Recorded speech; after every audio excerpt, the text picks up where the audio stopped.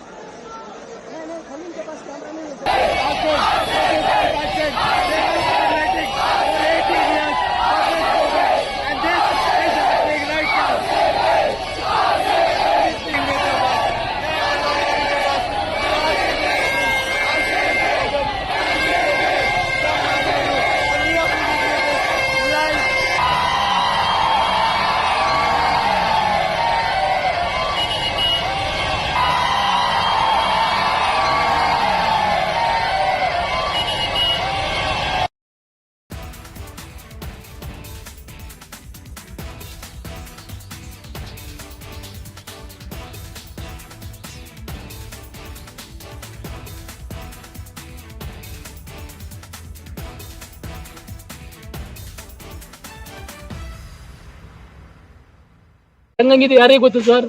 ಈಗ ಅವ್ರ ಮನೆಗೆ ಏನೇ ಮಾಡಿ ಮುಂಜಾಗ್ರತೆ ಕ್ರಮ ವಹಿಸ್ಬೇಕು ಸರ್. ಏನ್ ಇವತ್ತೇ ಮಾಡ್ಬೇಕು ಅಂತ ಏನಿಲ್ಲ ಸರ್. ಒಂದು ವಾರ ಬಿಟ್ಟು ಮಾಡಿದ್ರು ಆಗಿರೋದು ಸರ್.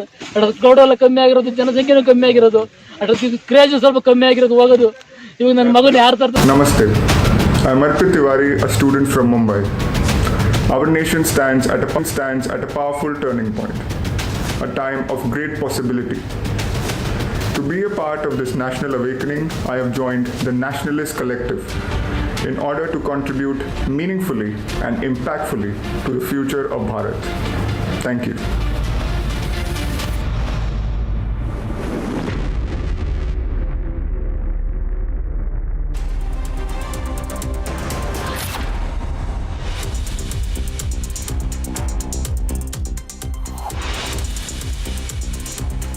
प्रॉम्प्ट कर दो।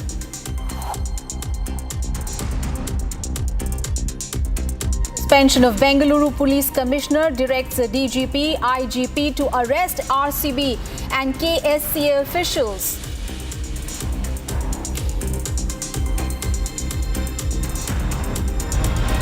Families of victims blame the state leadership, accusing the government of prioritizing political optics over public safety. Prime Minister Modi to inaugurate the world's highest Chenab bridge today, connecting Katra to Kashmir Valley. In a major infrastructure boost, the Chenab bridge will provide uninterrupted all-season railway connectivity between Kashmir and the rest of the country. War of words break out between Donald Trump and Elon Musk. Trump says he's very disappointed in Elon. Tesla CEO hits back, claiming Trump would not have won the elections without me.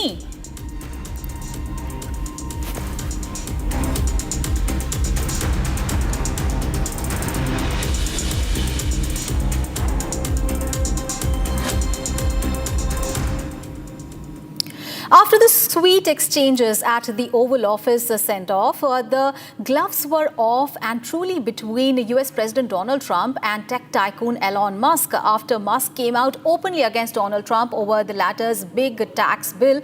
The US President said that the Tesla CEO was suffering from Trump derangement syndrome.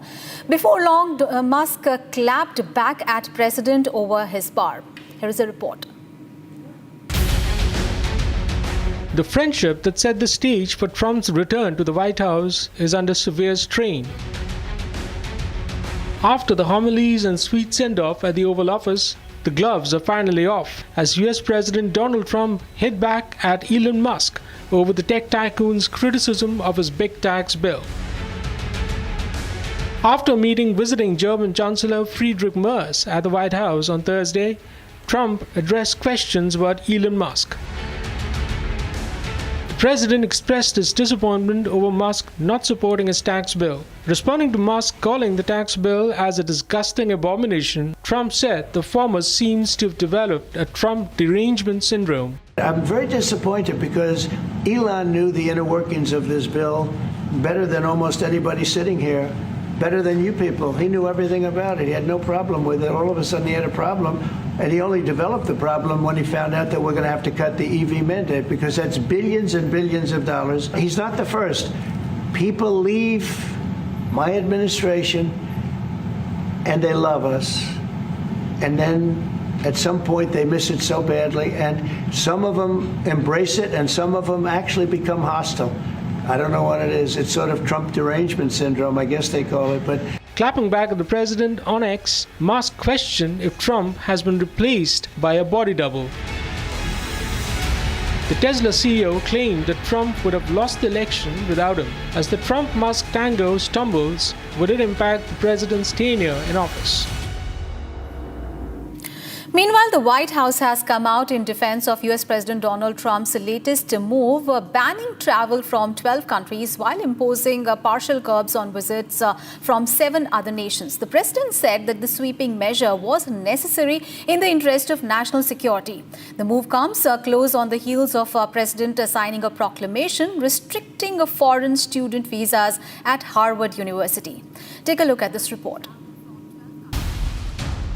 The White House jumped to the defense of Donald Trump after the US president announced a sweeping ban on travel from 12 countries while also imposing partial curbs on visits from 7 other nations.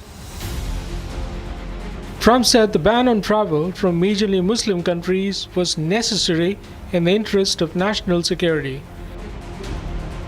Defending the ban, the White House said it was meant to protect American lives while ensuring that all visitors are properly vetted.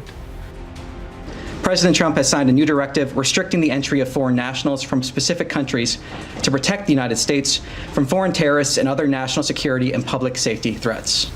This action reinforces the administration's unwavering commitment to protecting our borders and ensuring that those who wish to do us harm are denied access. Significantly, the move comes on the heels of the president restricting the issuance of visas for overseas students at the prestigious Harvard University. The visa curbs were announced just days after a federal judge blocked Trump's move to ban foreign students from the Ivy League campus. The ban order was issued in light of the murder of 2 Israeli consular staff outside a Jewish museum in Washington, D.C., an incident the Netanyahu administration dubbed as a depraved act of anti-Semitic terrorism. Meanwhile, Afghani-backed president criticized the travel ban, saying that the immigrants felt betrayed by Trump's move. Afghanistan is one of the 12 that is a full ban, with a couple exceptions. SIV holders, their spouses, and children are exempt, but that exemption alone does not meet the moment. Is now being defunded and dismantled under separate administrative actions. Refugees are not impacted by this travel ban, but in a separate ban, Executive Order 14163, all refugee processing has been halted since January 20th, except white South African farmers. As Trump sanctions another sweeping move, is the travel ban on Muslim nations the answer to rising anti-Semitism in the US?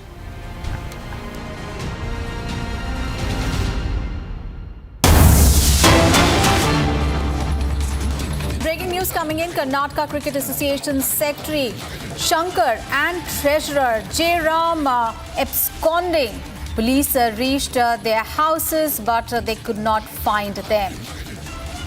So breaking news in the Stampede case, Karnataka Cricket Association Secretary Shankar and also Treasurer J. Ram are absconding. Police reached their houses to arrest them but could not find them. Remember, this coming after the directive to arrest the officials from KSCA as well as from RCB who were responsible in the stampede near Chinnaswamy Stadium that claimed the lives of at least 11 people and left more than 45 injured, 2 in a critical condition. The tragic incident has sparked political outrage, prompting also a magisterial inquiry and widespread calls for accountability. So 2 of the officials from the Karnataka Cricket Association, the secretary as well as the treasurer, they are now absconding. Meanwhile, a first arrest has been made in the case already. The RCB marketing head, Nikhil Sosale, has been arrested. He was interrogated in connection with the stampede. So that was the first arrest in the case. And now we have Karnataka Cricket Association officials, the secretary, Mr. Shankar, and treasurer, Mr. Jairam, who are absconding. Police went to their houses to arrest them, to interrogate them, but they could not find them. Already, Royal Challengers Bengaluru's marketing head, Nikhil Sosale, has been arrested. Abhishek is now joining us for more details. Abhishek, the first arrest has been made, as you mentioned earlier. RCB's Nikhil Sosale has been arrested. But what we are looking at is Karnataka Cricket Association officials, their secretary as well as treasurer have been absconding now. Police went to their houses to arrest them, to interrogate them, but they were not there. Tell us the details. What exactly is happening there?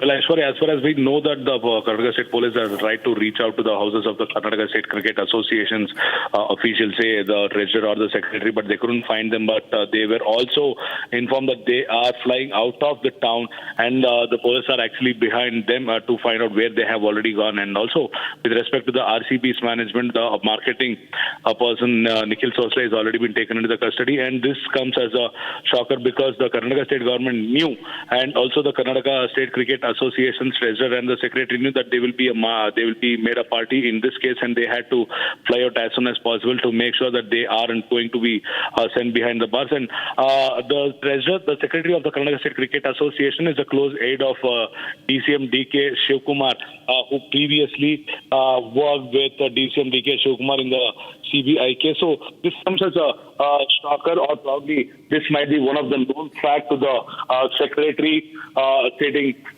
that he might have to go behind the bars if he was at his residence at any point of time.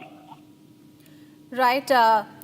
Abhishek, what we are witnessing is some movement after the Karnataka Chief Minister spoke about the arrest of the RCB officials as well as KSCA officials in the Stampede case. And what we witnessed this morning was the arrest of RCB marketing head Nikhil Sosale. Our colleague Deepak is now joining us live from the newsroom for more details. What we are witnessing, Deepak, is a movement there. This after Karnataka Chief Minister spoke about arrests to be made in the case, and RCB's marketing head has been arrested. However, 2 officials of the case, Karnataka State Cricket Association, are absconding. What can we expect in the day ahead? Can we expect more arrests today? Yes, Aishwarya, definitely heads will roll. Heads will continue to roll in this Bengaluru Stampede case investigation. And Nikhil Sosale, who's the RCB's marketing head, he was picked up from the Bengaluru airport because he was on his way to Mumbai, and the police intercepted him at the Bengaluru airport and then picked him up from there. He's currently being questioned by the Seshadripuram ACP. And what we understand is that even the secretary of KSCA, Shankar, who was confronted yesterday by Republic TV and who conveniently tried to shift shift the blame on the president of KSCA has also gone incommunicado. Along with him, the treasurer Jairam, who was also spotted yesterday at the KSCA premises, are nowhere to be seen at their residence. Today, early morning, the police visited their homes for interrogation, but it seems like the police didn't find Shankar or Jairam at their respective homes. Now, after the arrests were made by the Bengaluru police, more arrests are expected, and that's why Shankar, who's the secretary of KSCA, who is part of all these celebrations, the arrangements,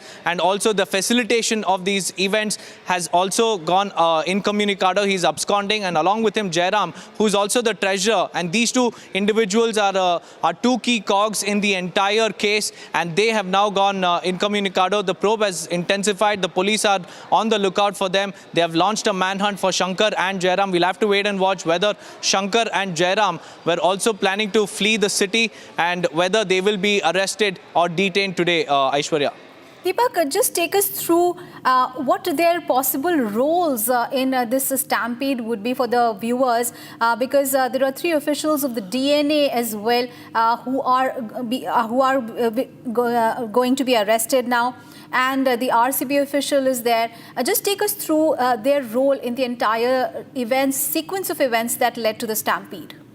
So let me tell you, Aishwarya, firstly, after RCB won the finals, the IPL 2025 finals, they had planned a victory parade. You know, this Nikhil Sosale, who is the marketing head of RCB, he had put out these promotional posts on social media saying that there would be a victory parade from Vidhana Soudha to Chinnaswamy Stadium without any authorization. There was no permission given. There was no authorization sought from the Bengaluru police, and the police had even clearly denied them permission to hold a victory parade. But despite that, promotions continued and these announcements continued on social media. Sosale worked with DNA Entertainment in tandem. Sunil, Kiran, and another individual of the DNA Entertainment have also been detained right now. They are being questioned in the Cubbon Park police station, which is about 400 to 500 meters away from the Chinnaswamy Stadium, where we witnessed the stampede which claimed the lives of 11 individuals. Now the heat is on these organizers as well as the RCB's marketing teams, because how can somebody, organize an event to this magnitude without any prior permission, because it involves thousands and lakhs of lives, and we've seen how complete mismanagement and the negligence led to the death of 11 individuals. So the heat is on these individuals in RCB's marketing team as well as the entertainment event management team, the DNA Entertainment, and along with that KSCA, because KSCA provided the platform for this particular celebratory event. How did KSCA, authorize these celebrations inside the premises of the stadium without any, prior permission or prior, request for security deployment? Yesterday, the KSCA former president also told us that initially they had received a message that there would be a victory parade early in the morning, towards noon. But later in the afternoon, they also received a message that the police had denied them permission to carry out such a victory parade. And despite these messages being sent, they went ahead, they held these events. They held these events in front of Vidhana Soudha. We saw a lot of crowd gathered there. They held these events inside the Chinnaswamy Stadium, where 30 to 40,000 people were there inside the stadium, and there were about 2 to 3 lakh people outside the stadium. And this entire scenario unfolded right before them. They knew what was happening. They knew that the permission was denied, and still they went ahead with their celebrations, Aishwarya. So now they will have to face arrest. They will be detained. They will be questioned as to how and why and when and what prompted them to go ahead with the celebrations despite them not receiving the necessary approvals and authorizations. Absolutely. So heads have started to roll. Thank you so much, Deepak, for all those details there. So Bengaluru police have arrested Nikhil Sosale. Also, three from the company DNA have been detained. They've been questioned. 2 officials of the KSCA are right now absconding. We'll keep getting you all the updates on that big story that is unfolding this morning. Time to take a very short break.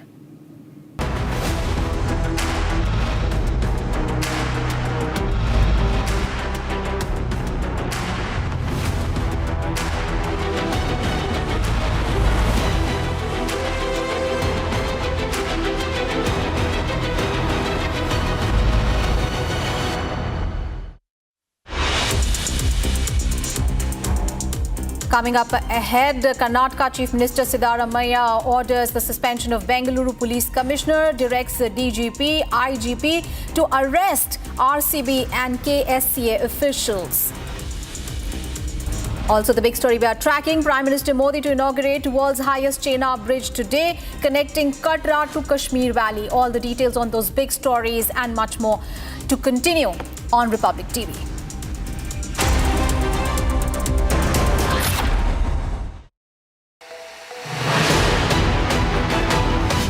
On Prime Time, we're not just reading the news, we are leading it with responsibility. Every night, we're asking tough questions, breaking the biggest stories, and setting the national agenda. At Republic School of Journalism, you will learn how to front the news with confidence, clarity, and conviction. RSJ Diploma begins June 30th. Your Prime Time starts here.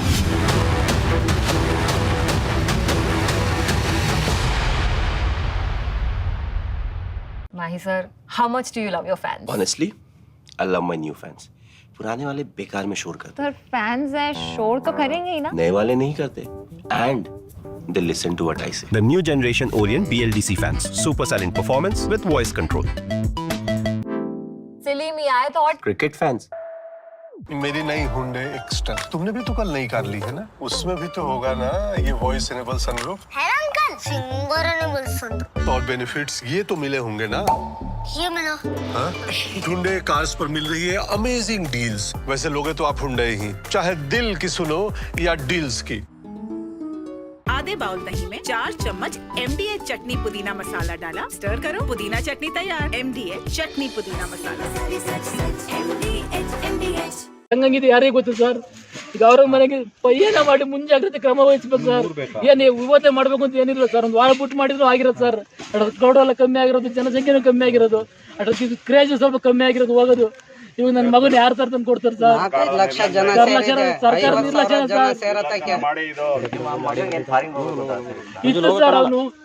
ಅವನು ಹೇಳ್ದ sir, ಅದಕ್ಕೆ ಒಳ್ಳೆ college sir. ಅವ್ನು ಯಾರು ಇಲ್ಲೇ ಓದ್ತಿಂಗಣಪ್ಪ, presidency ದೊಡ್ಡ ದೊಡ್ಡ ಸಾಹುಕಾರ ಮಕ್ಕಳು ಓದೋದು ಕಾಲೇಜ್ ಸರ್. ನನ್ನ ಮಗನ ಆಗ್ತದೆ ತಗೊಂಡೋಗಿ ಸಾಲ ಮಾಡಿ ತಗೊಂಡೋಗಿ ಹಾಕಿದೆ ಸರ್. ಇವಾಗ ಯಾರಿಗೆ ಸರ್ ಹೇಳೋದು ಸರ್? ಚೆನ್ನಾಗಿ ಓದ್ತಾ ಇದೆ ಸರ್, ಕಾಲೇಜಲ್ಲಿ ಚೆನ್ನಾಗಿ ಫಸ್ಟ್ ಸೆಮ್ ಸೆಕೆಂಡ್ ಸೆಮ್ ಎರಡು ಆಗಿದೆ ಸರ್. ಈಗ ಸೆಕೆಂಡ್ ಇಯರ್ ಫಸ್ಟ್ ಸೆಮ್ ಈಗ ಸ್ಟಾರ್ಟ್ ಆಗಿದೆ ಸರ್.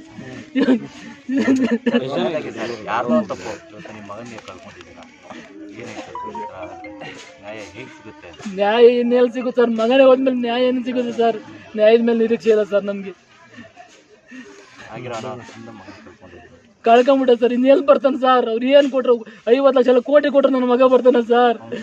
ಇವರು ರಾಜಕೀಯ ತೇವಲ್ಗೆ ಬಡವರ ಮಕ್ಕಳನ್ನ ಬಲಿ ಕೊಡ್ತಾ ಇದ್ದಾರೆ. ಅದ್ ಯಾರಿಗೂ ಪಬ್ಲಿಕ್ ಮಾಡಿಲ್ಲ ಆ ತರ ಫಂಕ್ಷನ್ ಮಾಡಿ. ಹೆಸರು ದೇವರಾಜ್ ಅಂತ ಸರ್. ಬರ್ತೀನಿ ಸರ್, ಅಪ್ಪಾಜಿಗೆ ಹೇಳ್ಬಿಟ್ಟು ಹೋದ, ಬರ್ಲಿಲ್ಲ ಅಣ್ಣ, ಇನ್ನ ಮನೆ ಬರ್ಲಿಲ್ಲ. ಹಿಂಗಾಗುತ್ತೆ ಅಂತ ನಮಗೆ ಗೊತ್ತಿಲ್ಲ ಕನ್ನಡ, ಕಳಿಸಿರ್ಲಿಲ್ಲ. ಹೋಗ್ಬಿಟ್ಟಿಂದ ಬರ್ಲೇ ಇಲ್ವಲ್ಲ ಯಾರಣ್ಣ ನಮಿದ್ದಕ್ಕೋ ಇರನ ಮಗ, ಯಾರನ್ ಮಗ ಅಂತ ಕರೀಲಿ ನಾವು, ಏನಪ್ಪ ಮಾಡೋಣ ನಾವು? ಮನ ಜಾವಾರಪ್ಪ ಮಾರ ನನ್ ಏನಪ್ಪ ಮಾಡೋಣ ನಾನು? ನೀವಿಲ್ಲ ಅಂದ್ರೆ ನಾನು ಹೆಂಗಪ್ಪ ಬದ್ಗಣ? ಚೆನ್ನಾಗಿ ಓದ್ತಿದ್ದಣ್ಣ, ಚೆನ್ನಾಗಿ ಓದ್ತಾ ಇದ್ದ.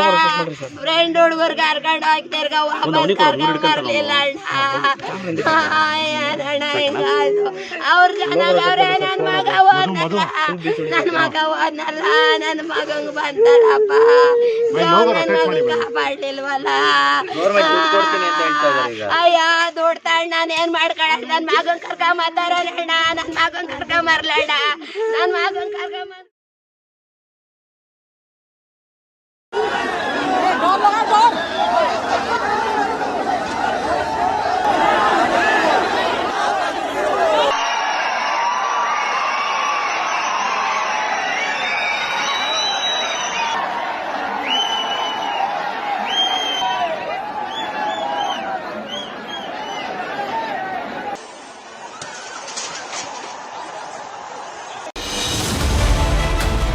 Seen it, what it takes to report from the front lines. Accuracy, urgency, courage, responsibilities. At Republic School of Journalism, you'll be trained for that reality. It's not theory, it's live learning inside a working newsroom from the day one. If you want to report the truth when it matters the most, RSJ is where you begin. Course begins on June 30th. Apply now.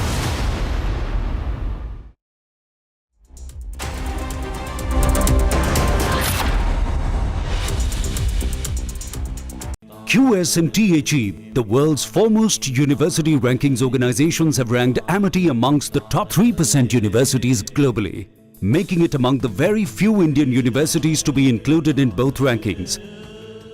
Yet another top ranking for Amity University. इसको घर पे लगाओगे तो शादी का तो पता नहीं, पर घर पक्का नहीं टूटेगा। रुंगटा नहीं तो घर स्ट्रॉन्ग नहीं। रुंगटा स्टील TMT बार एकदम सॉलिड। पहाड़ों में एक हाइकिंग स्टिक भी बन सकती है। MDH की हल्दी मिर्ची धनिया करे कमाल, ये रंग दे, ये खुशबू दे, ये तीखा, ये कम पड़े, क्या निराला MDH मसाला। विमल में गुलिस्तां की ये कुछ लजीज फरिश्ते जब साथ घुले तो जी ललचाए और दिल कहे कि स्वाद की इस जुबान में खुद को ऐसा डुबाऊं कि निकल ना पाऊं। विमल की जुबान कुछ है ही ऐसी, मानते हैं ना? विमल, बोलो जुबान केसरी।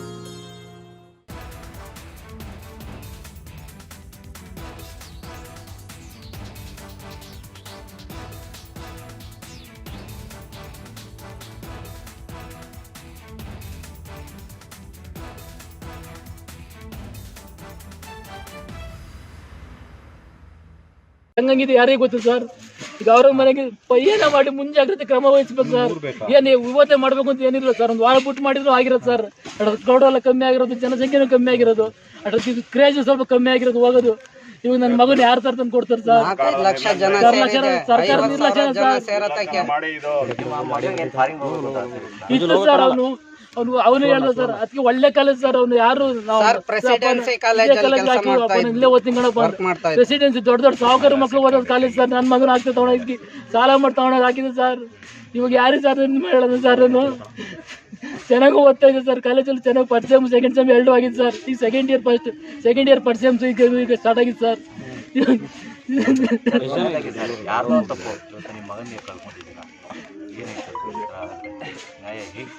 ನ್ಯಾಯ ಇನ್ನೆಲ್ಲಿ ಸಿಗುತ್ತೆ ಸರ್? ಮಗನೇ ಹೋದ್ಮೇಲೆ ನ್ಯಾಯ ಏನು ಸಿಗುತ್ತೆ ಸರ್? ನ್ಯಾಯದ ಮೇಲೆ ನಿರೀಕ್ಷೆ ಇಲ್ಲ ಸರ್ ನಮ್ಗೆ. ಕಳ್ಕೊಂಬಿಟ್ಟ ಸರ್. ಇನ್ನೆಲ್ಲಿ ಬರ್ತಾನೆ ಸರ್? ಅವ್ರು ಏನ್ ಕೊಟ್ರು? 50 ಲಕ್ಷ ಕೋಟಿ ಕೊಟ್ರು ನನ್ನ ಮಗ ಬರ್ತಾನೆ ಸರ್. ಇವರು ರಾಜಕೀಯ ತೇವಲ್ಗೆ ಬಡವರ ಮಕ್ಕಳನ್ನ ಬಲಿ ಕೊಡ್ತಾ ಇದ್ದಾರೆ. ಅದ್ ಯಾರಿಗೂ ಪಬ್ಲಿಕ್ ಮಾಡಿಲ್ಲ, ಆ ತರ ಫಂಕ್ಷನ್ ಮಾಡಿ. ಹೆಸರು ದೇವರಾಜ್ ಅಂತ ಸರ್. ಬರ್ತೀನಿ ಅಪ್ಪಾಜಿಗೆ ಹೋದ, ಬರ್ಲಿಲ್ಲ ಅಣ್ಣ, ಇನ್ನ ಮನೆ ಬರ್ಲಿಲ್ಲ. ಹಿಂಗಾಗುತ್ತೆ ನಮಗೆ ಗೊತ್ತಿಲ್ಲ ಕನ್ನಡ, ಕಳಿಸಿರ್ಲಿಲ್ಲ. ಹೋಗ್ಬಿಟ್ಟಿನ್ ಬರ್ಲೇ ಇಲ್ವಲ್ಲ. ಯಾರಣ್ಣ ನಮಿದ್ದಕ್ಕೋ ಇರನ ಮಗ, ಯಾರನ್ ಮಗ ತಗರಿಲಿ ನಾವು, ಏನಪ್ಪ ಮಾಡೋಣ ನಾವು? ಮನ ಜಾವಾರಪ್ಪ ಮಾರ ನನ್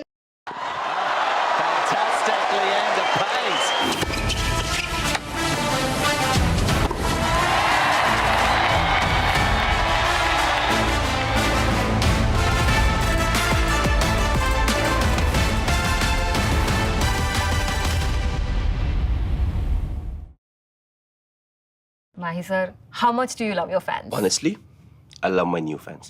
पुराने वाले बेकार में शोर करते सर फैंस है, शोर तो करेंगे ही ना. नए वाले नहीं करते and they listen to what I say. The new generation Orient BLDC fans. Super silent performance with voice control. Silly me, I thought. Cricket fans. अब छोलिया हो या लोबिया, सफेद चने या काले चने, सब कुछ मजेदार बने। आपकी फेवरेट हुंडई कार्स पर मिल रही है अमेजिंग डील्स। वैसे लोगे तो आप हुंडई ही, चाहे दिल की सुनो या डील्स की, तो जल्दी चले आओ हुंडई शोरूम। दादी के हाथों का जादू और खुशबू से महकता घर, माँ की मुस्कुराहट और खाने की सुगंध। MDH गरम मसाला, क्योंकि हर रिश्ता है स्वाद से जुड़ा।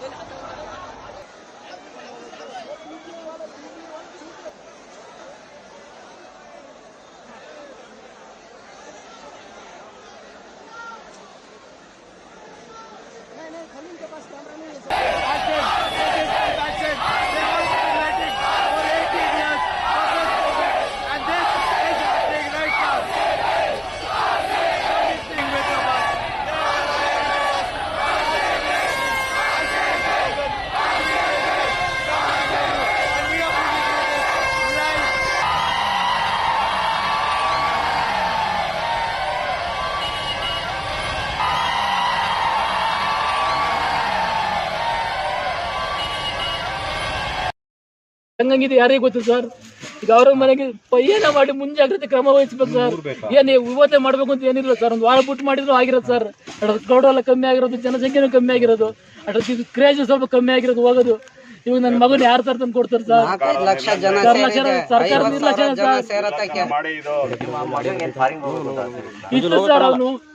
ಅವನು ಹೇಳ್ದ ಸರ್, ಅದಕ್ಕೆ ಒಳ್ಳೆ ಕಾಲೇಜ್ ಸರ್. ಅವನು ಯಾರು ಇಲ್ಲೇ ಓದ್ತಿಂಗಪ್ಪ. ಪ್ರೆಸಿಡೆನ್ಸಿ ದೊಡ್ಡ ದೊಡ್ಡ ಸಾಹುಕಾರ ಮಕ್ಕಳು ಓದೋದು ಕಾಲೇಜ್ ಸರ್. ನನ್ನ ಮಗನ ಆಗ್ತದೆ ತಗೊಂಡೋಗಿ ಸಾಲ ಮಾಡಿ ತಗೊಂಡೋಗಿ ಹಾಕಿದೆ ಸರ್. ಇವಾಗ ಯಾರಿಗೆ ಸರ್ ಹೇಳೋದು ಸರ್? ಅವನು ಚೆನ್ನಾಗಿ ಓದ್ತಾ ಇದೆ ಸರ್. ಕಾಲೇಜಲ್ಲಿ ಚೆನ್ನಾಗಿ ಫಸ್ಟ್ ಸೆಮ್ ಸೆಕೆಂಡ್ ಸೆಮ್ ಎರಡು ಆಗಿದೆ ಸರ್. ಈಗ ಸೆಕೆಂಡ್ ಇಯರ್ ಫಸ್ಟ್ ಸೆಮ್ ಈಗ ಸ್ಟಾರ್ಟ್ ಆಗಿದೆ ಸರ್.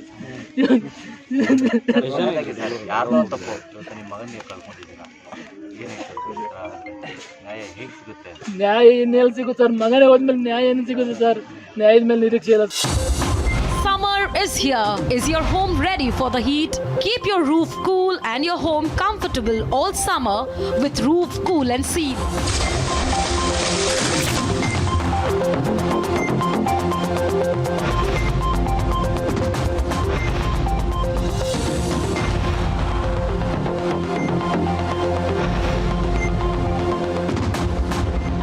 पसीना मत बहाओ, Berger roof cool and seal लगाओ. From Asia's largest news headquarters, setting the agenda for Bharat.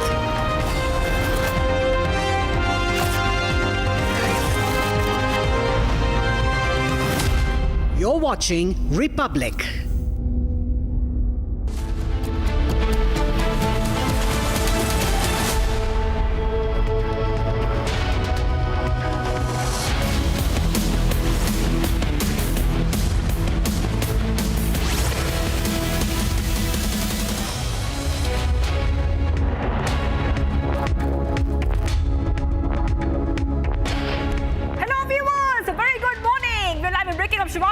Getting you the latest coming in. PM Modi to go ahead and inaugurate today, and he's in Jammu and Kashmir, the world's highest railway arch bridge. That is right. Big update coming in. PM Modi is going to be in Jammu and Kashmir. We have all the reporters on the ground, all the big updates. But as usual, the headlines first. Let's get started.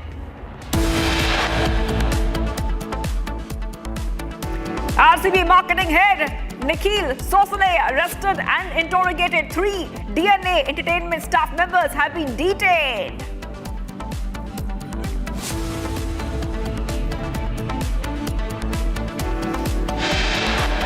As probe intensifies, Karnataka State Cricket Association goes incommunicado.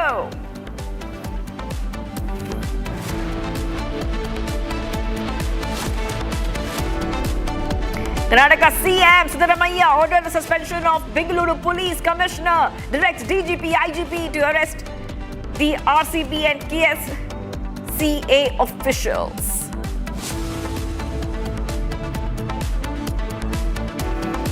And families of victims blame the state leadership, accusing the government of prioritizing politics and optics over the public safety.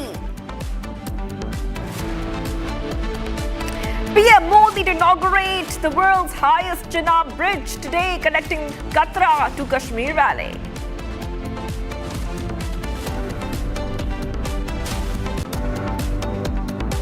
Elon Musk drops bombshell claim against Trump, says Epstein files unreleased as Trump named in it.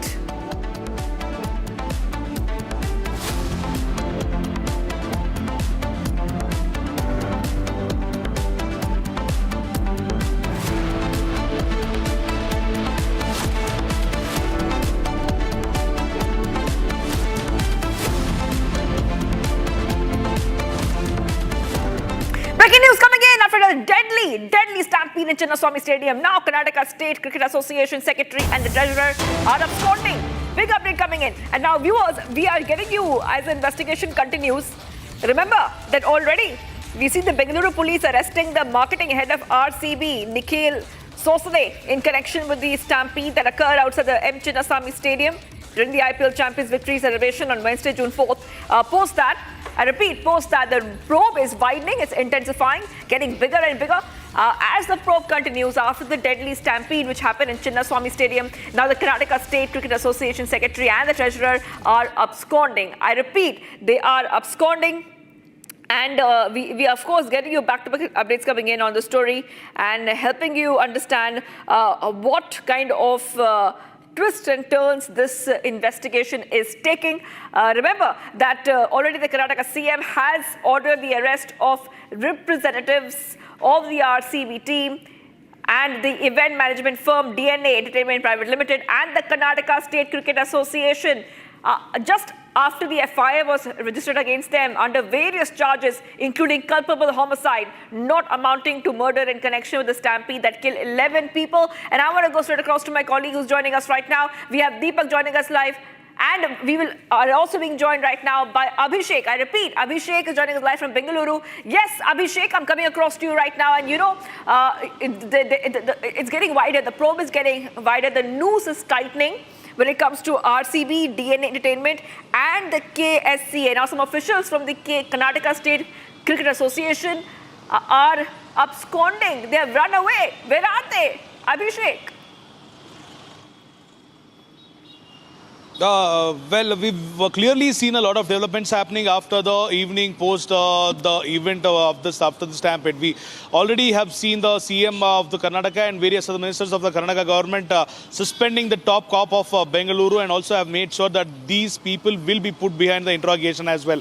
And coming to the latest update, the DNA who actually took care of the entertainment and the arrangement for the celebration, 3 personnel from these team, the DNA team have been detained and have been started by interrogation by ACP Prakash, who's the Seshadripuram ACP of Bengaluru. And also, not to forget, the RCB's marketing head, Nikhil Sosale, has also been taken into custody. These are the major updates as of now. And another major update is the KSCA, Karnataka State Cricket Association's treasurer and the secretary, Jairam and Mr. Shankar, respectively, are found to be absconded when in the morning when the CCB police officers tried to reach out their home to secure them as per the directions of the government. The government very clearly mentioned yesterday that the RCB, the KSCA, the entertainment company and whomsoever who is accountable for this, the deaths of the people will be taken into custody no matter what position they are in.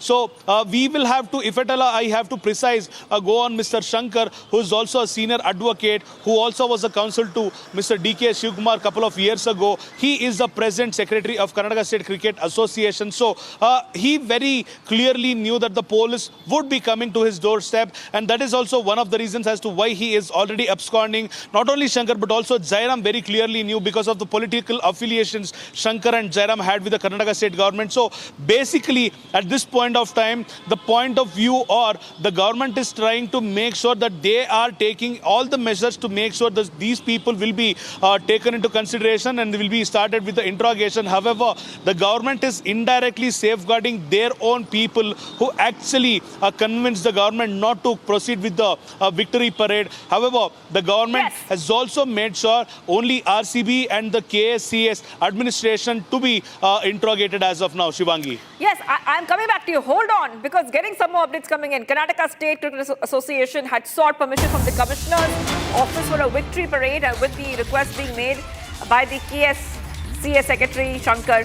The Commissioner then had reportedly denied permission for the parade. Currently, Shankar is said to have escaped in the Central Crime Branch.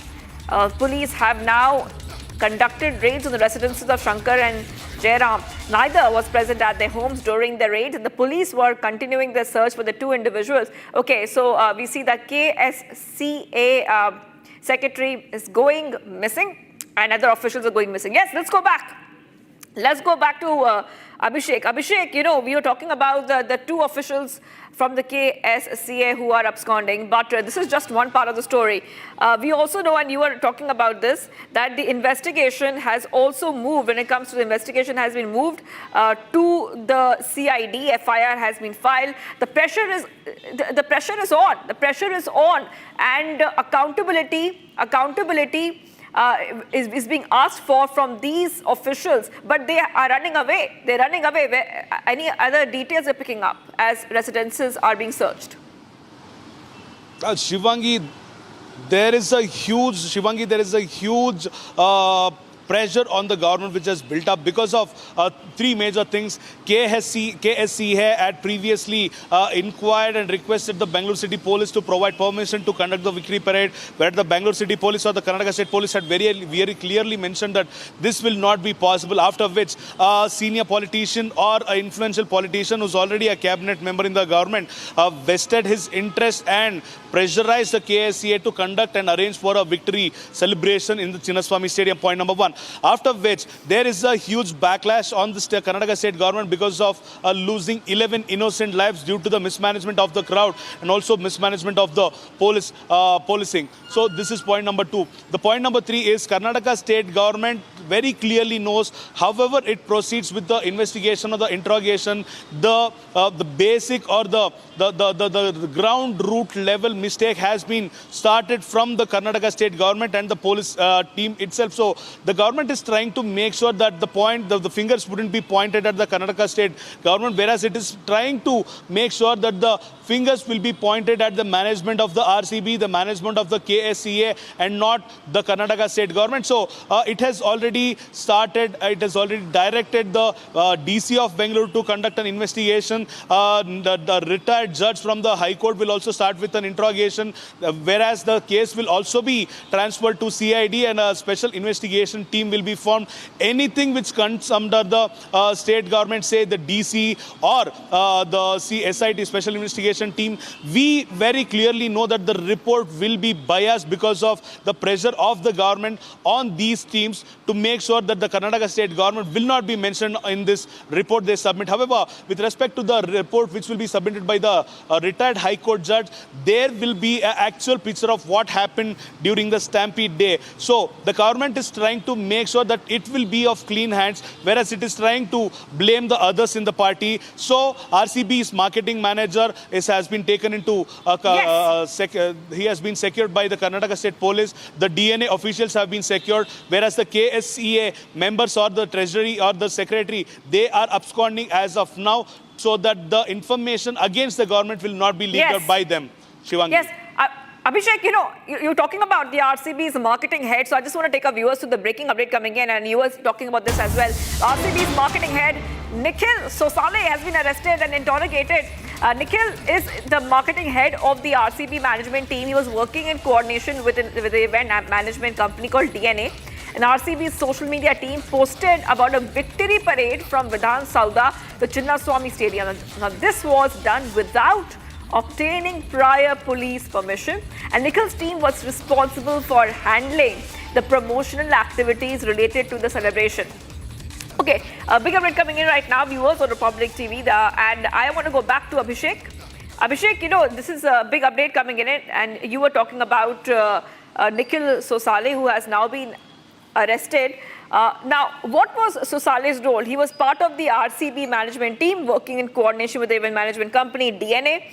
And this parade was widely advertised through RCB's social media platforms, intending to celebrate the team's historic IPL win. Now, if you could take our viewers through, have the agencies got any information out of him? Because Nikhil Sosale is now being interrogated, he's being questioned, he's being cross-questioned. Yes, Abhishek.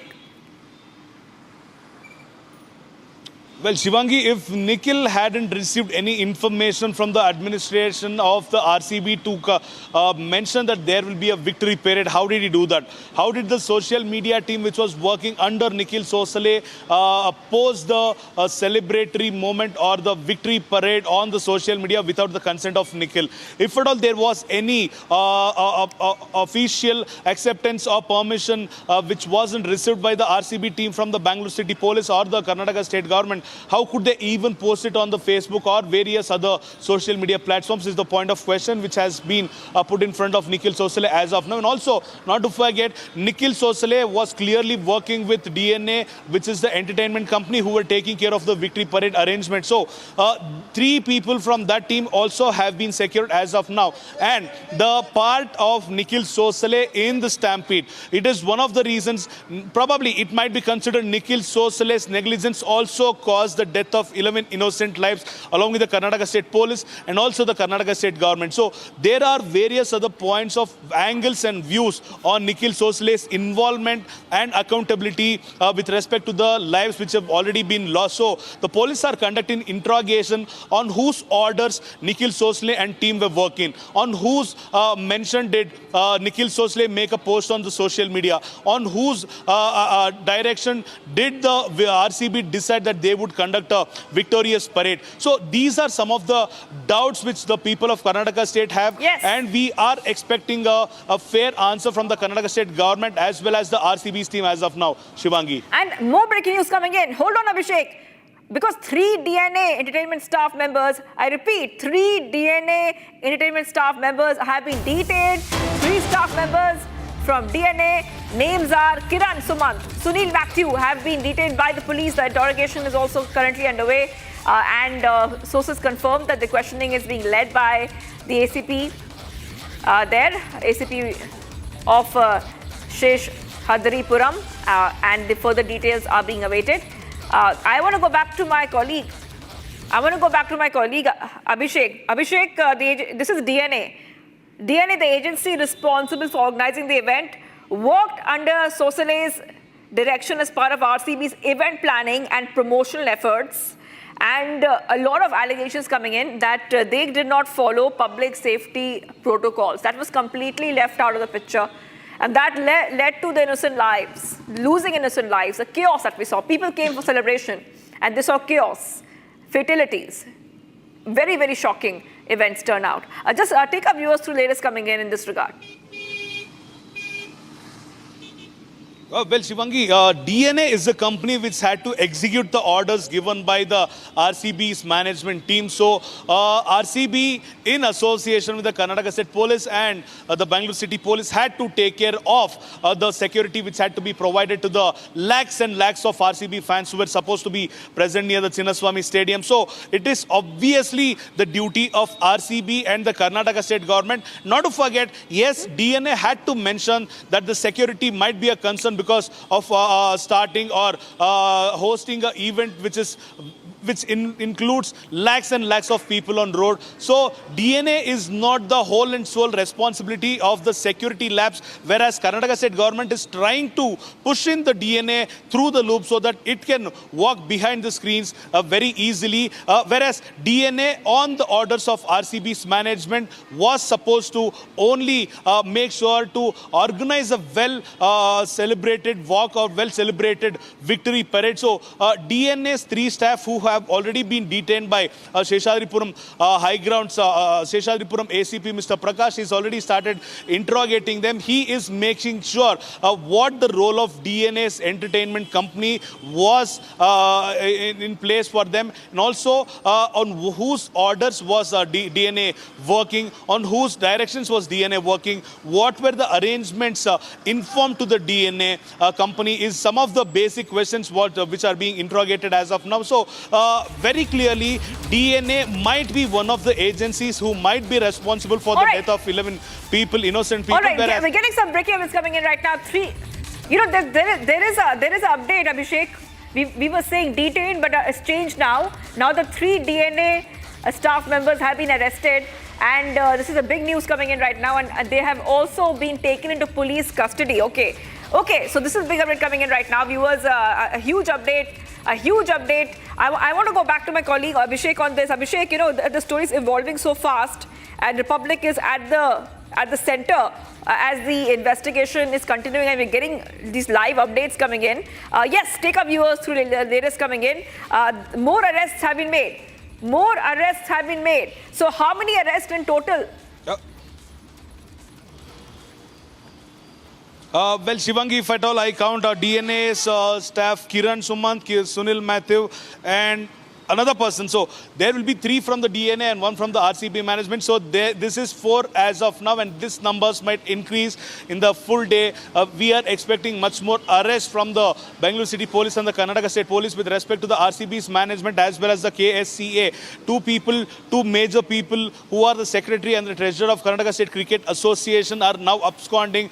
It is sure that they have escaped the place, or probably the government is giving them a safe house to make sure that the government names will not be coming out. The names of ministers who are involved behind the organizing committee are not out. So KSCA has been safeguarded by the government as of now. However, DNA and RCB officials, many more DNA staff will be detained and will be taken into custody who were responsible for organizing the march of the victory parade. Also, we are looking at another angle. RCB not only a marketing senior, there might be various other people who are involved in the execution committee of the victory parade also might be taken into consideration. Now the point rises, Shivangi, why isn't the Bengaluru City Police or the Karnataka State Police questioning the politicians who pressurized the Karnataka State Cricket Association to conduct a victory parade, despite them being informed that there is a security issue? The police will not be able to handle such a huge crowd in such a short notice. So this question has to be answered by the Bengaluru City Police. When we tried to confront the police commissioner of Bengaluru, he couldn't answer on that yesterday, and now he has been suspended. So we are waiting for much more details which will be developing in the entire day. Back to you, Shivangi. That is right. Abhishek, thank you for getting those details to us. The story is evolving so fast, multiple arrests being made, investigation continues. And as public anger has gripped Bengaluru over the lives lost in the crowd crush at the victory parade of the newly crowned IPL champions, the family members said that they have no more hope left of justice. That is right. They are so broken. In fact, the father of one of the victims, a humble street food vendor, said he took a loan to put his son in college.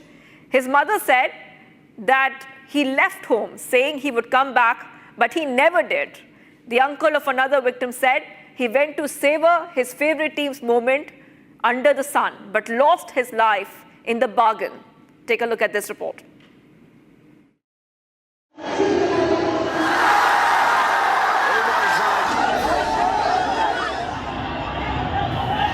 A day after a massive gathering to celebrate the new IPL champions devolved into a mayhem, there was zero accountability for the 11 lives lost in the horrific crowd crush.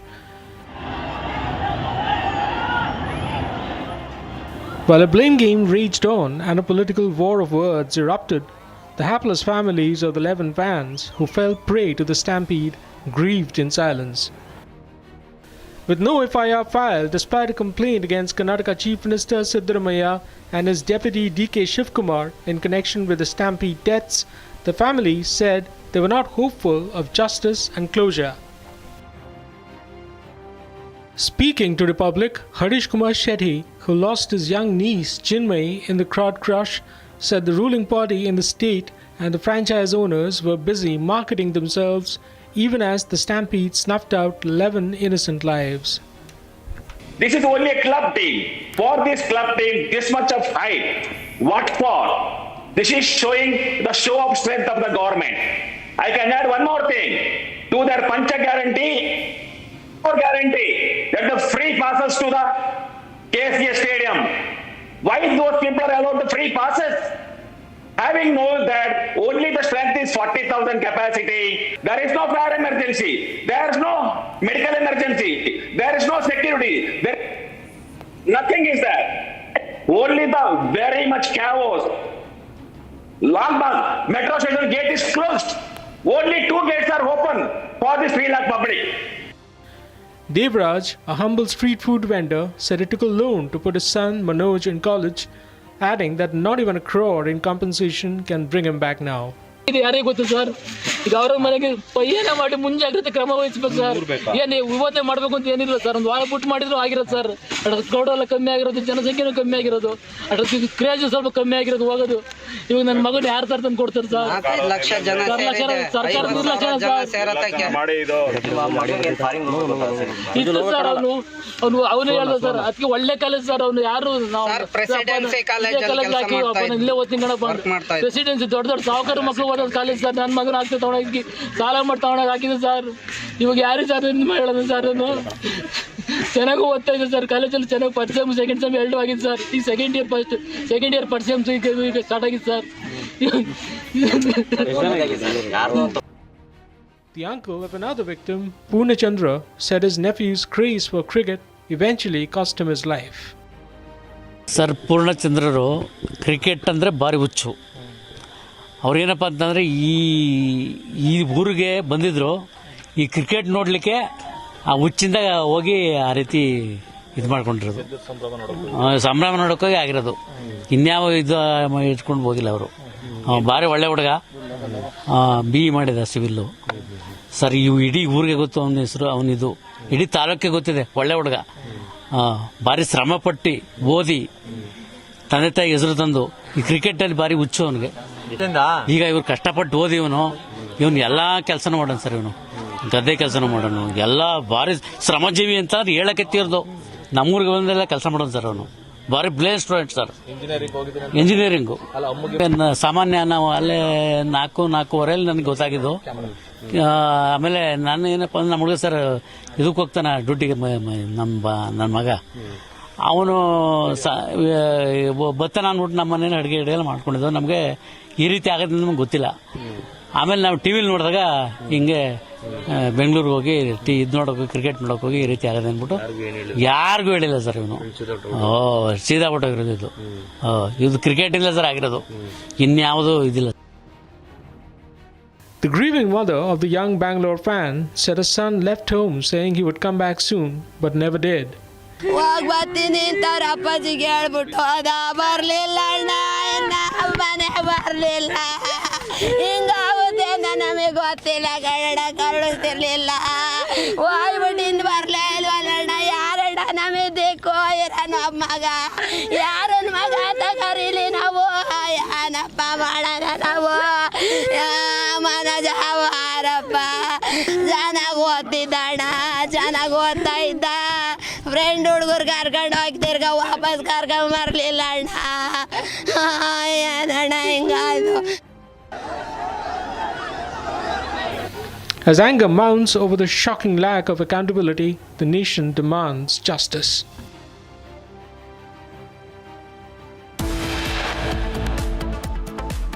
Much coming up, viewers. PM Modi to inaugurate world's highest Chenab bridge today, connecting Katra to Kashmir Valley.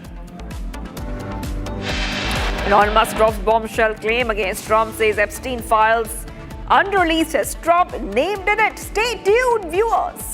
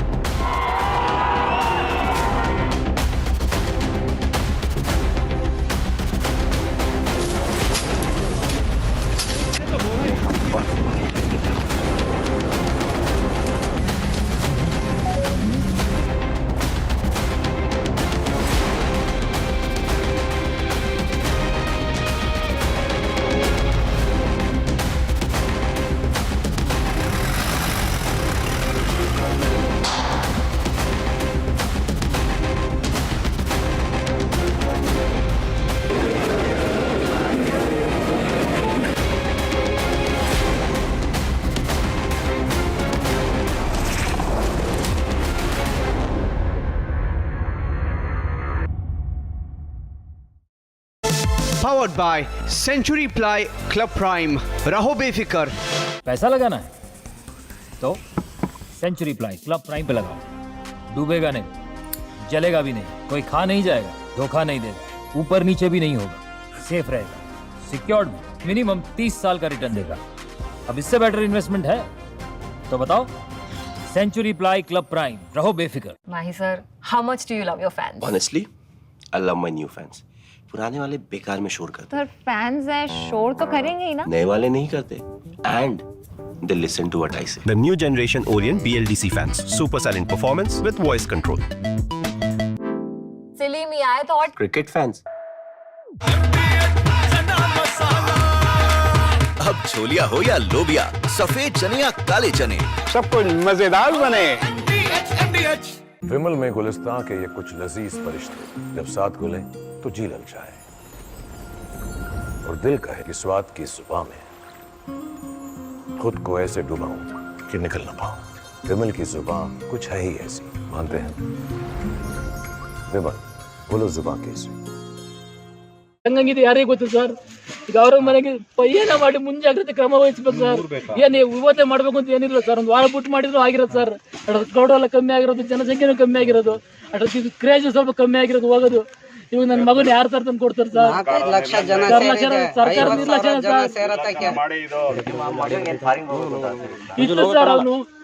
ಅವನು ಹೇಳ್ದ sir, ಅದಕ್ಕೆ ಒಳ್ಳೆ college sir. ಅವನು ಯಾರು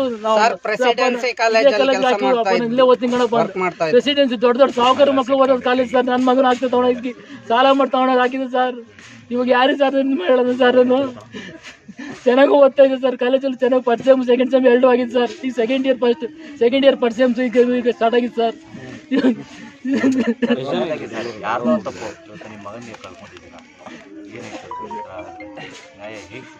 ನ್ಯಾಯ ಇನ್ನೆಲ್ಲಿ ಸಿಗುತ್ತೆ sir? ಮಗನೇ ಹೋದ್ಮೇಲೆ ನ್ಯಾಯ ಏನು ಸಿಗುತ್ತೆ ಸರ್? ನ್ಯಾಯದ ಮೇಲೆ ನಿರೀಕ್ಷೆ ಇಲ್ಲ ಸರ್ ನಮ್ಗೆ. ಕಳ್ಕೊಂಬಿಟ್ಟ ಸರ್. ಇನ್ನೆಲ್ಲಿ ಬರ್ತಾನೆ ಸರ್? ಅವ್ರು ಏನ್ ಕೊಟ್ರು? 50 ಲಕ್ಷ ಕೋಟಿ ಕೊಟ್ರು ನನ್ನ ಮಗ ಬರ್ತಾನೆ ಸರ್. ಇವರು ರಾಜಕೀಯ ತೇವಲ್ಗೆ ಬಡವರ ಮಕ್ಕಳನ್ನ ಬಲಿ ಕೊಡ್ತಾ ಇದ್ದಾರೆ. ಅದ್ ಯಾರಿಗೂ ಪಬ್ಲಿಕ್ ಮಾಡಿಲ್ಲ ಆ ತರ ಫಂಕ್ಷನ್ ಮಾಡಿ. ಹೆಸರು ದೇವರಾಜ್ ಅಂತ ಸರ್. ಬರ್ತೀನಿ ಸರ್. ಅಪ್ಪಾಜಿಗೆ ಹೇಳ್ಬಿಟ್ಟು ಹೋದ, ಬರ್ಲಿಲ್ಲ ಅಣ್ಣ, ಇನ್ನ ಮನೆ ಬರ್ಲಿಲ್ಲ. ಹಿಂಗಾಗುತ್ತೆ ಅಂತ ನಮಗೆ ಗೊತ್ತಿಲ್ಲ ಕನ್ನಡ, ಕಳಿಸಿರ್ಲಿಲ್ಲ. ಹೋಗ್ಬಿಟ್ಟಿಂದ ಬರ್ಲೇ ಇಲ್ವಲ್ಲ ಯಾರಣ್ಣ ನಮಗೆ ದಿಕ್ಕೋ ಇರ ನಮ್ಮ ಮಗ.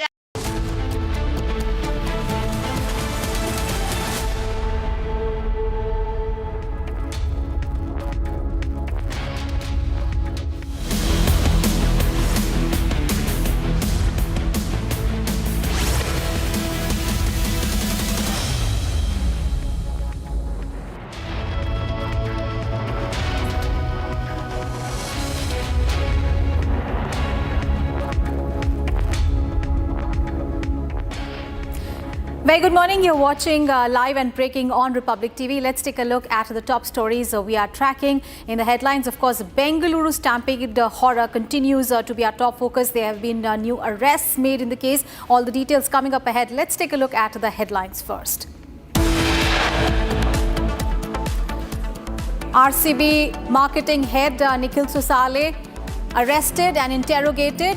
3 DNA Entertainment staff members detained.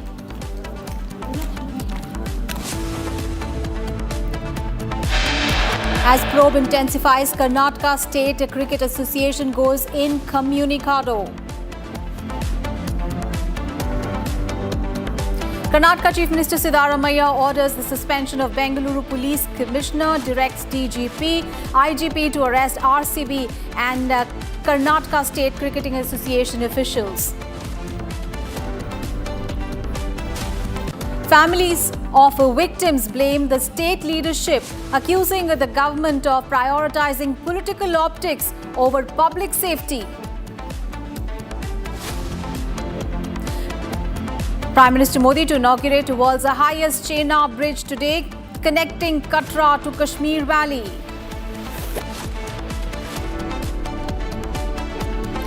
Elon Musk drops a bombshell claim against Donald Trump, says Epstein files unreleased as Trump named in it.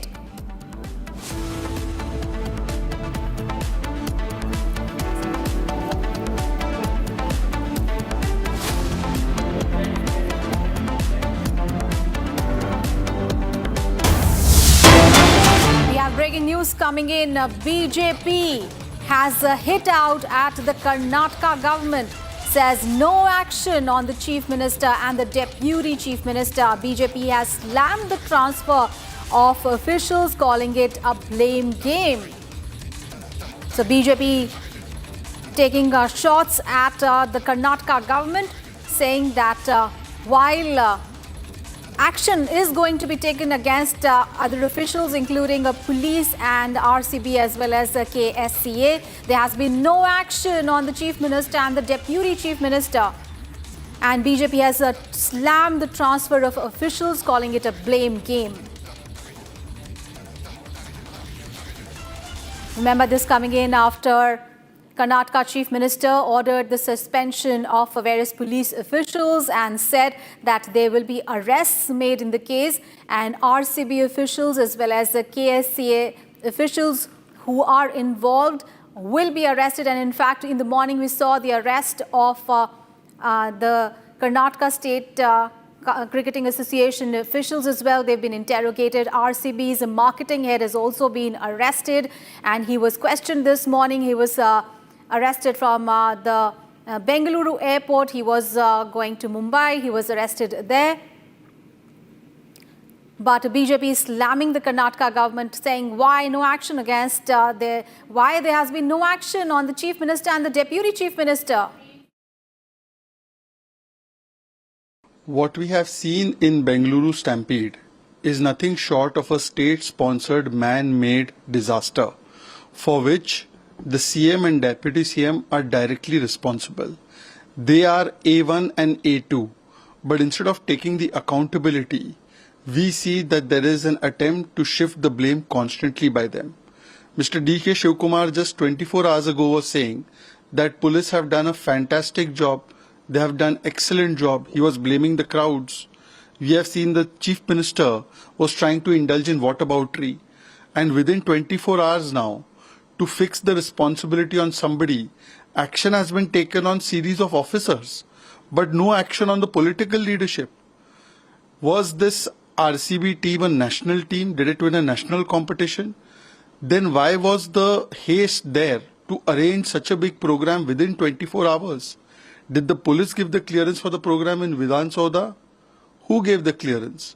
Who was the one who was there with the team, receiving them at airport, kissing the trophy, holding the flag, trying to take the credit through photo op? And who took the decision to continue the celebration even when deaths were occurring? So this is yet another attempt to save their own skin and to find scapegoat. We have more breaking news coming in. 3 DNA Entertainment staff members have been detained. 3 staff members from DNA named Kiran, Sumant and Sunil Matthew have been detained by the Bengaluru police. The interrogation is currently underway at the Coburn Park police station. Sources have confirmed that the question is being led by Shishadipura ACP Prakash, and further details are awaited. So action now being taken in the Bengaluru Stampede case. In the morning we saw that there has been arrests. RCB marketing head has been arrested. Also 3 staff members now from the DNA, that is the agency. The RCB marketing head has been arrested, and DNA staffers have been arrested after the tragedy at the M. Chinnaswamy Stadium. So all the 4 people have been presented at the Coburn Park police station, and they are being interrogated. Our colleague Abhishek is now joining us live for more details. He is joining us from Bengaluru. Abhishek, what are the details emerging in? Because we understand that now 4 officials have been arrested, one of them RCB marketing head, and now 3 DNA staff members as well. What more details are you picking up right now?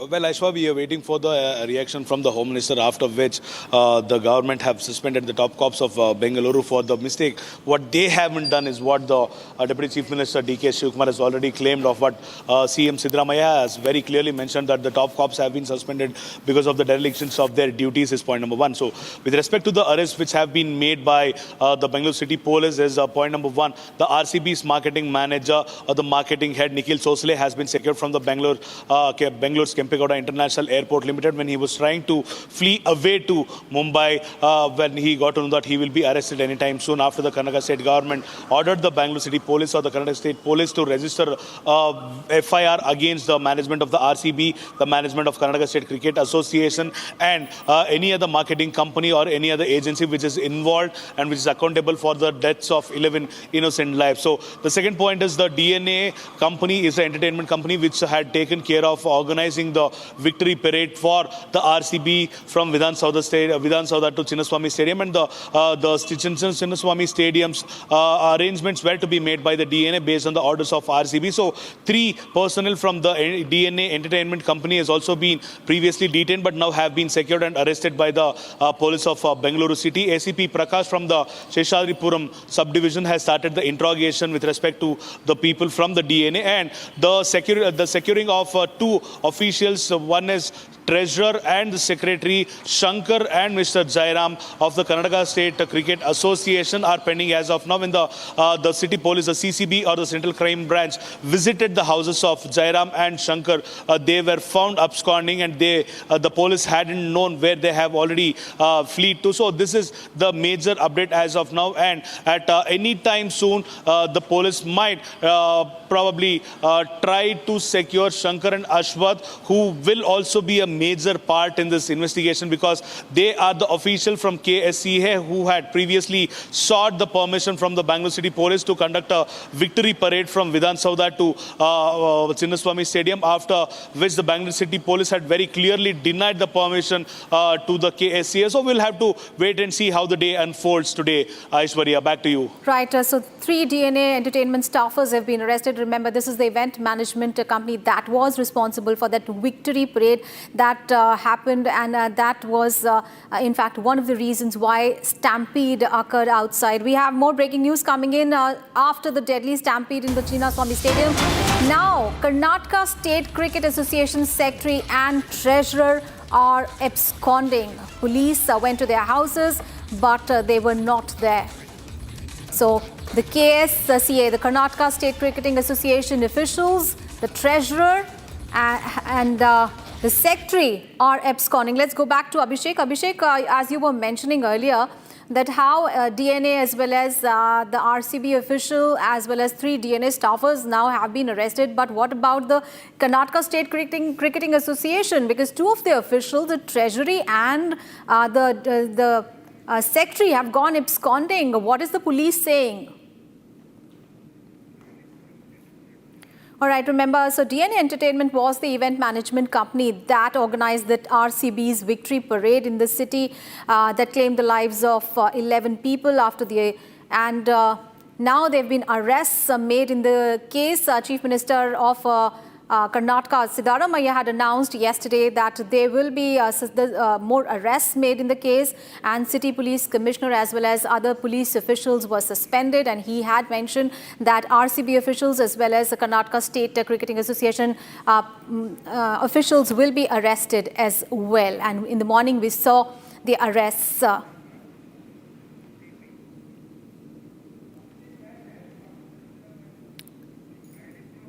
However, the Karnataka State Cricketing Association Secretary as well as the Treasurer are incommunicado. They have gone absconding. The police went to their houses to arrest them, but they were not there. So they have gotten absconding.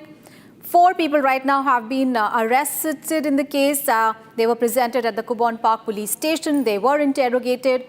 Remember, this came after Kubon police had filed a suo motu FIR against RCB franchise as well as Karnataka State Cricketing Association officials and DNA Entertainment as well, booking them for culpable homicide, illegal assembly, and among other the serious charges for a stampede that happened outside Bengaluru's Chinnaswamy Stadium.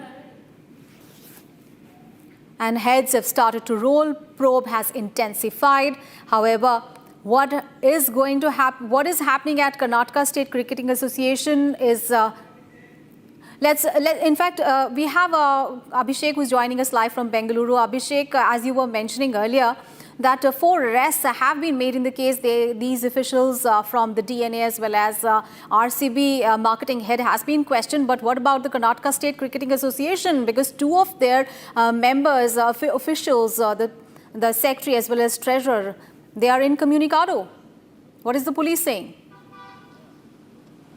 Well, Aishwarya, it looks like this is the actual or the intelligent move or the smart move from the Karnataka State government, because one thing we will have to connect is the Karnataka State Cricket Association Secretary Shankar is a very close aide and previously was an advocate for the DCM DK Shivkumar when the CBI raid happened on DK Shivkumar a couple of years ago.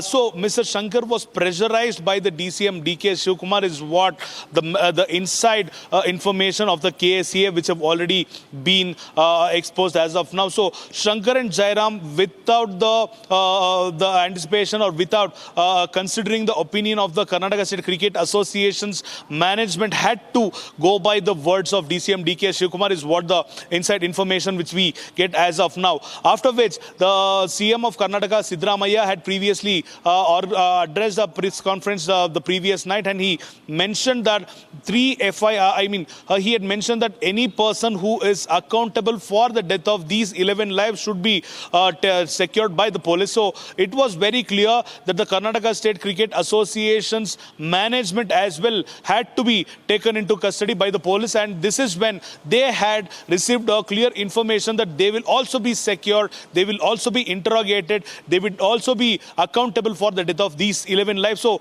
after which these 2 people, Shankar and Jairam, who belong to the Treasury and the Secretary of the KSCA or the Karnataka State Cricket Association, they have fled the city as of now is what the information is shared by the Bengaluru City Police. So we are waiting for much more updates from Bengaluru City Police, because DNA has given out their point of view, RCB's marketing manager has given his point of view, whereas Karnataka State Cricket Association is the organizing agency, is the people who invited RCB team to celebrate at Chinnaswamy Stadium, where the people who were supposed to have the closest conversations with the security issue with respect to the victorious event, they had close conversations with the Bengaluru City Police. They were the intermediary connection between the city police and the government. So their point of angle should be considered, and they will be secured in the next couple of days is what we have been informed. Back to you, Aishwarya. Right. Abhishek, you stay with us. We'll come back to you. And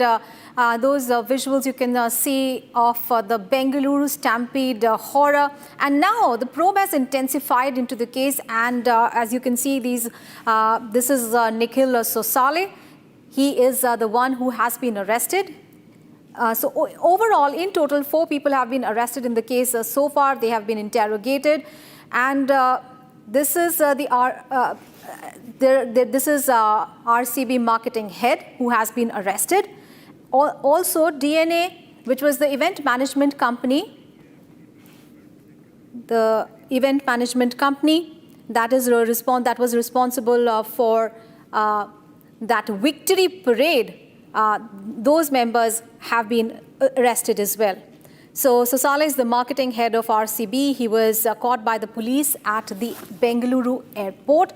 So his escape bid foiled. He was actually flying to Mumbai. However, he was arrested. And he worked with the DNA Events, that is the event management company. And he was the one who had announced the victory parade.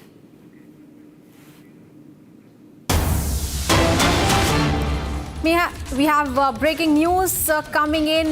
Republic TV has accessed new videos of the stampede that happened at gate number 20 of the Chinnaswamy Stadium. The video is of 4th of June, 4:30 p.m. and you can see on your TV screens how people are jostling, and they wanted to enter the stadium. They wanted to take a look at the victory parade that was going to be held. They wanted to, these are the fans who wanted to celebrate their team's victory. However, the situation, as you can see outside gate number 20. Abhishek, our colleague, is now joining us for more details. Abhishek, Republic TV is accessing visuals there of the stampede that happened on that day, and fresh visuals clearly seen how people are jostling and trying to get in. And you know, this is very surprising considering the fact that KSCA, the Karnataka State Cricketing Association, officials are missing. They are to be held accountable, and BJP is also saying that what happens to the Chief Minister, the Deputy Chief Minister, where's their accountability? Well, Aishwarya, with respect to the visual which we are seeing, which I am seeing as of now, has happened in front of gate number 20, and it is very clearly seen DCP Saidulu Adawat is the only police officer who was present at the location. He had a baton in his hand. He is trying to make sure that he would try to bring the control in that place, but however, he would be defeated by the people who were there. And also, we have started seeing the people used batons which were around. They've used the ladis themselves to make sure that people wouldn't walk over other people who were already on the ground. People are gasping for breath. We also have clearly seen that there is no other police staff other than DCP Saidulu Adawat in the location. So this is not only the mismanagement of the Karnataka State Police, it is the deployment which has been failed. It is the communication which has been failed. It is the government which has failed the people of Karnataka. It is the management of the police department which has failed the people of Karnataka. It was the basic responsibility of the government to provide security to the RCB fans who were actually gathering at the Chinnaswamy Stadium. So this is a collective lapse. This is a collective failure of the entire Department of Home as well as the Karnataka State government. So the responsibility and the accountability which hasn't been taken as of now should be taken by the government and the Home Department as of now. Back to you, Aishwarya. Right, Abhishek, thank you so much for those details. We'll keep coming back to you. So there have been fresh developments. 4 arrests have been made. However, KSCA officials have gone absconding. They are missing. We'll keep getting you all the details on that big story. Time to take a very short break. Coming up ahead, Prime Minister Modi to inaugurate the world's highest Chenab bridge today, connecting Katra to Kashmir Valley. I give it. Up ahead, Elon Musk drops a bombshell claim against Donald Trump, says Epstein files unreleased as Donald Trump has been named in it. All the details on those big stories and much more coming up ahead.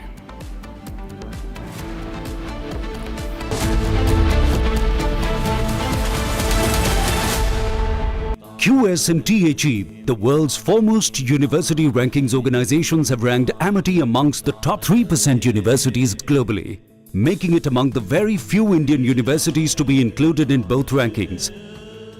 Yet another top ranking for Amity University.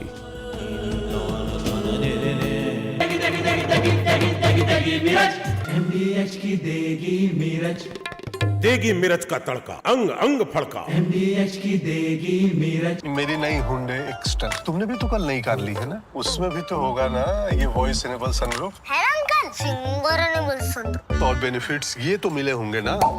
ये मिला। हाँ, Hyundai cars पर मिल रही है amazing deals. वैसे लोगे तो आप हुंडई ही, चाहे दिल की सुनो या डील्स की। ये है सीक्रेट रेसिपी MDH का जीरा सिप जलजीरा मसाला।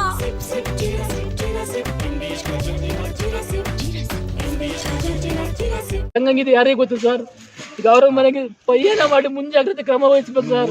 ಏನ್ ಇವತ್ತೇ ಮಾಡ್ಬೇಕು ಅಂತ ಏನಿಲ್ಲ ಸರ್. ಒಂದು ವಾರ ಬಿಟ್ಟು ಮಾಡಿದ್ರು ಆಗಿರೋದು ಸರ್. ಕ್ರೌಡ್ ಎಲ್ಲ ಕಮ್ಮಿ ಆಗಿರೋದು, ಜನಸಂಖ್ಯೆನೂ ಕಮ್ಮಿ ಆಗಿರೋದು, ಕ್ರೇಜ್ ಸ್ವಲ್ಪ ಕಮ್ಮಿ ಆಗಿರೋದು ಹೋಗೋದು. ಇವಾಗ ನನ್ನ ಮಗನ ಯಾರು ತರ ತಂದು ಕೊಡ್ತಾರೆ ಸರ್? 5 ಲಕ್ಷ ಜನ ಸರ್ಕಾರ ನಿರ್ಲಕ್ಷ್ಯ ಸರ್. ಇಷ್ಟು ಸರ್ ಅವನು ಅವನು ಹೇಳ್ದ ಸರ್ ಅದಕ್ಕೆ ಒಳ್ಳೆ ಕಾಲೇಜ್ ಸರ್ ಅವ್ನು ಯಾರು ಪ್ರೆಸಿಡೆನ್ಸಿ ಕಾಲೇಜಲ್ಲಿ ಕೆಲಸ ಮಾಡ್ತಾ ಇಲ್ಲೇ ಓದ್ತೀನಿ ಪ್ರೆಸಿಡೆನ್ಸಿ ದೊಡ್ಡ ಸಾಹುಕಾರ ಮಕ್ಕಳು ಓದೋದು ಕಾಲೇಜ್ ಸರ್ ನನ್ನ ಮಗನ ಆಗ್ತದೆ ತಗೊಂಡೋಗಿ ಸಾಲ ಮಾಡಿ ತಗೊಂಡೋಗಿ ಹಾಕಿದೆ ಸರ್ ಇವಾಗ ಯಾರಿಗೆ ಸರ್ ಹೇಳೋದು ಸರ್ ಅವನು ಚೆನ್ನಾಗಿ ಓದ್ತಾ ಇದೆ ಸರ್ ಕಾಲೇಜಲ್ಲಿ ಚೆನ್ನಾಗಿ ಫಸ್ಟ್ ಸೆಮ್ ಸೆಕೆಂಡ್ ಸೆಮ್ ಎರಡು ಆಗಿದೆ ಸರ್ ಈಗ ಸೆಕೆಂಡ್ ಇಯರ್ ಫಸ್ಟ್ ಸೆಮ್ಸ್ ಈಗ ಸ್ಟಾರ್ಟ್ ಆಗಿದೆ sir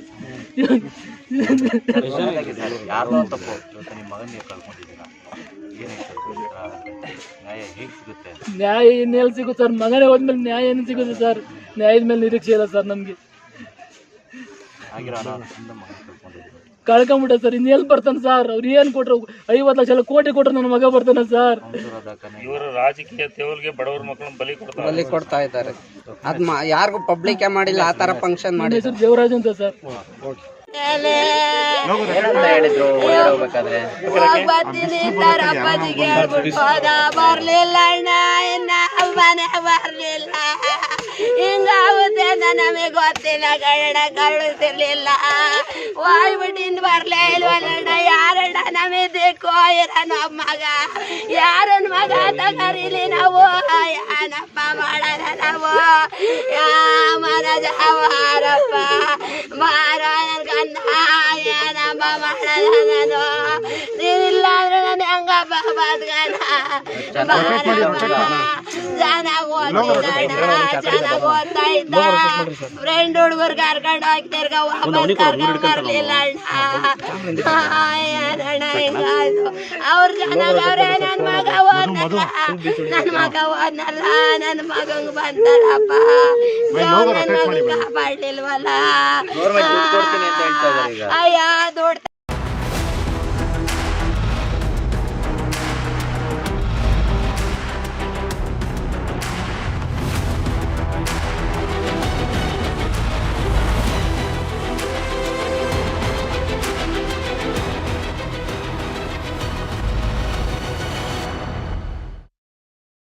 Mahi sir, how much do you love your fans? Honestly, I love my new fans.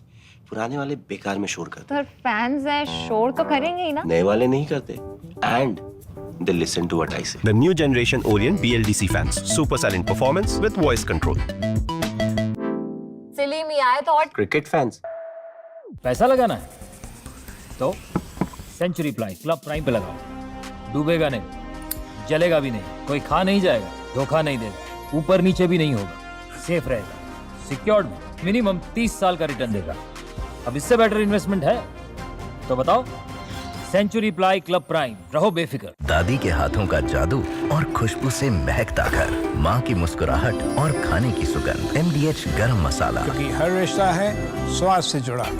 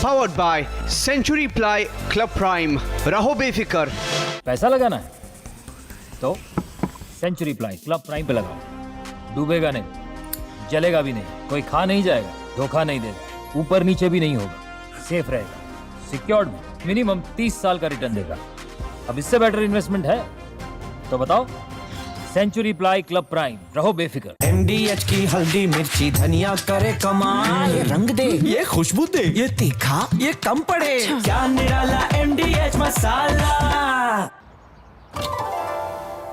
मेरी नई हुंडई एक्स्टर। अरे तुमने भी तो कल नई कार ली है ना, उसमें भी तो होगा ना ये वॉइस इनेबल सनरूफ। है uncle, finger enable sunroof. Paddle shifters वो तो होंगे ही। Just paddles. डील्स और बेनिफिट्स ये तो मिले होंगे ना। ये मिला। हाँ? इन्होंने तो लॉलीपॉप ले लिया। क्या आप भी लेना चाहोगे? बिल्कुल नहीं। तो जल्दी चले आओ हुंडई शोरूम। आपकी फेवरेट हुंडई कार्स पर मिल रही है अमेजिंग डील्स। वैसे लोगे तो आप हुंडई ही, चाहे दिल की सुनो या डील्स की।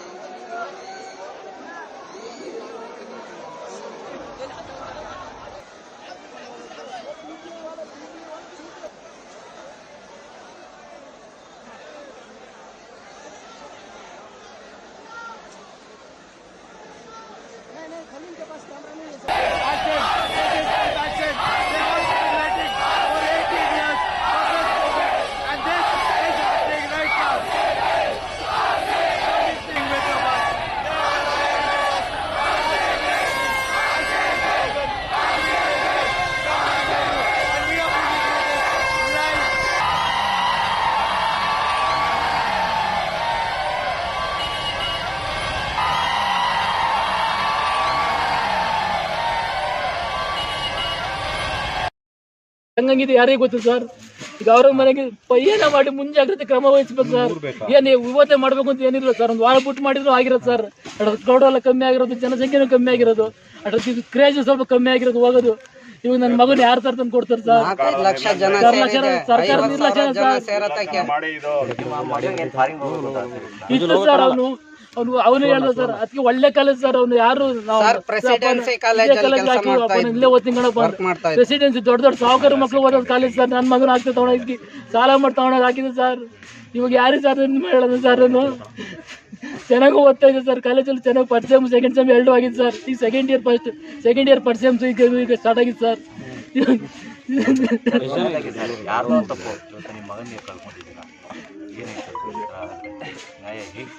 ನ್ಯಾಯ ಇನ್ನೆಲ್ಲಿ ಸಿಗುತ್ತೆ ಸರ್? ಮಗನೇ ಹೋದ್ಮೇಲೆ ನ್ಯಾಯ ಏನು ಸಿಗುತ್ತೆ ಸರ್? ನ್ಯಾಯದ ಮೇಲೆ ನಿರೀಕ್ಷೆ ಇಲ್ಲ ಸರ್ ನಮ್ಗೆ. ಕಳ್ಕೊಂಬಿಟ್ಟ ಸರ್. ಇನ್ನೆಲ್ಲಿ ಬರ್ತಾನೆ ಸರ್? ಅವ್ರು ಏನ್ ಕೊಟ್ರು? 50 ಲಕ್ಷ ಕೋಟಿ ಕೊಟ್ರು ನನ್ನ ಮಗ ಬರ್ತಾನೆ ಸರ್. ಇವರು ರಾಜಕೀಯ ತೇವಲ್ಗೆ ಬಡವರ ಮಕ್ಕಳನ್ನ ಬಲಿ ಕೊಡ್ತಾ ಇದ್ದಾರೆ. ಅದ್ ಯಾರಿಗೂ ಪಬ್ಲಿಕ್ ಮಾಡಿಲ್ಲ ಆ ತರ ಫಂಕ್ಷನ್ ಮಾಡಿ. ಹೆಸರು ದೇವರಾಜ್ ಅಂತ ಸರ್.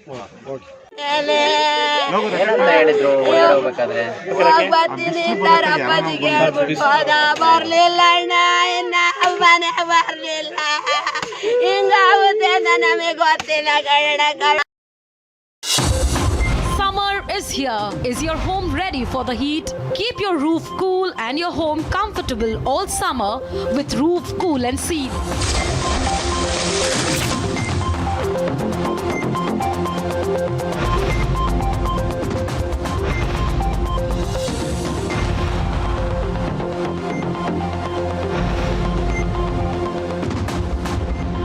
पसीना मत बहाओ, Berger roof cool and seal लगाओ. From Asia's largest news headquarters,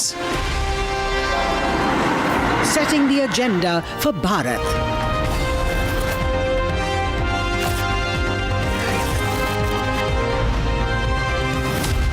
You're watching Republic.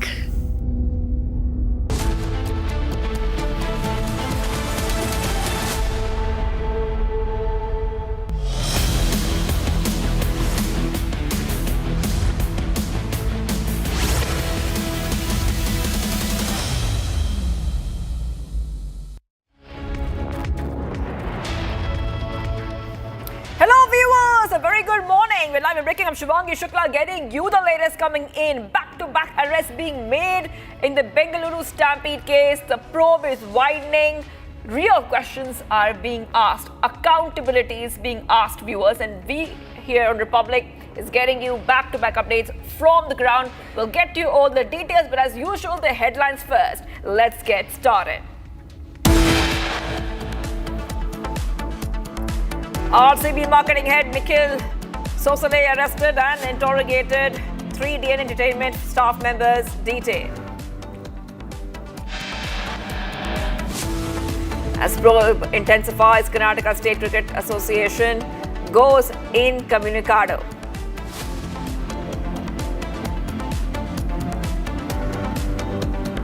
Karnataka CM Siddaramaiah orders the suspension of Bengaluru Police Commissioner, directs DGP, IGP to arrest RCB and the KSCA officials.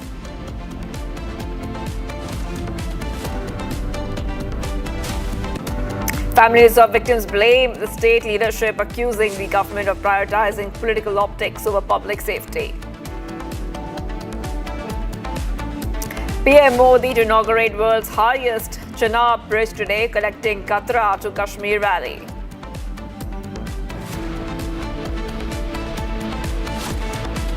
Elon Musk drops bombshell claim against Trump, says Epstein files unreleased as Trump named in it.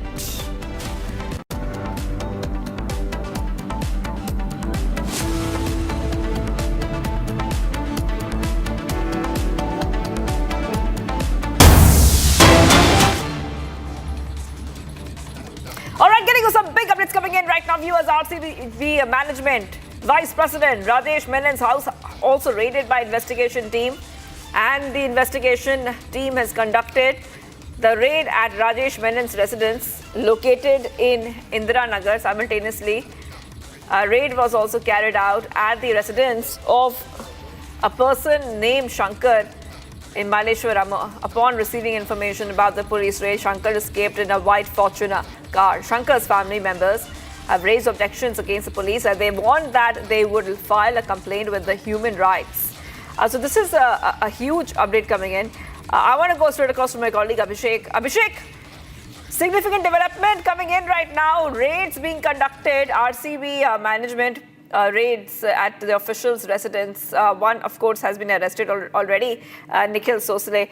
If you could take our viewers through the latest details, because we started off with a couple of arrests, but now raids and focus has shifted to some of the other officials connected with the RCB and the Karnataka State Cricket Association.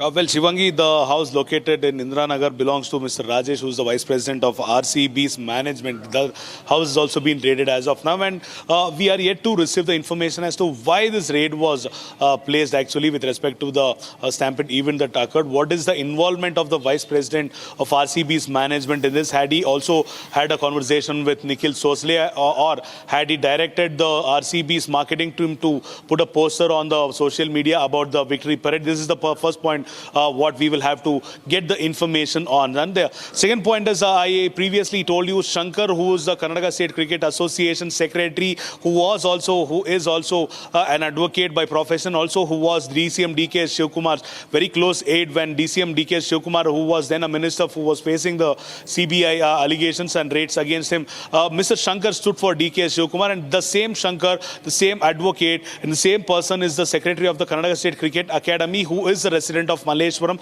And also we've been informed that as soon as Shankar got the intelligence information that the police will be coming to his place to secure him and make sure that he will be taken for the interrogation, he is said to have escaped in a white color Fortuner car to an unknown location. And also the family members of Shankar have threatened the police that they will file a complaint against the police with the Human Rights Commission, and also would make sure that the police also would face the backlash from the Human Rights Commission. So this is the latest update as of now, what we've received from one with respect to Shankar and the other with respect to a raid being placed on the Vice President of RCB's management team, Shivangi. That is right. That is right. And I just want to take our viewers through some new videos which have come in.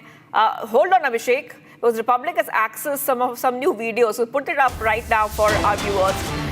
Take a look at these videos we'll put up right now. This is new videos of the stampede from the gate number 20 of the Chinnaswamy Stadium. Now this video is of June 4th, around 4:30 p.m. 4:30 p.m. is when this video is from. This is 4th June, 4:30 p.m. Incident place, gate number 20. There were multiple gates. I repeat, there were multiple gates at the Chinnaswamy Stadium. This is the visual from gate number 20 that you see there on your screen. So it's a huge update coming in terms of different videos which are emerging, showing us different angles, what happened. It's very clear, Abhishek. Back to Abhishek right now in Bengaluru. It's very clear, Abhishek. Mismanagement is very clear that there was no safety protocol being followed. There were multiple lapses, and this is exactly what the investigation is looking at. Yes, over to you, Abhishek. Shivangi, the visuals what we are seeing as of now belongs to the gate number 20 in front of the Chinnaswamy Stadium, and it is very clear that only one single officer, who is DCP Saidulu Adawat, who's trying to control the entire scenario with just one baton and nothing else with his protection. So it is very clear that the police were completely mismanaged. There wasn't actual communication which happened between the Bengaluru City Police and the Karnataka State Government. So it is very clearly mentioned, or it is very clearly seen that this incident or the stampede or the loss of 11 lives, innocent lives who were the RCB fans, happened due to the miscommunication of the Karnataka State Government. It is the lapse and the procedural lapse of the Bengaluru City Police as well, without any preparation, without any information or without any intelligence report. How could the government proceed with such a big event? How could the police may not have made a better arrangement for the people? It was very sure after the RCB won, the celebrations throughout the state continued at least until 3 a.m. in the morning. At least 35,000 people would have been seated within the Chinnaswamy Stadium on a regular match day. But the RCB team had won after 18 long years, and how could the common sense of the police department not work? If at all taking into consideration the population of Bengaluru, there are 1.5 crore people located in Bengaluru. If considered, at least 10% would turn out in front of the RCB's celebration, Chinnaswamy Stadium. Why couldn't the department make security arrangements for that? The government hadn't provided the actual time needed to make the security arrangements, is what the police sources say. So this is completely a procedural lapse. This is completely a neglected point of view of the government. The government wanted their part of share of the government wanted their part of share from the RCB's victory. They wanted to make sure they would also share the limelight of the RCB, and this is one of the reasons as to why 11 innocent lives had to be lost due to the complete negligence of Karnataka State Government as well as the Bengaluru City Police. Shivangi. Yes, Abhishek, please hold on, because we're getting some more breaking news coming in. Now, this is the investigation which is continuing after the deadly stampede in Chinnaswamy Stadium. Now we see that focus has shifted when it comes to going ahead and looking at officials. Now, this is Karnataka State Cricket Association Secretary and Treasurer who are absconding now. So apart from the arrests which are being made, we are seeing some officials go absconding, absolutely go incommunicado. Nobody knows where they are, but the raids are continuing in this case. The police are looking for and searching for them. Yes, Abhishek, I'm coming across to you right now. Both are absconding, Secretary and Treasurer are absconding. Do we know where they are? How are the investigation agencies looking for them? Well, Shivangi, Shankar and Jairam, who belongs to the KSCA or the Karnataka State Cricket Association's treasurer and the secretary, they are missing from today morning. It is informed that Shankar tried to escape based on a very reliable information from the very own police department to him, stating that his house will be raided anytime soon, and after which he received the information. He tried to flee from the situation in his white Fortuner car, is what the information has been conveyed by the police as of now. And also the family members of Shankar Shankar, who are located in Bengaluru's Malleshwara, threatened the police officers or the police staff, saying that the complaint would be placed on them with respect to the Human Rights Commission, and the family would make sure that even these police would have to face the legal consequences. This is point number one. And with respect to Jairam, who's also the treasurer of the Karnataka State Cricket Association, both these persons are said to have very close affiliations with one of the powerful ministers of Karnataka, and this is one of the reasons as to why the police have made sure that these two people leave the place even before the actual raid happened, so that the lapse of Karnataka state government, so that the lapse of KSCA will not be shown on the report. However, the police department is under utmost pressure to secure these two persons, because these two people were the actual responsible persons for organizing the celebratory moment in the Chinnaswamy Stadium. These people are expected to be taken into custody in the next couple of days. Shivangi, back to you. Right. Okay. I will be coming back to you, Abhishek. We have to take our viewers through, more details when it comes into what is happening, because public anger is something which can be felt everywhere. Public anger has gripped Bengaluru after the lives lost in the crowd crush at the victory parade of the newly crowned IPL champions. The family members, viewers, they say they are not hopeful of justice and closure. Why? Because the father of one of the victims, a humble street food vendor, said that he took a loan to put his son in college. His mother said he left home saying he would come back, but he never did. The uncle of another victim said he went to savor his favorite team's moment under the sun, but lost his life in the bargain. Take a look at this report as we highlight victims' families asking for justice.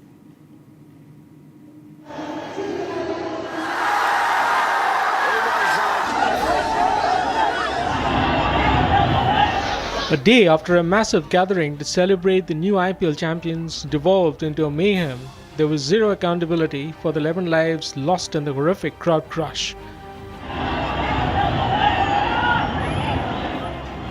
While a blame game raged on and a political war of words erupted, the hapless families of the 11 fans who fell prey to the stampede grieved in silence. With no FIR filed despite a complaint against Karnataka Chief Minister Siddaramaiah and his deputy DK Shivkumar in connection with the stampede deaths, the family said they were not hopeful of justice and closure. Speaking to the public, Harish Kumar Shetty, who lost his young niece Chinmay in the crowd crush, said the ruling party in the state and the franchise owners were busy marketing themselves even as the stampede snuffed out 11 innocent lives.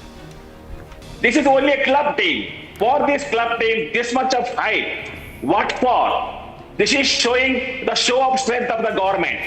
I can add one more thing. To their Pancha guarantee, or guarantee that the free passes to the KSCA Stadium. Why those people are allowed the free passes? Having known that only the strength is 40,000 capacity, there is no fire emergency, there is no medical emergency, there is no security, nothing is there. Only the very much chaos. Lalbagh metro station gate is closed. Only 2 gates are open for the 3 lakh public. Devraj, a humble street food vendor, said he took a loan to put his son Manoj in college, adding that not even a crore in compensation can bring him back now. ಇದು ಯಾರಿಗೆ ಗೊತ್ತು sir? ಈಗ ಅವ್ರ ಮನೆಗೆ ಏನೇ ಮಾಡಿ ಮುಂಜಾಗ್ರತೆ ಕ್ರಮ ವಹಿಸಬೇಕು ಸರ್. ಏನು ಇವತ್ತೇ ಮಾಡಬೇಕು ಅಂತ ಏನಿಲ್ಲ ಸರ್. ಒಂದು ವಾರ ಬಿಟ್ಟು ಮಾಡಿದ್ರು ಆಗಿರೋದು ಸರ್. ಕ್ರೌಡ್ ಎಲ್ಲ ಕಮ್ಮಿ ಆಗಿರೋದು, ಜನಸಂಖ್ಯೆನೂ ಕಮ್ಮಿ ಆಗಿರೋದು, ಅದ್ರ ಕ್ರೇಜ್ ಸ್ವಲ್ಪ ಕಮ್ಮಿ ಆಗಿರೋದು ಹೋಗೋದು. ಇವಾಗ ನನ್ನ ಮಗನ ಯಾರು ತರ ತಂದು ಕೊಡ್ತಾರೆ ಸರ್? ಸರ್ಕಾರ ನಿರ್ಲಕ್ಷ್ಯ ಸರ್. ಅವನು ಹೇಳ್ದ ಸರ್, ಅದಕ್ಕೆ ಒಳ್ಳೆ ಕಾಲೇಜ್ ಸರ್. ಅವನು ಯಾರು ಇಲ್ಲೇ ಓದ್ತೀನಿ ಕಣಪ್ಪ. ಪ್ರೆಸಿಡೆನ್ಸಿ ದೊಡ್ಡ ದೊಡ್ಡ ಸಾಹುಕಾರ ಮಕ್ಕಳು ಓದೋದು ಕಾಲೇಜ್ ಸರ್. ನನ್ನ ಮಗನ ಆಗ್ತದೆ ತಗೊಂಡೋಗಿ ಸಾಲ ಮಾಡಿ ತಗೊಂಡಾಗ ಹಾಕಿದೆ ಸರ್. ಇವಾಗ ಯಾರು ಸರ್ ಹೇಳೋದು ಸರ್? ಅವನು ಚೆನ್ನಾಗೂ ಓದ್ತಾ ಇದೆ ಸರ್. ಕಾಲೇಜಲ್ಲಿ ಚೆನ್ನಾಗಿ ಫಸ್ಟ್ ಸೆಮ್ ಸೆಕೆಂಡ್ ಸೆಮ್ 2 ಆಗಿದೆ ಸರ್. ಈ ಸೆಕೆಂಡ್ ಇಯರ್ ಫಸ್ಟ್ ಸೆಮ್ ಈಗ ಸ್ಟಾರ್ಟ್ ಆಗಿದೆ sir. The uncle of another victim, Purnachandra, said his nephew's craze for cricket eventually cost him his life. Sir, ಪೂರ್ಣಚಂದ್ರರು ಕ್ರಿಕೆಟ್ ಅಂದರೆ ಭಾರಿ ಹುಚ್ಚು. ಅವ್ರೇನಪ್ಪ ಅಂತಂದರೆ ಈ ಊರಿಗೆ ಬಂದಿದ್ದರು ಈ ಕ್ರಿಕೆಟ್ ನೋಡಲಿಕ್ಕೆ. ಆ ಹುಚ್ಚಿಂದ ಹೋಗಿ ಆ ರೀತಿ ಇದು ಮಾಡ್ಕೊಂಡಿರೋದು. ಸಂಭ್ರಮ ನೋಡೋಕ್ಕೋಗಿ ಆಗಿರೋದು. ಇನ್ಯಾವ ಇದು ಇಟ್ಕೊಂಡು ಹೋಗಿಲ್ಲ ಅವರು. ಭಾರಿ ಒಳ್ಳೆ ಹುಡುಗ, BE ಮಾಡಿದ ಸಿವಿಲ್ಲು ಸರ್. ಇವು ಇಡೀ ಊರಿಗೆ ಗೊತ್ತು ಅವನ ಹೆಸರು, ಅವನಿದು ಇಡೀ ತಾಲೂಕಿಗೆ ಗೊತ್ತಿದೆ. ಒಳ್ಳೆ ಹುಡುಗ, ಭಾರಿ ಶ್ರಮಪಟ್ಟು ಓದಿ ತಂದೆ ತಾಯಿ ಹೆಸರು ತಂದು ಈ ಕ್ರಿಕೆಟಲ್ಲಿ ಭಾರಿ ಹುಚ್ಚು ಅವನಿಗೆ. ಈಗ ಇವ್ರು ಕಷ್ಟಪಟ್ಟು ಓದಿ ಇವನು ಎಲ್ಲ ಕೆಲಸನೂ ಮಾಡೋಣ ಸರ್. ಇವನು ಗದ್ದೆ ಕೆಲಸನೂ ಮಾಡೋಣ, ಎಲ್ಲ ಭಾರಿ ಶ್ರಮಜೀವಿ ಅಂತ ಹೇಳಕ್ಕೆ ತೀರ್ದು ನಮ್ಮೂರಿಗೆ ಬಂದೆಲ್ಲ ಕೆಲಸ ಮಾಡೋಣ ಸರ್. ಅವನು ಭಾರಿ ಬ್ಲೇನ್ ಸ್ಟೂಡೆಂಟ್ ಸರ್, ಇಂಜಿನಿಯರಿಂಗು. ಸಾಮಾನ್ಯ ನಾವು ಅಲ್ಲೇ 4:30 ನನಗೆ ಗೊತ್ತಾಗಿದ್ದು. ಆಮೇಲೆ ನಾನು ಏನಪ್ಪ ಅಂದ್ರೆ ನಮ್ಮ ಹುಡುಗ ಸರ್ ಇದಕ್ಕೆ ಹೋಗ್ತಾನೆ ಡ್ಯೂಟಿಗೆ, ನನ್ನ ಮಗ ಅವನು ಬರ್ತಾನ ಅಂದ್ಬಿಟ್ಟು ನಮ್ಮ ಮನೇಲಿ ಅಡುಗೆ ಎಲ್ಲ ಮಾಡ್ಕೊಂಡಿದ್ದು. ನಮಗೆ ಈ ರೀತಿ ಆಗೋದ್ರಿಂದ ನಮ್ಗೆ ಗೊತ್ತಿಲ್ಲ. ಆಮೇಲೆ ನಾವು ಟಿವಿಲಿ ನೋಡಿದಾಗ ಹಿಂಗೆ ಬೆಂಗಳೂರಿಗೆ ಹೋಗಿ ಇದು ನೋಡೋಕೆ, ಕ್ರಿಕೆಟ್ ನೋಡೋಕೆ ಹೋಗಿ ಈ ರೀತಿ ಆಗೋದು ಅಂದ್ಬಿಟ್ಟು ಯಾರಿಗೂ ಹೇಳಿಲ್ಲ ಸರ್. ಇವನು ಸೀದಾ ಬಿಟ್ಟೋಗಿರೋದು ಇದು. ಇದು ಕ್ರಿಕೆಟ್ ಇಲ್ಲ ಸರ್ ಆಗಿರೋದು, ಇನ್ಯಾವುದೂ ಇದಿಲ್ಲ. The grieving mother of the young Bangalore fan said her son left home saying he would come back soon, but never did. ಹೋಗಿ ಬರ್ತೀನಿ ಅಂತವ್ರ ಅಪ್ಪಾಜಿಗೆ ಹೇಳ್ಬಿಟ್ಟು ಹೋದ, ಬರ್ಲಿಲ್ಲ ಅಣ್ಣ, ಮನೆ ಬರ್ಲಿಲ್ಲ. ಹಿಂಗಾಗುತ್ತೆ ನಮಗೆ ಗೊತ್ತಿಲ್ಲ, ಕನ್ನಡ ಕಳಿಸ್ತಿರ್ಲಿಲ್ಲ. ಹೋಗ್ಬಿಟ್ಟಿಂದ ಬರ್ಲೇ ಇಲ್ವಲ್ಲಣ್ಣ. ಯಾರಣ್ಣ ನಮಗೆ ದಿಕ್ಕು ಇರೋನು ಮಗ, ಯಾರನ್ನ ಮಗ ಅಂತ ಕರೀಲಿ ನಾವು, ಏನಪ್ಪ ಮಾಡೋಣ ನಾವು. ಮನಜ ಹಾರಪ್ಪ ಚೆನ್ನಾಗಿ ಓದ್ತಿದ್ದಣ್ಣ, ಚೆನ್ನಾಗಿ ಓದ್ತಾ ಇದ್ದ.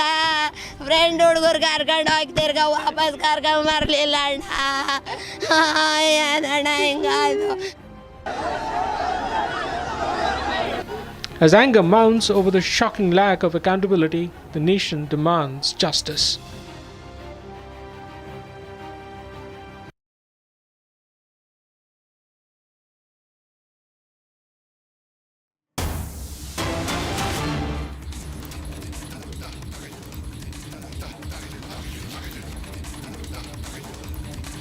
All right, getting us some more big updates coming in right now, viewers. And latest, we're getting some big updates coming in, and it is that it's good news coming in for borrowers as RBI has cut repo rates to 5.50%. The good news coming in right now. And this is coming in as we see that the repo rates have been cut. Now, remember that this is coming in as we see that this is the June announcement, RBI MPC June 2025. RBI cut repo rate by 50 basis points to 5.50%. This was expected, by the way. This is an expected rate cut which has come in. And more updates coming in. RBI Governor Sanjay Malhotra has said the MPC decided to reduce the policy repo rate under the liquidity adjustment facility by 50 basis points to 5.5%. This will be with immediate effect.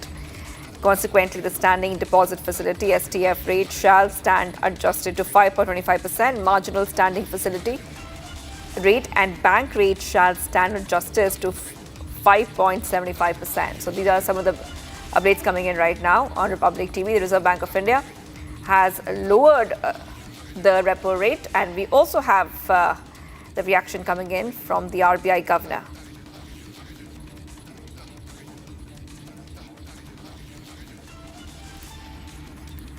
Global spillovers.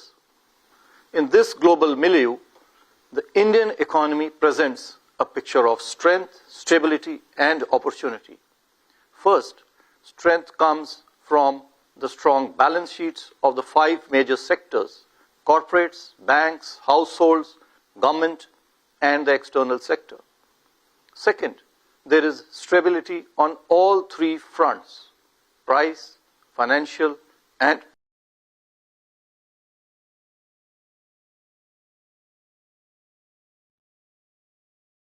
All right, big update coming in right now, viewers. And like we told you, this is a huge update. RBI Governor Sanjay Malhotra just said that the MPC decided to reduce the policy repo rate under the liquidity adjustment facility by 50 basis points to 5.5%. This will be with immediate effect, and the standing deposit facility rate shall stand adjusted to 5.25%. Marginal standing facility rate and bank rate shall stand adjusted to around 5.75%. 75%. So this is what we see right now. This is the address also we heard of the RBI Governor Sanjay Malhotra, who said that the Monetary Committee has agreed to cut rates by 50 basis points to 5.5% and has changed the stance to neutral from accommodative. So this is what we see right now. And also getting more updates in terms of this was expected, and this is coming in as we see that RBI had cut repo rates earlier as well by 25 basis points east. This is the largest single rate cut. Let's go ahead and listen into what the RBI governor said a short while back.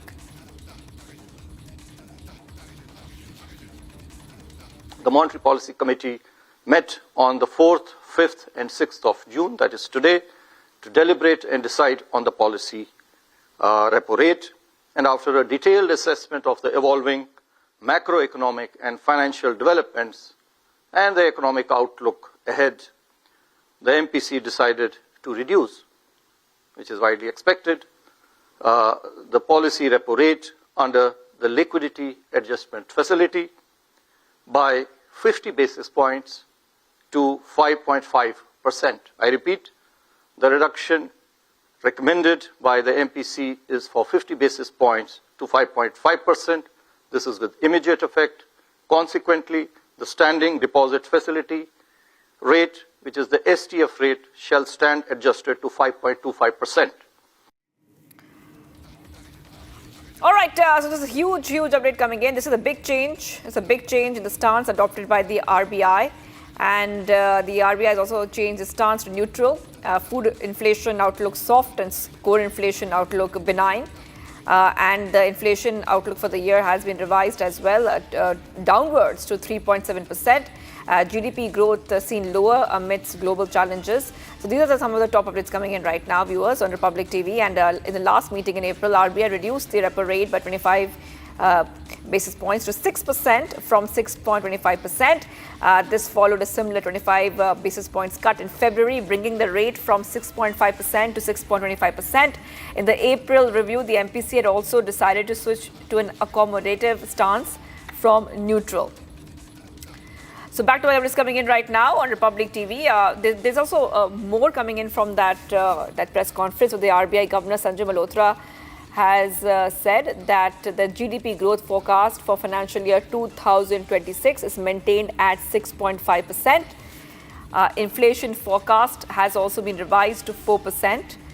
And these are some of the top updates coming in right now on Republic TV. Also speaking about the Indian economy, saying that even though there's global uncertainty, which has also lowered somewhat, Indian economy has presented a picture of strength, stability and opportunities. He also added that first strength comes from strong balance sheets of the 5 major sectors: corporate banks, households, government, external sector. So big boost coming in, Indian economy showing a picture of strength. Stay tuned, viewers. We'll be right back.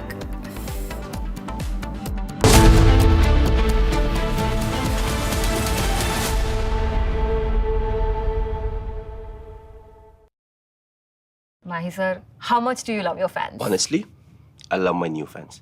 पुराने वाले बेकार में शोर करते sir fans हैं, शोर तो करेंगे ही ना. नए वाले नहीं करते. And they listen to what I say. The new generation Orient BLDC fans. Super silent performance with voice control. Silly me आए तो और Cricket fans. अब छोलिया हो या लोबिया, सफेद चने या काले चने, सब कुछ मजेदार बने. इसको घर पे लगाओगे तो शादी का तो पता नहीं, पर घर पक्का नहीं टूटेगा. रुंगटा नहीं तो घर स्ट्रॉन्ग नहीं. रुंगटा स्टील TMT बार एकदम सॉलिड. पहाड़ों में हाइकिंग स्टिक भी बन सकती है. आधे बाउल दही में 4 चम्मच MDH चटनी पुदीना मसाला डाला, स्टर करो, पुदीना चटनी तैयार. MDH चटनी पुदीना मसाला. ಹಂಗಂಗಿದೆ ಯಾರಿಗೆ ಗೊತ್ತು ಸರ್. ಈಗ ಅವ್ರ ಮನೆಗೆ ಏನ ಮಾಡಿ ಮುಂಜಾಗ್ರತೆ ಕ್ರಮ ವಹಿಸ್ಬೇಕು ಸರ್. ಏನ್ ಇವತ್ತೇ ಮಾಡ್ಬೇಕು ಅಂತ ಏನಿಲ್ಲ ಸರ್. ಒಂದು ವಾರ ಬಿಟ್ಟು ಮಾಡಿದ್ರು ಆಗಿರೋದು ಸರ್. ಕ್ರೌಡ್ ಎಲ್ಲ ಕಮ್ಮಿ ಆಗಿರೋದು, ಜನಸಂಖ್ಯೆನೂ ಕಮ್ಮಿ ಆಗಿರೋದು, ಅದ್ರ ಕ್ರೇಜ್ ಸ್ವಲ್ಪ ಕಮ್ಮಿ ಆಗಿರೋದು ಹೋಗೋದು. ಇವಾಗ ನನ್ನ ಮಗನ ಯಾರು ತರ ತಂದು ಕೊಡ್ತಾರೆ ಸರ್. 4 ಲಕ್ಷ ಜನ ಸರ್ಕಾರ ನಿರ್ಲಕ್ಷ್ಯ ಸರ್. ಇಷ್ಟು ಸರ್ ಅವನು ಅವನು ಹೇಳ್ದ ಸರ್ ಅದಕ್ಕೆ ಒಳ್ಳೆ ಕಾಲೇಜ್ ಸರ್ ಅವ್ನು ಯಾರು ಪ್ರೆಸಿಡೆನ್ಸಿ ಕಾಲೇಜಲ್ಲಿ ಕೆಲಸ ಮಾಡ್ತಾ ಇಲ್ಲೇ ಓದ್ತಿಂಗಣಪ್ಪ ಪ್ರೆಸಿಡೆನ್ಸಿ ದೊಡ್ಡ ದೊಡ್ಡ ಸಾಹುಕಾರ ಮಕ್ಕಳು ಓದೋದು ಕಾಲೇಜ್ ಸರ್. ನನ್ನ ಮಗನ ಆಗ್ತದೆ ತಗೊಂಡೋಗಿ ಸಾಲ ಮಾಡಿ ತಗೊಂಡೋಗಿ ಹಾಕಿದೆ ಸರ್. ಇವಾಗ ಯಾರಿಗೆ ಸರ್ ಹೇಳೋದು ಸರ್ ನಾನು ಚೆನ್ನಾಗಿ ಓದ್ತಾ ಇದ್ದೆ ಸರ್ ಕಾಲೇಜಲ್ಲಿ ಚೆನ್ನಾಗಿ ಫಸ್ಟ್ ಸೆಮ್ ಸೆಕೆಂಡ್ ಸೆಮ್ ಎರಡು ಆಗಿದೆ ಸರ್. ಈಗ ಸೆಕೆಂಡ್ ಇಯರ್ ಫಸ್ಟ್ ಸೆಮ್ ಈಗ ಸ್ಟಾರ್ಟ್ ಆಗಿದೆ sir.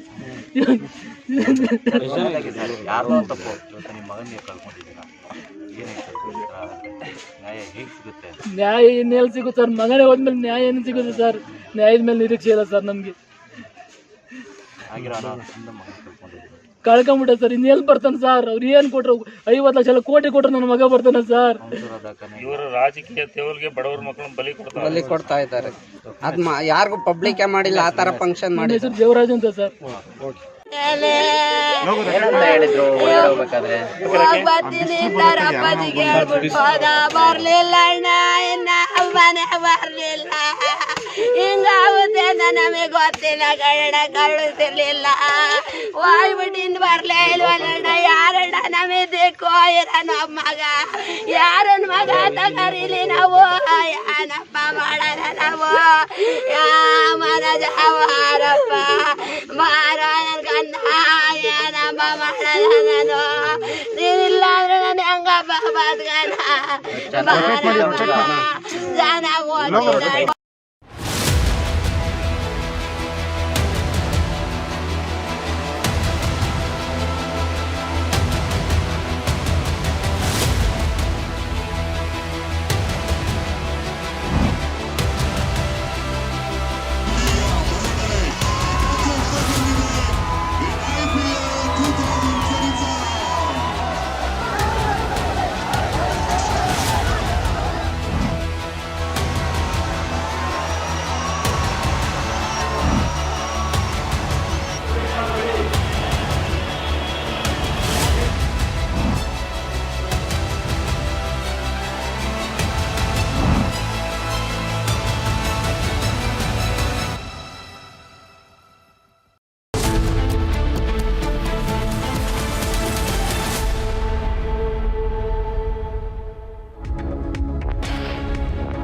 You're watching Live and Breaking on Republic TV. We'll continue tracking developments related to the Bengaluru Stampede. Now, 4 people have been arrested, and there is more arrests that are expected through the day today. We'll be keeping track of all those developments. Let's first take a look at the headlines. RCB marketing head Nikhil Sosale arrested and interrogated. 3 DNA Entertainment staff members also detained. As probe intensifies, Karnataka State Cricket Association goes incommunicado. Karnataka Chief Minister Siddaramaiah orders the suspension of Bengaluru Police Commissioner, directs the DGP, IGP to arrest RCB and KSCA officials. Families of victims blame the state leadership, accusing the government of prioritizing political optics over public safety.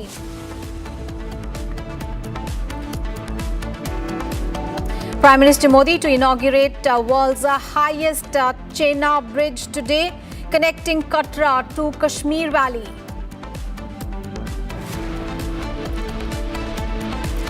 And Elon Musk drops bombshell claims against Donald Trump, says Epstein files unreleased as Donald Trump has been named in it.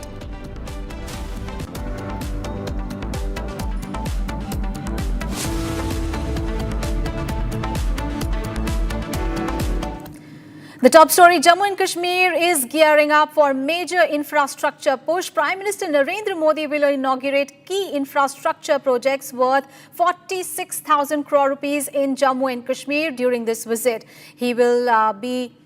This will be Prime Minister Modi's first visit to the valley since the deadly Pahalgam terror attack, followed by Operation Sindoor against Pakistan. And the Prime Minister will dedicate the iconic Chenab Bridge, the tallest railway bridge in the world, the country's first cable-styled Anji Rail Bridge, and the Udhampur-Srinagar-Baramulla Rail Link project to the nation.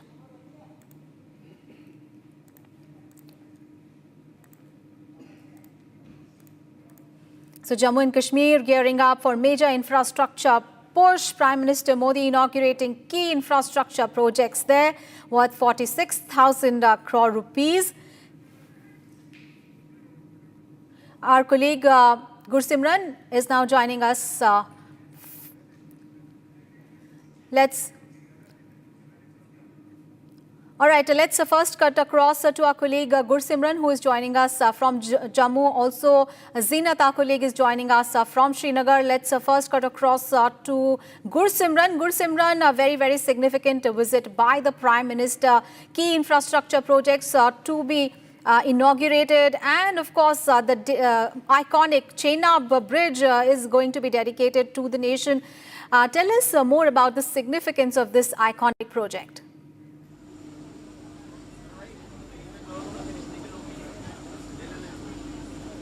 If we speak of the project that is going to be inaugurated by the Prime Minister Narendra Modi today, it is the Udhampur-Baramulla-Srinagar rail link project. This is a aspirational 272-kilometer long project that is going to script history today, because Kashmir will be connected to the Kanyakumari. And on that screen that you see, this is what actually the Indian Railways and crores of Indians have been waiting for, that this connectivity will ensure the Kashmir to Kanyakumari connectivity from Sri Mata Vaishno Devi Katra to Srinagar.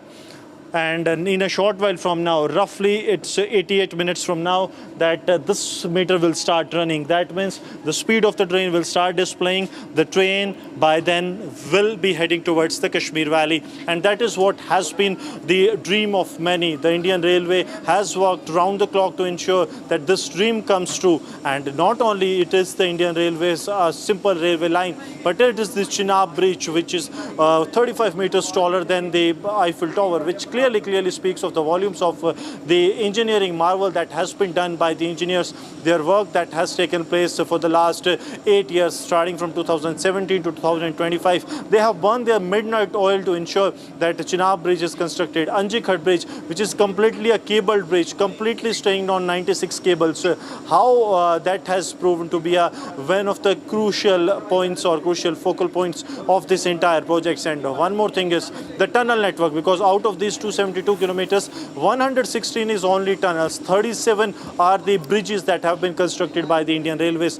So it is like a dream come true, and also it is the Indian Railway has made impossible possible here in Jammu and Kashmir by connecting the rail from the Kashmir to Kanyakumari. The most important stretch was from Katra to Banihal, that will be flagged off today by the Prime Minister Narendra Modi. Prime Minister, as we speak, has already reached the Anji Khat Bridge. It is the 10:35. By 10:35 he was expected there, and he has reached. That is what we are getting confirmation. The visuals will be arriving shortly, because first he arrived at the Udhampur Air Force Station. He landed there. That too was a messaging to the Pakistan, because Pakistan has been boasting, peddling lies that they have done a lot of damage to the Udhampur Air Force Station. But the reality is that the Prime Minister himself has landed there. So there lies no chance that the Pakistan was successful. So it is also a mirror being shown to the Pakistan. But now Prime Minister is at the Chenab Bridge. He will be spending roughly 35 to 40 minutes at the Chenab Bridge. After that he will be then heading for the Anji Khat Bridge, that is also on the route from the Katra to Kashmir. Right, so Gursimran there joining us from Katra in Jammu and Kashmir. We can see those visuals. Of course, Prime Minister Modi will be flagging off the Vande Bharat Express train from Katra to Srinagar, and this will give a big boost to connectivity in the region. Let's cut across now to Zeenat. Zeenat, we can see Prime Minister Narendra Modi, as our colleague Gursimran mentioned, has reached there, and he's going to inaugurate this Anji Bridge. Tell us more about the Prime Minister's itinerary right now. Where is he right now? And also tell us about the significance of the Anji Bridge. See, as far as the Prime Minister Narendra Modi's visit to Jammu and Kashmir is concerned, this is the first visit of the Prime Minister Modi after Operation Sindoor was launched. This is also a message to the Pakistan that the India is growing as far as the infrastructure is concerned, and we are seeing the development on ground. As far as Prime Minister's visit concerned, he is going to inaugurate the projects worth plus 40,000 crore, which he is dedicating to the people of the nation. And then the kind of project that he will flag off today. This is a project that has been envisioned for decades, but that dream now is turning into a reality, and it's gonna be a game changer for the Jammu and Kashmir, as it is going to be connected with the rest of the world. People of the Kashmir, especially who have been suffering during the winter, because of the winter, the roads would get disconnected, people would get disconnected due to landslides, snowstorms and other things, but this is going to be lifeline for the people, for the spiritual tourism, for the horticulture sector, for the agriculture, and overall the sectors of tourism on which the Jammu and Kashmir, its GDP lies mostly. As far as this infrastructure of this train is concerned, my video Mubashir will show you the kind of facilities it is going to offer to the people who will be traveling. You see the kind of cushions, the kind of tables, the chargers, the internet facility, and then apart from the distance it is going to cut, it is also going to be a game changer when it comes to the travel time. You have they have managed the security on board, so people don't need to fear, because after the by-sudden attack, there were multiple angles that were coming in as far as the security is concerned, but we see on board the security arrangements, the protocols. Whenever you board, whenever a passenger is there on board, he will be monitored under CCTV cameras. The constant monitoring will be taking place. He will be connected with his loved ones through the internet facilities, the kind of electronic gadgets that have been put in, and then you see the passengers that they are on board, because this is a moment for which the J&K had been waiting for the decades, and for the dream coming true, you require a political determination, because this project was going on for more than 3 decades now, and finally it is the Narendra Modi government that has completed, and also it has been given as a gift to the people of Jammu and Kashmir, as tomorrow Kashmir is going to celebrate Eid-ul-Adha. So Eid gift is coming to the people of Kashmir from Narendra Modi. He is going to flag off these trains, which is considered as an engineering marvel, seeing the kind of constructions that had been done, whether it is the Chenab or the Anji Bridge. Absolutely, both of you.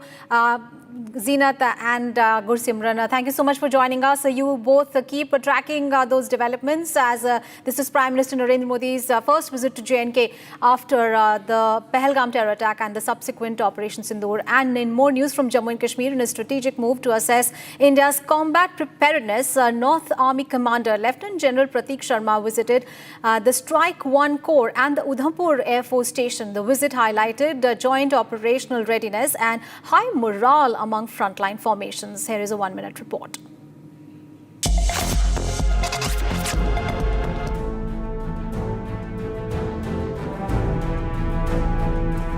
Northern Army Commander Lieutenant General Prateek Sharma visited the formidable Strike 1 Corps to review its combat readiness and operational posture.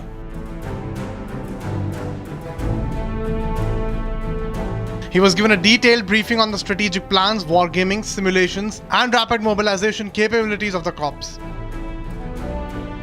The Strike Corps, known for its deep strike capability, is designed to swiftly penetrate enemy territory during high-intensity conflict. The Army commander also visited the Udhampur Air Force Station, a key logistics and air support hub in the region. He lauded the high morale and unwavering dedication of the Air Force personnel stationed there. The visit has put the focus on seamless synergy between Army and the Air Force units to maintain combat superiority in northern sectors.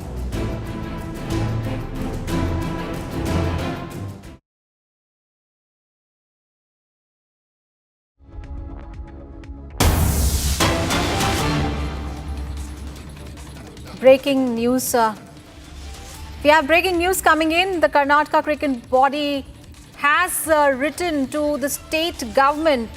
Karnataka State Cricket Association wrote to the government on 3rd of June on felicitation in Vidhana Soudha, and the letter says, if government knew of Vedanta's celebration on 3rd of June, the government also would have known on the stadium celebration on the same day, as the Cricket Association would have informed the government for both the ceremonies. The letter further says that police had denied permission for the victory parade and told the government, we should not give permission for both Vidhana Soudha and the stadium ceremony on 4th of June. Rather, postpone it to Sunday, that is 8th of June.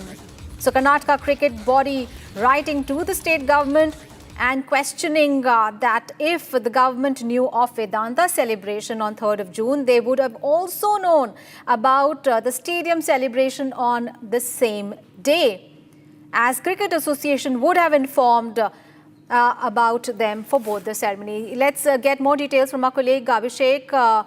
For more detail, Abhishek, now the Karnataka State Cricket Association now writing to the government, and what they are saying is that it is very surprising that how could the government not know about it, because if they knew about the ceremony and the Vedanta celebrations on 3rd of June, they would have also known about the 4th of June incident. So how come they don't know about it? A big question mark really for the state government. How could they say that they don't know about it? Aishwarya, the odds are against the Karnataka State government, definitely, because the Karnataka State Cricket Association on June 3rd had written a letter seeking the permission of the Karnataka State government to conduct the rally or the victory parade from Vidhana Soudha to Chinnaswamy Stadium. However, the Bengaluru City Police had very clearly mentioned the Karnataka State government that because of the security procedure that had to be taken place and the arrangement had to be made, they had denied the permission, especially the Bengaluru City Police had denied the permission to the RCB's management or the KSCA request to conduct the event on June 4th. Instead, they asked the event to be conducted on June 8th, which was on a Sunday. However, the government did not consider the Bengaluru City Police intimation, and also we have also been informed that the government didn't pay a heed to the decision of the Bengaluru City Police, and this is as one of the major reasons as to why the stampede occurred. So this is the actual information what we have got as of now. We are waiting for much more information with respect to this. We will get more details after a small break.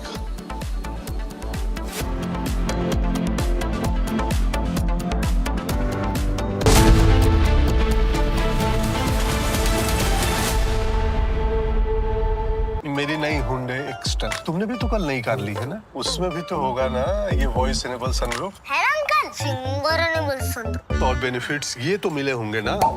ये मिला। हाँ? Hyundai cars पर मिल रही है amazing deals. वैसे लोगे तो आप हुंडई ही, चाहे दिल की सुनो या डील्स की। ये है सीक्रेट रेसिपी MDH का जीरा सिप जल जीरा मसाला। सिप सिप जीरा सिप जीरा सिप MDH का जल जीरा सिप MDH का जल जीरा सिप।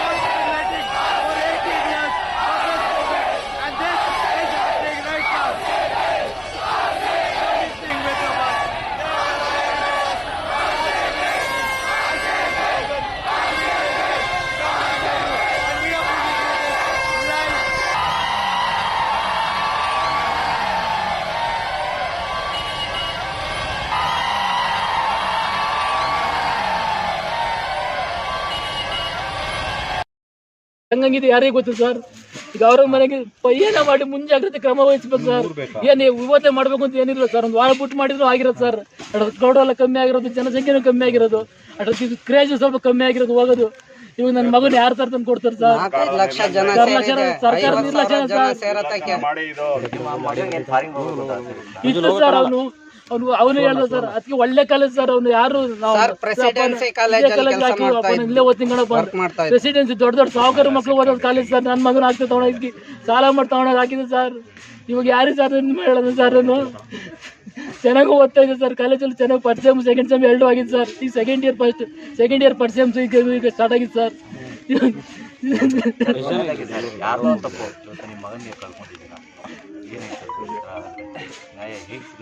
ನ್ಯಾಯ ಇನ್ನೆಲ್ಲಿ ಸಿಗುತ್ತೆ ಸರ್? ಮಗನೇ ಹೋದ್ಮೇಲೆ ನ್ಯಾಯ ಏನು ಸಿಗುತ್ತೆ sir?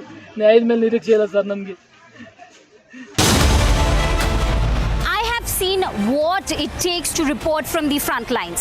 Accuracy, urgency, courage and responsibility. At Republic School of Journalism, you will be trained for that reality.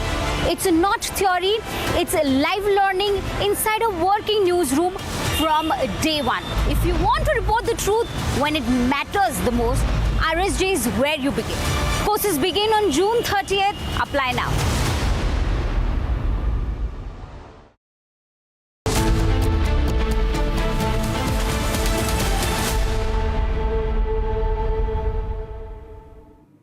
Welcome back after the break. We have breaking news coming in. Akal Takht Sahib and Dal Khalsa leaders have reached the Akal Takht Sahib in large numbers to celebrate the 41st anniversary of Operation Blue Star. The Khalistani slogans have been raised outside the Golden Temple in Amritsar.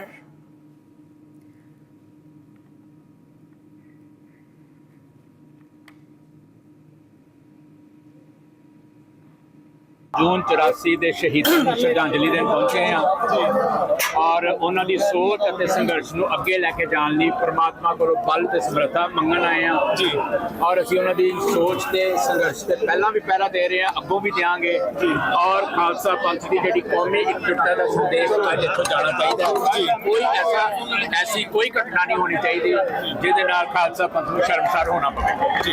ਦਾ ਨਾਰਾ ਜਿਹੜਾ ਹੈ ਉਹ ਸਾਡੀ ਸੋਚ ਤੇ ਸਾਡੇ ਖੂਨ ਦੇ ਵਿੱਚ ਹੈ ਔਰ ਉਸ ਨਾਰੇ ਦੇ ਨਾਲ ਸਾਡੀਆਂ ਜਿਹੜੀਆਂ ਐਸਪੀਰੇਸ਼ਨਸ ਨੇ ਉਹ ਜੁੜੀਆਂ ਹੋਈਆਂ ਨੇ।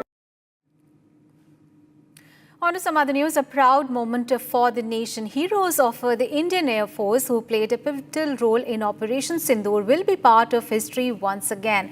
They will travel aboard the first ever Vande Bharat Express being flagged off by Prime Minister Narendra Modi this afternoon. Here is a 1-minute report. The history is being written with the train passing from the Jammu's Katra to Kashmir Valley. Another one, those who have written the history from 7th of May to 7th of June. They are also part of this first journey of the Indian Railways from the Katra to Kashmir Valley. The Prime Minister, as he flags off this, these are the heroes of the Indian Air Force that are now be part of this first travel of the Indian Railways in the Vande Bharat Express from Jammu's Katra to Kashmir's Srinagar and Baramulla. This is the first train that has been inaugurated by the Prime Minister Narendra Modi, and these heroes who have scripted the history, especially after the 6th and 7th of night of May, when Pakistan was given a befitting reply with the targets on their terror launch pads, and Pakistan in frustration targeted the civilian areas, and how India gave it back at their military installations. And now these heroes that have played a key role, they have been deployed in Jammu and Kashmir, and now as we speak they are part of this first team that is heading to Kashmir from Jammu as the railway scripting and history and golden history that is being written by the Indian Railways. And all these heroes, they have played a vital role. They have played a role from the day one to till date. It's been more than 30 days of the Operation Sindoor. These are the ones who have not only made Operation Sindoor a success but have also foiled the Pakistan's Operation Bunyan and Masroor. So these are the script writers of the India's history, the saga of the history, and they will now be travelling in this Vande Bharat. पूरी तैयारी है। भारतीय railway के आदरणीय rail मंत्री जी, भारतीय प्रधानमंत्री जी, railway के सभी कर्मचारियों का दिन रात मेहनत के प्रयास का यह नतीजा है कि आज कश्मीर कन्याकुमारी से थ्रू ट्रेन जुड़ रहा है। इसके लिए सभी भारतवासियों को हार्दिक शुभकामनाएं, बहुत बहुत बधाई। सर, आपने ट्रायल रन भी पहले किया होगा, कितना रोमांचक है जब चिनाब ब्रिज की बात की जाए या अंजीखट ब्रिज की बात की जाए? इंजीनियरिंग का एक अद्भुत नमूना जहाँ से हमें पता चलता है कि कितने काबिल, कितने डेडिकेटेड, कितने डिवोटेड, कितने डिटर्मिनेंट हैं भारतीय रेलवे के engineer. We have breaking news coming in. A fire broke out at the income tax office in the national capital. Total of 7 fire tenders were rushed to the site, and fire was in the room number 238 and the second floor in the revenue building at the income tax office. Let's get more details. Riyanka, our colleague, is now joining us for more on that. Riyanka, what details you have? How much has been the damage, and has the fire been brought under control or not?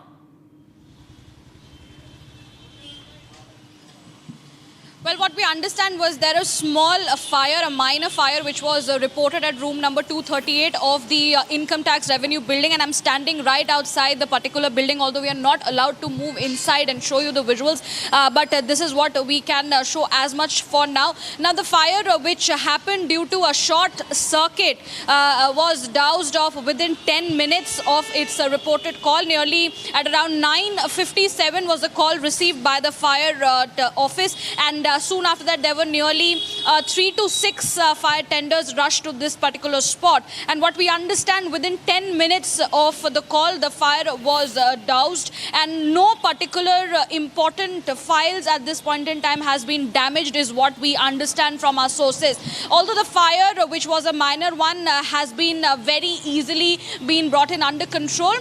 And as you can see, the movements inside the income tax office remains operational very normally. So what we understand here, that the fire at this point in time has been brought under control and movement is operational, but there was a very quick action by the fire department, is what we can say.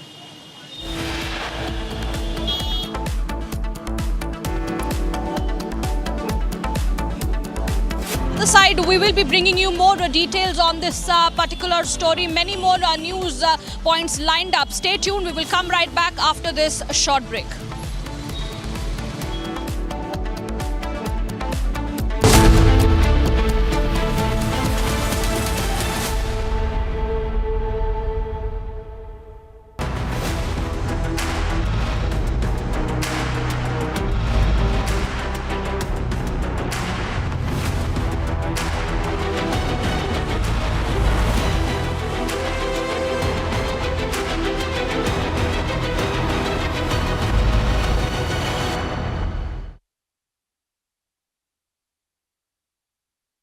Mahi sir, how much do you love your fans? Honestly, I love my new fans. पुराने वाले बेकार में शोर करते sir fans हैं, शोर तो करेंगे ही ना. नए वाले नहीं करते. And they listen to what I say. The new generation Orient BLDC fans. Super silent performance with voice control. Silly me, आए तो और Cricket fans. दादी के हाथों का जादू और खुशबू से महकता घर, माँ की मुस्कुराहट और खाने की सुगंध. MDH गरम मसाला, क्योंकि हर रिश्ता है स्वाद से जुड़ा. ಹಂಗಂಗಿದೆ ಯಾರಿಗೆ ಗೊತ್ತು ಸರ್. ಈಗ ಅವ್ರ ಮನೆಗೆ ಏನ ಮಾಡಿ ಮುಂಜಾಗ್ರತೆ ಕ್ರಮ ವಹಿಸ್ಬೇಕು ಸರ್. ಏನ್ ಇವತ್ತೇ ಮಾಡ್ಬೇಕು ಅಂತ ಏನಿಲ್ಲ ಸರ್. ಒಂದು ವಾರ ಬಿಟ್ಟು ಮಾಡಿದ್ರು ಆಗಿರೋದು ಸರ್. ಕ್ರೌಡ್ ಎಲ್ಲ ಕಮ್ಮಿ ಆಗಿರೋದು, ಜನಸಂಖ್ಯೆನೂ ಕಮ್ಮಿ ಆಗಿರೋದು, ಅದ್ರ ಕ್ರೇಜ್ ಸ್ವಲ್ಪ ಕಮ್ಮಿ ಆಗಿರೋದು ಹೋಗೋದು. ಇವಾಗ ನನ್ನ ಮಗನ ಯಾರು ತರ ತಂದು ಕೊಡ್ತಾರೆ ಸರ್. ಸರ್ಕಾರ ನಿರ್ಲಕ್ಷ್ಯ ಸರ್.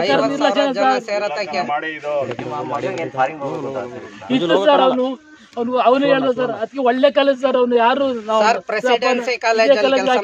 ಇಲ್ಲೇ ಓದ್ತಿಂಗಣಪ್ಪ. ಪ್ರೆಸಿಡೆನ್ಸಿ ದೊಡ್ಡ ದೊಡ್ಡ ಸಾಹುಕಾರ ಮಕ್ಕಳು ಓದೋದು ಕಾಲೇಜ್ ಸರ್. ನನ್ನ ಮಗನ ಆಗ್ತದೆ ತಗೊಂಡೋಗಿ ಸಾಲ ಮಾಡಿ ತಗೊಂಡೋಗಿ ಹಾಕಿದೆ ಸರ್. ಇವಾಗ ಯಾರಿಗೆ ಸರ್ ಹೇಳೋದು ಸರ್. ನಾನು ಚೆನ್ನಾಗಿ ಓದ್ತಾ ಇದೆ ಸರ್. ಕಾಲೇಜಲ್ಲಿ ಚೆನ್ನಾಗಿ ಫಸ್ಟ್ ಸೆಮ್ ಸೆಕೆಂಡ್ ಸೆಮ್ ಎರಡೂ ಆಗಿದೆ ಸರ್. ಈಗ ಸೆಕೆಂಡ್ ಇಯರ್ ಫಸ್ಟ್ ಸೆಮ್ಸ್ ಈಗ ಸ್ಟಾರ್ಟ್ ಆಗಿದೆ ಸರ್.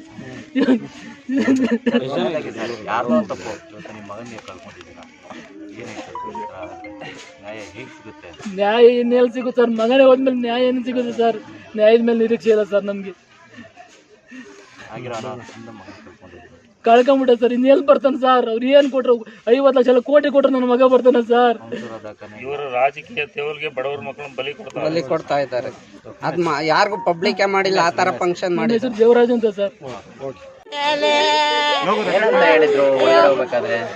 ಬರ್ತೀನಿ ಸರ್. ಅಪ್ಪಾಜಿಗೆ ಹೇಳ್ಬಿಟ್ಟು ಹೋದ. ಬರ್ಲಿಲ್ಲ ಅಣ್ಣ, ಇನ್ನ ಮನೆ ಬರ್ಲಿಲ್ಲ. ಹಿಂಗಾಗುತ್ತೆ ಅಂತ ನಮಗೆ ಗೊತ್ತಿಲ್ಲ. ಕನ್ನಡ ಕಳಿಸಿರ್ಲಿಲ್ಲ. ಹೋಗ್ಬಿಟ್ಟಿಂದ ಬರ್ಲೇ ಇಲ್ವಲ್ಲ. ಯಾರಣ್ಣ ನಮಿದ್ದಕ್ಕೋ ಇರ ನಮ್ಮ ಮಗ. ಯಾರನ್ ಮಗ ಅಂತ ಕರೀಲಿ ನಾವು. ಏನಪ್ಪ ಮಾಡೋಣ ನಾವು. ಮನ ಜಾವಾರಪ್ಪ ಮಾರ ನನ್ ಏನಪ್ಪ ಮಾಡೋಣ ನಾನು. ನೀವಿಲ್ಲ ಅಂದ್ರೆ ನಾನು ಹೆಂಗಪ್ಪ ಬದ್ಗಣ. ಚೆನ್ನಾಗ್ ಚೆನ್ನಾಗ್ ಓದ್ತಾ ಇದ್ದ ಫ್ರೆಂಡ್ ಹುಡುಗರು ಕರ್ಕೊಂಡು ಹೋಗ್ತಿರ್ಗ ವಾಪಸ್ ಕರ್ಕೊಂಡ್ ಬರ್ಲಿಲ್ಲ ಅಣ್ಣ ಹಿಂಗಾಯ್ತು ಅವ್ರು ಚೆನ್ನಾಗವ್ರೆ ನನ್ ಮಗ ಓದ್ನಲ್ಲ ನನ್ ಮಗಂಗ್ ಬಂತಲ್ಲಪ್ಪ ನನ್ ಮಗ ಕಾಪಾಡ್ಲಿಲ್ವಲ್ಲ ಅಯ್ಯ ದುಡ್ಡು ತಣ್ಣ ನಾನು ಏನ್ ಮಾಡ್ಕೊಳಕ್ ನನ್ ಮಗನ್ ಕರ್ಕೊಂಬತ್ತಾರಣ್ಣ ನನ್ ಮಗನ್ Summer is here. Is your home ready for the heat? Keep your roof cool and your home comfortable all summer with Roof Cool and Seal.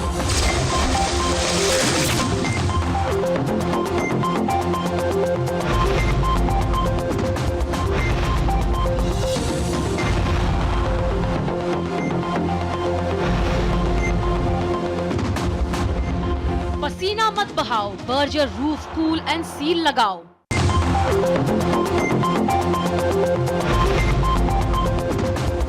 MDH की हल्दी मिर्ची धनिया करे कमाल, ये रंग दे, ये खुशबू दे, ये तीखा, ये कम पड़े, क्या निराला MDH मसाला। विमल में गुलिस्तां के ये कुछ लजीज फरिश्ते जब साथ घुले तो जी ललचाए और दिल कहे कि स्वाद की जुबान में खुद को ऐसे डुबाऊं कि निकल ना पाऊं। विमल की जुबान कुछ है ही ऐसी, मानते हैं?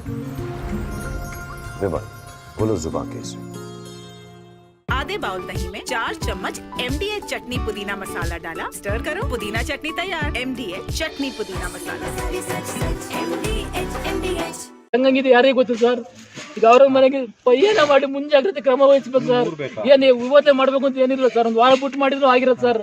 ಕ್ರೌಡ್ ಎಲ್ಲ ಕಮ್ಮಿ ಆಗಿರೋದು, ಜನಸಂಖ್ಯೆನೂ ಕಮ್ಮಿ ಆಗಿರೋದು, ಅದ್ರ ಕ್ರೇಜ್ ಸ್ವಲ್ಪ ಕಮ್ಮಿ ಆಗಿರೋದು ಹೋಗೋದು. ಇವಾಗ ನನ್ನ ಮಗನ ಯಾರು ತರ ತಂದು ಕೊಡ್ತಾರೆ ಸರ್? ಸರ್ಕಾರ ನಿರ್ಲಕ್ಷ್ಯ ಸರ್.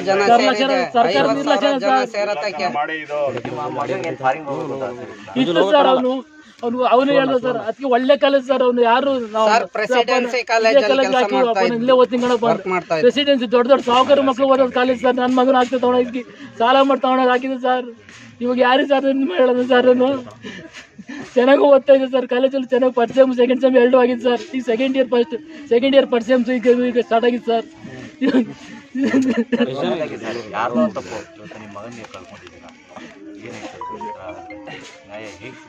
ನ್ಯಾಯ ಇನ್ನೆಲ್ಲಿ ಸಿಗುತ್ತೆ ಸರ್? ಮಗನೇ ಹೋದ್ಮೇಲೆ ನ್ಯಾಯ ಏನು ಸಿಗುತ್ತೆ ಸರ್? ನ್ಯಾಯದ ಮೇಲೆ ನಿರೀಕ್ಷೆ ಇಲ್ಲ ಸರ್ ನಮ್ಗೆ. ಕಳ್ಕೊಂಬಿಟ್ಟ ಸರ್. ಇನ್ನೆಲ್ಲಿ ಬರ್ತಾನೆ ಸರ್? ಅವ್ರು ಏನ್ ಕೊಟ್ರು? 50 ಲಕ್ಷ ಕೋಟಿ ಕೊಟ್ರು ನನ್ನ ಮಗ ಬರ್ತಾನೆ ಸರ್. ಇವರು ರಾಜಕೀಯ ತೇವಲ್ಗೆ ಬಡವರ ಮಕ್ಕಳನ್ನ ಬಲಿ ಕೊಡ್ತಾ ಇದ್ದಾರೆ. ಅದ್ ಯಾರಿಗೂ ಪಬ್ಲಿಕ್ ಮಾಡಿಲ್ಲ ಆ ತರ ಫಂಕ್ಷನ್ ಮಾಡಿ. ಹೆಸರು ದೇವರಾಜ್ ಅಂತ ಸರ್. ಬರ್ತೀನಿ ಸರ್, ಅಪ್ಪಾಜಿಗೆ ಹೇಳ್ಬಿಟ್ಟು ಹೋದ. ಬರ್ಲಿಲ್ಲ ಅಣ್ಣ, ಇನ್ನ ಮನೆ ಬರ್ಲಿಲ್ಲ. ಹಿಂಗಾಗುತ್ತೆ ಅಂತ ನಮಗೆ ಗೊತ್ತಿಲ್ಲ ಕನ್ನಡ, ಕಳಿಸಿರ್ಲಿಲ್ಲ. ಹೋಗ್ಬಿಟ್ಟಿಂದ ಬರ್ಲೇ ಇಲ್ವಲ್ಲ. ಯಾರಣ್ಣ ನಮಿದ್ದಕ್ಕೋ ಇರನ ಮಗ, ಯಾರನ್ ಮಗ ಅಂತ ಕರೀಲಿ ನಾವು? ಏನಪ್ಪ ಮಾಡೋಣ ನಾವು? ಮನ ಜಾವಾರಪ್ಪ ಮಾರ ನನ್ ಗಂಡ, ಏನಪ್ಪ ಮಾಡೋಣ ನಾನು? ನೀವಿಲ್ಲ ಅಂದ್ರೆ ನಾನು ಹೆಂಗಪ್ಪ ಬದ್ಗಣ? ಚೆನ್ನಾಗ್ ಓದ್ತಿದ್ದಣ್ಣ, ಚೆನ್ನಾಗ್ ಓದ್ತಾ ಇದ್ದ ಫ್ರೆಂಡ್ ಹುಡುಗರು ಕರ್ಕೊಂಡು ಹೋಗ್ತಿರ್ಗ ವಾಪಸ್ ಕರ್ಕೊಂಡ್ ಬರ್ಲಿಲ್ಲ ಅಣ್ಣ ಹಿಂಗಾಯ್ತು. ಅವ್ರು ಚೆನ್ನಾಗವ್ರೆ ನನ್ ಮಗ ಓದ್ನಲ್ಲ ನನ್ ಮಗಂಗ್ ಬಂತಲ್ಲಪ್ಪ ನನ್ ಮಗನ್ ಕಾಪಾಡ್ಲಿಲ್ವಲ್ಲ. ಅಯ್ಯ ದುಡ್ಡು ತಣ್ಣ ನಾನು ಏನ್ ಮಾಡ್ಕೊಳಕ್ ನನ್ ಮಗನ್ ಕರ್ಕೊಂಬತ್ತಾರಣ್ಣ ನನ್ ಮಗನ್ ಕರ್ಕೊಂಬರ್ಲಣ್ಣ ನನ್ ಮಗನ್ ಕರ್ಕೊಂಬ.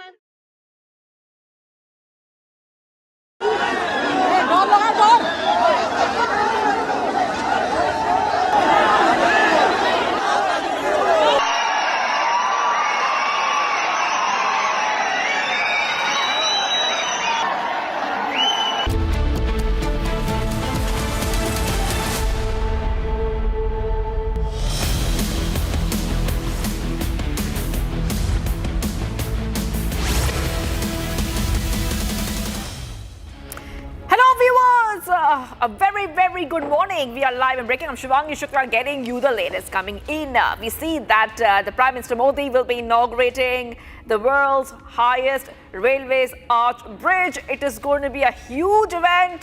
He's in Jammu and Kashmir. That's a top story. It will be happening very soon. But as usual, the headlines we're tracking first. Let's get started.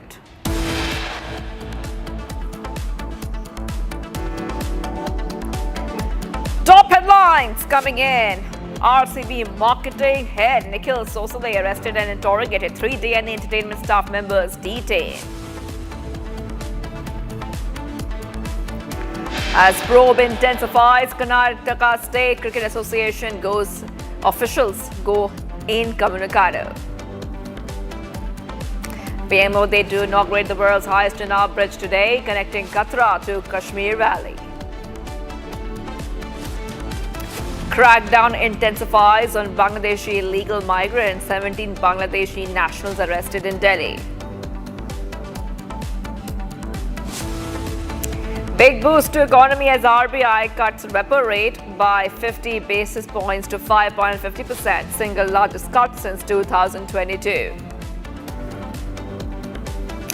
Elon Musk drops bombshell claim against Trump, says Epstein files unreleased as Trump named in it.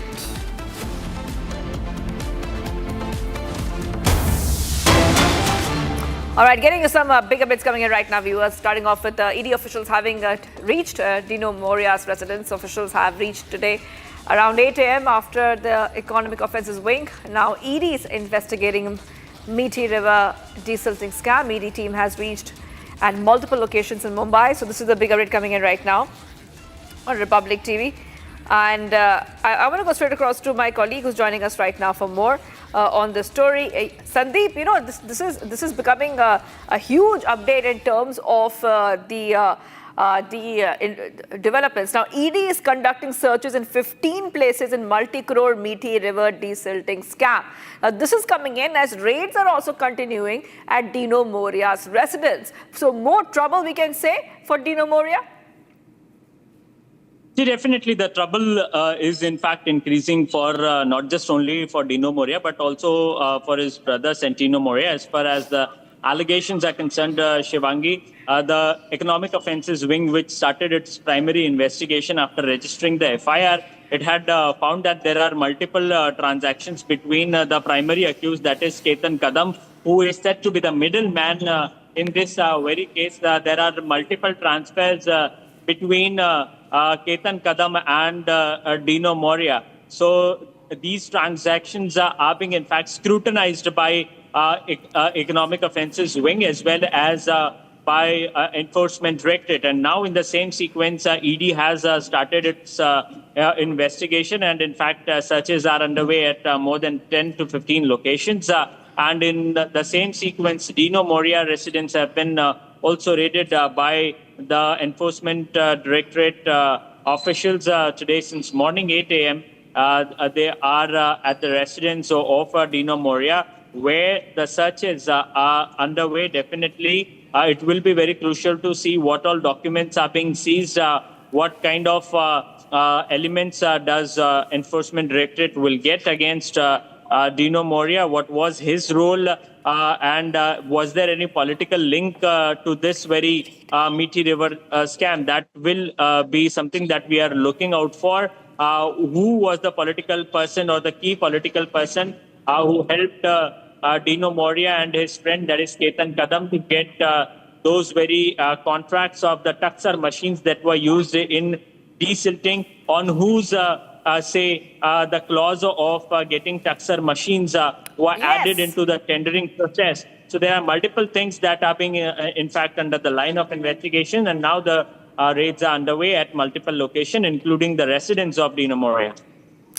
All right, thank you, Sandeep. I'm very moved right now, viewers, because remember that PM Modi will be in Jammu and Kashmir today. He'll also be flagging off the first Vande Bharat in Kashmir rally. It's a proud moment as well for the nation, because heroes of the Indian Air Force who played a pivotal role, I repeat, who played a pivotal role in Operation Sindoor will be part of the history once again. They will travel aboard the first ever Vande Bharat Express being flagged off by the Prime Minister Modi this afternoon. So we are waiting for those updates to come in. Also, PM Modi will be inaugurating the highest ever railways arch bridge today. It's going to be something to really watch out for. Let's have a look at this report as we count down to that visit. as the history is being written with the train passing from the Jammu's Katra to Kashmir Valley. Another one, those who have written the history from 7th of May to 7th of June, they are also part of this first journey of the Indian Railways from the Katra to Kashmir Valley. The Prime Minister, as he flags off this, these are the heroes of the Indian Air Force that are now be part of this first travel of the Indian Railways in the Vande Bharat Express from Jammu's Katra to Kashmir's Srinagar and Baramulla. This is the first train that has been inaugurated by the Prime Minister Narendra Modi, and these heroes who have scripted the history, especially after the 6th and 7th of night of May, when Pakistan was given a befitting reply with the targets on their terror launch pads, and Pakistan in frustration targeted the civilian areas, and how India gave it back at their military installations. And now these heroes that have played a key role, they have been deployed in Jammu and Kashmir, and now as we speak they are part of this first team that is heading to Kashmir from Jammu, as the railway is scripting and history and golden history that is being written by the Indian Railways. And all these heroes, they have played a vital role. They have played a role from the day one to till date. It's been more than 30 days of the Operation Sindoor. These are the ones who have not only made Operation Sindoor a success, but have also foiled the Pakistan's Operation Bunyan Masroor. So these are the script writers of the India's history, the saga of the history, and they will now be traveling in this Vande Bharat. पूरी तैयारी है। भारतीय railway के आदरणीय rail मंत्री जी, भारतीय प्रधानमंत्री जी, railway के सभी कर्मचारियों का दिन रात मेहनत के प्रयास का यह नतीजा है कि आज कश्मीर कन्याकुमारी से थ्रू ट्रेन जुड़ रहा है। इसके लिए सभी भारतवासियों को हार्दिक शुभकामनाएं, बहुत बहुत बधाई। सर, आपने ट्रायल रन भी पहले किया होगा, कितना रोमांचक है जब चिनाब ब्रिज की बात की जाए या अंजीखट ब्रिज की बात की जाए? इंजीनियरिंग का एक अद्भुत नमूना, जहाँ से हमें पता चलता है कि कितने काबिल, कितने डेडिकेटेड, कितने डिवोटेड, कितने डिटर्मिनेंट हैं भारतीय रेलवे के engineer.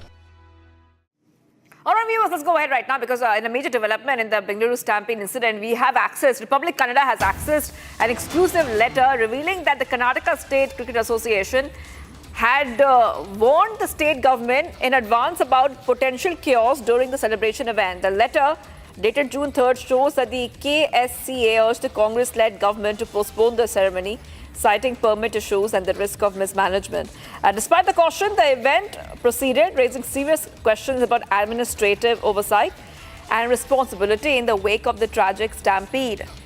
This is very big. This is very big coming in, because the KSCA has warned government about possible chaos. And we have with us Akansha from our newsroom, Republic newsroom. We have Abhishek from Bengaluru.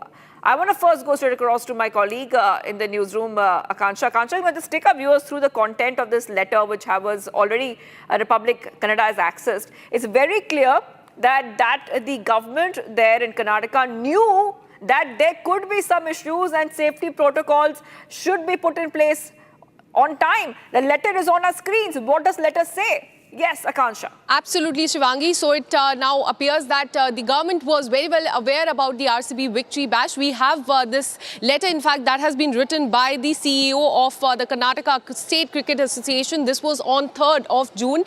In this letter, he has sought permission from the government of Karnataka, permission to use Vidhana Soudha grand step for felicitation of RCB team and support staff. Let me quote what he has written. He has said, on behalf of DNA Entertainment Network Private Limited, KSCA requests to inform that after Tata IPL 2025 finals on June 2025, that means this letter was written before RCB won the match, that after the IPL 2025, this match, in case RCB wins the IPL title, DNA Entertainment Network shall make plans for the ceremony at the Vidhana Soudha Grand Steps. It also goes on to say that this is to inform you that the Chief Minister and the Deputy Chief Minister will be gracing the occasion and will be felicitating the RCB players.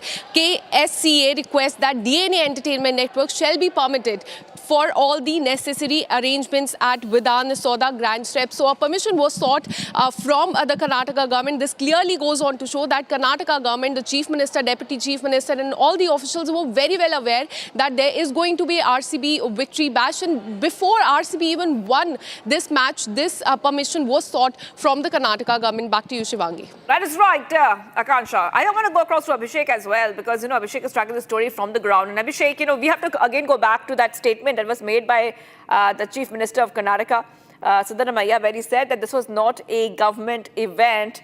However, they were warned from before that there could be potential chaos due to the volume of people who could turn up. Yes, go ahead, Abhishek. Well, Shivangi, we also have the letter, as Akanksha said. KSCA had written a letter to the DPAR of the Vidhana Soudha asking for the permission sorting they sought a permission from the DPAR department of the Vidhana Soudha even before RCB won the match, to make sure that the government knew that the RCB team will land up in front of the grand steps of Vidhana Soudha as well as Chinnaswamy Stadium. So this Chinnaswamy Stadium comes after the Vidhana Soudha event. We have received the letter from the KSCA, which is directed only towards the Vidhana Soudha.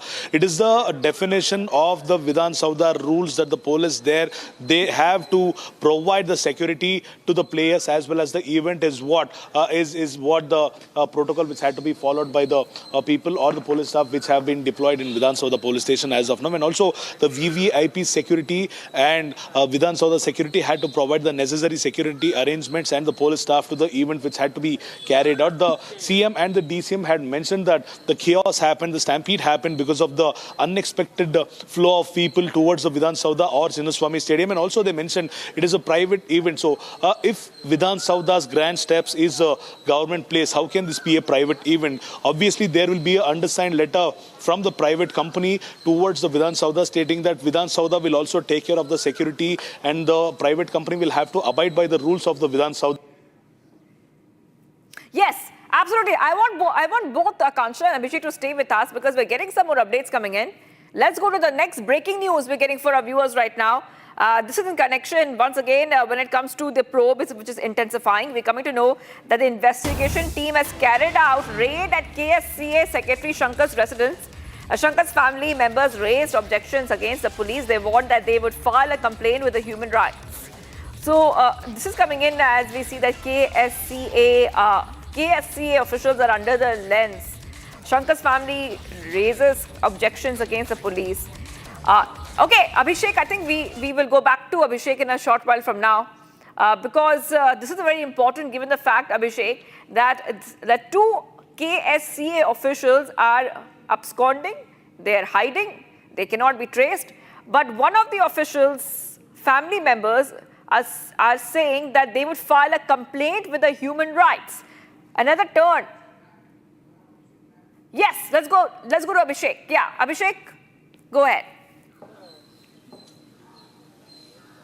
Well, Shivangi, it has been informed also when Shankar, the treasurer of the Karnataka State Cricket Association, his home, which was located in Malleshwaram, Bengaluru, was raided by the police of Bengaluru. Shankar, who had the prior information that the police would reach out to his place, escaped in his white Fortuner car to an unknown place, and also after which the police reached his home, the family members of Shankar denied the entry to the police to their home, and also they have threatened the police, stating that if at all they proceed towards their house, there will be action with the Human Rights Commission, and also they have threatened the police that they would also take the legal action. They would also make sure the police will also face the legal action if at all they enter Shankar's house. This is one of the events that happened today morning. And also with respect to the treasurer, Mr. Jairam is also absconding from his place after the police tried to lay probably another attack on his place, or after the police tried to nab Jairam from his place, even he was found to be absconding. So these two people who were responsible for organizing the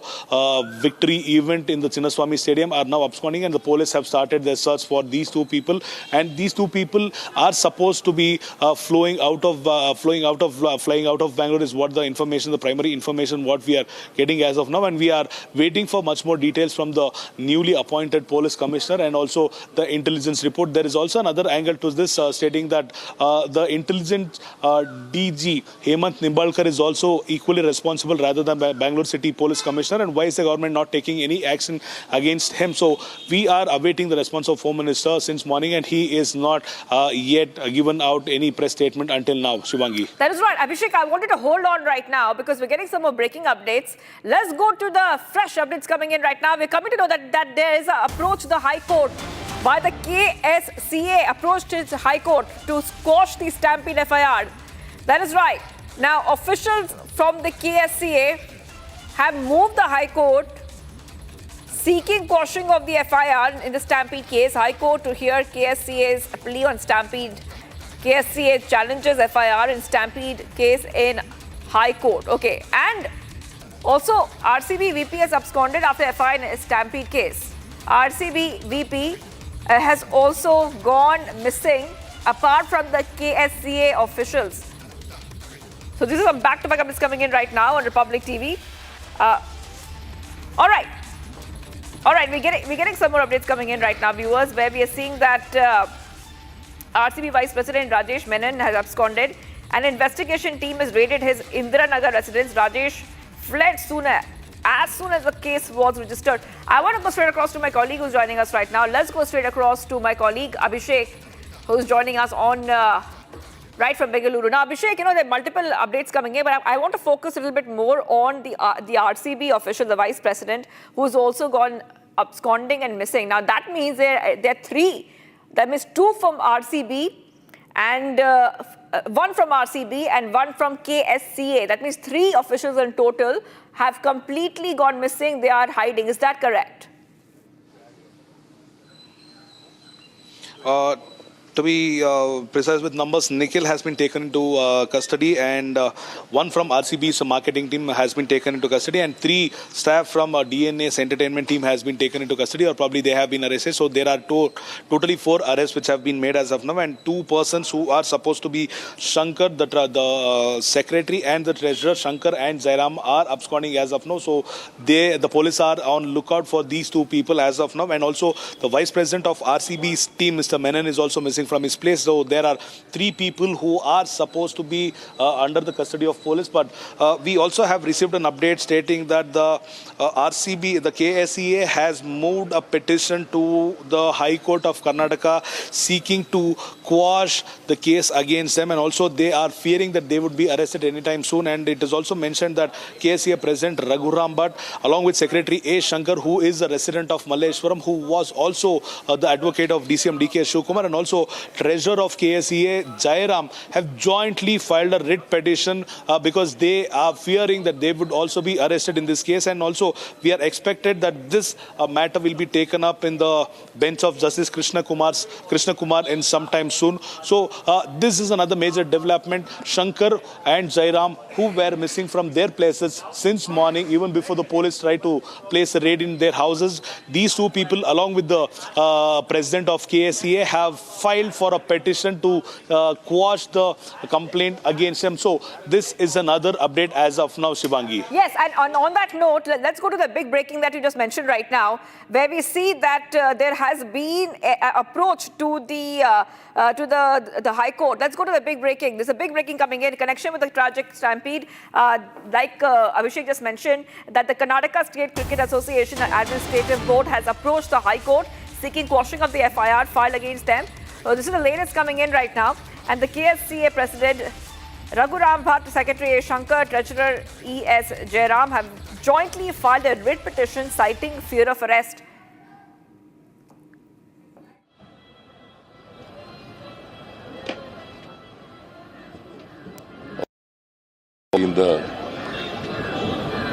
ಕೋಟಿ ಕನ್ನಡಿಗರ ವತಿಯಿಂದ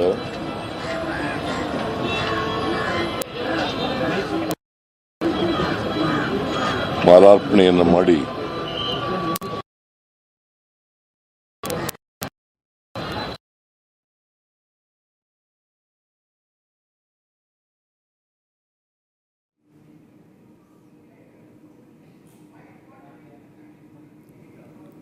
All right. Okay. We will try to play out this reaction which is coming in from the CM Siddaramaiah. We just try to get across to that reaction, and we will have Abhishek translate it for us. But remember that already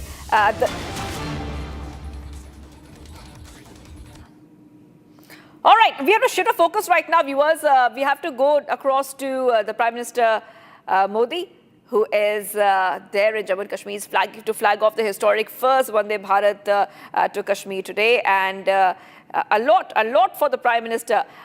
Remember, this is coming in as we see the Prime Minister will also later on be going ahead and inaugurating the world's highest railway arch bridge in Jammu and Kashmir. Those pictures coming in of the Prime Minister. Just taking our viewers through the significance of today's events. This will be a momentous milestone which will be marked because PM Modi will be flagging off the first ever Vande Bharat Express to Kashmir from Katra this afternoon. And adding to the significance of the event, heroes of the Indian Air Force who took part in Operation Sindoor will also be among the passengers on board the inaugural journey. This will be the 272-kilometer Udhampur-Srinagar-Baramulla rail link.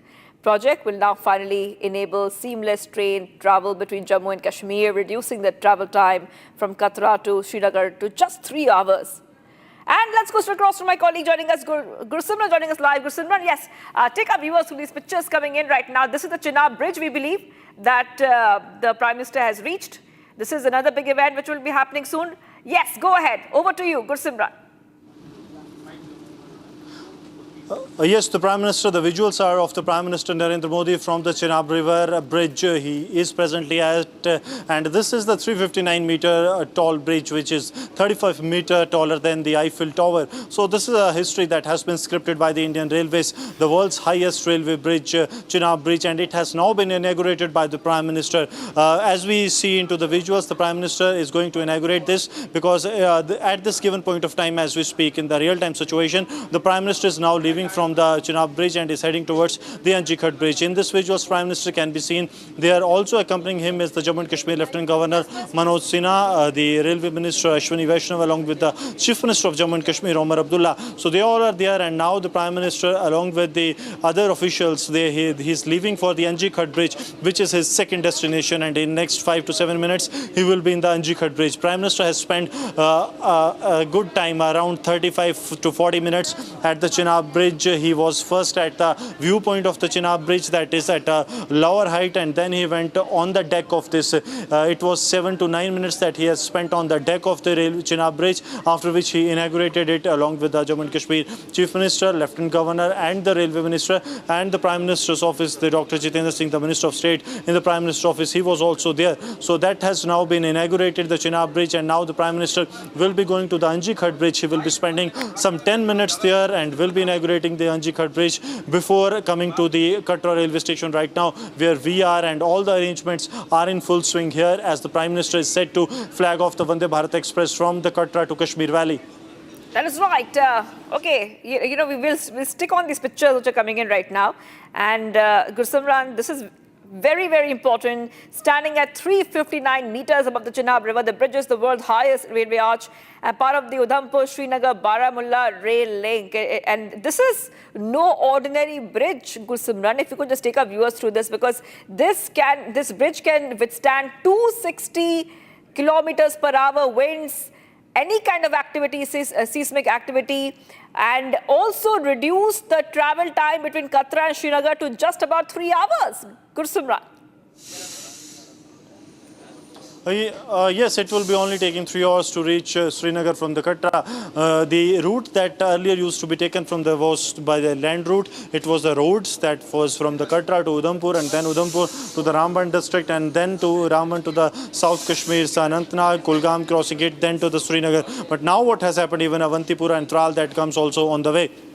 But now it will be simplified. It will be Riasi from the Katra. It will be the train will be started and it will be going directly to the Ramban district. From the Ramban district, it will be directly entering the South Kashmir and then to Srinagar. It will be almost cutting the time by half, because earlier it used to be 5 to 6 hours roughly. Now it will be 2 hours and 58 minutes to be very precise regarding the travel from the Katra to Kashmir to Srinagar. So this is what the change has brought in, and not only this, this is strategically also also very important, keeping in view the perspective, the situation that has been evolving on the borders, because it will help in the border deployment. Because during the Operation Sindoor also, this railway station has been used even before its inauguration for the movement of troops. 800 soldiers of the Indian Army has moved, because at that given time there was some difficulties at the Jammu-Srinagar National Highway. They could not move through it. There was no airway, reason being inclement weather conditions. So this route was used by 800 Jawans of the Indian Army to move them from Katra to Kashmir Valley. So this is going to be a game changer when it comes to the strategic perspective of the country,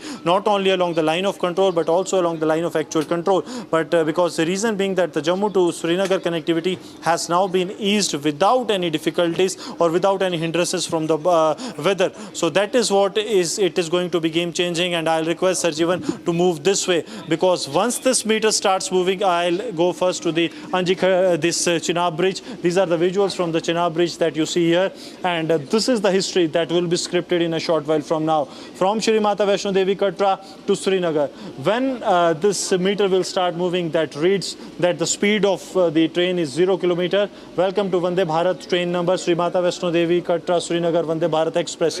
So this is the history that is going to be scripted today, and that is why the Prime Minister of the country is at the Chenab Bridge, wherein he is inaugurating the Chenab Bridge. And now as we speak, the Prime Minister has left from the Chenab Bridge and is heading towards the Anjikhat Bridge that will also be inaugurated by the Prime Minister in a short while from now, before the Prime Minister leaves for the Katra station right now where we are reporting from. And here the Vande Bharat Express will be flagged off by the Prime Minister Narendra Modi in a short while from now. That's right. We are getting those pictures coming in right now, and also, let's talk a little bit more about the other big event which we'll be waiting for. That this will be the flagging off of the historic first Vande Bharat to Kashmir, and it will also have the inaugural journey will also have many special guests as well. Good, Simran. Yes, the special guests will be there. These will be the heroes of the Operation Sindoor that will be flagged off by the Prime Minister Narendra Modi. These are the air warriors of the Indian Air Force that have taken part in the Operation Sindoor. That will also be along with those dignitaries that are going to be part of this historic event when the Prime Minister will be flagging off this Vande Bharat Express from Jammu to Kashmir. We'll be continuing with this rolling coverage right from the ground zero rightly after this short break.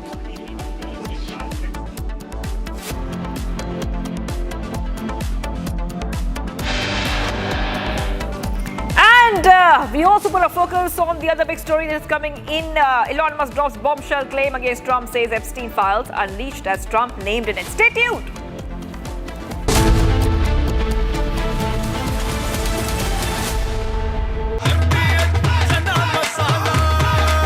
अब छोलिया हो या लोबिया, सफेद चने या काले चने, सब कुछ मजेदार बने। Mahi sir, how much do you love your fans? Honestly, I love my new fans. पुराने वाले बेकार में शोर करते सर फैंस है शोर तो करेंगे ही ना नए वाले नहीं करते and they listen to what I say. The new generation Orient BLDC fans. Super silent performance with voice control. Silly me, I thought Cricket fans. MDH की देगी मिर्च, देगी मिर्च का तड़का, अंग अंग फड़का। MDH की देगी मिर्च।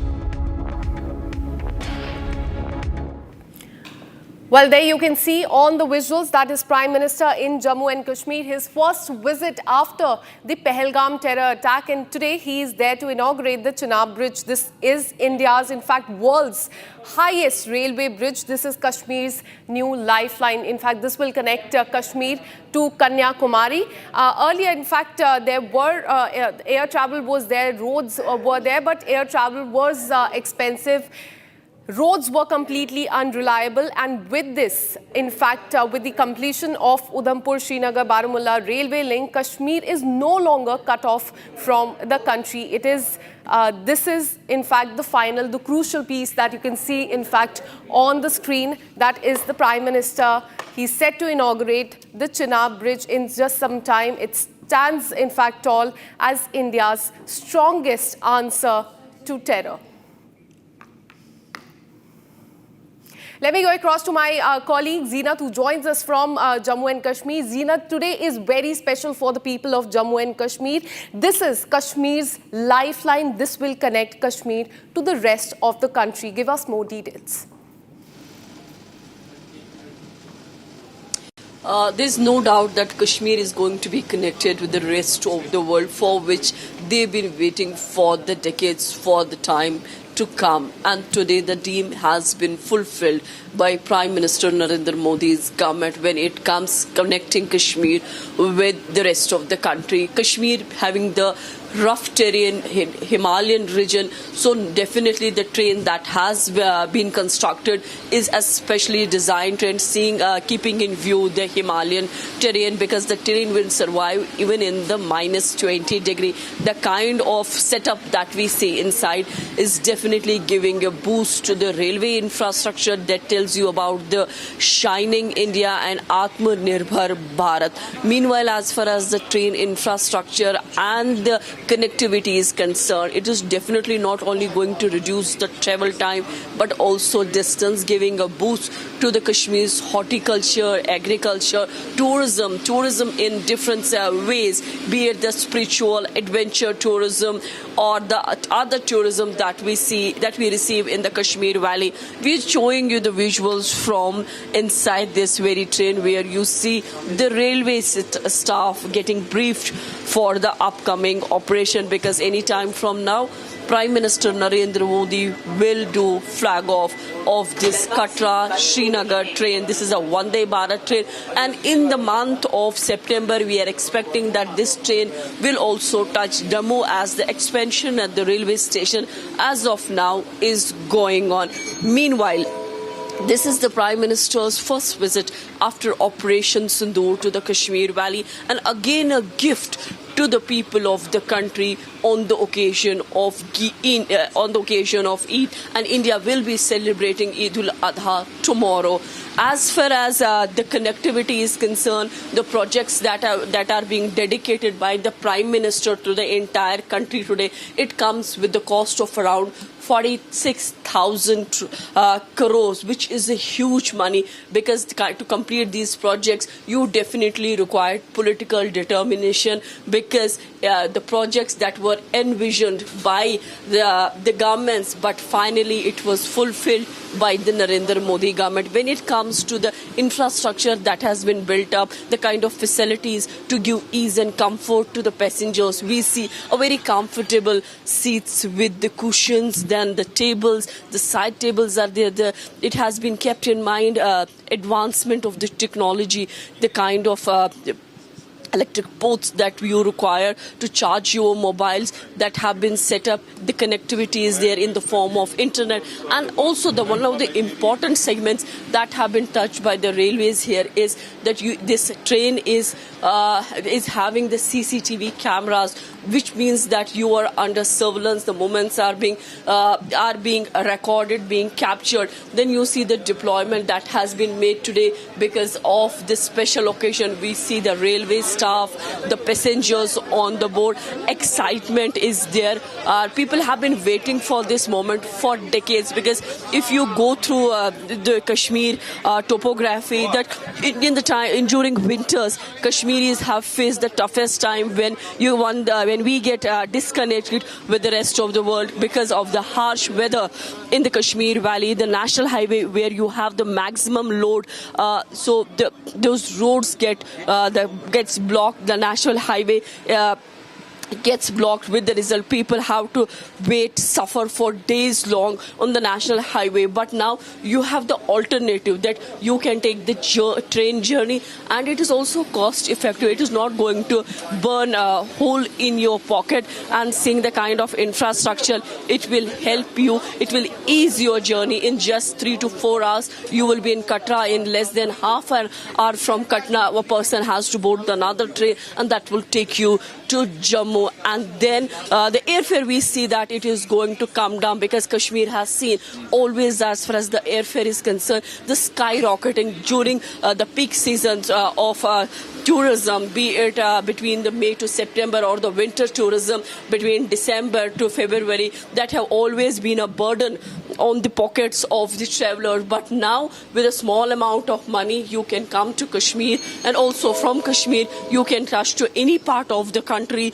That is why we are seeing that this train is going to be a game changer for the people of Jammu and Kashmir, because transport was always a bigger concern for the government, or for the UT government, or before this the state government, or the union territory, or the union government. But now things have definitely changed. You see different kind of compartments with different seats. That this is one of the VIP area where you have the different seat covers. They are being provided with the cushion, the better facility. Only thing is you need to put some more money before the railways, and you can have all kind of comfort. The footresters are also there in this very compartment. You have the monitoring is being done. So as I was talking about the kind of ease it is going to provide the people living in Himalayas, those who deal with the harsh weather between October to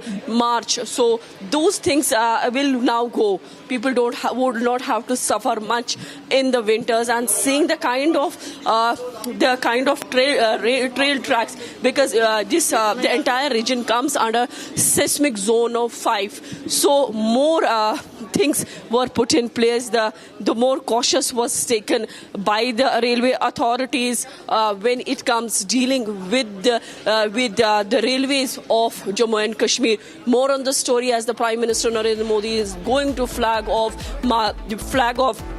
Vande Bharat train from Katra to Srinagar in some time. More on the story. Keep watching Republic TV. Absolutely. And Elon Musk drops bombshell claim against Donald Trump. He has said that Epstein files unreleased as trumped name in it. Now we'll tell you more about these two stories right after this very short break. Stay with us.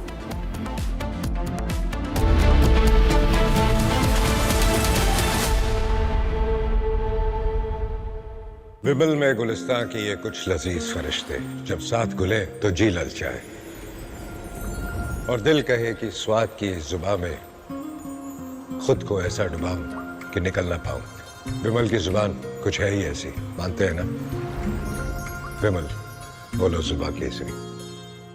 दादी के हाथों का जादू और खुशबू से महकता घर, माँ की मुस्कुराहट और खाने की सुगंध। MDH गरम मसाला, क्योंकि हर रिश्ता है स्वाद से जुड़ा।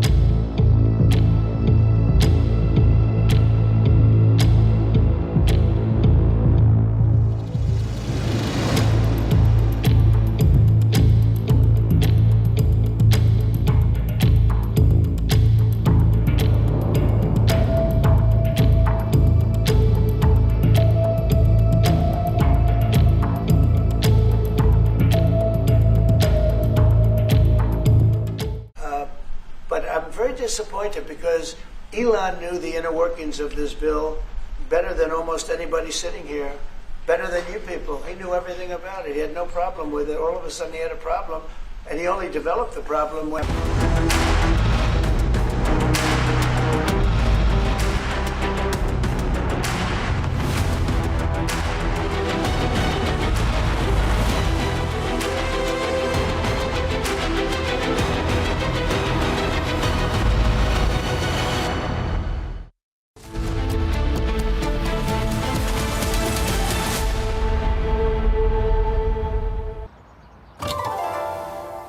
मेरी नई Hyundai Exter.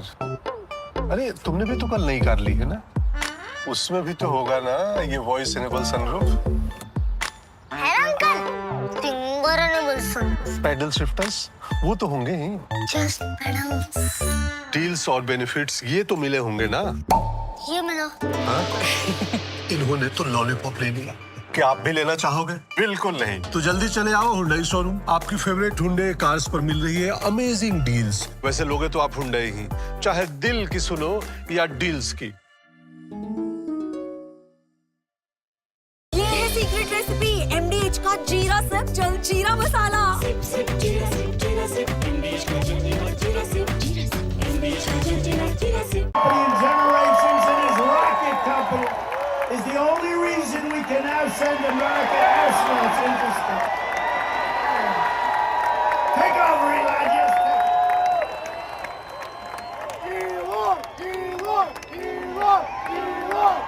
Elon.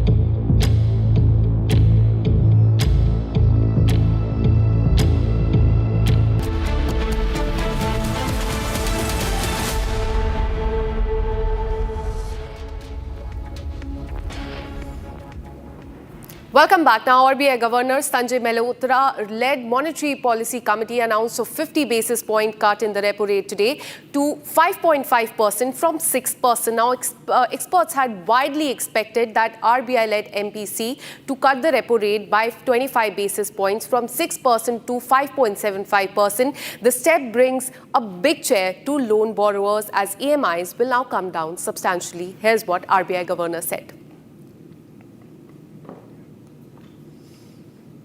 So this is what, as far as the big cheer that has come to the loan borrowers as EMIs will come down substantially is what we are learning. This is a statement that has been, in fact, given by RBI Governor Sanjay Malhotra. He has led the Monetary Policy Committee. It announced a 50 basis points cut in the repo rate today to 5.5% to 6%. Have a look. The Monetary Policy Committee met on the 4th, 5th and 6th of June, that is today, to deliberate and decide on the policy repo rate. And after a detailed assessment of the evolving macroeconomic and financial developments, and the economic outlook ahead, the MPC decided to reduce, which is widely expected, the policy repo rate under the liquidity adjustment facility by 50 basis points to 5.5%. I repeat, the reduction recommended by the MPC is for 50 basis points to 5.5%. This is with immediate effect. Consequently, the standing deposit facility rate, which is the STF rate, shall stand adjusted to 5.25%. And the marginal standing facility MSF rate and the bank rate shall stand adjusted to 5.75%. Taking a very short break. Coming up on the other side, PM Modi will shortly inaugurate world's highest Chenab bridge today, connecting Katra to the Kashmir Valley.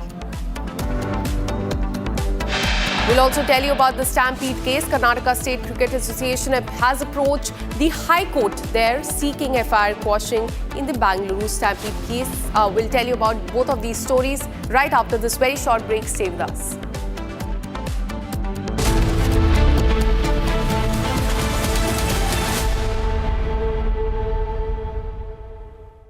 विमल में गुलिस्तां के ये कुछ लजीज फरिश्ते जब साथ घुले तो जी ललचाए और दिल कहे कि स्वाद की जुबान में खुद को ऐसे डुबाऊं कि निकल ना पाऊं।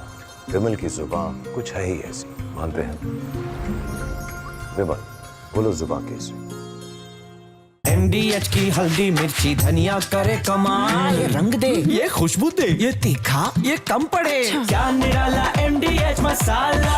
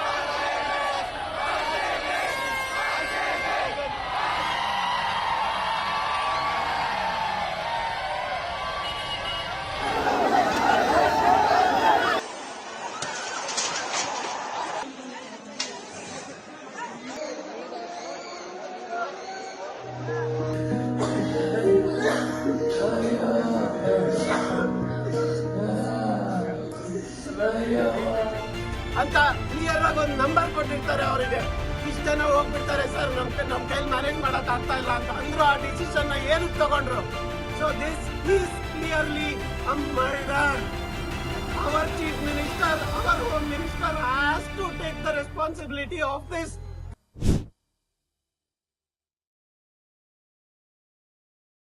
Generations in his rocket company is the only reason we can now send American astronauts into space. Take over, Elon. Yes, Elon.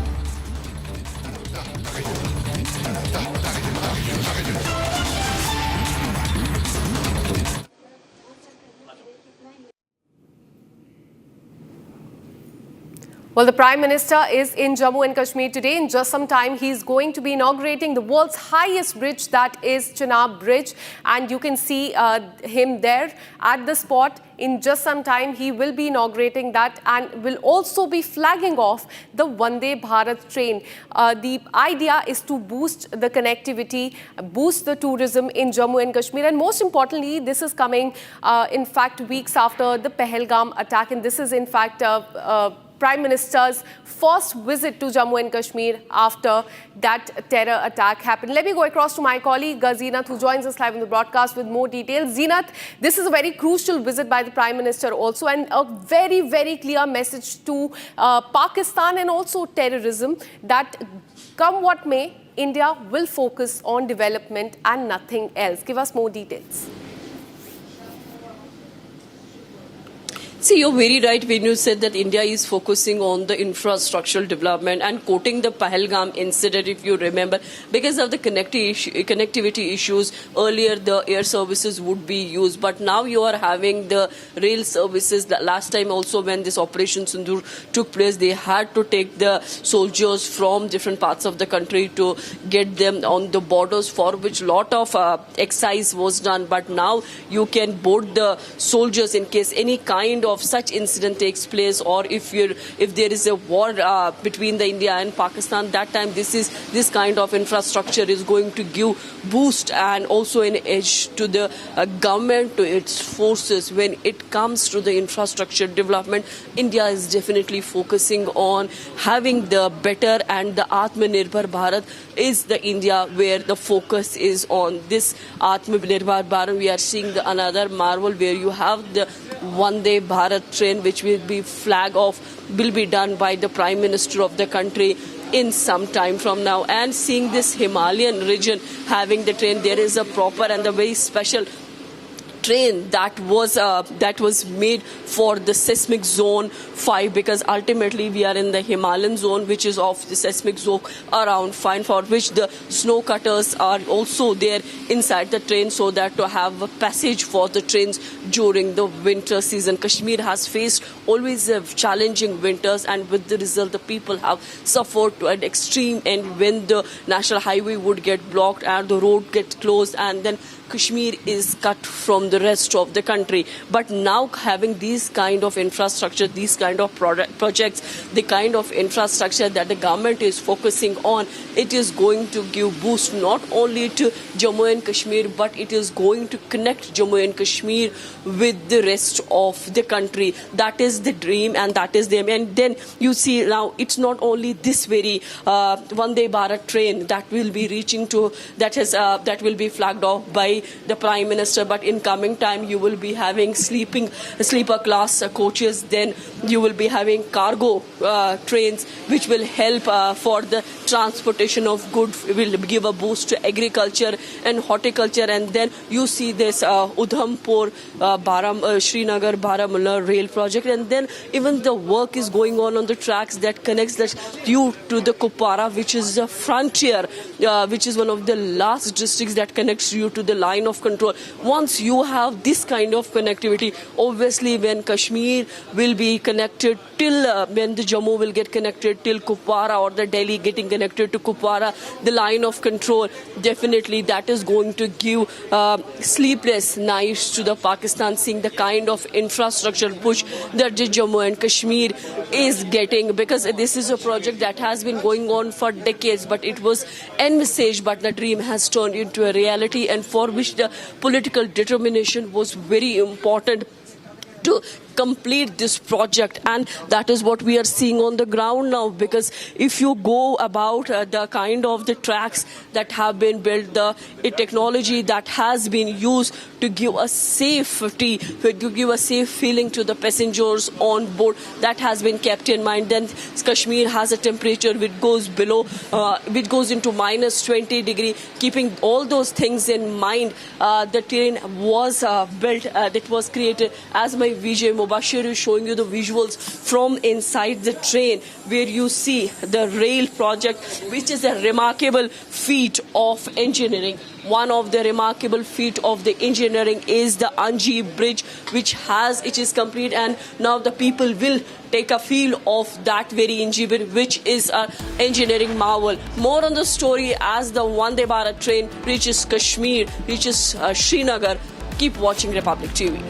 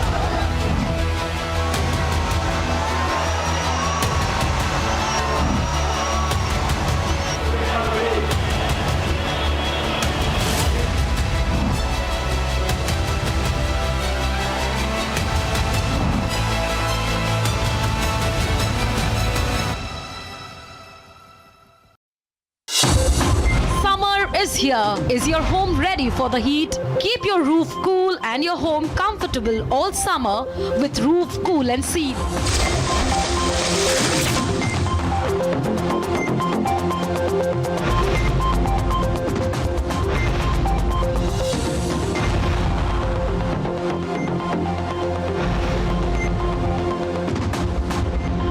पसीना मत बहाओ, Berger roof cool and seal लगाओ।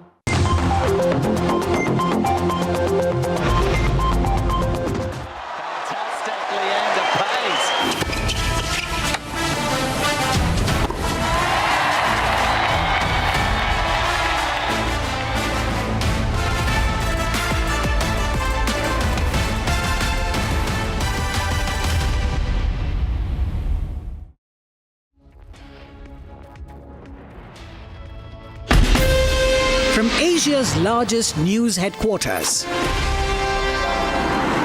setting the agenda for Bharat.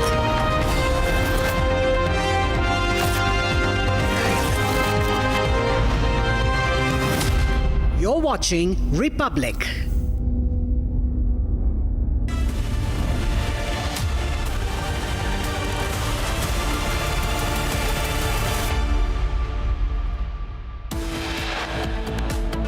Prime Minister Modi to shortly inaugurate world's highest Chennai bridge today, connecting Katra to Kashmir Valley. Karnataka State Cricket Association approaches High Court, seeks FIR quashing in Bengaluru Stampede case. As probe intensifies, Karnataka State Cricket Association goes incommunicado.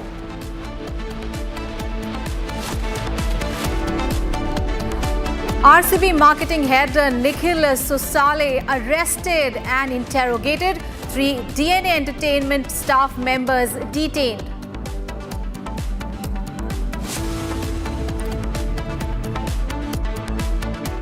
The MPC decided to reduce the policy repo rate under the liquidity adjustment facility by 50 basis points to 5.5%.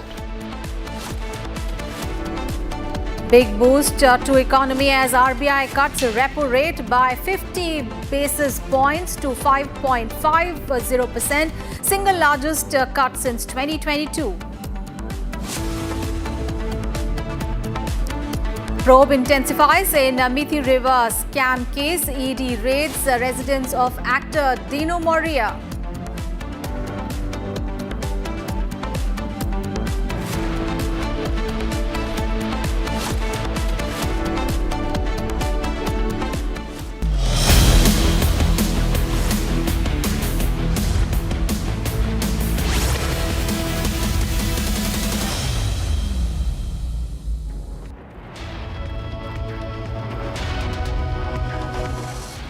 Very good afternoon. You're watching live and breaking on Republic TV. We have breaking news coming in at this moment. Republic TV has accessed the visuals of all the 3 DNA Entertainment staffers, Sunil, Matthew, Kiran and Sumant, while RCB marketing head Nikhil Sosale was arrested at the Bengaluru airport. So we have access to these visuals of the DNA Entertainment staffers, Sunil, Matthew, Kiran and Sumant.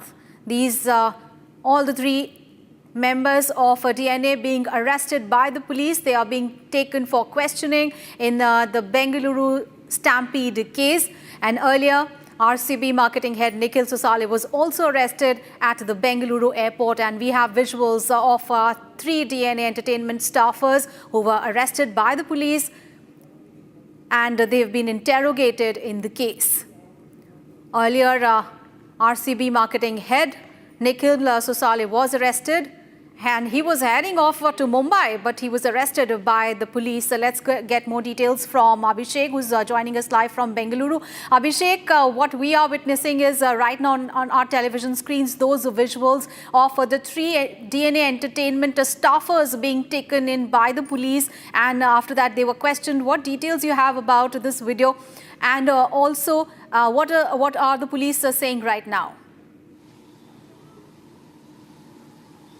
Well, after taking into consideration the DNA Entertainment's 3 people have been secured by the police, and they have also been arrested by the police. They were kept at the Central Crime Branch, which is located in one of the major places of Bengaluru, and after which they have been taken to the medical checkup by the Central Crime Branch police, after which the interrogation process will initially start with 3 persons from the DNA Entertainment and 1 marketing head with Mr. Nikhil Sosale from the RCB's marketing team has also been arrested by the police as of now, and the police are on lookout for 2 persons from KSCA who are the secretary and the treasurer.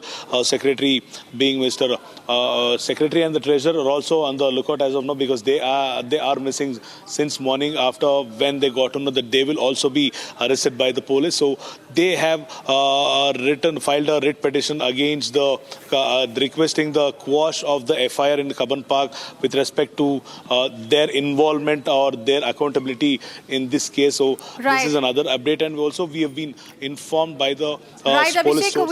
we are going to just come back to you. We have a major development in the Bengaluru Stampede case. Now, Republic Canada has accessed an exclusive letter revealing that the Karnataka State Cricket Association had warned the state government in advance about potential chaos during the celebration event. And this letter, dated 3rd of June, remember the Stampede happened on the 4th, but this is the letter that is dated now 3rd of June, shows that the KSCA urged the Congress-led government to postpone the ceremony, citing the permit issues as well as the risk of mismanagement. Despite the caution, the event proceeded, raising serious questions about administrative oversight and responsibility in the wake of the tragic stampede.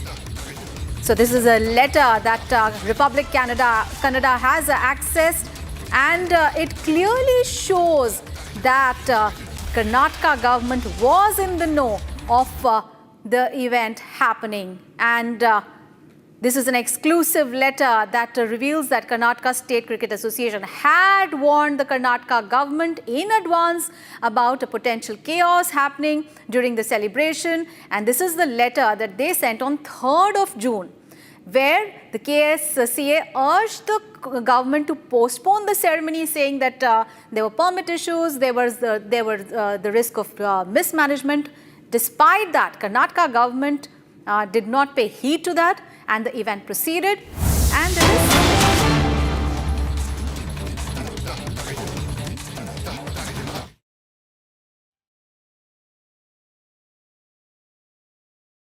लेकिन भारत, नया भारत, उभरता हुआ भारत अब सिर्फ और सिर्फ आगे बढ़ने की सोचता है।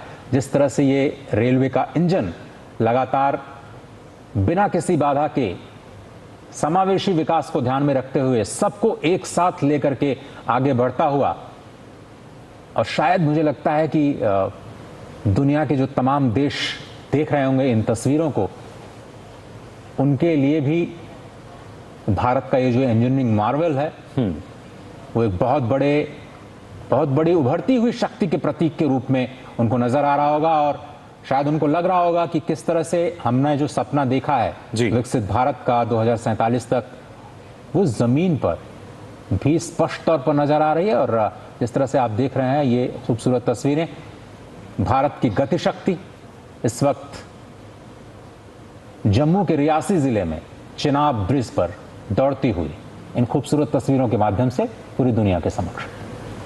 तो चिनाब पुल का उद्घाटन यहाँ हो चुका है, प्रधानमंत्री इसका उद्घाटन कर रहे हैं और साथ ही साथ ये सुंदर नज़ारा आप देख सकते हैं, दुनिया में सबसे ऊंचे ब्रिज पर जो तिरंगा है वो फहराता हुआ नजर आ रहा है। प्रधानमंत्री नरेंद्र मोदी जो कि भारत का नेतृत्व कर रहे हैं और यहाँ भी वो जो नेतृत्व क्षमता है उसको हम देख सकते हैं, हाथों में तिरंगा लिए कैसे दुनिया का सबसे ऊंचा जो ब्रिज है करीब 360 मीटर की ऊंचाई, जहाँ पर जो तिरंगा है वो लहराते हुए नजर आए। पहले किस तरीके से वो देखिए इस चिनाब ब्रिज पे पहुंचते हैं, इसका उद्घाटन उन्होंने किया है, हालांकि उससे पहले जाकर जानकारी उन्होंने इसकी ली थी और उसके बाद अब इसका जो उद्घाटन है वो हो चुका है। तो कहीं ना कहीं अब अगर देखा जाए एक जो इतिहास के पन्नों की जब हम बात करें, एक नया इतिहास जो है वो लिखा जा चुका है, नए अध्याय की प्रधानमंत्री ने यहाँ शुरुआत की है चिनाब ब्रिज के उद्घाटन के साथ साथ, क्योंकि आज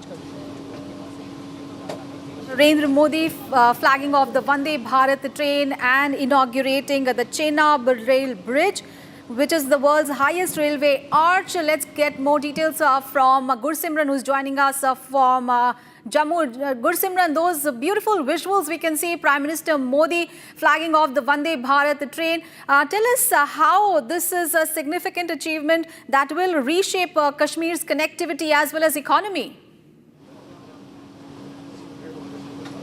See, Prime Minister Narendra Modi will be flagging off Vande Bharat in a couple of minutes' time from the Katra railway station. From the Chenab bridge, the Prime Minister has given a flag off to a loco train that was to travel from the Chenab bridge to the Anjikhat bridge, in which Prime Minister has also travelled. It is the Prime Minister has inaugurated the Chenab River bridge as well as the Anjikhat, which is the only cable bridge and second highest after the Chenab bridge. Right now, we are inside the Vande Bharat Express that will be inaugurated by the Prime Minister Narendra Modi in a short while from now.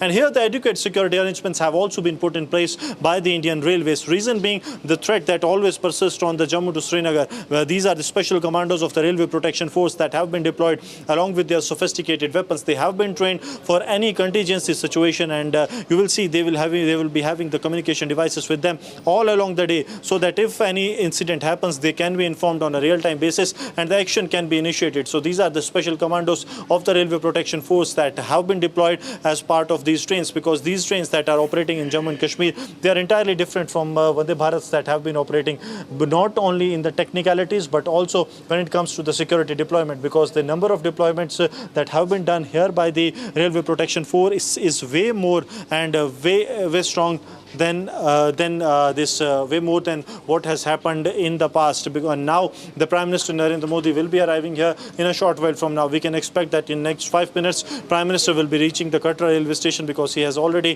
taken off from the Anjikhat bridge and he will be landing here at the helipad, and then directly he will be coming at this very place right now where we are. And Vande Bharat Express will be inaugurated by the Prime Minister, that will start its journey from the Katra to Kashmir Valley, and then the history will be scripted, the history that Kashmir is connected to Kanyakumari. The aim, the dream that everyone has taken post-independence is coming true this day, that is on 6th of June. Right, just to take us through the entire, if we talk about the Udhampur-Srinagar-Baramulla railway link, the entire stretch, we talk about the 272 kilometers. Gursimran, just take us through how these structures, kind of represent feats of engineering, because of the Himalayan regions, extreme geography, volatile conditions. It almost took over 3 decades in the making. Yes, 3 decades in the making. It was late 90s when the project was actually given a go-ahead, but it took time for it to get commissioned. Now what has happened that it is not that the rail lines have been led by the Indian Railways and now the things are moving normal. It was that it was one of those works, the engineering marvels that we have seen. Reason, the most important reason is that first that it is young Himalayas that have always been tricky for any construction. Second is that out of this 272 kilometer Udhampur Baramulla Srinagar rail link project, this 116 kilometers is under tunnels. So you can actually see that how it took for the Indian Railways to construct this. Second important thing that has come out is that it has 37 bridges, and all these 37 bridges, they are in themselves a new challenge for every be it Indian Railway or any of the organization that has made it, that they have actually crossed a feat when they constructed it. So in these 37 bridges, we have the Chinab bridge that took 8 years for the construction. We have Anjikrat bridge,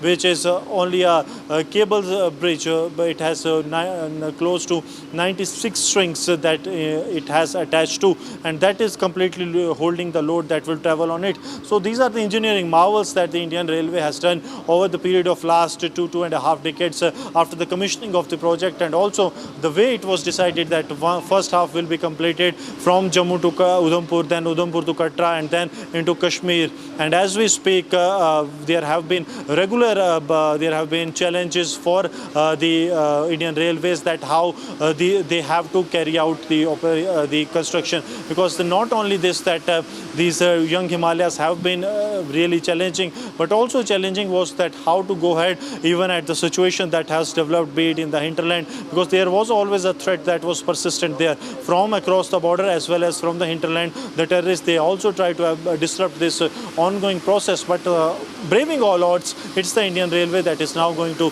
script the history today. Absolutely. And Gursimran, talking about the fact that they're making 5 terminals between Baramulla, Jammu, and this will very significantly ease the transportation of goods like fruits, handicrafts and other goods as well. Because what has happened in the future is that Kashmir was more or less dependent on the Jammu-Srinagar highway, which is either crossed, sometimes it is closed due to landslides because of snow. But now with this new railway infrastructure, it will make travel to Kashmir less dependent on that highway and also help in increasing tourism. See, it is going to boost the tourism in Jammu and Kashmir to a large extent. Reason being that earlier what used to happen that due to the inclement weather conditions that prevailed, especially in the Ramban district and the Udhampur district, it has been n number of times that the people have been stranded here in Jammu and Kashmir due to the unavailability of the road network and the airfares going manifold as soon as any of the natural calamity hits the national highway. So now it is going to be a game changer for the tourism in Jammu and Kashmir. It is going to bring the tourist manifold to Jammu and Kashmir, because they are going. This will be a round-the-year connectivity without any major hindrances that is going to take place. For now, it will be operational from the Katra to Srinagar, but starting the month of September, it will be operational from Jammu to Srinagar. So it will be having another feat that is going to take place. As we speak, the Prime Minister Narendra Modi is going to reach here at the Katra railway station any minute from now. We are told that in the helipad there has been a movement. Prime Minister is expected to land any minute now, and then it will take him another 90 seconds to 120 seconds to reach this very place, because helipad is just next to the railway station, and the Prime Minister will be here. He will be taking a 20 minutes time here to inaugurate, to flag off this Vande Bharat Express, and once flagged off, Prime Minister Narendra Modi will be leaving for a roadshow, a small roadshow that will take place at the Katra city, and then the rally of the Prime Minister. But then we will get to witness that what actually the engineering marvel, the Chinab bridge is, what the engineering marvel Anjikhat bridge is, that how these engineers have burned their midnight oil to ensure that the railway connectivity is ensured and a smooth railway connectivity that is going to be there. Right. So what Gursimran has been telling us is now Prime Minister Modi has inaugurated the Chinab bridge, and he'll now be reaching Katra soon. Stay with us, Gursimran. We'll just come back to you. And let's go to my colleague Akanksha, who's joining us live from the newsroom. Akanksha, if we look at those beautiful visuals, Prime Minister Modi has already inaugurated the Chena Bridge, and he is going to reach Katra soon, where he will be flagging off 2 Vande Bharat trains, one towards Baramulla and another one in the reverse direction. But what is very significant is the fact that this is a very strong message that this visit is giving to not just India but also to Pakistan, because Pakistan, through the Pahalgam terror attack, was trying to also impact tourism in the state and impact the people of the valley who are very much dependent on tourism. But this is a very strong message from the Prime Minister that we are going to stand united against terror, and we are going to be undeterred. Akanksha. Well, absolutely. This is a strong message that has been given by the Prime Minister. It is a very crucial visit by the Prime Minister, the first visit after the Pahalgam terror attack. Now, this is the strongest message to terror, to Pakistan, that come what may, India's focus will always remain on development of the country. And now what we are seeing on the visuals, we just saw a while back Prime Minister walking over the Chenab Bridge with tricolour in his hand. This sends out a very big message to all those who are doubting India, that India in fact is focusing on only development, and this is very crucial coming after the Pahalgam terror attack. Now, talking about in fact this bridge and the why it is so crucial, because see, for decades Kashmir was isolated because and that led to in fact led to terrorism there. There was air tickets were expensive. The roads were not very much reliable, and with this now it opens up Kashmir to the whole country. It connects now Kashmir to Kanyakumari, a very, very important moment that we can see on the screen. Prime Minister in fact has inaugurated the Chenab Bridge. He has flagged off Vande Bharat train, which will cut off the time between Katra and Srinagar to 3 hours. A lot of devotees come to Katra. Now they can also go from there to Srinagar. So this also will be giving a boost to tourism. This will help connect Kashmir to rest of the nation, which was not there before. So very crucial day, and in fact a very, very big gift to the people of Jammu and Kashmir today. Right, Akanksha, and as you were mentioning the fact that Gursimran, let's go to my colleague Gursimran. Gursimran, what are the details that you have? We understand that Prime Minister Modi is going to reach there in Katra very, very in any minute from now. What are you picking up right now? Yes, the Prime Minister has taken off from the Anjikhat Bridge. He has inaugurated the Chenab Bridge as well as the Anjikhat Bridge, which is a cabled bridge, steel cable bridge, and that is another excellence, the marvel of the engineering, modern engineering that we have seen. Now the Prime Minister will be reaching here any moment from now. We are expecting the Prime Minister's chopper to land any minute, and then in the next 120 seconds he will be here. This is what we are being told. Though there has been a slight delay of 20 minutes in the Prime Minister's program, but since it will be taking on it 10 to 15 minutes here, Prime Minister will be flagging off this Vande Bharat Express, and we along with these Air Force warriors, those who have taken part in the Operation Sindoor, they will be leaving for the Kashmir. This will be the first train that will be flagged off by the Prime Minister, and another train from the Kashmir will also be coming towards Jammu. So this is all that the Prime Minister will be doing as he reaches here in any minute from now, and then he will be having a small road show that is slated to take place at the main town of the Katra, Sri Mata Vaishno Devi Ji Katra town, and then Prime Minister will be addressing a public rally. This is going to be really very important because braving all the technicalities, there have been very multiple technical challenges that the Indian Railways has faced during all these 2.5 decades of this project that has been constructed, that is Udhampur, Baramulla, Srinagar rail link, and all these years what the Indian Railways has done, that they stood brave, they stood firm, and all the challenges have been braved by the Indian Railways. So braving all the technicalities, be it the young Himalayas or the situation that has developed to the inclement weather condition, or even the situations that have evolved over the time, be it along the border or the hinterland challenges, the law and order challenges, everything has been braved by these men that Prime Minister Narendra Modi met a couple of minutes before when he was at the Chenab Bridge. So he also hailed them, and now along with these warriors of the Operation Sindoor, the Air Force warrior, we will be traveling travelling to Kashmir in the first Vande Bharat that the Prime Minister Narendra Modi is flagging off in a short while from now as he lands in the holy town of Katra from Anjikhat Bridge that is taking place. Right. Also, for the benefit of our viewers, Gursimran, just take us through today's itinerary of the Prime Minister and how did he, so far his day has been, what all he has done, and how does the day look like now since he is going to arrive at Katra? Prime Minister Narendra Modi has landed today morning at around 10 at the Udhampur Air Base of the Indian Air Force, and after the landing at Air Force Station, Prime Minister directly went to the Chenab Bridge. It was roughly around 10:35 that the Prime Minister reached the Chenab Bridge, and then what we got to know that the Prime Minister then inaugurated it stood there for roughly 35 to 40 minutes, and then Prime Minister went to the Anjikhat Bridge. It was by train travel that the Prime Minister has taken from the Chenab Bridge to Anjikhat Bridge. From the Anjikhat Bridge, after its inauguration, along with the Jammu and Kashmir Chief Minister Omar Abdullah, Lieutenant Governor Manoj Sinha, and the Railway Minister Ashwini Vaishnav and the Minister of State in the Prime Minister's office, Dr. Jitendra Singh, he has taken off from the Anjikhat Bridge and is now reaching shortly here at the Katra railway station, from where the train will be flagged off by the Prime Minister Narendra Modi in a short while from now. After this, Prime Minister has a road show that is slated to take place in a short while from now,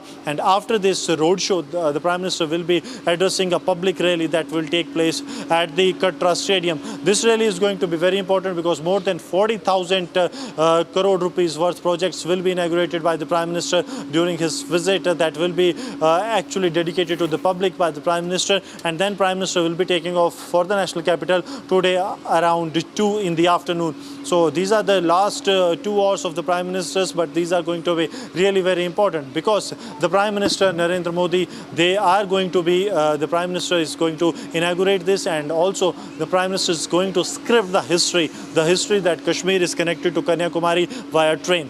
Absolutely.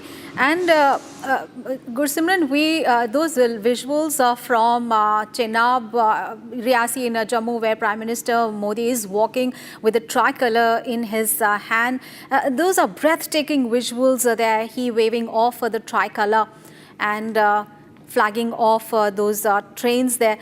Just take us through about the significance of the Chenab rail bridge, because this is an engineering marvel that you said earlier. It is the world's highest railway arch, India's first cable-stayed rail bridge as well. And just tell us about the engineering marvel really that this bridge is. See the visuals of the Prime Minister Narendra Modi unfurling the national flag here, hosting it on the deck of the Anjikhat Bridge. It is a steel cable bridge that is there on the route of the Udhampur-Baramulla Srinagar rail link, and now from there the Prime Minister is coming there. It was a mini train that was flagged off by the Prime Minister, and the Prime Minister has travelled in itself only. And now as we move, I'll request Sir Jeevan to keep moving. So that we can also show you the Vande Bharat Express, the completely engineered Vande Bharat Express, because this is completely different from the Vande Bharat that we have seen in the past, because these Vande Bharat has been specially made for Jammu and Kashmir. And first is that this is going to script the history when the train travels will start from Sri Mata Vaishno Devi Ji Katra to Srinagar, and now it reads that it's 12:25 and the speed is 0 kilometer. And when this 0 kilometer moves beyond this, it is going to be the history that is going to take place. These are some of the photographs of the Chenab River and the Chenab Bridge and the Anjikhat Bridge that have been displayed there. In a short while from now, the Prime Minister will be inaugurating this. Why this is different? Because see, it has been made for the for weather conditions that are into the minus, and that's why you will see they are having the hot cases that have been made here. Also the windshield of these trains, I'll request Sir Jeevan if he can come this way, we can show you that these are of the windshields of this train. These are made in such a manner that even if it is heavy snowfall, it is going to have no impact. There is going to be no stagnation of the snow or any of the water droplets here, so that the visibility probability can be dropped in. And also this is the monitoring system that has been put in place. Multiple cameras have been put in place. These all cameras are to ensure that there is a security apparatus that is intact. And now the Prime Minister will be reaching here in a short while from now. We will be continuing with this rolling coverage right from the ground zero as we move to Kashmir in Vande Bharat inaugurated by the Prime Minister in a short while from now.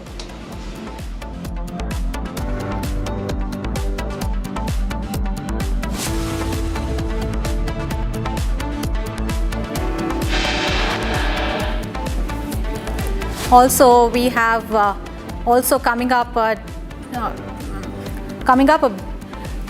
Karnataka State Cricket Association has moved the High Court, and they are looking to quash the FIR that has been filed against them. All the details on that big story also coming up ahead. Stay tuned for more.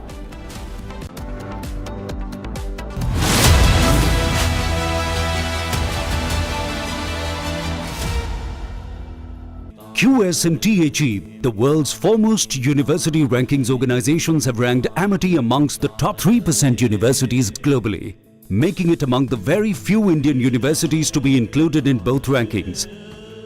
Yet another top ranking for Amity University.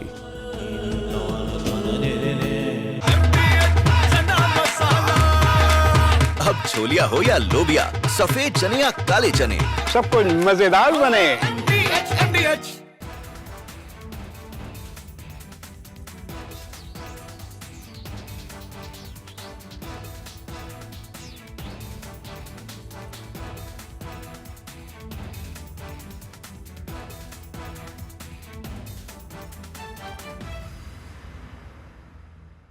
MDH की हल्दी मिर्ची धनिया करे कमाल, ये रंग दे, ये खुशबू दे, ये तीखा, ये कम पड़े, क्या निराला MDH masala. Generations in his rocket company is the only reason we can now send America astronauts into space. Take over, Eli. Just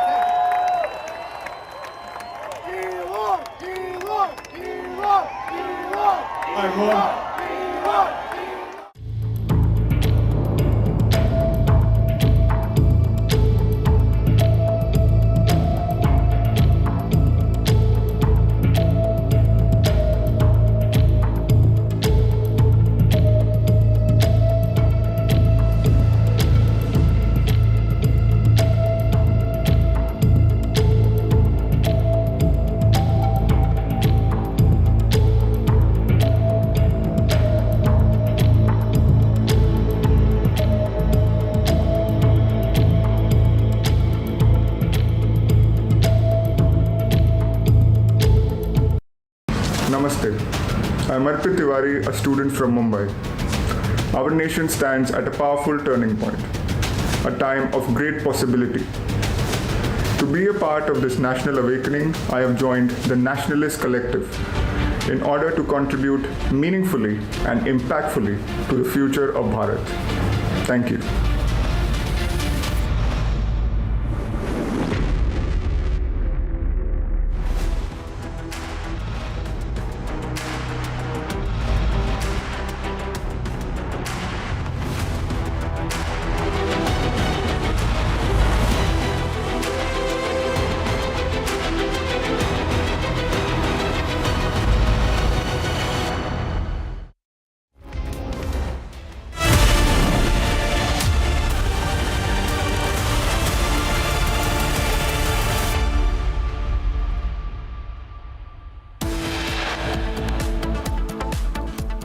Prime Minister Narendra Modi inaugurates world's highest Chenab bridge today, connecting Katra to Kashmir Valley, flags off Vande Bharat train. Karnataka State Cricket Association approaches High Court, seeks FIR quashing in the Bengaluru Stampede case. As probe intensifies, Karnataka State Cricket Association goes incommunicado.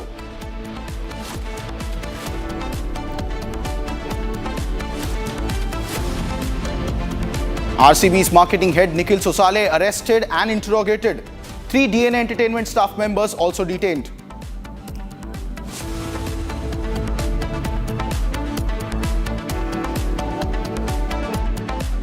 the MPC decided to reduce the policy repo rate under the liquidity adjustment facility by 50 basis points to 5.5%. Big boost to economy as RBI cuts repo rate by 50 basis points to 5.50%, single largest cut since 2022.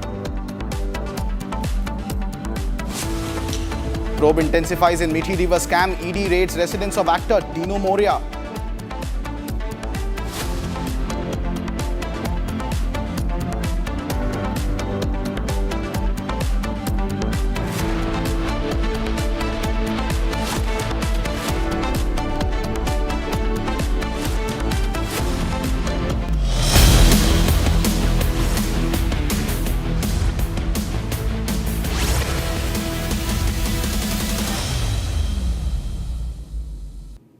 Welcome back, ladies and gentlemen. You're watching Live and Breaking with me, Krutat Patnaik. More breaking news coming in from the state of Karnataka. All three members of the DNA Entertainment staffers have been arrested along with the marketing head of RCB, Nikhil Sosale, and they have been taken for medical tests now following their arrests earlier today.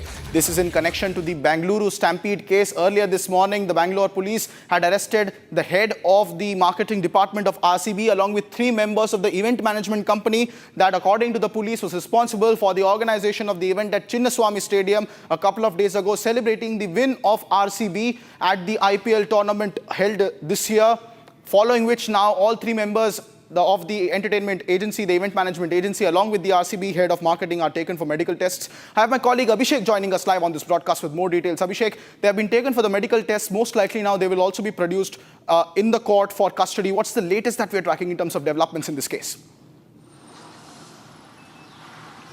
Well, what we have been informed is the police have secured and arrested the RCB's marketing manager Nikhil Sosale, as along with the DNA Entertainment's three staff who are also been booked on the same. They have been taken into the custody by the police. They were located in the Central Crime Branch, which is in Bengaluru, and they have been taken to the medical checkup as of now, and after which they will be produced in front of the court, and after which the police will obviously seek the custody of these four people as to understand who are the accountable people behind the stampede, and was there any actual communication received or confirmation received by the Bengaluru City Police to conduct a victory parade and also the celebration in the Chinnaswamy Stadium. So these are some of the points as the development of the stampede has occurred as of now, and the police are still are on lookout for two officials from the KSCA. The treasurer and the secretary are still absconding from their places since morning, because they very much knew that they would also be secured by the police, and they also would be arrested by the Bengaluru City Police with respect to the stampede event that happened a couple of days ago, which also took the lives of 11 innocent people in the city of Bengaluru. So the latest update as of now is two people who are missing are on the lookout. The Bengaluru City Police are on the lookout. The four people who have been secured, arrested by the police, will be taken to the court, and the police will seek their custody for at least 14 days to make sure that the entire information with respect to the stampede, the accountable and the responsibility which will be revealed in the due course of investigation. So the latest update as of now is these people who have been arrested are on the way to their medical checkup, and the medical checkup is being under process, and we are expecting that they would be reaching the court anytime soon. Back to you. Indeed, Abhishek, and stay with us as we track another breaking news update coming in this connection of the story. That is, in this tragic stampede case in Bengaluru at Chinnaswamy Stadium now that has claimed lives of 11 people, the Karnataka State Cricket Association administration has approached the Karnataka High Court seeking quashing of the FIR against them. The KSCA President Raghuram Bhatt and Secretary A. Shankar and Treasurer E.S. Jairam have jointly filed a writ petition citing fear of arrest in the Karnataka High Court. This is the big breaking news update coming in after Republic Newsbeat confirming last evening that the Chief Minister has now given instructions to arrest top officials of the KSCA, RCB and DNA, the event management agency. We have seen already action taken place against RCB and the DNA, the event management company, and now Karnataka State Cricket Association has moved. The High Court members of it are at present absconding, that is the KSCA secretary, and these two members are on the hunt. The police is on the hunt, Abhishek, and at the moment the latest breaking news update that we are tracking is that the Karnataka State Cricket Association has approached the Karnataka High Court seeking quashing of the FIR and seeking protection under the fear of arrest. What's the latest? Have we been able to track down where these members are? Yesterday we confronted Shankar, and today he is nowhere to be seen. Well, after the press meet addressed by the Chief Minister of Karnataka, CM Siddaramaiah, yesterday, it was very clearly mentioned that there should be a FIR registered against whomsoever is responsible for the stampede. So, indirectly mentioning the FIR also include the names of KSCA, Treasurer, President, as well as the Secretary of the KSCA. And with respect to the RCB, the marketing manager has already been secured and arrested by the police. And also DNA is the entertainment company which was supposed to organize the celebratory victory parade in the Vidhana Soudha towards the Chinnaswamy Stadium.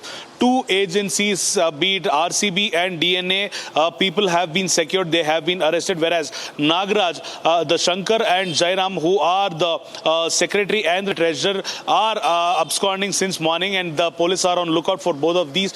On the other hand, the KSCA, the members of KSCA, including the administrative, the block of KSCA, have approached the Karnataka State High Court seeking quashing the FIR against them. The KSCA is speaking only for themselves, and they haven't mentioned anything about the DNA or the RCB as of now, is what the prima facie information is shared with us. So Shankar, who is a resident of Malleshwaram, is also a very close aide of DCM DK Shivkumar, who also was on record advocate for DCM DK Shivkumar during the CBI raid which happened on DCM DK Shivkumar previously. So Shankar is on the abscond. Also Jairam is also abscond, keeping away themselves from the attention of the police and the media. All these three have planned to make sure that their names will be waived off from the FIR at the Kaban Park police station. So they also very clearly know that they will be arrested if at all this continues, and they are seeking the help of Karnataka State High Court as of now. Back to you. Indeed, the political connections of these officials is also under radar, but stay with us, Abhishek, as it is a developing story and more breaking news update coming in, ladies and gentlemen. RCB Vice President Rajesh Menon is also absconding. An investigation team raided his Indira Nagar residence, and Rajesh fled as soon as the case was registered against him. That's another big breaking news update that is coming in. So far, we have seen action on the marketing head of RCB. However, this top level official, the vice president of RCB, is absconding at the moment, along with the KSA members also, who are separately also, the hunt for them is on, and they are also now seeking protection in the High Court. But top RCB vice president Rajesh Menon is also absconding. The information that is that as soon as the case was registered, he was not at his residence. There was a raid conducted earlier today at the Indira Nagar residence of Rajesh Menon. Abhishek is also live on us, with us on this broadcast. Abhishek, we have seen action on RCB's marketing head, and we have also seen some other mid-level officials from the event management company. The action has been taken, but the top people responsible at the helm of affairs. Yesterday in the court, we heard the AG submit that it was the KSCA and the RCB that wanted to do the event and not the government. That is what the government's position was when they were trying to evade any responsibility in this matter. Top officials, the secretary and the president of KSCA and now the vice president of RCB, all of them nowhere to be seen when police came to arrest. The Advocate General's actual job is to protect the government from the legal problems. So Advocate General Shashikant Shetty is actually doing his part because of the pressure on him which has already been mounted. Speaking about the RCB's top level management, Vice President Mr. Menon was already absconded from his place when in the morning when in Indira Nagar, when the police actually tried to place a raid on his place, and he was not found in his house anymore. So after which the police department also tried to raid the places of Natraj and Jairam, who are the KSCA officials. So these three people are on the police radar as of now, and they are on the lookout notice for the police as of now. They are looking out very eagerly to make sure that these three major persons should also be taken into custody, because these three persons were the game changers of the celebratory or the victory celebration which was supposed to happen in front of Vidhana Soudha or in front of Chinnaswamy Stadium. So these three people have actually planned their day based on the ideology from the Congress government, is what the close sources say. The Congress government politicians are supporting these three people to take a relaxation under the Karnataka High Court. So these three people are on the lookout as of now, and we are waiting for much more updates as to how these people will be secured, because KSCA along with RCB's top level management were the people who actually decided the victory parade to be conducted and the stay arrangements in the Chinnaswamy Stadium. So we are awaiting information from the police sources as of now. Back to you. Indeed, Abhishek, and more breaking news update is also coming in as the probe is intensifying in the Bengaluru Stampede case. Investigation teams also carried out raids at the KSCA Secretary Shankar's residence. Now, the big breaking news update that we are tracking is that Shankar's family members, in fact, raised objections when the police arrived at their residence. They even went on to warn them and said that they would file a complaint on human rights grounds against the Bengaluru police. That's the big breaking news update coming in. When the police this morning reached the residence of the Secretary of the Karnataka State Cricket Association, the family members went berserk against the police at that juncture. Obviously, Shankar was not present at the residence. We know that he has moved the Karnataka High Court at the moment seeking protection. But the family members even went on to threaten the police, saying that they would file a complaint against them on human rights grounds. That's the big breaking news update that we are tracking.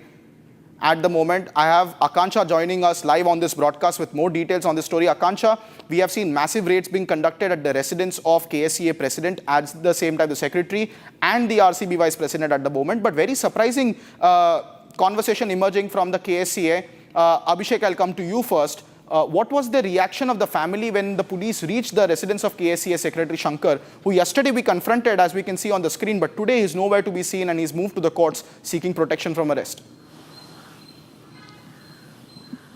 Abhishek, well, like I previously said, Shankar, who's a very close aide of DCM DK Shivkumar, he was also an advocate for DCM DK Shivkumar during the CBI raids which happened on DCM DK Shivkumar when he was another minister. So this fact should be taken into consideration. Shankar is also the KSCA secretary. When Shankar, being a very informative and influential person within his own reach, very clearly knew that the police would be reaching out his place to make sure that they would secure him after receiving the minute information or a sensitive information. Shankar fled away the Malleshwara's residence in his white color Fortuner car is what we are being told as of now. And also, along with that, Shankar's family threatened or mentioned the police who were about to get inside his house by saying if at all they would enter Shankar's house without the family's permission, they would go with the human rights. They would also file a complaint with the human rights about the police harming them or the police barging into their house. So the police had to get out of the house even before they entered the house. They also sought the permission of the family. They also tried to convey the message that Shankar has to be taken into custody, but their approach was utter failure because Shankar had already fled the scene and also the family members weren't supporting the police. So this is the latest update as of now with respect to Shankar. Back to you. Yes, Abhishek, stay with us. Another big major development that is emerging in this entire case. Republic Kannada has accessed an exclusive letter revealing that Karnataka State Cricket Association had in fact warned the state government in advance about a potential chaos during the celebrations that were planned for RCB's victory rally. The letter is dated June the 3rd and it shows that KSCA had urged the Congress-led government to postpone the ceremony. That is the letter that Republic Kannada has exclusively accessed. Now, in this letter, there is a permit which has been cited with the risk of management.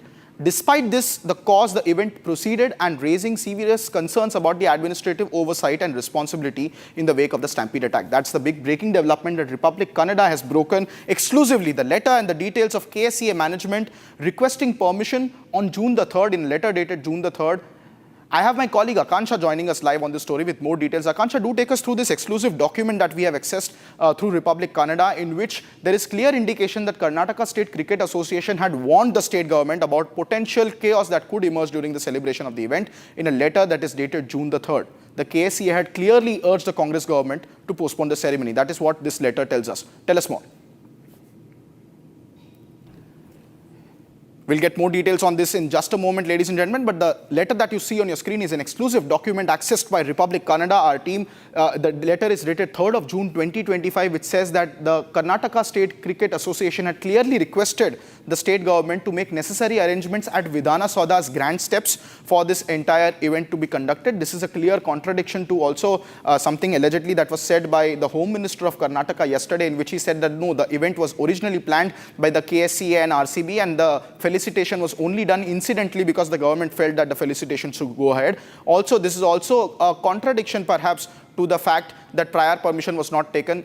This letter on June 3rd of 2025, Abhishek, This letter dated June 3rd, 2025 is a big breaking development that is coming in, ladies and gentlemen, exclusively accessed by Republic Kannada. Let me take you through the update once again. This is a major development in the Bengaluru Stampede case where Republic Kannada has accessed an exclusive letter revealing that the Karnataka State Cricket Association had warned the state government of Karnataka about potential chaos during the celebration of the event. Yes, you heard me right. There was a potential warning given already a day in advance. And what was this letter about that Republic Kannada has accessed? Well, the letter dated June the 3rd shows that the KSCA or the Karnataka State Cricket Association had urged the Congress-led government to postpone the ceremony, citing permit issues and the risk of mismanagement. And despite the caution of the event proceeded, raising serious concerns about administrative oversight and responsibility in the wake of the Stampede tragedy. Yesterday in the High Court, we saw both sides arguing. On one side, when the court asked on why did the event go ahead and were requisite permissions taken or not, the government said that the crowds were overwhelming and the permission was not granted. Now, there is a letter dated June the 3rd. My colleague Akansha is joining us live on this broadcast. Akansha, the letter clearly says that there is a note given to the government saying that there is going to be an event on the Vidhana Soudha at the Chinnaswamy Stadium. There are potential risks regarding it. And despite of that, it seems that the event went on. What's the latest that you are inferring and what Republic Kannada is tracking in terms of this breaking news development and this exclusive document? Well, absolutely, Krutharth. You see, there are two letters that we have.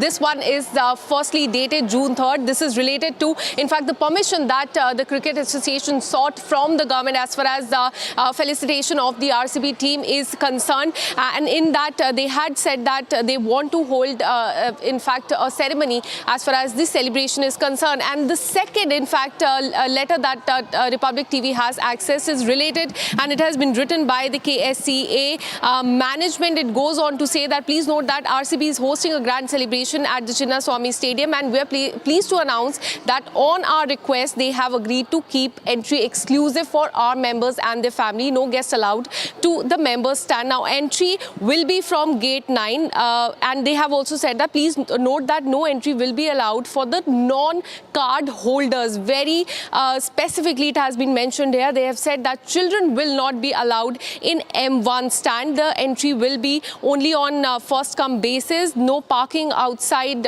inside the stadium. Limited food and water will be available. Entry is subject to the terms and condition. And gates will open at 3 o'clock. So please arrive to secure your seat. So this is a letter that has been, in fact, shot by the Karnataka State Cricket Association. This is as far as what the guidelines that they have mentioned, that children will not be allowed. But unfortunately, amongst the 11 people who have lost their life, we got to know that there is a 14-year-old girl as well. So these are the guidelines that were issued by the Karnataka Cricket Association.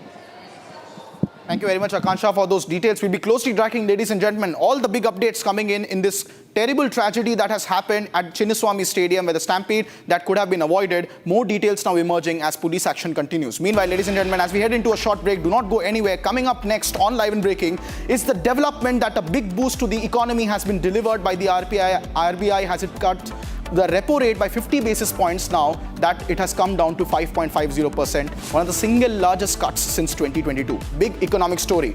Meanwhile, another breaking story that we are tracking, the probe is intensifying in the Methi River scam and enforcement directorate raids are being carried out at actor Dino Moria's residence. More details on both these stories coming up right after this short break. Do not go anywhere.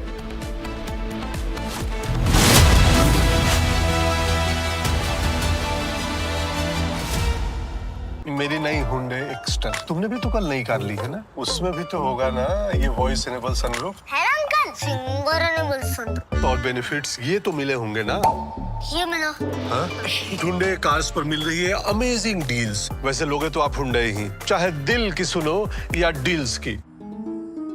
आधे bowl दही में 4 चम्मच MDH चटनी पुदीना मसाला डाला, stir करो, पुदीना चटनी तैयार। MDH चटनी पुदीना मसाला।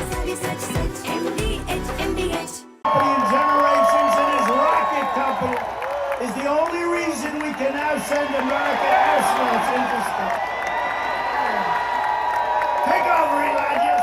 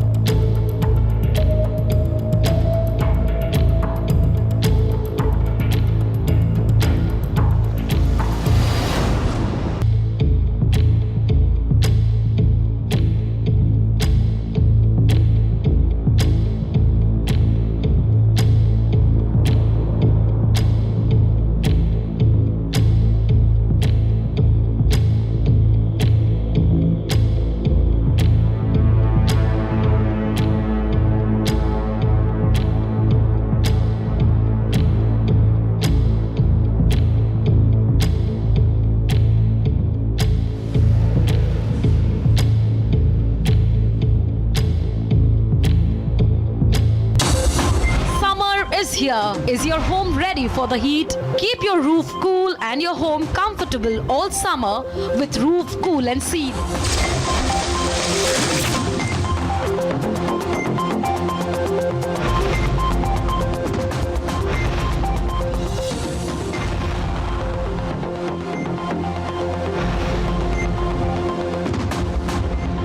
पसीना मत बहाओ, Berger roof cool and seal लगाओ।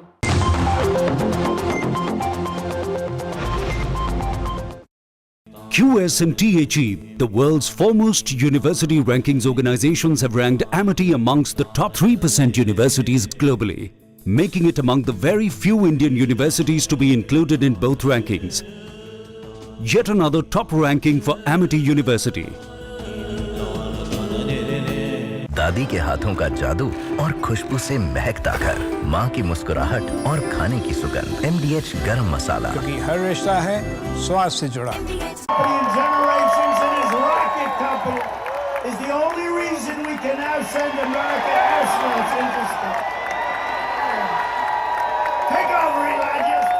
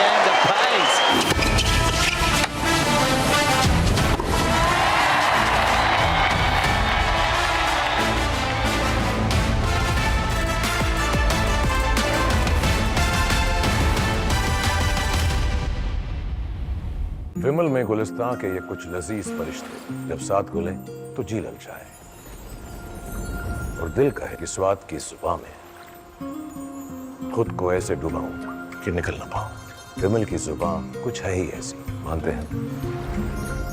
विमल, बोलो जुबान कैसी?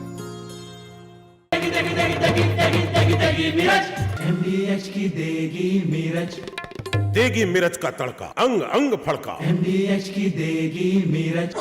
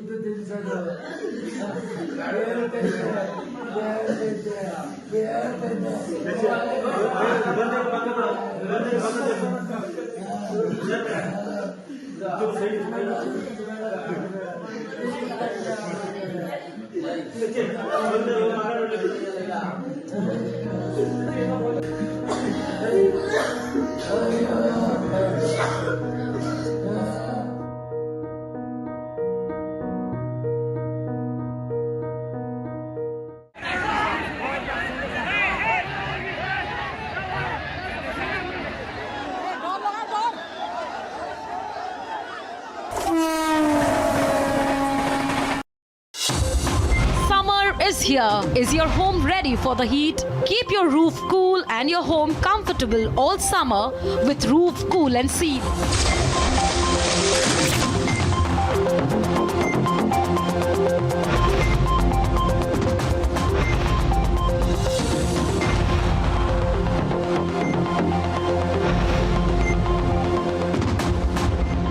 पसीना मत बहाओ, Berger roof cool and seal लगाओ.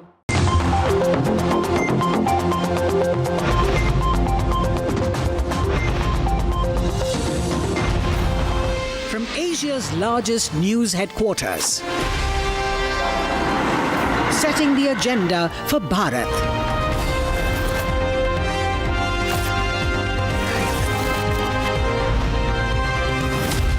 You're watching Republic.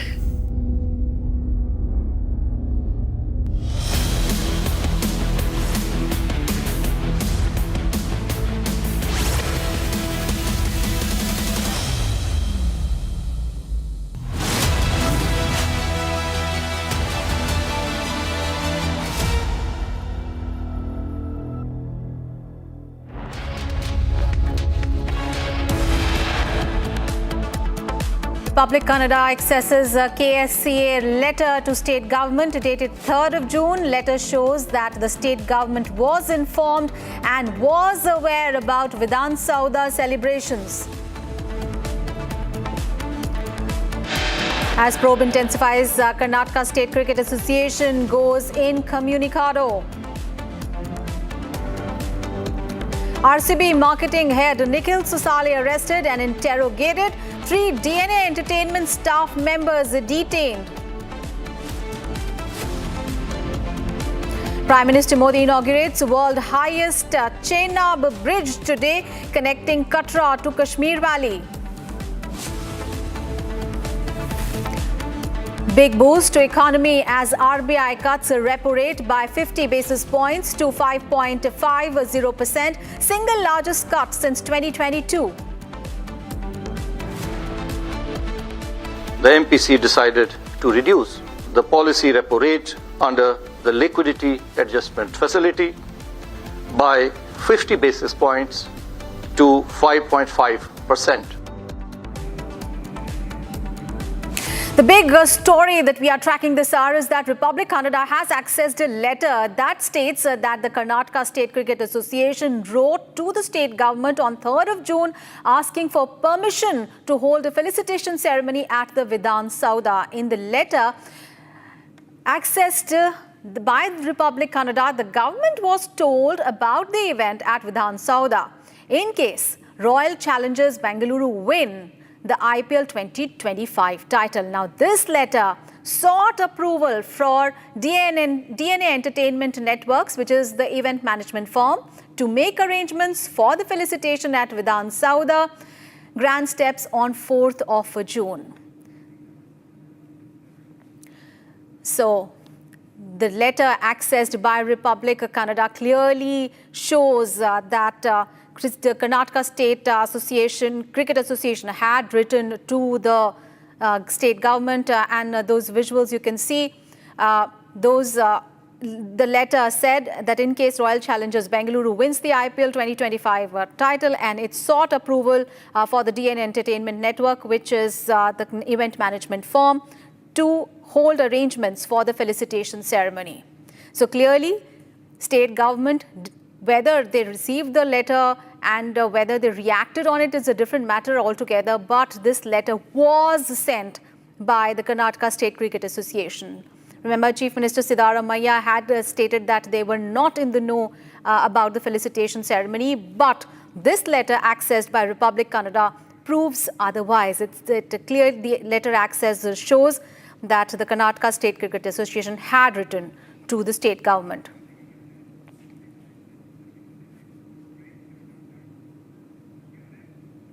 And in fact, the FIR registered against Royal Challengers Bengaluru, Karnataka State Cricket Association and the DNA Entertainment Private Limited states that the stampede occurred because they went ahead with the celebration without adequate arrangements for the crowd entry into the stadium.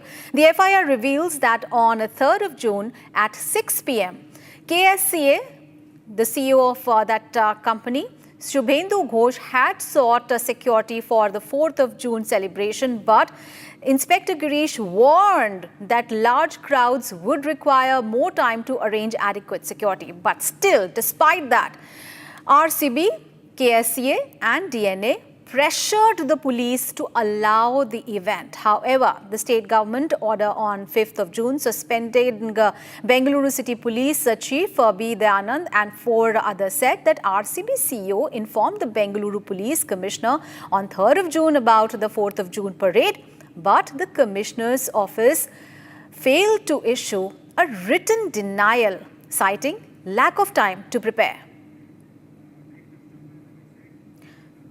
Our colleague Abhishek is now joining us live from Bengaluru for more details. Abhishek, the letter that has been accessed by Republic Kannada is actually clearly contradicting what the Karnataka government has been saying so far.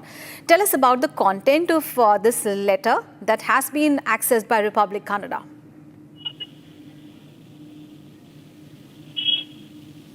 Abhishek, can you hear me? Yes. The letter of the KSCA, which has been written by the letter written by the KSCA to the Karnataka State DPAR, requests of Vidhana Soudha staff or the DPAR staff to provide them with the permission to conduct a program on the grand steps of Vidhana Soudha to celebrate the victory of RCB. This letter was written on the 3rd of June, seeking the permission, and after which the letter very clearly mentions that if at all RCB wins, we are planning through the DNA events to conduct a major celebration event in front of the Vidhana Soudha grand steps. So Vidhana Soudha and the state government cannot mention that they never knew about this issue at all. After this letter was transferred to the Bengaluru City Police for their opinion as well, and the Bengaluru City Police very clearly stated that instead of doing the program on June 4th, they could have done the program on June 8th, so that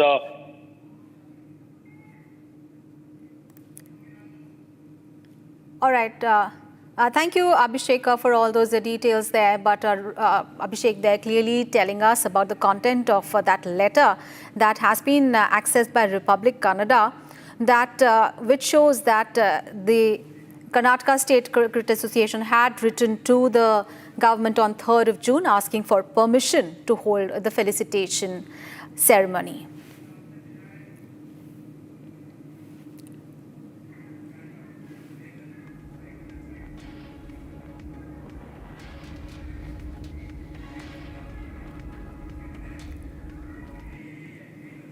All right, so we are getting more details on that letter. So let's take a look at this letter that is dated 4th of June 2025. This is the exact same date that the stampede happened.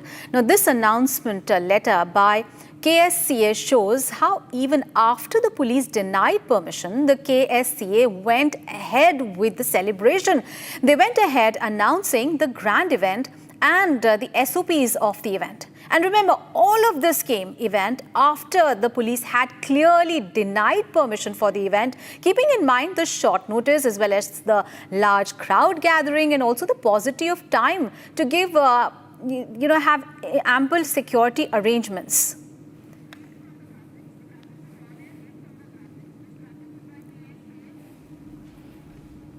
So if we look at the contents of this letter, the SOPs have been given that gates will open at 3 p.m.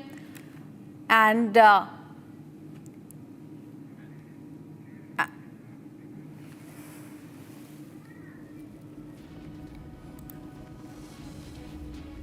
so these the content of the letters are clearly showing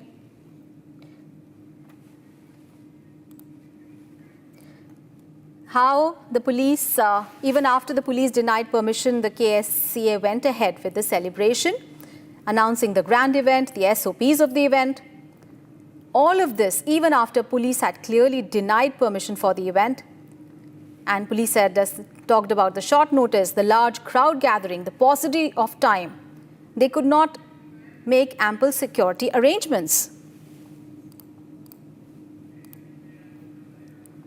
So it said RCB is hosting a grand celebration and the gates will open at 3 p.m. So please arrive early to secure your seats. So this is highlighted in the letter.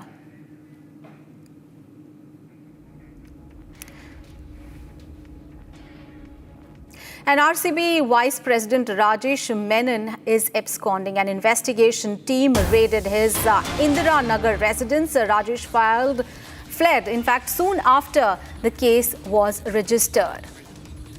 So after RCB marketing chief who was arrested, now RCB Vice President Rajesh Menon has gone missing. He has absconded.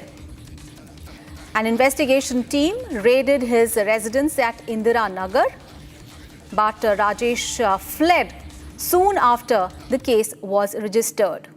So heads are rolling in the case clearly. We saw the marketing head of the RCB being arrested, as well as 3 DNA staffers also arrested. But we saw 2 officials from the KSCA who are absconding. And now Rajesh Menon. Sri Lakshmi, our colleague, is also joining us live from Bengaluru for more on this. What more details you can provide, considering the fact that now there are 3 people that are missing, have gone absconding.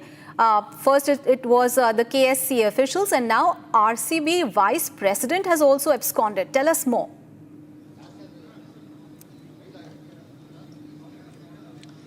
Well, it seems the state government is acting upon in a very delayed manner regarding this incident. And yesterday, if you can see, yesterday, yesterday and day before yesterday, these KSCA officials were there here in Bangalore itself. They were there in front of the media itself. And it is also said that this RCB Vice President was there in the city even after the incident. But even after the incident for 24 hours and more than that, government has not taken any action against these people.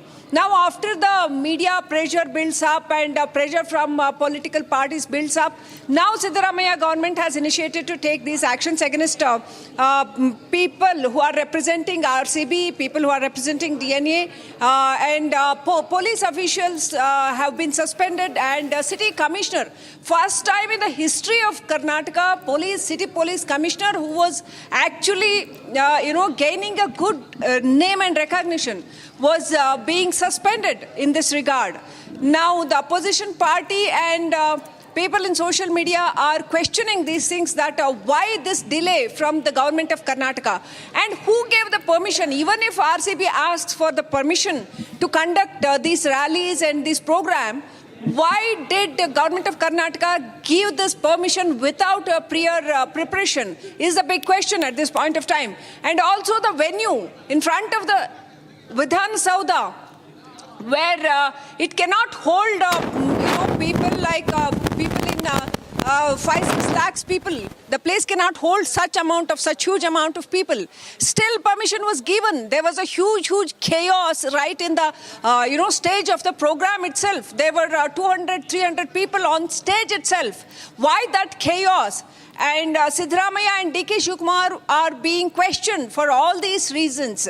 Now, is it like, even if you catch hold of these RCB people, DNA people, what about the people who have given permission? What about the government, state government, who has given permission, who was there in the program itself, the chief minister, the deputy chief minister, who held the trophy and, did a huge show off in front of the media?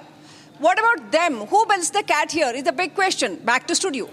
Right, and also tell us about this letter that we have accessed. Republic Canada has accessed this letter that has been sent on 3rd of June.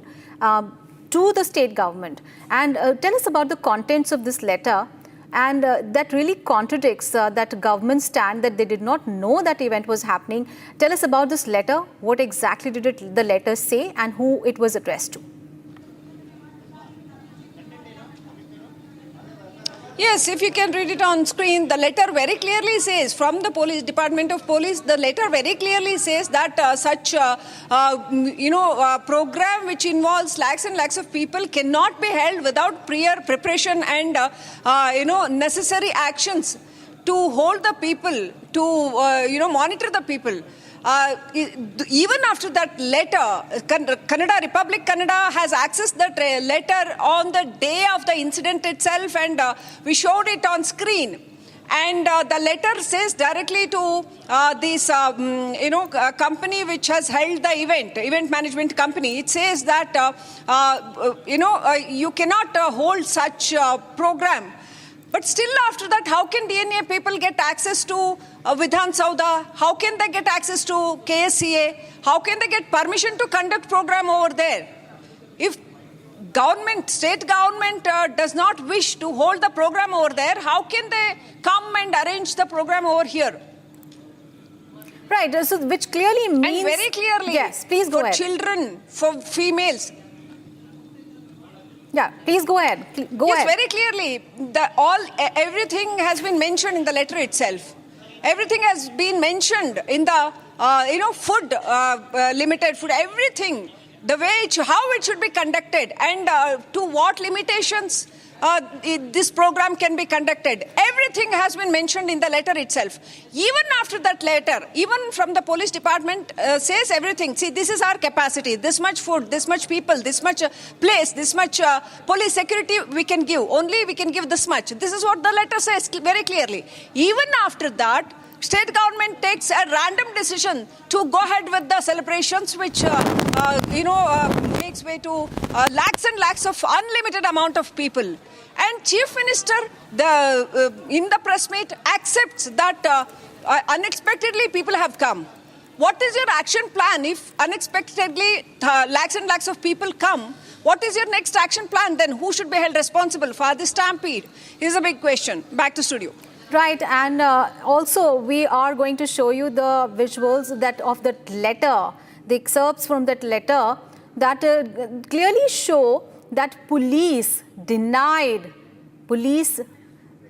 This is the FIR that has been filed, where it clearly mentions that the police denied permission, and they had spoken about the fact that there would be a lot of crowd and there will be security issues, and they said we do not approve of such an event being held because it is likely to cause some sort of mishap there. So clearly there was a no from the police. Police had clearly stated any untoward incident might happen. Still, the event went on. So clearly, there was a pressure from KSCA as well as RCB officials to just go ahead with the event. So there was no nod from the police. The letter we have access clearly shows, the FIR shows that police had said no. Even then, we saw how the Siddaramaiah government suspended top police officials. And we have breaking news coming in. Big breaking news. Chief Minister Siddaramaiah has announced a one-member commission to probe the stampede at Bengaluru's Chinnaswamy Stadium.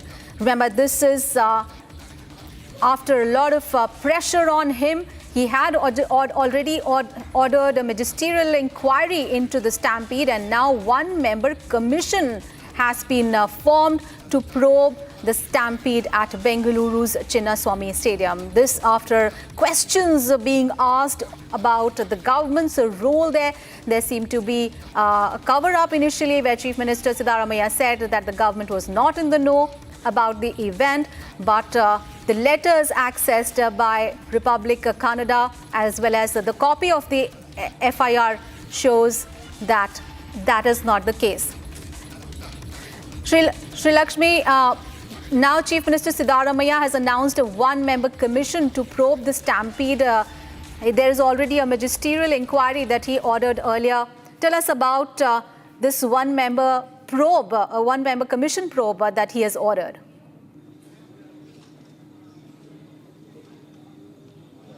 Yes, he has ordered for a one-member commission probe, but it is very ridiculous on part of state government and the CM himself is that he violates the caution which has been provided by his own police commissioner, by his own police department.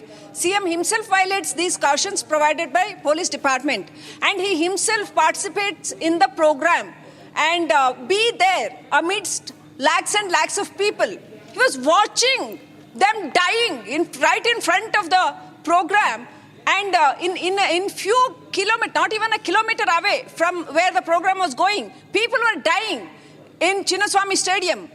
And this has been also informed to the Chief Minister, because this was already there in the media itself. Still the program went on. Still CM Siddaramaiah was there on stage with his grandson. And so many ministers, including Zamir Ahmad Khan, including DCM DK Shivkumar, so many ministers happily celebrating and not caring for the people who are dying. Now, on whom the probe should be conducted? Will the justice be served? Absolutely. So blame game continues, but will we have breaking news coming in. KSCA petition matter to be heard today at 2:30 p.m. A petition has been filed in the Karnataka High Court by the Managing Committee of Karnataka State Cricket Association, seeking to quash the FIR registered at the Gupon Park Police Station, and matter will be heard today at 2:30 p.m. before Justices S.R. Krishna Kumar.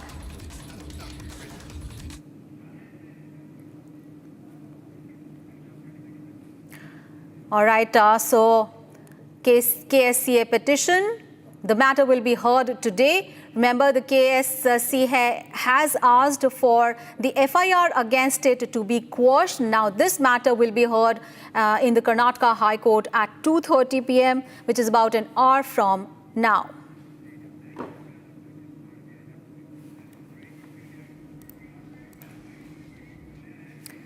On to some other news, RBI Governor Sanjay Malhotra led Monetary Policy Committee announced a 50 basis points cut in the repo rate today to 5.50% from the 6%. Experts had widely expected the RBI-led MPC to cut repo rate by 25 basis points from 6% to 5.75%. Now, this step brings a big cheer to loan borrowers as EMIs will come down substantially. And here is a 1-minute report. The Monetary Policy Committee met on the 4th, 5th and 6th of June, that is today, to deliberate and decide on the policy repo rate. And after a detailed assessment of the evolving macroeconomic and financial developments and the economic outlook ahead, the MPC decided to reduce, which is widely expected, the policy repo rate under the liquidity adjustment facility by 50 basis points to 5.5%. I repeat, the reduction recommended by the MPC is for 50 basis points to 5.5%. This is with immediate effect. Consequently, the standing deposit facility rate, which is the STF rate, shall stand adjusted to 5.25%. And the marginal standing facility MSF rate and the bank rate shall stand adjusted to 5.75%.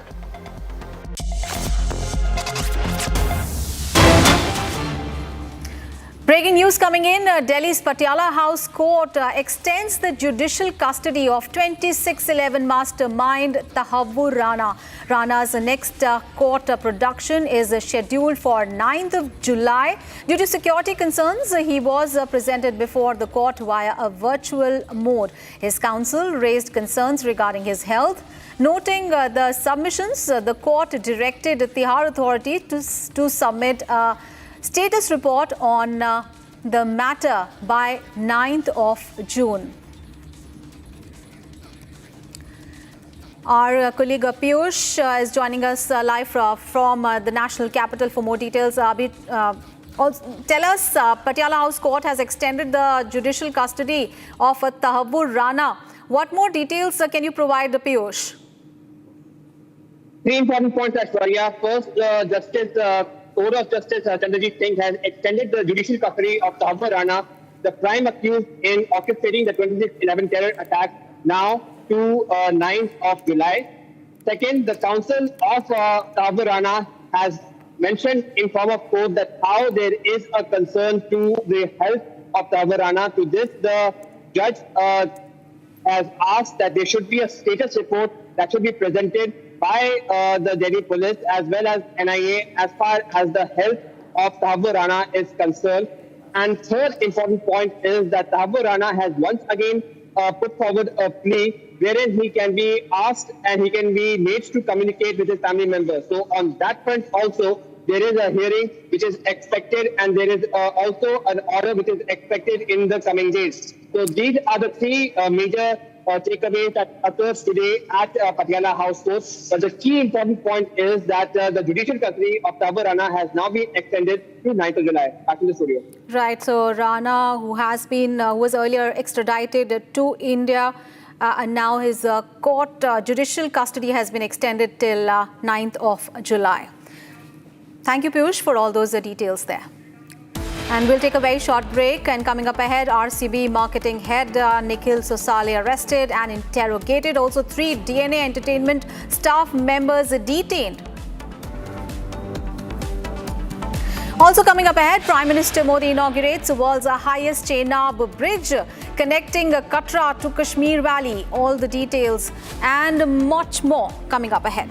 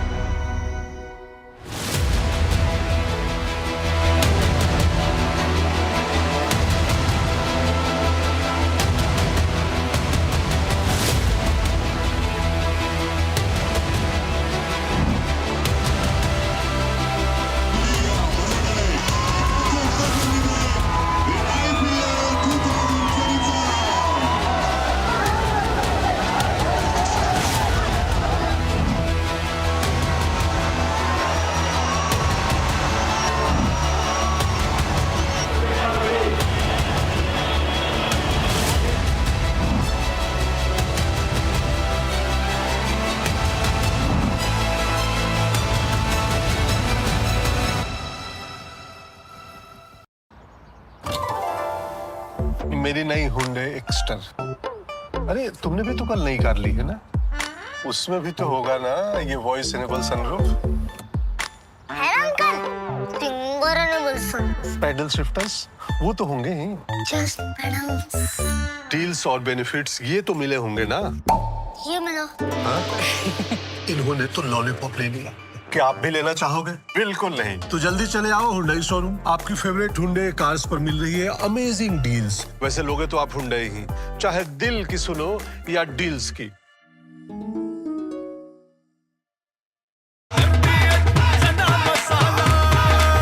अब छोलिया हो या लोबिया, सफेद चने या काले चने, सब कुछ मजेदार बने।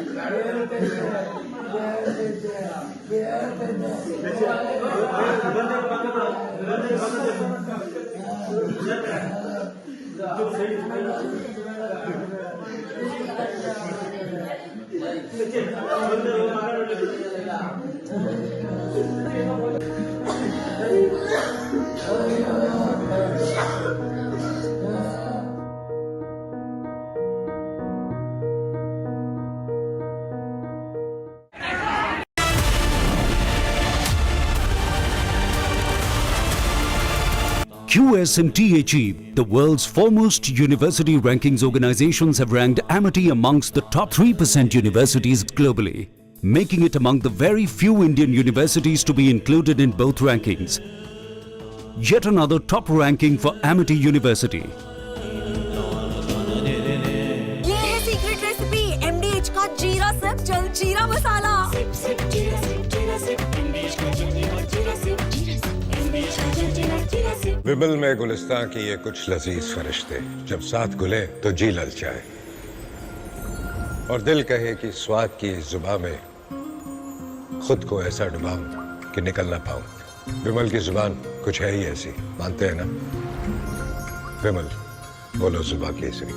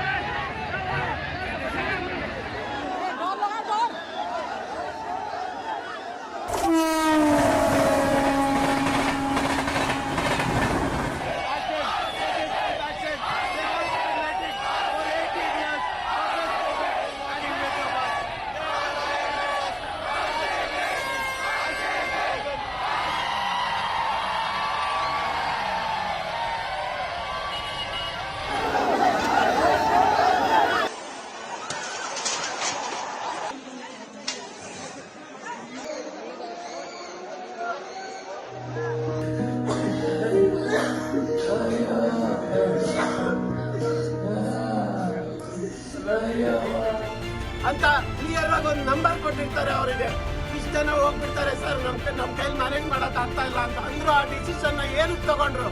So this is clearly a murder.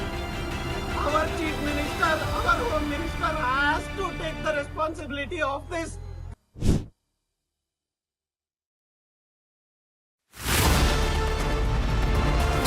Each night on Prime Time, we don't just bring you the news. We lead it with responsibility, asking the toughest questions, breaking the biggest stories, setting the national agenda. At the Republic School of Journalism, you learn how to front the news with clarity, confidence, and conviction. The RCB Diploma program begins on the 30th of June. Your Prime Time starts here.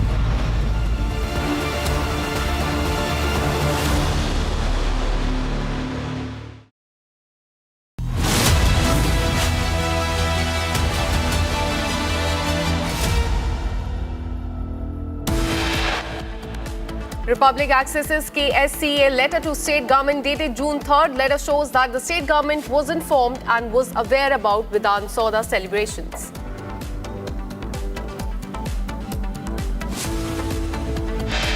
As probe intensifies, Karnataka State Cricket Association goes incommunicado. RCB marketing head Nikhil Sosale arrested and interrogated. 3 DNA Entertainment staff members also detained. PM Modi inaugurates world's highest Chenab bridge today, connecting Katra to the Kashmir Valley.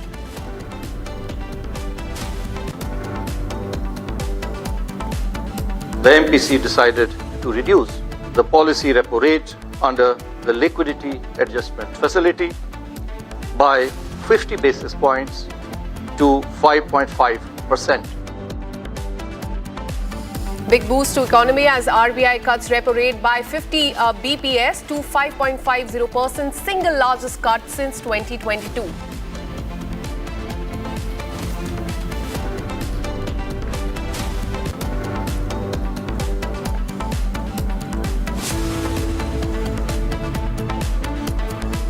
We have a breaking news coming in from Maharashtra. What we're learning is that ED officials have reached at Dino Moria's residence. Officials have reached today around 8 a.m. is what we're learning after EOW. Now ED investigating the river desilting scam. ED team, in fact, they've reached at multiple locations in Maharashtra, in Mumbai is what we're learning. So ED raids multiple locations in Mumbai, and also there were raids at the residence of Dino Moria. Remember, he was in fact interrogated in connection with his corruption case twice last month, and after that what we are seeing today is raid at his residence in Mumbai.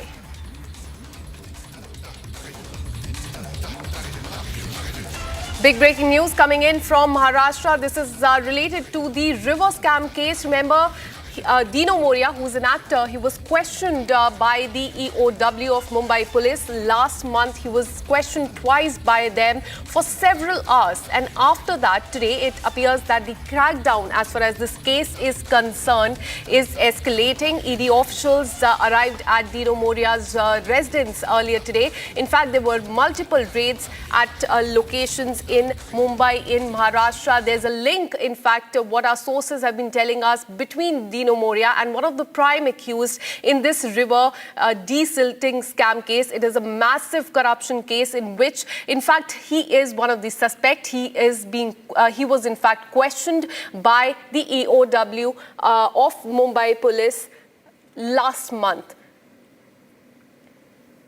Let me go across to my colleague Satya Prakash, who joins us live on the broadcast from outside Dino Moria's residence. Satya Prakash, do tell us firstly about this case and the crackdown, secondly, on Dino Moria. What are the raids regarding and how long has it been going on for? देखिए, मीठी river घोटाले मामले में ED ने आज सुबह 8:30 बजे तकरीबन पहुंची, और ये देखिए, ये तस्वीरें जो देख रहे हैं कि डिनो मोरिया घर है और अंदर जो है ईडी की टीम यहां पहुंची हुई है। लगभग 5 घंटे से ज़्यादा हो चुका है, यहां पर ईडी की टीम मौजूद है, सर्च ऑपरेशन शुरू है। और मुंबई में 15 जगहों पर ईडी ने रेड किया है मीठी रिवर घोटाले मामले को लेकर। इस मामले में 13 आरोपी हैं और 13 आरोपी के अलावा अलग अलग लोकेशन पर ईडी ने छापा मारा है, रेड किया, और लगातार सर्च ऑपरेशन किया जा रहा है कि इस मामले को जुड़ी जो भी कड़ियां हैं, जो भी लिंक है, इन सारी चीज़ों को लेकर ईडी ने छापेमारी किया। जो तस्वीरें देख रहे हैं किस तरह से ईडी की जो गाड़ी है, सामने ईडी की गाड़ी है और अंदर जो है ईडी की टीम मौजूद है। लगातार कहीं कहीं इस मामले को लेकर ईडी की टीम जांच कर रही है। मुंबई के अलग अलग इलाकों में 15 जगहों पर ये छापेमारी किया गया है। आज सुबह 8 बजे तकरीबन ये छापेमारी किया गया है। सभी लोकेशन पर एक साथ ही रेड किया गया है। इसमें कॉन्ट्रैक्टर हैं, बिचौलियां हैं और जो भी लिंक जुड़ा है उन लोगों के घर पर छापेमारी किया गया है। जो तस्वीरें देख रहे हैं कि माता वैष्णो देवी दे चरणे च मत्था टेकना। जय माता दी। जम्मू कश्मीर के लेफ्टिनेंट गवर्नर मनोज सिन्हा जी, मुख्यमंत्री उमर अब्दुल्ला जी, केंद्रीय मंत्रिमंडल के मेरे सहयोगी Ashwini Vaishnaw ji, Jitendra Singh, V Somanna ji, deputy CM Surendra Kumar ji, Jammu Kashmir विधानसभा में नेता विपक्ष सुनील जी, संसद में मेरे साथी जुगल किशोर जी, अन्य जनप्रतिनिधिगण और मेरे प्यारे भाई और बहनों,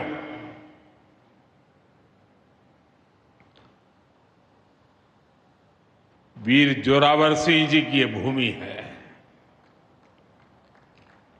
मैं इस धरती को प्रणाम करता हूं। साथियों, आज का ये कार्यक्रम भारत की एकता और भारत की इच्छा शक्ति का विराट उत्सव है।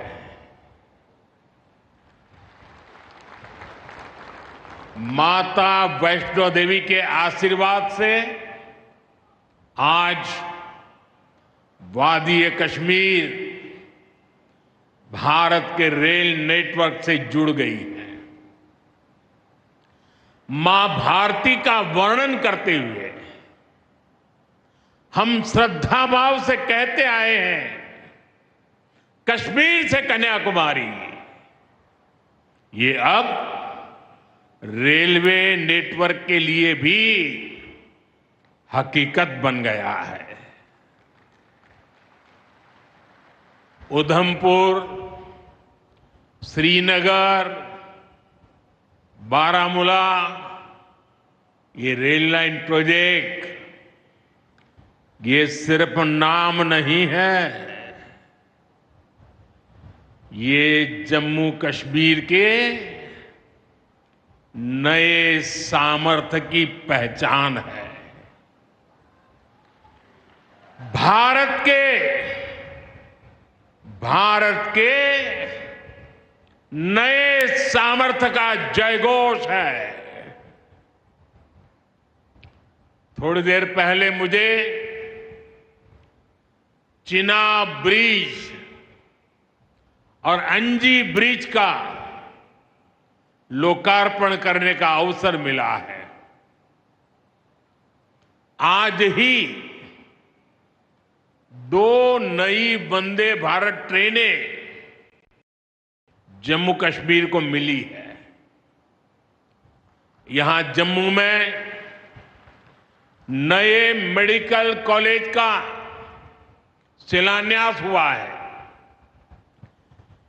46,000 करोड़ रुपए के प्रोजेक्ट्स जम्मू और कश्मीर के विकास को नई गति देंगे। मैं आप सभी लोगों को विकास के नए दौर के लिए बहुत बहुत बधाई देता हूं। साथियों, जम्मू कश्मीर की अनेक पीढ़ियां रेल कनेक्टिविटी का सपना देखते देखते गुजर गई। मैं कल सीएम उमर अब्दुल्ला जी का एक बयान देख रहा था और अभी भाषण में भी बताया। वो भी बोले थे कि जब वो 7वीं 8वीं में पढ़ते थे तब से इस प्रोजेक्ट को पूरा होने का इंतजार कर रहे थे। आज जम्मू कश्मीर के लाखों लोगों का सपना पूरा हुआ है। और ये भी हकीकत है, जितने अच्छे काम है ना वो मेरे लिए ही बाकी रहे हैं। साथियों, ये हमारी सरकार का सौभाग्य है कि इस प्रोजेक्ट ने हमारे कार्यकाल में गति पकड़ी और हमने इसे पूरा करके दिखाया।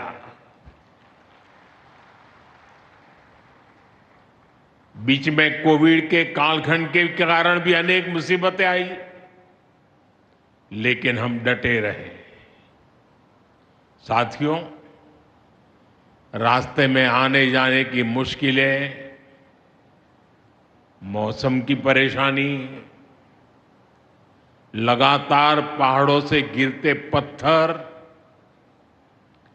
ये प्रोजेक्ट पूरा करना मुश्किल था, चुनौतीपूर्ण था। लेकिन हमारी सरकार ने चुनौती को ही चुनौती देने का रास्ता चुना है। आज जम्मू कश्मीर में बन रहे अनेकों ऑल वेदर इंफ्रास्ट्रक्चर प्रोजेक्ट इसका उदाहरण है। कुछ महीने पहले ही सोनमर्ग टनल शुरू हुई है। अभी कुछ देर पहले ही मैं चिनाब और अंजी ब्रिज से होकर आपके बीच आया हूं। इन पुलों पर चलते हुए मैंने भारत के बुलंद इरादों को, हमारे इंजीनियर्स, हमारे श्रमिकों के हुनर और हौसले को जिया है। चिनाब ब्रिज दुनिया का सबसे ऊंचा रेलवे आर्च ब्रिज है। लोग फ्रांस में, पेरिस में एफिल टावर देखने के लिए जाते हैं और ये ब्रिज एफिल टावर से भी बहुत ऊंचा है। अब लोग चिनाब ब्रिज के जरिए कश्मीर देखने तो जाएंगे ही, ये ब्रिज भी अपने आप में एक आकर्षक टूरिस्ट डेस्टिनेशन बनेगा। सब लोग सेल्फी पॉइंट पर जाकर के सेल्फी निकालेंगे। हमारा अंजी ब्रिज भी इंजीनियरिंग का बेहतरीन नमूना है। ये भारत का पहला केबल सपोर्टेड रेलवे ब्रिज है।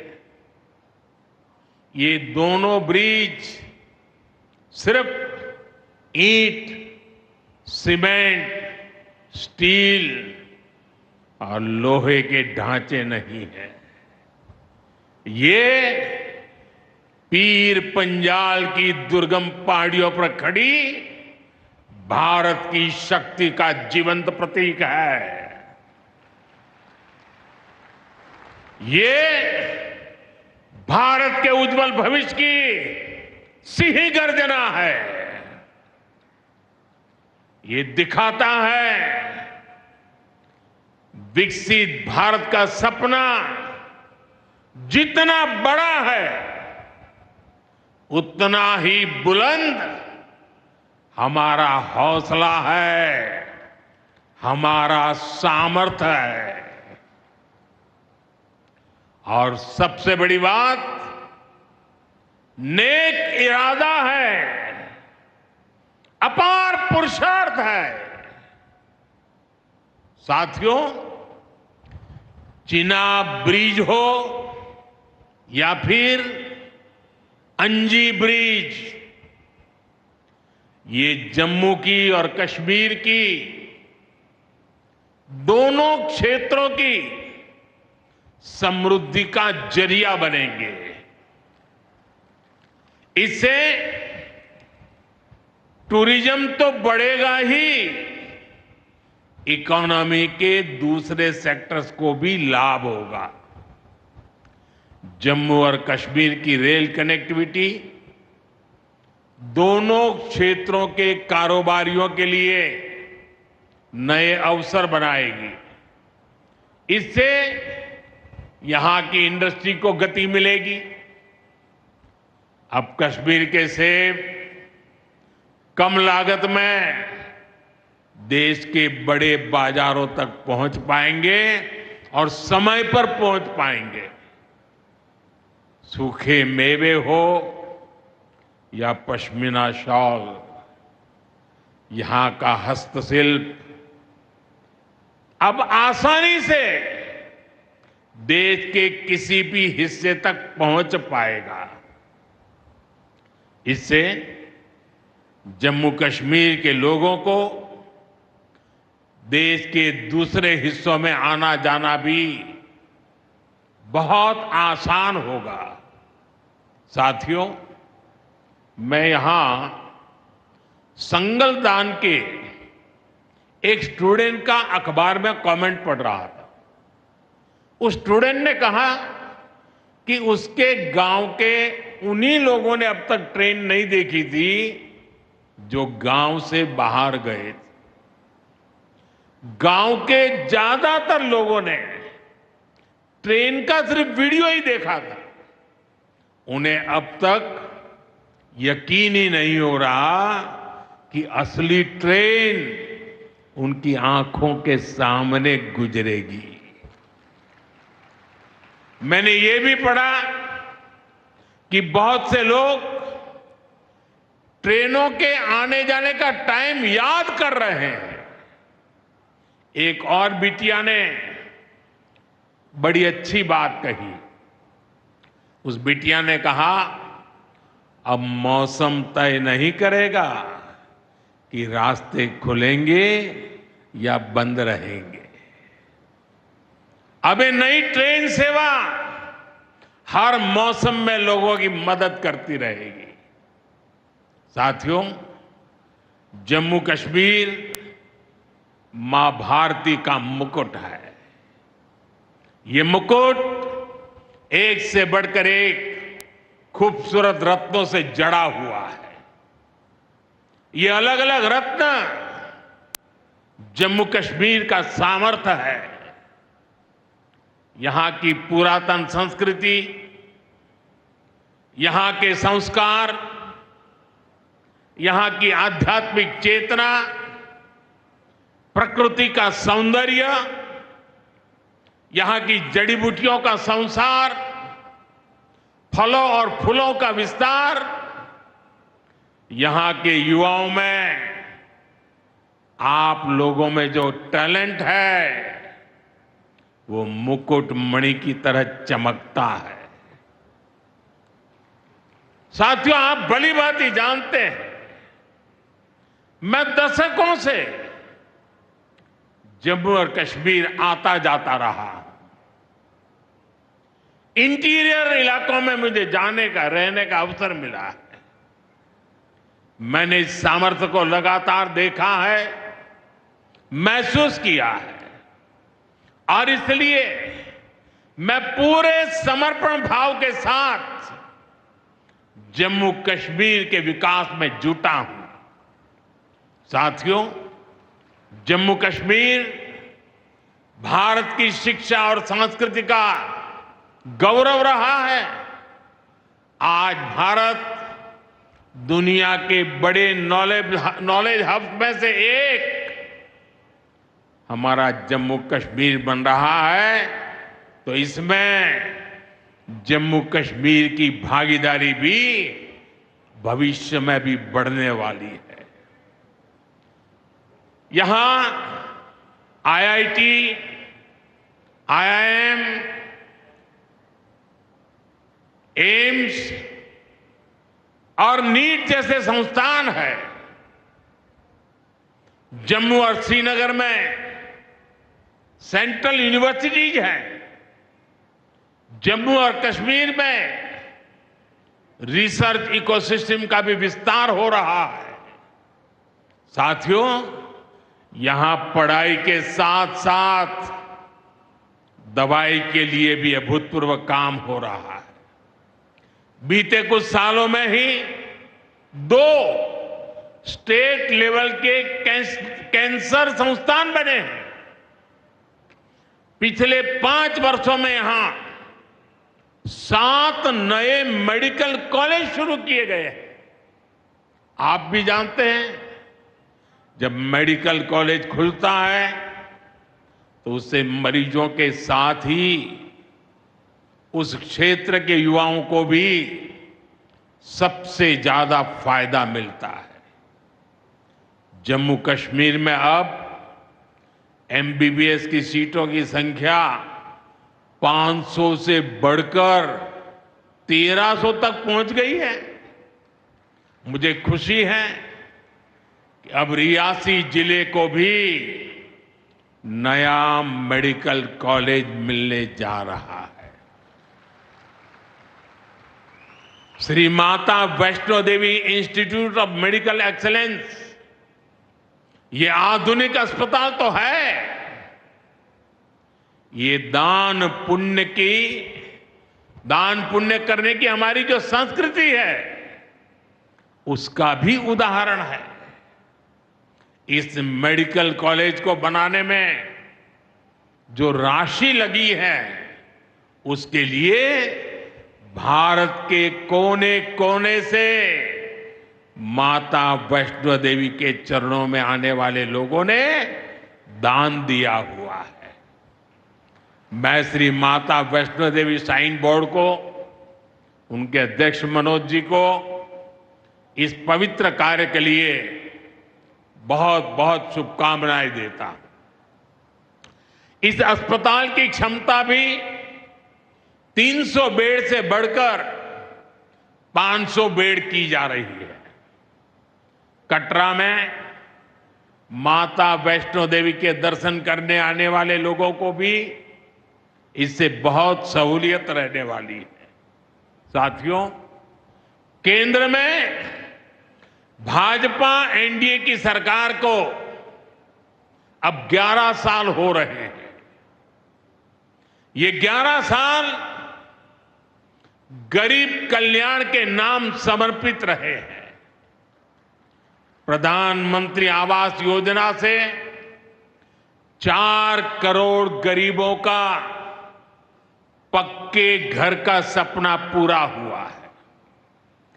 उज्ज्वला योजना से 10 करोड़ रसोइयों, उसमें धुएं का अंत हुआ है। हमारी बहनों को, बेटियों को उनकी सेहत की रक्षा हुई है। आयुष्मान भारत योजना से 50 करोड़ गरीबों को 5 लाख रुपए तक का मुफ्त इलाज मिला है। प्रधानमंत्री गरीब कल्याण अन्न योजना से हर थाली में भरपेट अनाज सुनिश्चित हुआ है। जनधन योजना से पहली बार 50 करोड़ से ज्यादा गरीबों के लिए बैंक का दरवाजा खुला है। सौभाग्य योजना से अंधेरे में जी रहे 2.5 करोड़ परिवारों में बिजली की रोशनी पहुंची है। स्वच्छ भारत मिशन के तहत बने 12 करोड़ शौचालयों ने खुले में शौच की मजबूरी से मुक्ति दिलाई है। जल जीवन मिशन से 12 करोड़ नए घरों में नल से जल पहुंचने लगा है। महिलाओं का जीवन आसान हुआ है। पीएम किसान सम्मान निधि से 10 करोड़ छोटे किसानों को सीधी आर्थिक सहायता मिली है। साथियों, सरकार के ऐसे अनेक प्रयासों से पिछले 11 साल में 25 करोड़ से ज्यादा गरीबों ने गरीबी को, हमारे ही गरीब भाई बहनों ने गरीबी के खिलाफ जंग लड़ा और 25 करोड़ गरीब गरीबी को परास्त कर करके, विजयी होकर के गरीबी से बाहर निकले हैं। अब वो नए मध्यम वर्ग का हिस्सा बने हैं। जो लोग अपने आप को समाज व्यवस्था के एक्सपर्ट मानते हैं, बड़े खेरखा मानते हैं। जो लोग अगड़े पिछड़े की राजनीति में डूबे रहते हैं, जो लोग दलितों के नाम पर राजनीतिक रोटियां सेकते रहे हैं, जरा जिन योजनाओं का मैंने सिर्फ उल्लेख किया है उसकी तरफ नजर कर लीजिए। कौन लोग हैं जिनको ये सुविधाएं मिली हैं? वो कौन लोग हैं जो आजादी के 7 दशक तक इन प्राथमिक सुविधाओं से वंचित रहे थे?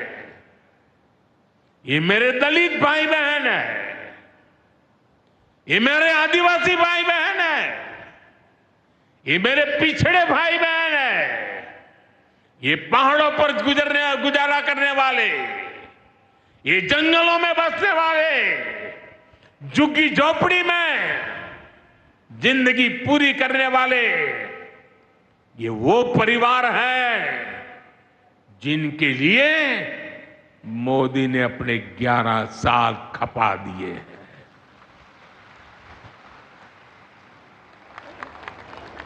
केंद्र सरकार का प्रयास है कि गरीबों को, नए मध्यम वर्ग को ज्यादा से ज्यादा ताकत दे। 1 रैंक 1 पेंशन हो, 12 लाख रुपए तक की सैलरी को टैक्स फ्री करना हो, घर खरीदने के लिए आर्थिक सहायता देना हो, सस्ती हवाई यात्रा के लिए मदद देनी हो, हर तरह से सरकार गरीब और मध्यम वर्ग के साथ कंधे से कंधा मिलाकर चल रही है। साथियों, गरीबों को गरीबी से मुक्ति पाने के लिए उनका मदद करना, लेकिन ईमानदारी से जीने वाले, देश के लिए समय समय पर टैक्स देने वाले मध्यम वर्ग की ताकत बढ़ाना, इसके लिए भी आजादी में पहली बार इतना काम हुआ है जो हमने करके दिखाया है। साथियों, हम अपने यहां नौजवानों के लिए लगातार रोजगार के नए अवसर बढ़ा रहे हैं और इसका एक अहम जरिया है टूरिज्म। टूरिज्म से रोजगार मिलता है,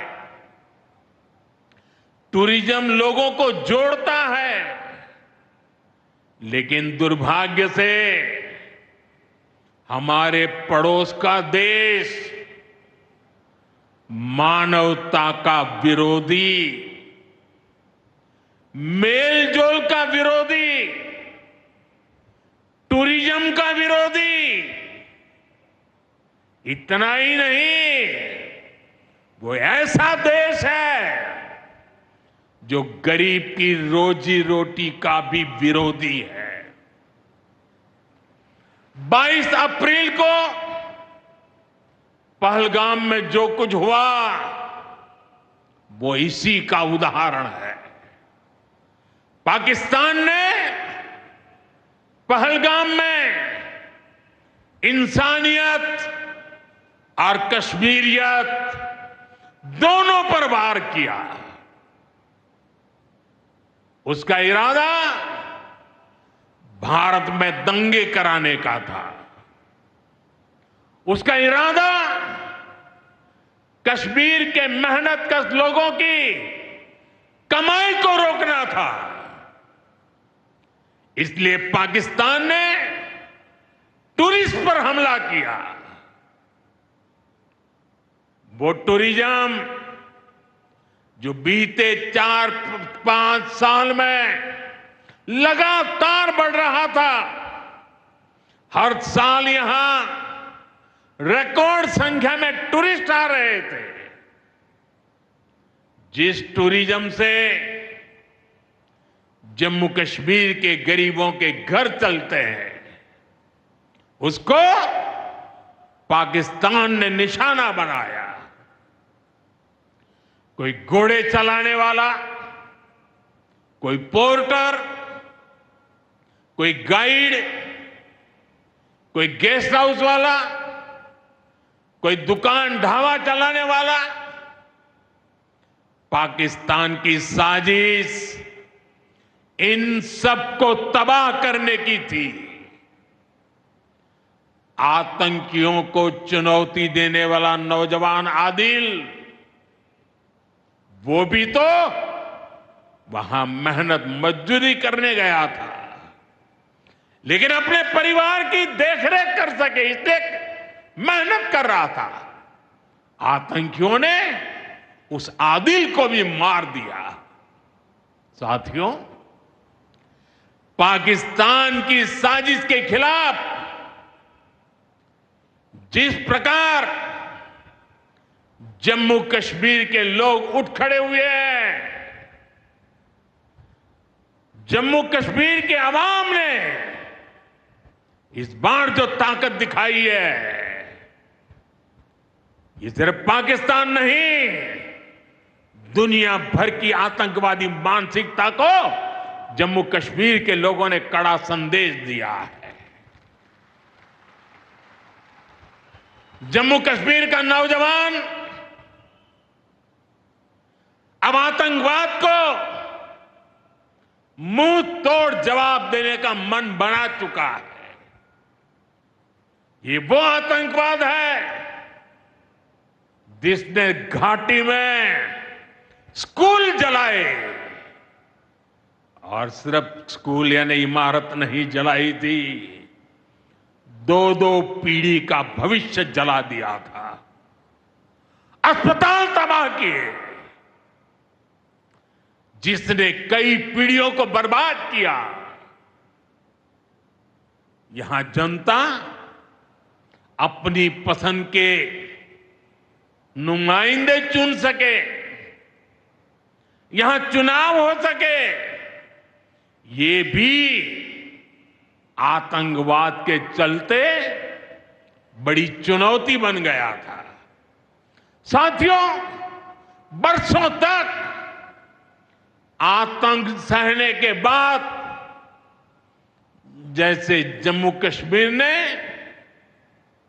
इतनी बर्बादी देखी थी कि जम्मू कश्मीर के लोगों ने सपने देखना ही छोड़ दिया था, आतंकवाद को ही अपना भाग्य मान लिया था।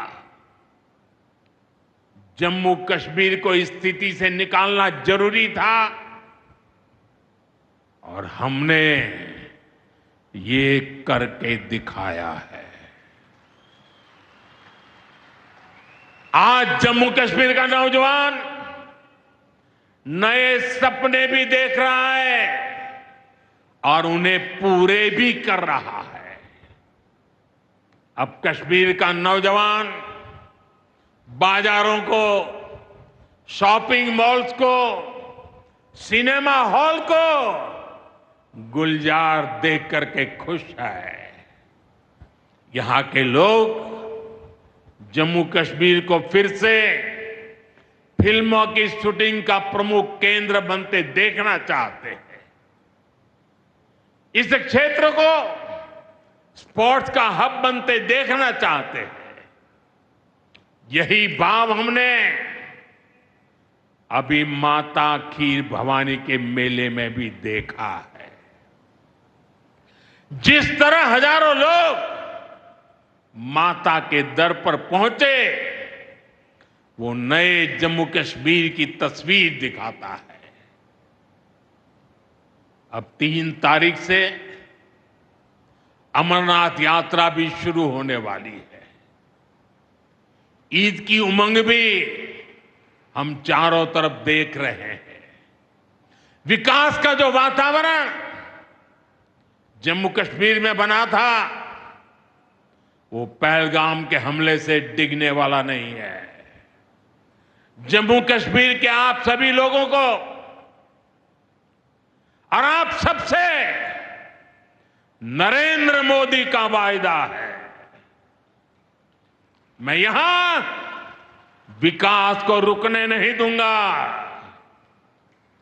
यहां के नौजवानों को सपने पूरा करने से कोई भी बाधा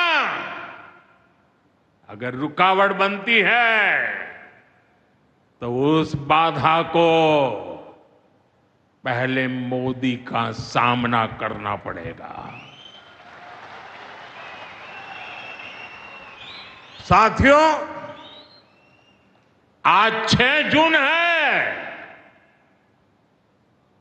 याद कीजिए, 1 महीने पहले, ठीक 1 महीने पहले 6 मई की वो रात पाकिस्तान के आतंकियों पर कयामत बरसी थी।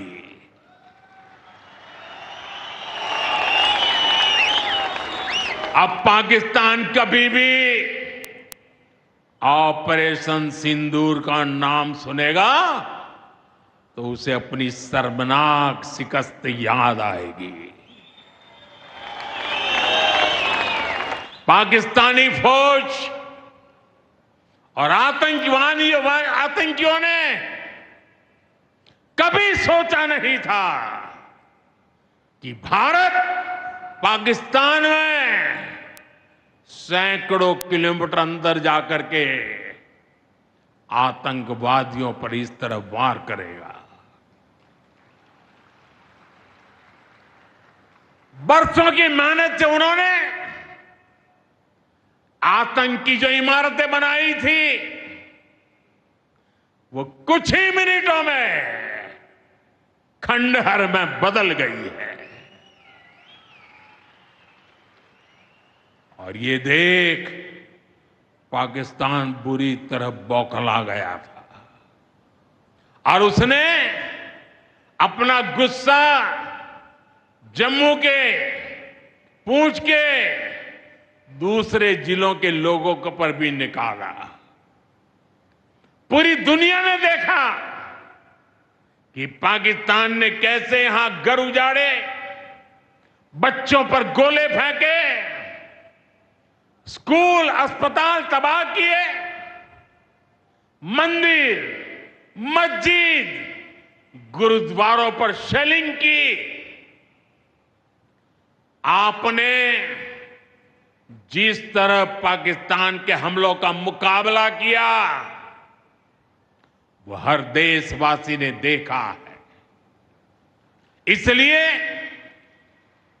अपने परिवारजनों ने उनके साथ हर देशवासी पूरी शक्ति से खड़ा है। साथियों, जिन लोगों की क्रॉस बॉर्डर फायरिंग में मृत्यु हुई है उनके परिवार के सदस्य को कुछ दिन पहले ही नियुक्ति पत्र सौंपे गए हैं। शेलिंग से प्रभावित 2000 से ज्यादा परिवारों की तकलीफ भी हमारी अपनी तकलीफ है। इन परिवारों को शेलिंग के बाद अपने घर की मरम्मत के लिए आर्थिक मदद दी गई थी। अब केंद्र सरकार ने ये तय किया है कि इस मदद को और बढ़ाया जाए। आज के इस कार्यक्रम में मैं इसकी भी जानकारी आपको देना चाहता हूं। साथियों, जिन घरों में बहुत ज्यादा नुकसान हुआ है उन्हें अब 2 लाख रुपए और जो घर आंशिक रूप से क्षतिग्रस्त हुए उन्हें 1 लाख रुपए की सहायता अलग से दी जाएगी, अतिरिक्त दी जाएगी।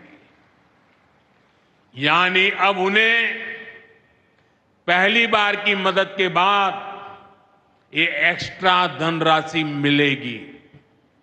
साथियों, हमारी सरकार बॉर्डर किनारे बसे लोगों को देश का प्रथम प्रहरी मानती है। बीते दशक में सरकार ने बॉर्डर के जिलों में विकास और सुरक्षा के लिए अभूतपूर्व काम किया है। इस दौरान करीब 10,000 नए बंकर्स बनाए गए हैं। इन बंकरों ने ऑपरेशन सिंदूर के बाद बने हालात में लोगों का जीवन बचाने में बड़ी मदद की है। मुझे बताते हुए खुशी है कि जम्मू और कश्मीर डिवीजन के लिए 2 बॉर्डर बटालियन बनाई गई है। 2 वुमेन बटालियन बनाने का भी काम पूरा कर लिया गया है। साथियों, हमारा जो इंटरनेशनल बॉर्डर है, उसके पास जो बहुत दुर्गम इलाके हैं, वहां भी सैकड़ों करोड़ रुपया खर्च करके नया इंफ्रा बनाया जा रहा है। कठुआ से जम्मू हाईवे को 6 लेन का एक्सप्रेसवे बनाया जा रहा है। अखनूर से पुंछ हाईवे का भी चौड़ीकरण किया जा रहा है। वाइब्रेंट विलेज प्रोग्राम के तहत भी बॉर्डर के गांवों में विकास के काम को और गति दी जा रही है। जम्मू कश्मीर के 400 ऐसे गांव जहां ऑल वेदर कनेक्टिविटी नहीं थी, उन्हें 1800 किलोमीटर की नई सड़कें बिछाकर जोड़ा जा रहा है। इस पर भी सरकार 4,200 करोड़ रुपए से ज्यादा खर्च करने जा रही है। साथियों, आज मैं जम्मू कश्मीर के आप लोगों से, खासकर यहां के नौजवानों से एक विशेष आग्रह भी करने आया हूं। और जम्मू कश्मीर की धरती से मैं देश को भी आग्रह करना चाहता हूं। आपने देखा है कि कैसे ऑपरेशन सिंदूर ने आत्मनिर्भर भारत की ताकत दिखाई है। आज दुनिया भारत के डिफेंस इकोसिस्टम की चर्चा कर रही है और इसके पीछे एक ही कारण है, हमारी सेनाओं का मेक इन इंडिया पर भरोसा।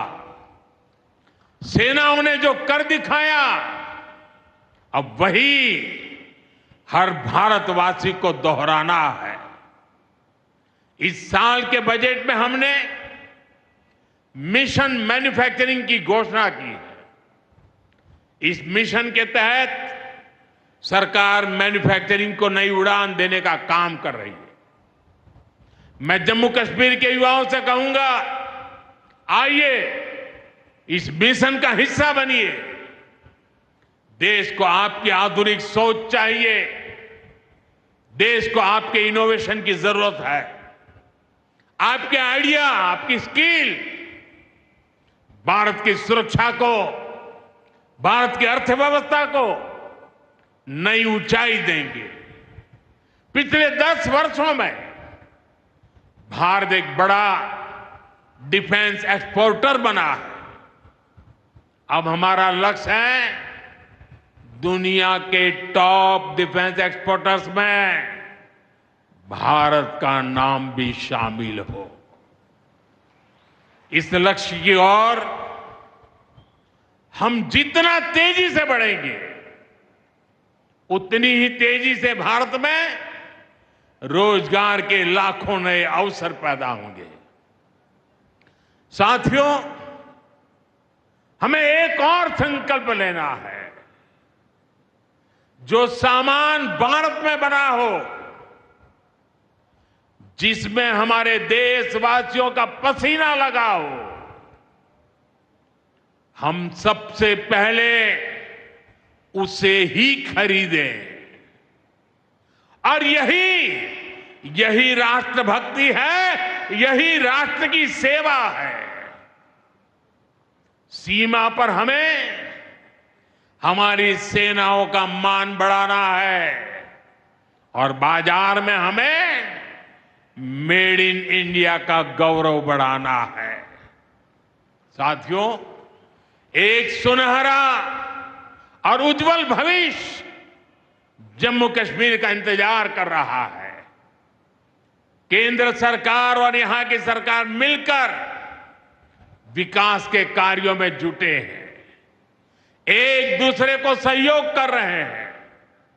शांति और खुशहाली के जिस रास्ते पर हम आगे बढ़ रहे हैं, हमें उसे लगातार मजबूत करना है। मां वैष्णो देवी के आशीर्वाद से विकसित भारत, विकसित जम्मू कश्मीर का यह संकल्प सिद्धि तक पहुंचे, इसी कामना के साथ आप सभी को फिर से ये ढेर सारे विकास के प्रोजेक्ट के लिए और एक से बढ़कर एक शानदार प्रोजेक्ट के लिए मैं बहुत बहुत बधाई देता हूं। दोनों मुट्ठी बंद करके पूरी ताकत से मेरे साथ बोलिए, भारत माता की। आवाज हिंदुस्तान के हर कोने में गूंजनी चाहिए।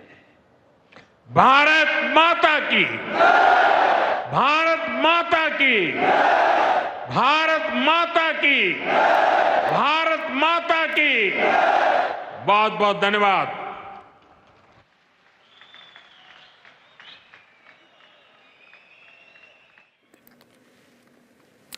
Well, that was Prime Minister Narendra Modi's resounding message. He has said that Kashmir to Kanyakumari has become a reality in rail network also. Remember, ladies and gentlemen, he flagged off Vande Bharat and also inaugurated the Chenab Bridge, which stands as an infrastructure marvel, an engineering feat. And this comes just weeks after the Pahalgam attack, and PM Modi has given a resounding message from Chenab.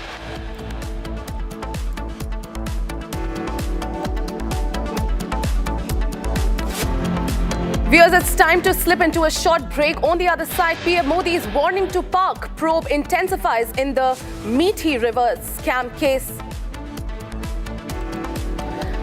We'll also be tracking ED questioning Dino Moria. The probe has intensified in the Methi River scam. ED officials question actor Dino Moria at his residence.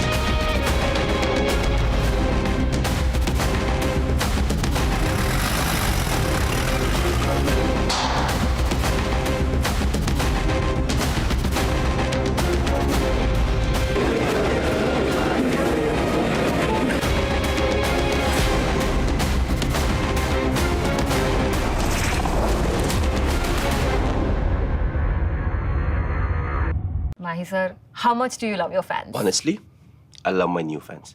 पुराने वाले बेकार में शोर करते Sir, fans हैं शोर तो करेंगे ही ना? नए वाले नहीं करते. And they listen to what I say. The new generation Orient BLDC fans. Super silent performance with voice control. Silly me आए तो और Cricket fans. MDH की हल्दी मिर्ची धनिया करे कमाल, ये रंग दे, ये खुशबू दे, ये तीखा, ये कम पड़े, क्या निराला MDH मसाला।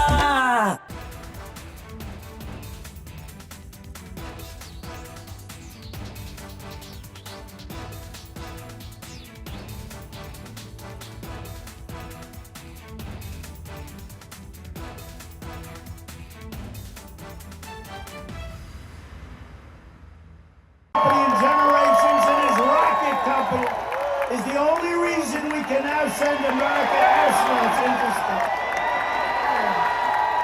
Take over, Eli. Just take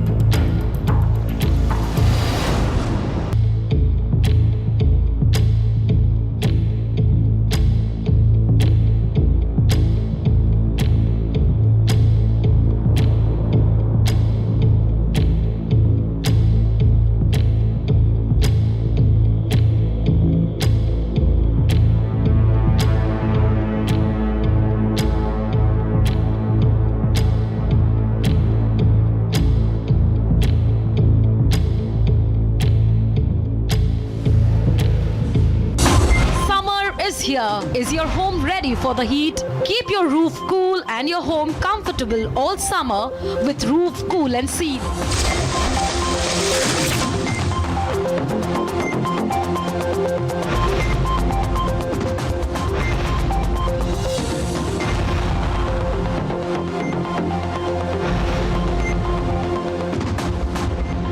पसीना मत बहाओ, Berger roof cool and seal लगाओ।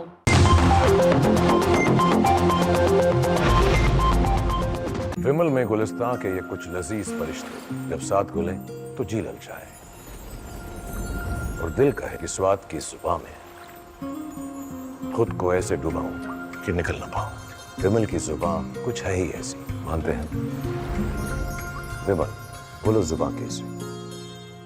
आधे बाउल दही में 4 चम्मच MDH चटनी पुदीना मसाला डाला, स्टर करो, पुदीना चटनी तैयार। MDH चटनी पुदीना मसाला। MDH।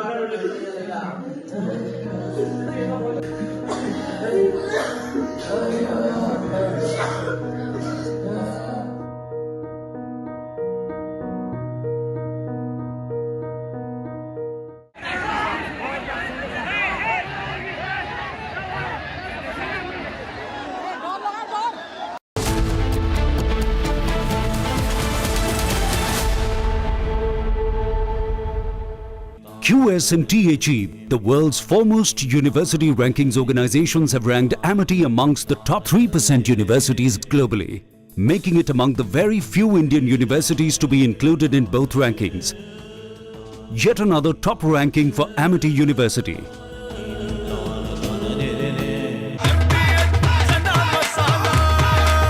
अब छोलिया हो या लोबिया, सफेद चने या काले चने, सब कुछ मजेदार बने।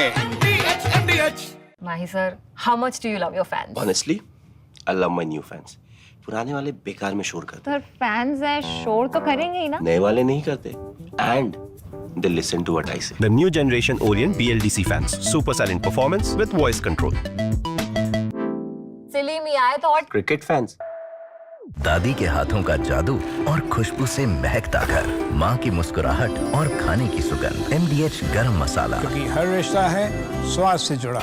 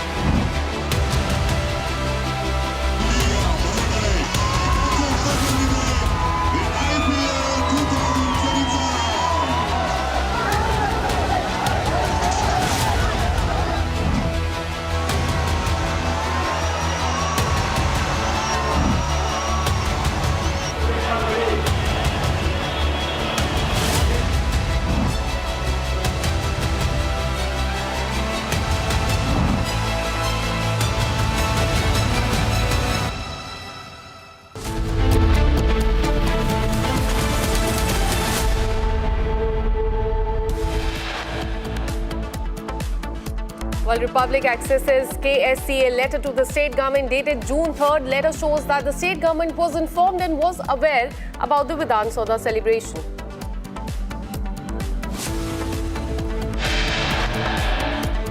As probe intensifies, Karnataka State Cricket Association goes completely silent.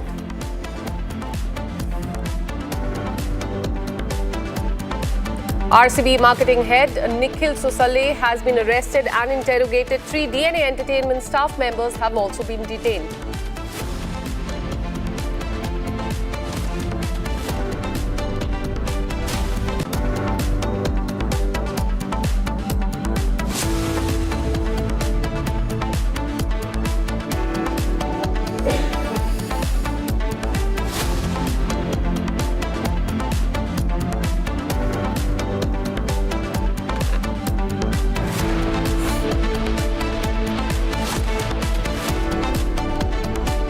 Well, the Prime Minister sends a strong warning to Pakistan from Jammu and Kashmir, says our forces destroyed terror bases in Pakistan.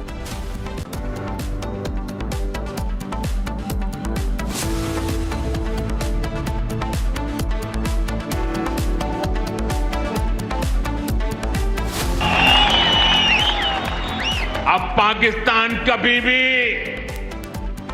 Operation सिंदूर का नाम सुनेगा तो उसे अपनी शर्मनाक शिकस्त याद आएगी।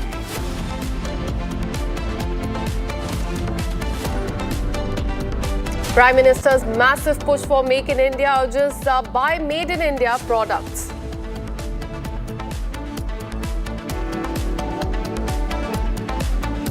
Big boost to economy as RBI cuts repo rate by 50 BPS to 5.50%, single largest cut since 2022.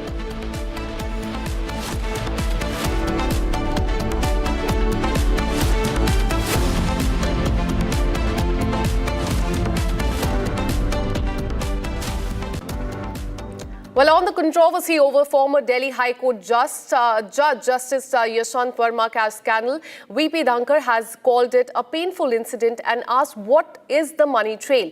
Where did this cash come from? Are there any big sharks? In fact, these are the three big questions that have been asked by the Vice President of India. He's asked what is the money trail as far as this case is concerned. He has called this a very painful incident and he has asked three major questions as far as this is concerned. He has asked about the money trail as far as the recovery from Justice Yashwant Verma's residence is concerned. He has asked about about the money trail, and these are in fact three tough questions that have been asked by the Vice President.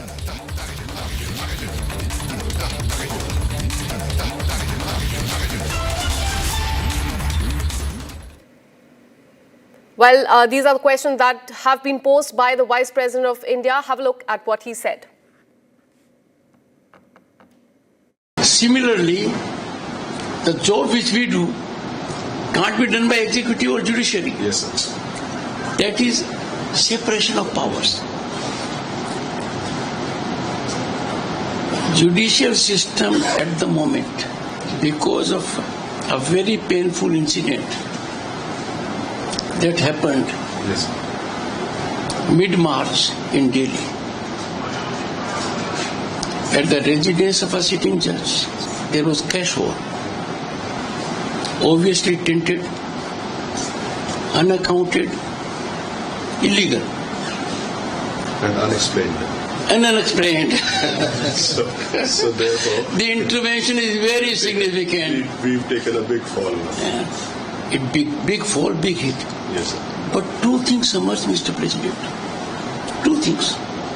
One, it appeared in public domain after 6-7 days. Yes. Imagine if it had not appeared. So we don't know whether it is isolated or there are instances. Now, whenever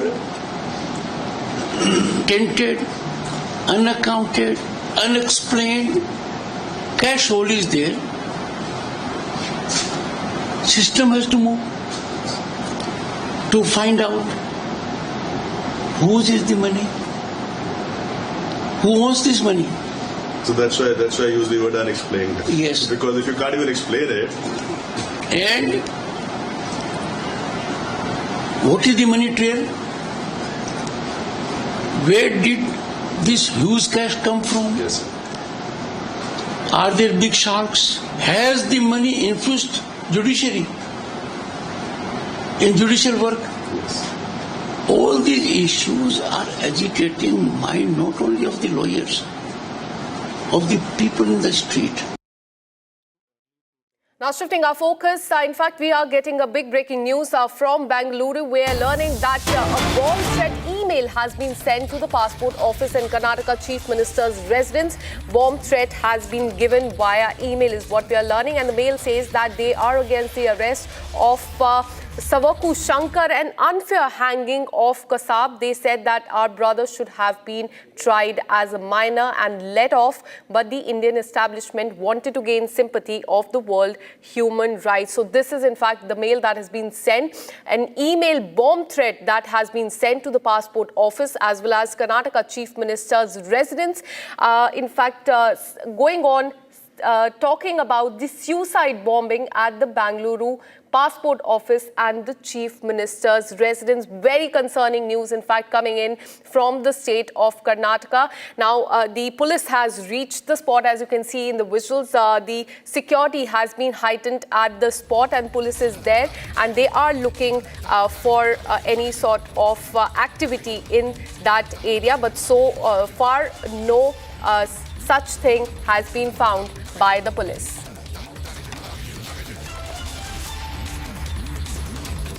Now, moving on, RBI Governor Sanjay Malhotra-led Monetary Policy Committee announced a 50 basis point cut in the repo rate today to 5.5% from 6%. Now, experts had widely expected the RBI-led MPC to cut the repo rate by 25 basis points from 6% to 5.75%. The step, in fact, brings a cheer to loan borrowers as EMIs will now come down substantially is what we are learning. Here is what the RBI Governor said. The Monetary Policy Committee met on the 4th, 5th and 6th of June, that is today, to deliberate and decide on the policy repo rate. And after a detailed assessment of the evolving macroeconomic and financial developments and the economic outlook ahead, the MPC decided to reduce, which is widely expected, the policy repo rate under the liquidity adjustment facility by 50 basis points to 5.5%. I repeat, the reduction recommended by the MPC is for 50 basis points to 5.5%. This is with immediate effect.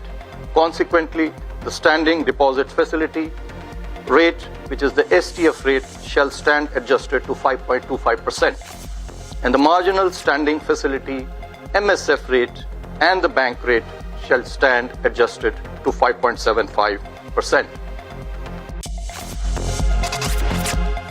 While shifting our focus to Pakistan, what we're learning is that in Khyber Pakhtunkhwa, tribal district of Bajaur, a powerful bomb blast occurred outside the residence of the district health officer DHO, resulting in the death of Dr. Gohar Ayub's father, Mia Ayub Khan. The explosion was so intense that it shattered the windows of nearby houses and caused panic in the area. So this is in fact the news that we are getting from Khyber Pakhtunkhwa, that there was a bomb blast in one of the health facilities, and in the visuals also you can see that is those are the visuals after the bomb blast. You can see the fire blazing in that building, but unfortunately what we can tell you that one person has lost their life. This is in fact a structure in Khyber Pakhtunkhwa province in northwest Pakistan, and this incident in fact took place early Friday is what we are learning. This in fact bomb blew up this structure. One person has lost his life.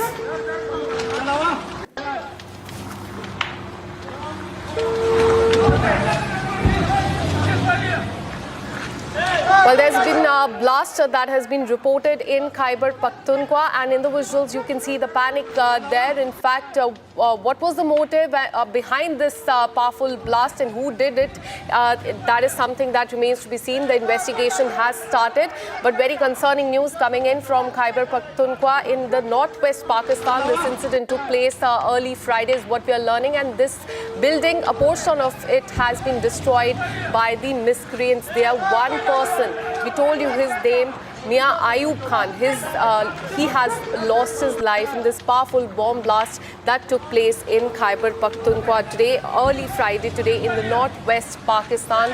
Part of the structure has been blasted off.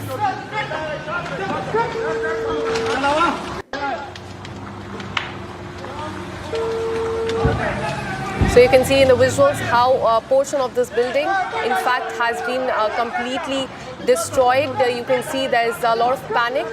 Who in fact did this, what the motive was, is something that remains to be seen. The police, the local police there is in fact probing this, but completely very concerning visuals coming in from Pakistan. A blast took place in Khyber Pakhtunkhwa, and one person in this has lost their life. We are being told that this is in fact one of the health facilities there in Khyber Pakhtunkhwa, which has been targeted there, and a bomb has been set off there and you can also see that part of the structure has been completely blasted off, and one person in this has lost his life. Let me go across to my colleague Krutarth, who joins us live on the broadcast from the newsroom.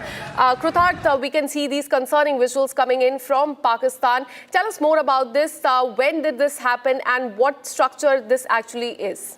Well, this is a very live and breaking story, Akansha, at the moment, and the initial inputs at the moment suggest that there have been multiple blasts that have taken place in Pakistan's Khyber Pakhtunkhwa region. Now remember, this is also a region where the TTP is very much active, and there has been a lot of struggle with the Taliban and the Tehrik-e-Taliban Pakistan over there. And under such circumstances, when Pakistan is facing various internal security crises in Khyber Pakhtunkhwa's tribal district of Bajaur, a powerful blast has occurred outside the residence of a district health officer. That's the first breaking news update that we are tracking at the moment. This has reportedly resulted in the death of Dr. Gohar Ayub, the father of Mia Ayub Khan. Now, the explosion was so intense at the moment that it has shattered the windows of nearby houses and has caused a lot of panic in the entire area, as we can see the intensity of the blast through the flames that are emanating from the building on your screen at the moment. Meanwhile, another explosion has also taken place reportedly at a government high school, Akbari, located within the jurisdiction of Ghulam Imam Police Station in Tank district. And the blast has caused severe damage to the school building over there. That is the second blast. So the first blast was at the doctor's residence, the second was at a school in the Tank district over there, and the jurisdiction is of the Ghulam Imam Police Station. According to local authorities, at the moment the explosions occurred before school hours, and there are no casualties reported at the moment. Meanwhile, in the Azimbagh area of the Kohat district of Khyber Pakhtunkhwa, a blast has occurred at a guest house of Malik Amjad Afridi. This is a person identified, and Abbas Khan Afridi. This is the property of these two people, where a guest house where a blast has also been reported. So local sources are saying that Abbas Khan Afridi has sustained severe injuries in this entire attack. Now, this is local reports coming in from Pakistan. So these are confirmed by the Pakistan reporters themselves now. 3 separate blasts taking place in Khyber Pakhtunkhwa simultaneously at 3 various occasions. One at a school, another at a doctor's residence, and the final one at a guest house. This is a multi-front attack. Now, at the moment, nobody has claimed responsibility. A terror angle in this entire event will also be taken into consideration, whether the TTP was involved behind these blasts. But this clearly seems like some form of an attack that has been coordinated, and these are not isolated blasts that have occurred. The high-intensity blasts also show that advanced improvised explosive devices might as well also have been used by the perpetrators behind this blast. But the tensions in Khyber Pakhtunkhwa are very high, just as they were in Balochistan just a few days ago in Quetta, when the Field Marshal Asif Munir, along with the Prime Minister of Pakistan, were visiting there in Quetta. There was also a city in Balochistan that was captured by the BLA forces. So the BLA in Balochistan and the TTP perhaps in Khyber Pakhtunkhwa, two very, very strong foes for Pakistan's internal security at the moment. Back-to-back blasts being reported in the Khyber Pakhtunkhwa district. That's the big breaking news update that we're tracking at the moment. Back to the studio. Absolutely, multiple blasts, in fact, being reported from Pakistan. As my colleague told us, that TPP is very active in that area, and this clearly goes on to show the unrest inside Pakistan. Let me also go across to retired Major General Rajan Kocho, who joins us live in the broadcast with more on this. Sir, give us more perspective about this. We are witnessing back-to-back blasts in Pakistan. What my colleague also told us, that doctor's house was attacked, and then after that, school has been attacked. TPP is very active in this area.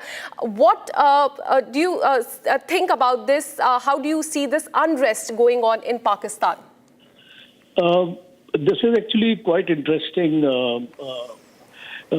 What is happening in Khyber Pakhtunkhwa as well as in Balochistan, because when there is a breakdown of law and order, and when you find that groups like TTP and BLA are able to roam around freely, the first deduction I would like to make here is that there is no rule of law which is prevalent in these areas, and there is a lack of governance on the part of the elected government in Khyber Pakhtunkhwa as well as in Balochistan.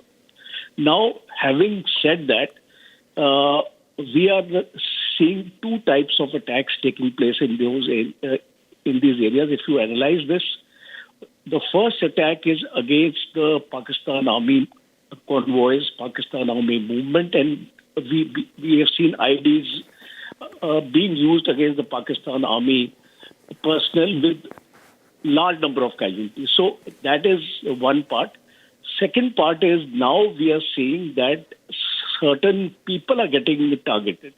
So it's still early days, because I do not have the updated information on that, why these people have been targeted, who are these people, and to whom are they affiliated or their affiliations are for.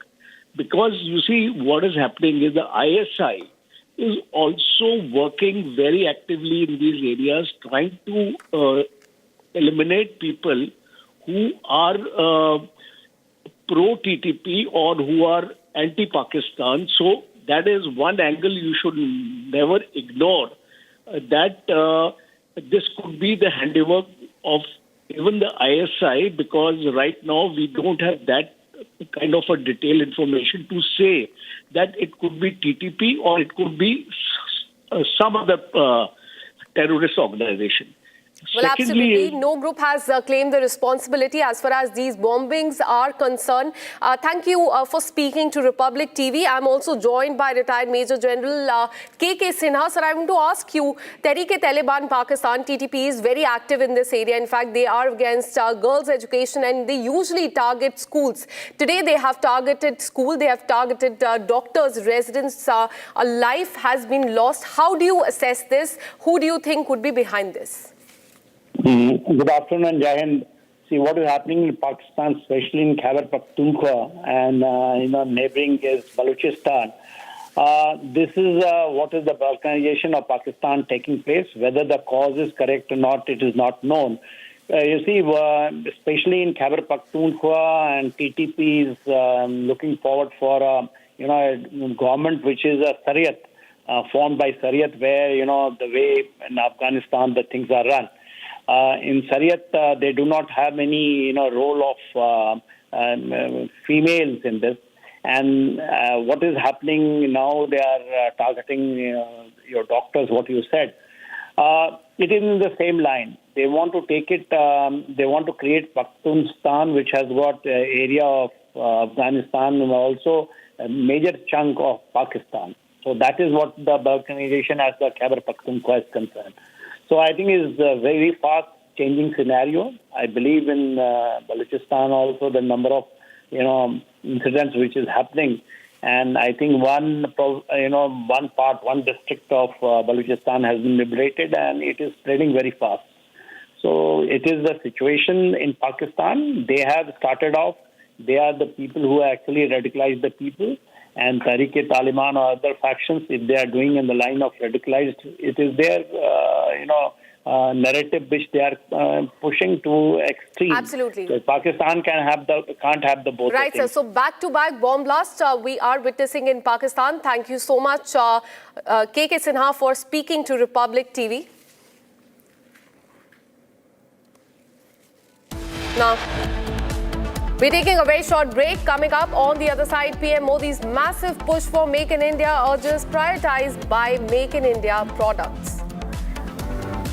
We'll also tell you about big boost to economy as RBI cuts repo rate by 50 BPS to 5.50%, single largest cut since 2022. We'll tell you about these two stories right after this very short break. Stay with us.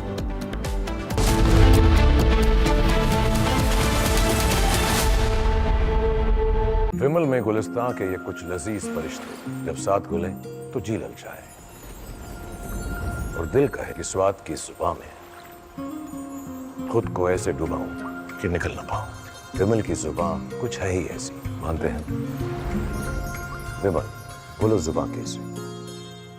MDH की हल्दी मिर्ची धनिया करे कमाल, ये रंग दे, ये खुशबू दे, ये तीखा, ये कम पड़े, क्या निराला MDH masala. Generations in his rocket company is the only reason we can now send America astronauts into space. Take over, Elijah.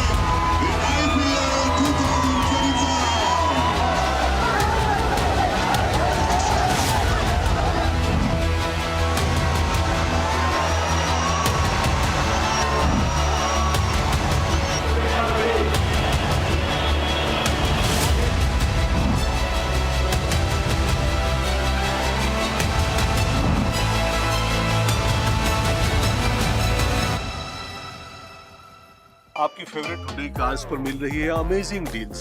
वैसे लोगे तो आप हुंडई ही, चाहे दिल की सुनो या डील्स की, तो जल्दी चले आओ हुंडई शोरूम।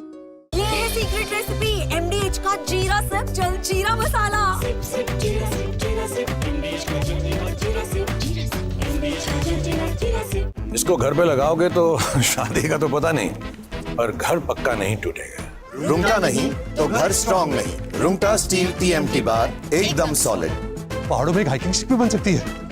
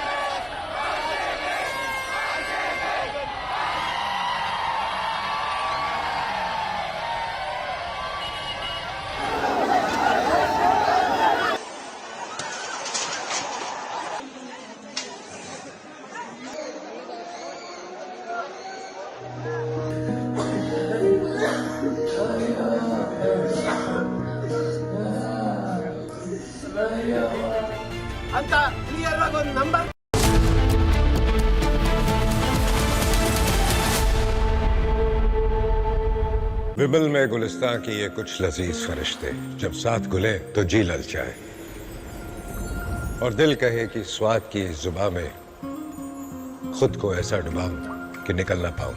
विमल की जुबान कुछ है ही ऐसी, मानते हैं ना? विमल बोलो जुबान केसरी। MDH की देगी मिर्च, देगी मिर्च का तड़का, अंग अंग फड़का। MDH की देगी मिर्च।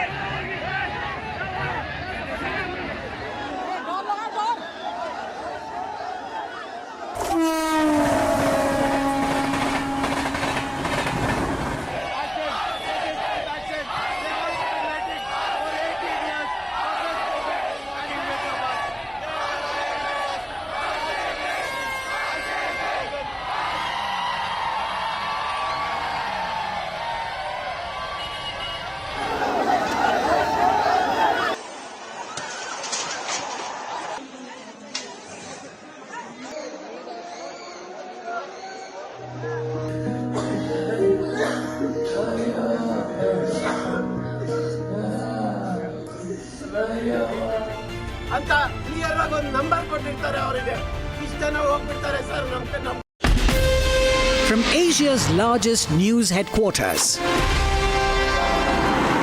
setting the agenda for Bharat.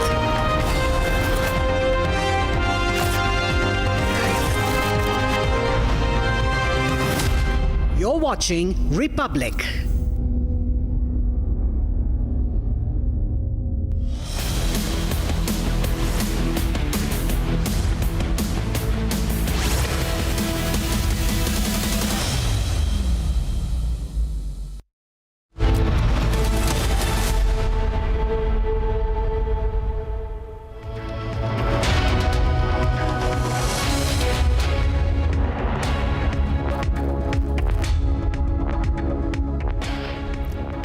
You're watching Republic TV with me, Akanksha Khajuria. Our top focus will remain on the Stampede tragedy that took place in Karnataka. We'll tell you about that, but first, as always, the headlines.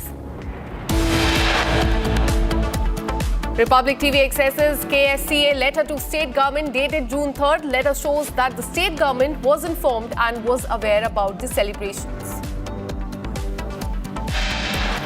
As the probe intensifies in Karnataka State Cricket Association, in fact, they have gone completely silent.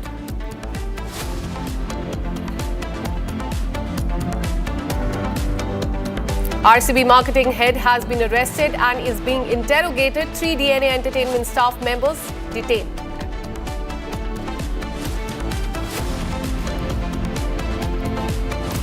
PM Modi sends a strong warning to Pakistan from Jammu and Kashmir, says that our forces destroyed terror bases in Pakistan.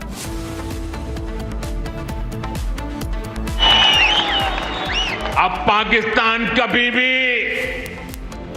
Operation सिंदूर का नाम सुनेगा तो उसे अपनी शर्मनाक शिकस्त याद आएगी।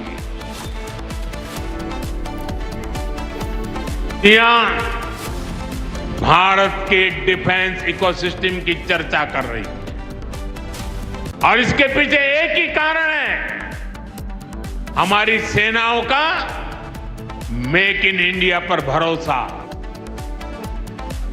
PM Modi's massive push for Make in India. He has urged people of the country to buy Make in India products. Big boost to economy as RBI cuts repo rate by 50 BPS to 5.50%, single largest cut since 2022.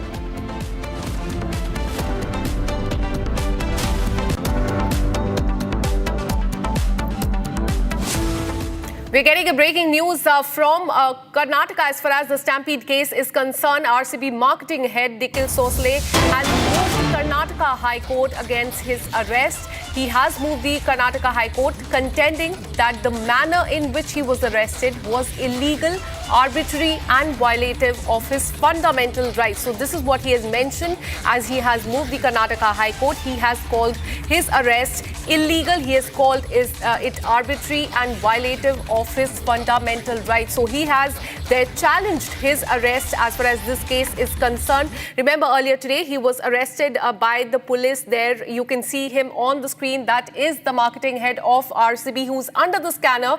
He, along with the 3 staffers of DNA Entertainment, are in fact under the lens. He has been arrested. 3 others have also been arrested as far as the entertainment company is concerned, and they are being interrogated by the police right now. Meanwhile, he has moved the Karnataka High Court. Let me go across to my colleague Abhishek, who joins us live in the broadcast with more details. Abhishek, you've been tracking this case. This RCB marketing head was arrested earlier today. Now, what we are learning is that he has moved the Karnataka High Court. What has he mentioned in his plea? Take us through that.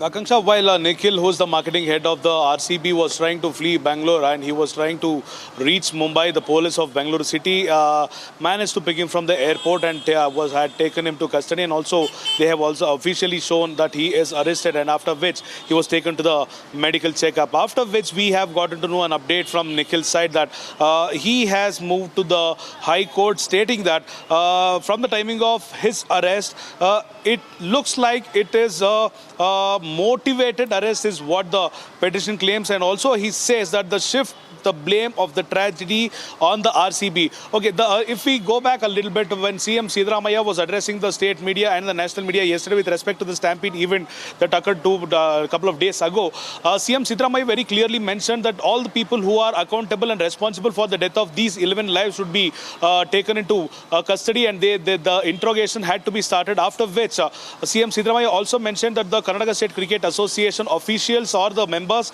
along with the RCB management and the administration part, were the two agencies who were directly responsible for the death of these 11 innocent people or the RCB fans, after which Nikhil was taken into custody from the Kempegowda International Airport Limited. So Nikhil, as of now, Mr. Sosale has claimed that his basic constitutional right has been violated. The police have arrested Nikhil Sosale based on CM's oral order, despite there being no investigation agency who has already taken over the case. So he has made some of the mandatory points in the petition, and the petition is already submitted to the High Court, and we are expecting the petition to be reviewed either today or in the next couple of days. Akanksha.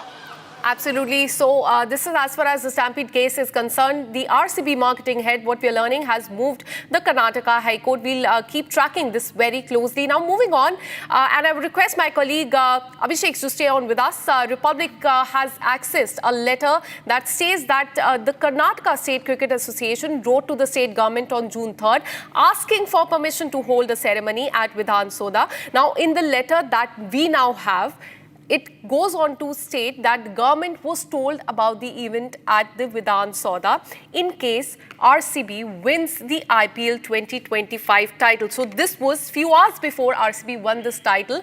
The letter sought approval for DNA Entertainment Network and event management firm to make arrangements for this ceremony at Vidhana Soudha grand steps on June 4th, the following day.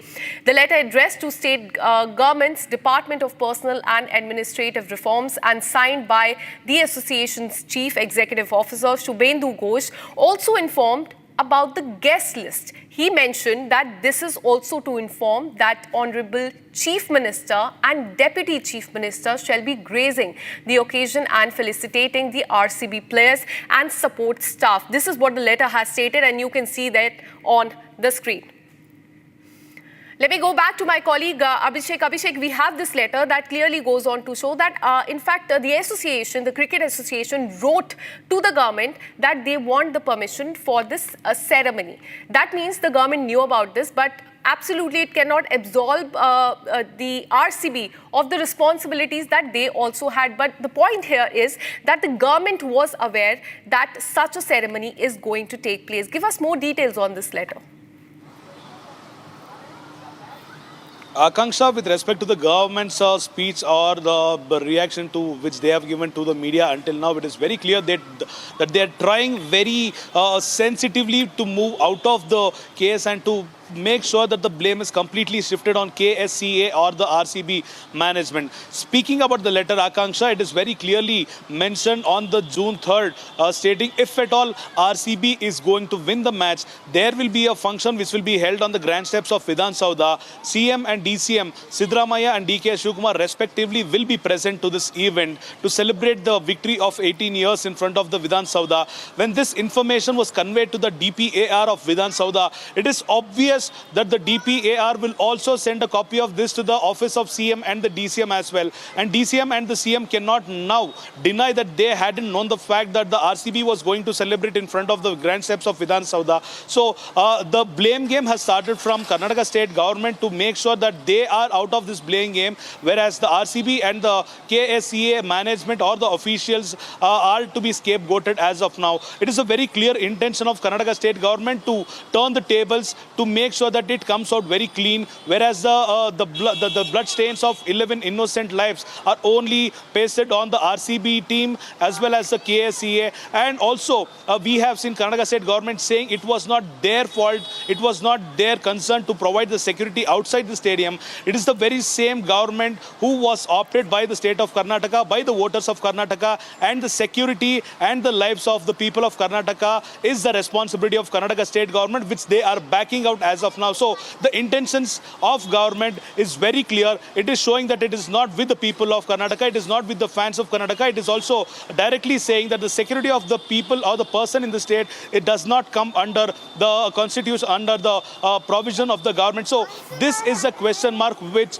the government will have to answer as of now, Akanksha. So we will have to see what the government will have to do as of now. And also there is a major update which has been coming now. Intelligence chief of the Karnataka. Yes, okay.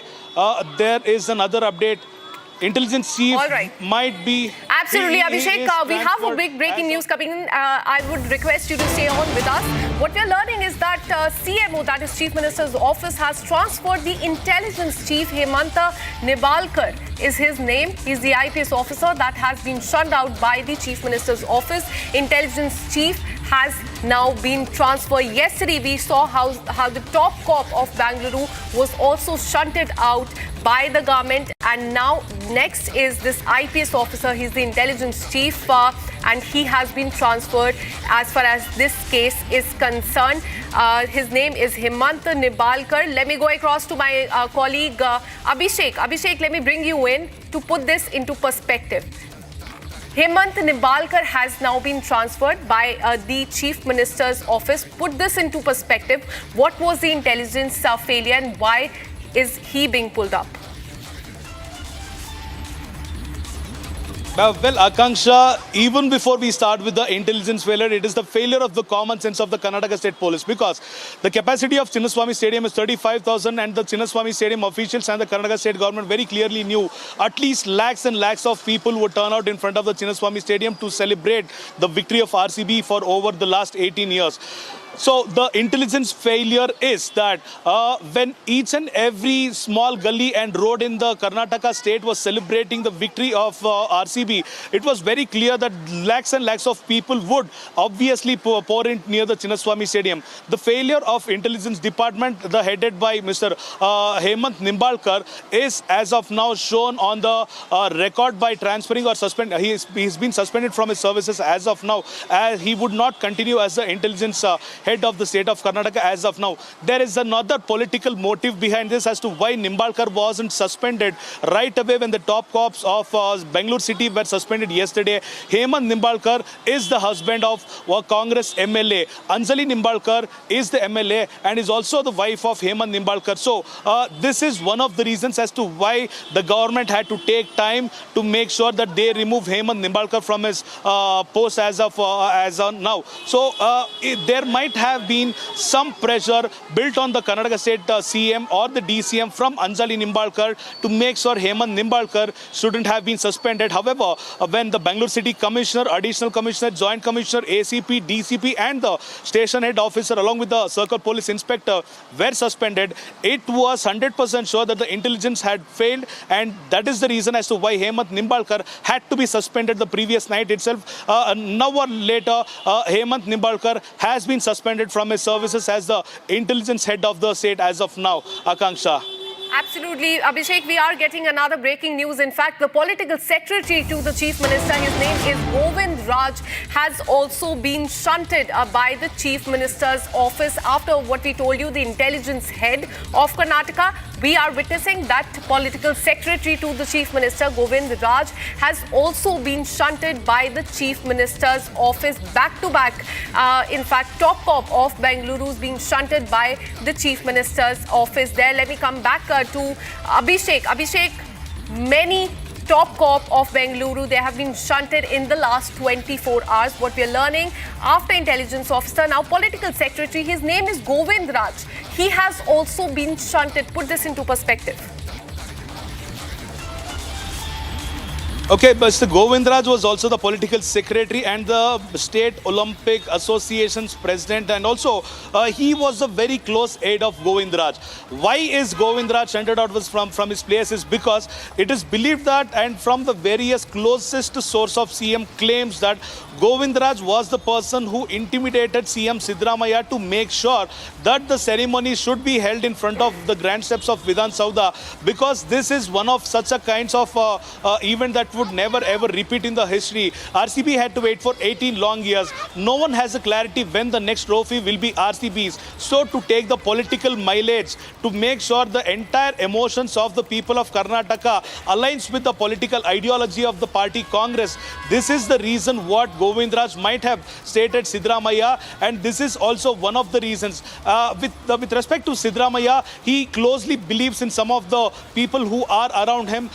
One such person was Hemant Nimbalkar, other such person was Govindraj. Now, after considering Govindraj's statement, we have seen 11 innocent lives are lost due to the negligence of police, due to the negligence of government, due to the negligence of politicians, and the blame is directly on the state government as of now. And this is also one of the reasons as to why the political secretary Govindraj has been shunted out from his position as of now. And not only this, we might expect some more people being removed off from their positions within the end of the day. And this week, especially for the Karnataka state government, might be a tremendous week because there might be shuffle game within the administrative blocks of the Vidhana Soudha. Also, the CM office might find some of the major changes as of now with respect to the Stampede event that occurred at Chinnaswamy Stadium. Akanksha. Absolutely. Transfers after transfers are being witnessed after the tragedy unfolded in Karnataka. Political secretary to the chief minister has been suspended. Before that, we told you that intelligence head, and yesterday the Bengaluru, in fact, the police commissioner B. Dayananda was suspended in this case. Would request Abhishek to stay on with us. The FIR that has been registered against RCB, the Karnataka State Cricket Association and the DNA Entertainment Private Limited goes on to state that the stampede occurred because they wanted, in fact, they went ahead with the celebration without any arrangements for the crowd entry into the stadium. The FIR reveals that on June 3rd at around 6 o'clock, KSCA CEO Shubhendu Ghosh sought security for June 4th celebration, but Inspector Girish warned that large crowds would require more time to arrange, in fact, the adequate security. Still, RCB, KSCA and DNA pressured the police to allow the event. However, the state government order on June 5th suspending Bengaluru City Police Chief and 4 others also went on to state that RCB CEO informed the police commissioner on June 3rd about the June 4th parade, but the commissioner's office failed to issue a written denial citing the lack of time. This is in fact the laxity that we are witnessing here. As far as this FIR is concerned, it goes on to say that the stampede occurred because DNA Entertainment, the Cricket Association and RCB went ahead with the celebration without any adequate arrangement for the crowd control and the entry into the statement. Now look at this letter that is dated June 4, 2025, a day after this incident took place. The exact same date, in fact, the stampede happened. Now the announcement letter by KSCA shows how even after the police denied permission, the Cricket Association went ahead with the celebration. They went ahead announcing the grand event and the SOP of the event. And remember, all of this came even after the police had clearly denied permission for this event, keeping in mind the short notice period that was given by them, the large crowd gathering and the paucity of time to give, to put ample security arrangements in place. So we have, in fact, several letters to show you the laxity on behalf, not just RCB, but also Cricket Association and the DNA Entertainment, and also as far as the government is also concerned. Let me go across to Abhishek. Abhishek, we have these letters which go on to show, and in fact, the FIR also says that this occurred because RCB, DNA Entertainment and also the Cricket Association went ahead without any permission whatsoever for these celebrations. Put these letters and the FIR into perspective for our viewers. Akanksha, very practically looking at the issue, Bangalore City Police had informed the Karnataka state government that adequate support or adequate security cannot be provided for the event if it is going to happen on June 4th, because the KSRP battalions and various other battalions which are distributed across the city were to be assembled at one place. And this mobilization was an issue because of the time constraint. This is as one of the reasons why Bangalore City Police very clearly mentioned to postpone the event from June 4th to June 8th, that is on a Sunday. However, the top politician who is very influential in the state of Karnataka, indirectly the politicians have named DCM DK Shivkumar. His ego wanted to make sure that the event should be happening on June 4th at two locations, one being in front of the grand steps of Vidhana Soudha, the other one being at the KSCA, where he wanted lakhs of thousands of people of RCB fans he wanted them to assemble there to witness the celebratory event. Point number one, Vidhana Soudha and Chinnaswamy Stadium plans were also included by the Karnataka government officials, and it was considered after the conversation with the government officials.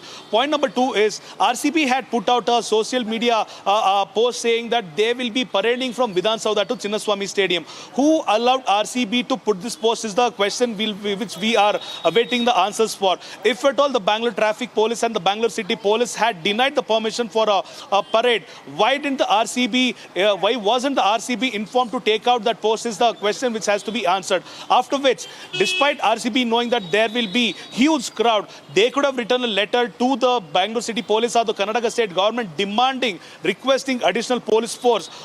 This is one of the points which the KSCA also had to do. KSCA had written a letter to the government of Karnataka, DPAR department. KSCA was denied the permission by the Bangalore City Police, keeping the mobilization of forces in one day. And also, RCB might not have had connection or communication with KSCA, neither the Karnataka State Government nor the BCP, and it is a collective lapse of all the systems which has led to the death of 11 innocent RCB fans. And majorly, Akanksha, we shouldn't forget, the people who have died belong to the age group somewhere between 16 to 25, who were supposed to lead their lives henceforth at least for 50 to 60 more years. The losses of these lives are actually the whole and sole responsible of the collective lapses of all these agencies. Back to you, Akanksha. Absolutely. So laxity on the part of RCB, DNA, and also the Cricket Association and the government there. Thank you, Abhishek, for speaking to us on this big story that we are tracking very closely for our viewers. Now shifting our focus to the national capital, a major crackdown on illegal immigration and infiltration in Delhi. 71 illegal immigrants have been arrested. Here's all you need to know.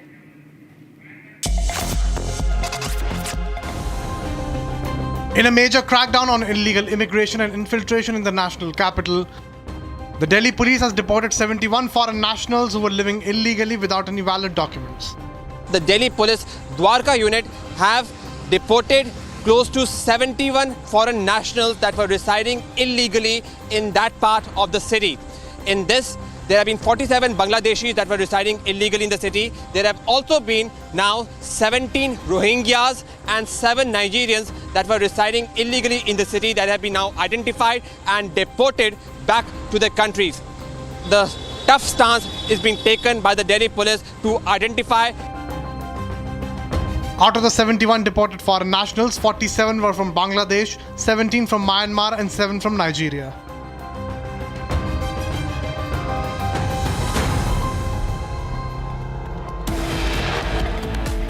We're taking a very short break. Coming up on the other side, PM Modi's massive push for Make in India. He has urged the people of the country to buy Make in India products. We'll also tell you about big boost to economy as RBI has cut the repo rate by 50 BPS to 5.50%, single largest cut since 2022. We'll tell you about these two stories right after this very short break. Stay with us.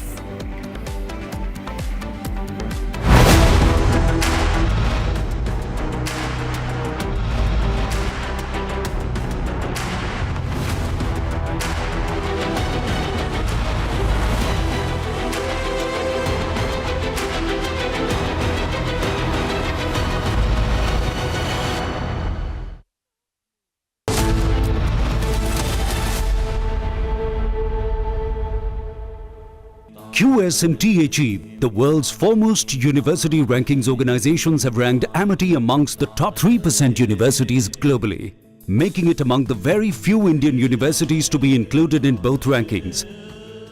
Yet another top ranking for Amity University.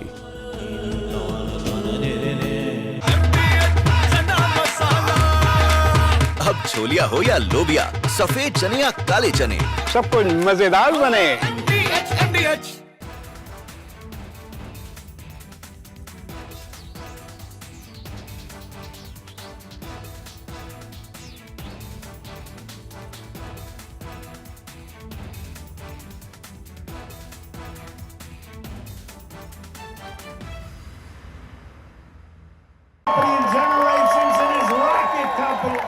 is the only reason we can now send America astronauts into space.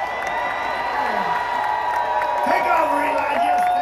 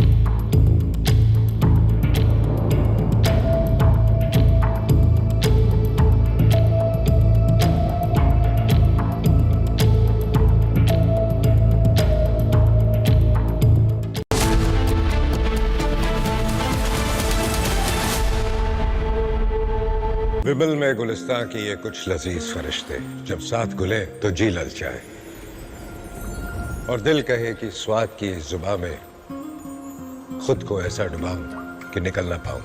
विमल की जुबान कुछ है ही ऐसी, मानते हैं ना? विमल, बोलो जुबान केसरी। आधे बाउल दही में 4 चम्मच MDH चटनी पुदीना मसाला डाला, स्टर करो, पुदीना चटनी तैयार। MDH चटनी पुदीना मसाला।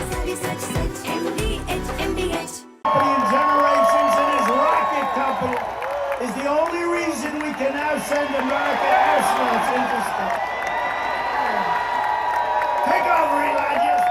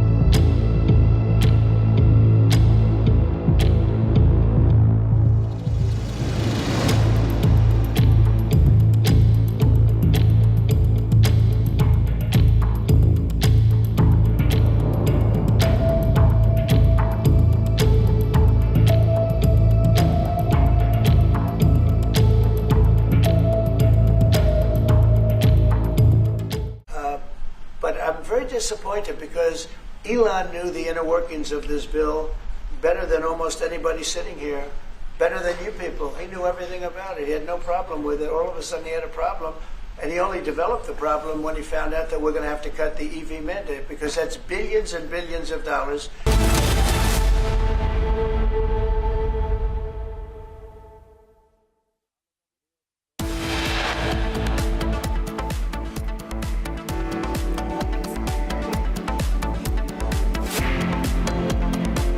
Republic TV accesses the KSCA letter to state government dated June 3rd. Letter shows that the state government was informed and was aware about the celebrations.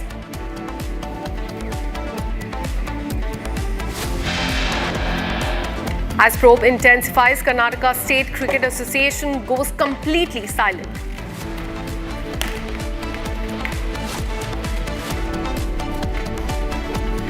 RCB marketing head has been arrested and is being interrogated.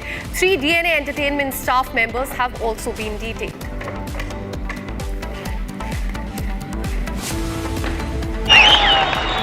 अब पाकिस्तान कभी भी operation सिंदूर का नाम सुनेगा तो उसे अपनी शर्मनाक शिकस्त याद आएगी. PM Modi sends a strong warning to Pakistan from Jammu and Kashmir, says that our forces destroyed terror bases in Pakistan. यहाँ भारत के डिफेंस इकोसिस्टम की चर्चा कर रही है और इसके पीछे एक ही कारण है, हमारी सेनाओं का मेक इन इंडिया पर भरोसा. PM Modi's massive push for Make in India. He has urged people of the country to buy Make in India products. Big boost to economy as RBI cuts repo rate by 50 BPS to 5.50%, single largest cut since 2022.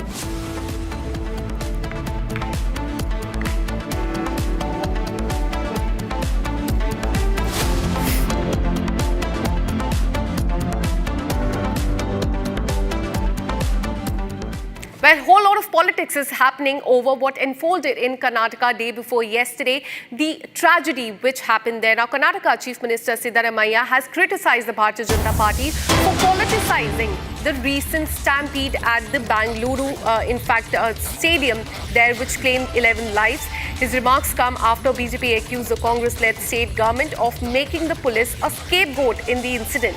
Now, remember, ladies and gentlemen, on June 4th, amid criticism over inadequate crowd management preparations, the Chief Minister had addressed a press conference in which he had announced compensation for the families of those killed and free treatment for those injured.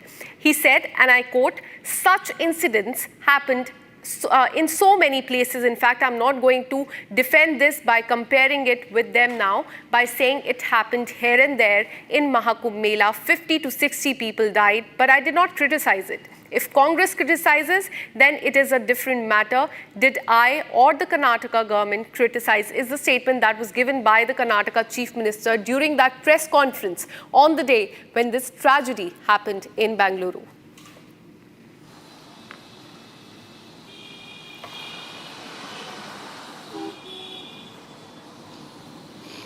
Let me go across to my colleague Abhishek, who joins us live in the broadcast with more details. Abhishek, as far as the statement from Karnataka Chief Minister Siddaramaiah is concerned, he has compared Mahakumbh Mela to the tragedy that happened 2 days back. Put this into perspective for us, how the politics has now escalated in Karnataka.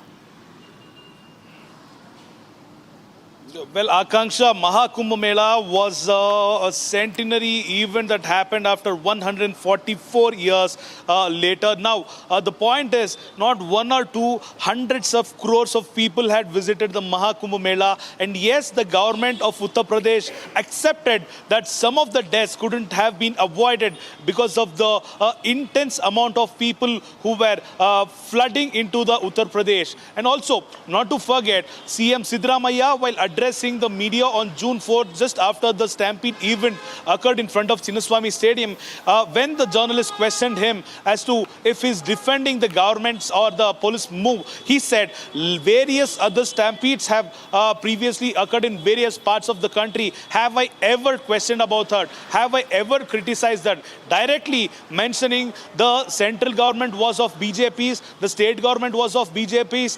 When the Mahakumbh Mela stampede occurred here, with respect to the event that happened in Karnataka, I as the CM will not question the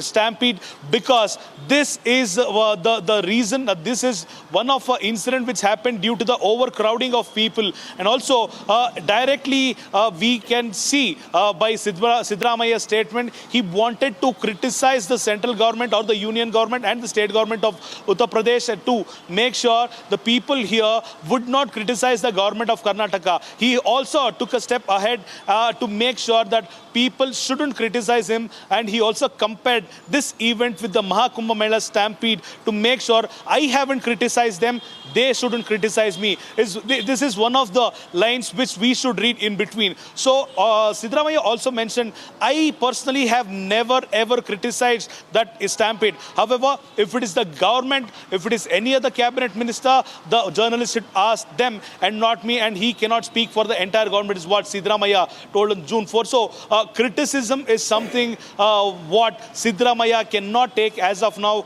is the fact which we have understood by now. Akanksha. Absolutely. Abhishek, stay on with us. In fact, we have an exclusive CCTV footage of that day when this incident took place. Let us take you through that. This is a Republic TV exclusive. This is from inside the Chinnaswamy Stadium. Now, the visuals clearly, in fact, show how the event was made a family event or a private affair. As you can see on the screen, in fact, we'll just show you that in just some time. Firstly, see these visuals. These are the visuals from that very day when the incident took place. In fact, at that very same point when the incident was taking place, the celebrations were happening. Now, you can see on the screen the Chief Minister of Karnataka and also G. Parmeshwara, the Karnataka Home Minister, can also be seen in this video. Along with him, there are several other ministers who can be seen introducing their family members to Virat Kohli and other cricket stars there. And remember, all of this thing was happening under tight security, even as there were minimum police deployment outside the stadium where this stampede happened. So it was, in a way, turned into a private affair. Let me again bring in my colleague Abhishek. Abhishek, we have this video, exclusive video of that day, wherein we can see that a lot of ministers are introducing their family members to Virat Kohli. They are meeting their fans as well. Now it appears that this public event was turned by the Congress party there in Karnataka into a completely private event. Give us more details on this. Well, Akanksha, this wouldn't be a wrong statement made by any of the journalists, but Vidhana Soudha on the date of incident had turned out to be a private location, had turned out to be a home for the people, for the family members, for the kith and kin of politicians of the state of Karnataka. We could very clearly see when the media was kept at least half a kilometer away from the stage, we could very clearly see various other relatives. If at all I have to name some, Siddaramaiah's grandson was on the stage, steering the stage with Virat Kohli and the team. Zamir Ahmad Khan, who's the cabinet minister, his son was also found on the stage with the RCB officials and the players. Not only these two people, various other family members of the ministers and the MLAs who aren't even in the politics, who are contractors by profession, who are advocates by profession, who are anything by profession, were present on the stage. The complete protocol of the stage was broken. There was no protocol followed. Imagine a place where the governor is there and the protocol isn't being followed. We could see the negligence of the government protocol. This had turned out to be the Congress party's private function rather than the government function, which had to celebrate the victory of RCB, which had to respect the victory of RCB. So this completely shows the Congress government wanted to make sure they wanted to have a selfie op with the winning team, and that is why they took the name of respecting them or showering their love with felicitation. They used various other names for the RCB to visit the Vidhana Soudha. Also, the government also might have thought in a way Vidhana Soudha might be the nearest place for all the politicians and all their families to have a selfie option with. So this wasn't a public event. This was a private event. Not only the public of Karnataka, the cameras also saw that. The journalists and various other media houses were also seeing this. The medias were placed at least half a kilometer outside. The advocates were placed outside. The officials who had to provide the security for the Vidhana Soudha were placed outside. Whereas every single person who wasn't related to the government was sharing the stage with the RCB players on the stage that day, Akanksha. Absolutely. Many are asking if this was a public affair, public event or a private affair of the Congress party. There on the visuals you can see these are the exclusive video that have been accessed by Republic TV. In fact, people seen meeting RCB players on the stage. In the video, we can see the presence of Chief Minister Siddaramaiah. There's also presence of his grandson, Minister Zamir's sons, MLC Congress, Govinda Raju's family is there on stage meeting with the cricketers there, and Congress MLA Rizwan Harshad's son is also there. So in a way, all of these Congress MLA, MLCs, ministers, they are making their families meet with the cricketers there. This includes Chief Minister and his family. His grandson is there on the screen. Minister Zamir's son, MLC Congress Govinda Raju's family, and Congress MLA Rizwan Harshad's son. All of these people can be seen meeting the RCB players there on the stage. In the video, there is fan frenzy around them, and these fans are in fact the family members of the Congress MLA, MLCs, ministers, etc. And what is most shocking is at the same time when this was happening, when these family members were meeting with the RCB players, at the same time, people were gasping for breath. People were falling on the streets. Let me go across to Abhishek for more on this. Abhishek, we can see on the screen, these are the players meeting with the family members. It includes the grandson of the Chief Minister there as well. He can be seen smiling. And at the same time, on the other side of the road, in fact, there were people gasping for breath. Two contrasts that we saw. And this is very, very tragic and very, very insensitive, in fact, on the part of the Congress party to make this into a complete private, in fact, event. Now the public of Karnataka can very clearly differentiate the level of treatment what the politicians' family receive and what the normal civilians receive in Karnataka, Akanksha, because we have seen the politicians and their family being escorted with the help of police to the grand steps of Vidhana Soudha. There was multiple layer of security to the RCB players. The same security layer was provided to the families, the kids and kins, the grandchildren, the children of CM Siddaramaiah, Zamir Ahmad Khan, Rizwan Arshad, Govindraj, various other families to name. Even DK Shivkumar had his family members on the stage. So this wasn't a public event. This wasn't a government event. This was the event which was organized to the family members of the politicians or the ministers or the MLAs of the Congress party by the Karnataka state government. This is the point of view what the entire state of Karnataka have viewed at, have witnessed. Whereas the same own view from another point is people were gasping to take breath. People were shouting that their lives are in danger. People were demanding that they receive some the support from the police. The people also requested if they could ease out some space so that they can easily walk out. The complete law and order in the state of Karnataka and especially in the city of Bengaluru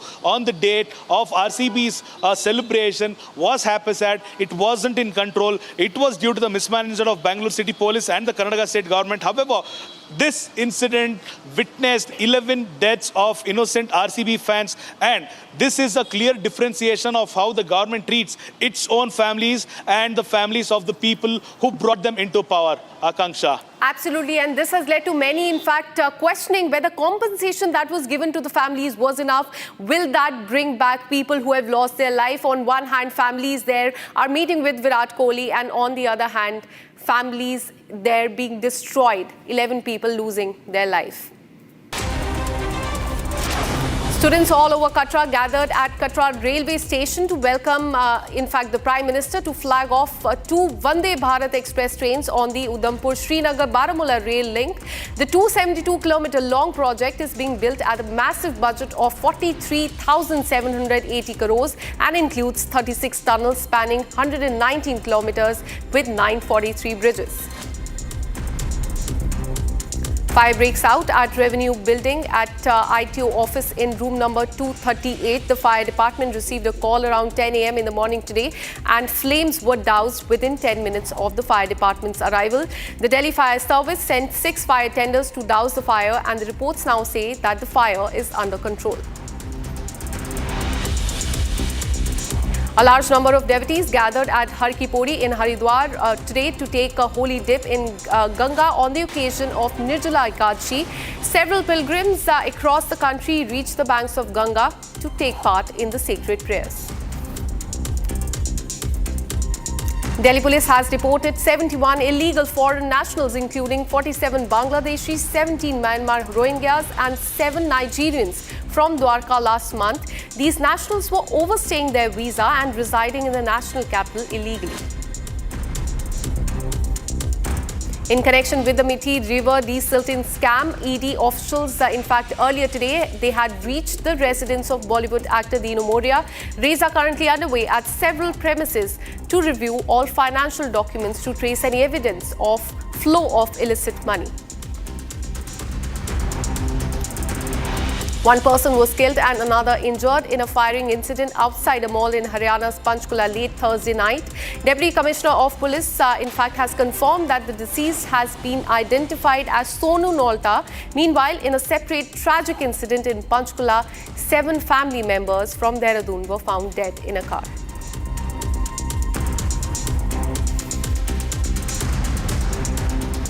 Flood situation in Morigaon district has slightly improved, but 117 villages in district are still submerged. According to Assam State Disaster Management Authority, this year the flood has claimed 16 lives so far and 5 more deaths due to the landslides. Over 5.6 lakh people of 19 districts are affected in the first wave of this deluge.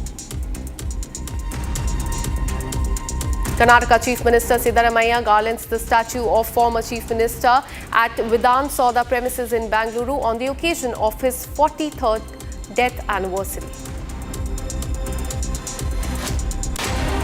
Active politician Kamal Hassan, along with key nominees from both DMK and AIAMDMK, have filed nominations today for the upcoming Rajya Sabha elections from the state of Tamil Nadu, marking a significant political development ahead of the 2026 Tamil Nadu elections. The National Eligibility Cum Entrance Test Postgraduate will be conducted on August 3rd, 2025 in a single shift. The Supreme Court today has allowed the conducting body, that is National Board of Examination in Medical Sciences, time in extension. The NBEMS informed the Supreme Court that it needs more time to arrange resources for the NEET PG exam, citing the need for over 1,000 centers across 250 states and cities, and nearly 60,000 personnel as well.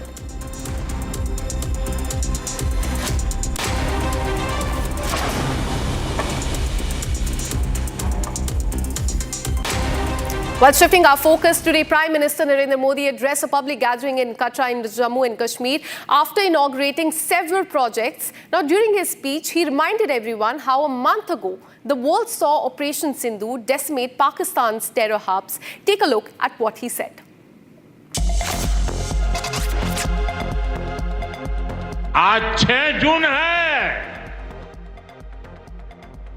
याद कीजिए, 1 महीने पहले,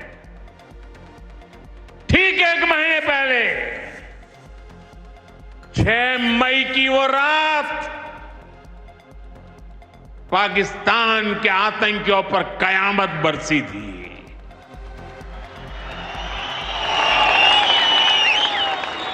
अब पाकिस्तान कभी भी operation सिंदूर का नाम सुनेगा तो उसे अपनी शर्मनाक शिकस्त याद आएगी।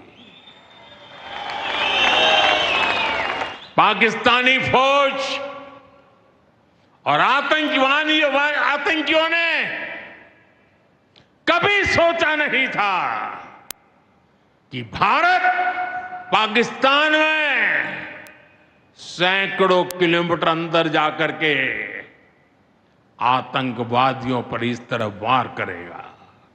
बरसों की मेहनत से उन्होंने आतंक की जो इमारतें बनाई थी वो कुछ ही मिनटों में खंडहर में बदल गई है। और ये देख पाकिस्तान बुरी तरह बौखला गया था और उसने अपना गुस्सा जम्मू के पूंछ के दूसरे जिलों के लोगों के पर भी निकाला। पूरी दुनिया ने देखा कि पाकिस्तान ने कैसे यहां घर उजाड़े, बच्चों पर गोले फेंके। जिस तरह पाकिस्तान के हमलों का मुकाबला किया वो हर देशवासी ने देखा है। In fact, on the other side, we'll tell you about how PM Modi has sent a strong warning to Pakistan from Jammu and Kashmir. He has said that our forces destroyed terror bases in Pakistan. We'll also tell you, in fact, about Prime Minister's massive push for Make in India. He has urged people of the country to buy Make in India products. We'll tell you about this right after this very short break. Don't go anywhere. Stay with us.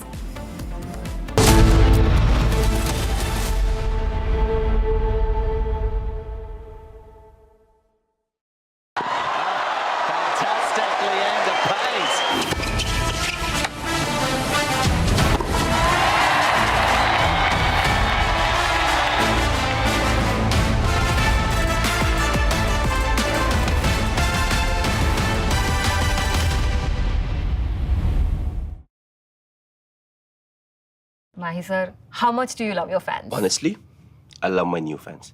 पुराने वाले बेकार में शोर करते sir fans हैं शोर तो करेंगे ही ना नए वाले नहीं करते and they listen to what I say. The new generation Orient BLDC fans. Super silent performance with voice control. सिली में आए तो और Cricket fans. दादी के हाथों का जादू और खुशबू से महकता घर, माँ की मुस्कुराहट और खाने की सुगंध। MDH गरम मसाला, क्योंकि हर रिश्ता है स्वाद से जुड़ा। Generations in his rocket company is the only reason we can now send American astronauts into space. Take over, Elijah.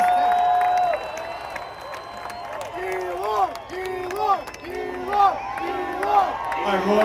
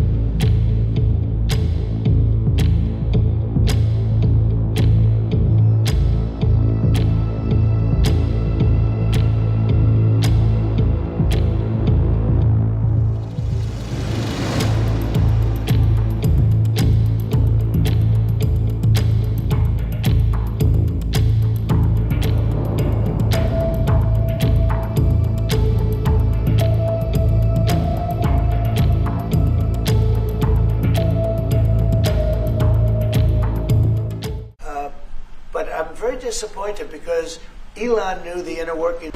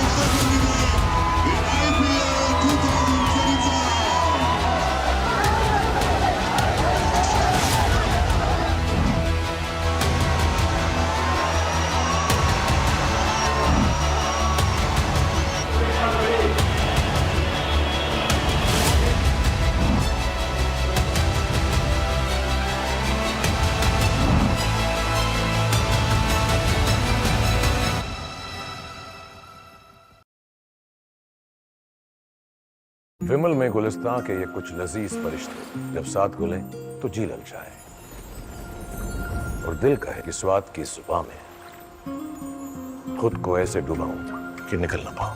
विमल की जुबां कुछ है ही ऐसी, मानते हैं? विमल बोलो जुबां कैसी?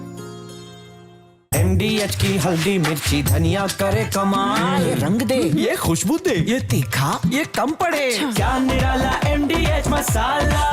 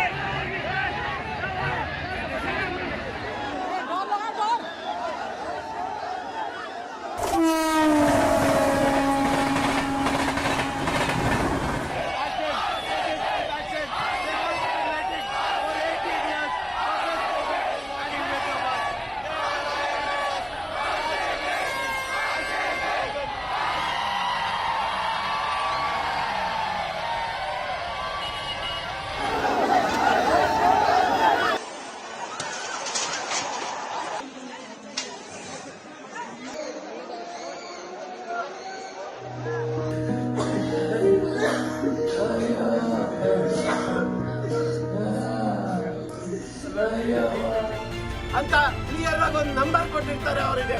ಇಷ್ಟು ಜನ ಹೋಗ್ಬಿಡ್ತಾರೆ ಸರ್, ನಮ್ಮ ಕೈಲಿ ಮ್ಯಾನೇಜ್ ಮಾಡಕ್ ಆಗ್ತಾ ಇಲ್ಲ ಅಂತ ಅಂದ್ರು. ಆ ಡಿಸಿಷನ್ ಏನಕ್ಕೆ ತಗೊಂಡ್ರು? So this is clearly a murder. Our chief minister, our home minister has to take the responsibility of this.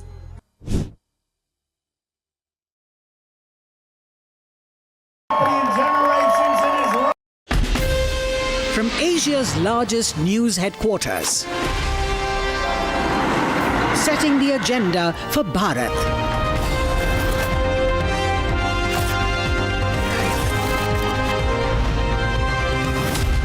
You're watching Republic.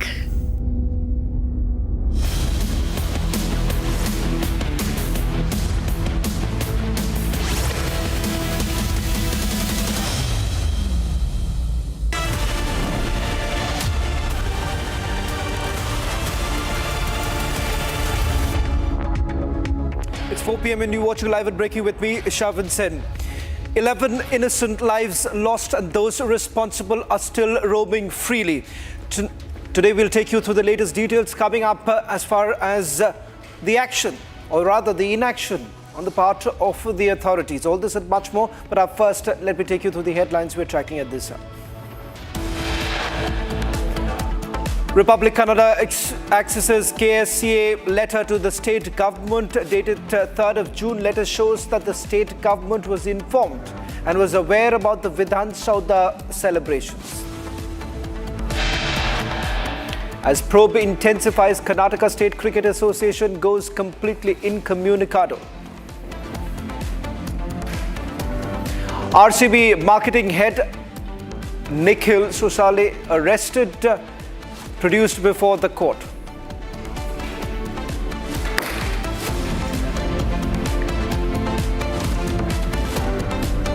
Pakistan कभी भी ऑपरेशन सिंदूर का नाम सुनेगा तो उसे अपनी शर्मनाक शिकस्त याद आएगी. Prime Minister Modi sends a strong warning to Pakistan from Jammu and Kashmir, says our forces destroyed terror bases in Pakistan. दुनिया भारत के डिफेंस इकोसिस्टम की चर्चा कर रही है और इसके पीछे एक ही कारण है, हमारी सेनाओं का मेक इन इंडिया पर भरोसा. Prime Minister Modi's massive push for Make in India urges prioritized by Made in India products.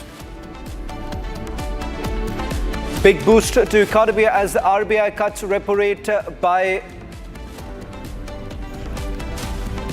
5.5%, single biggest cut since 2022.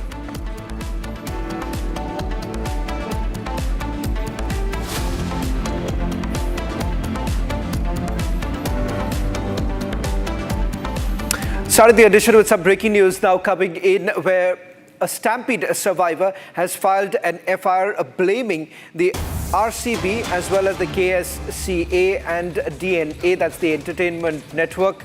A 25-year-old designer working in Rajashri Nagar has now filed an FIR holding the RCB franchise, KSCA, as well as the entertainment agency DNA responsible for the Chinnaswamy Stadium Stampede.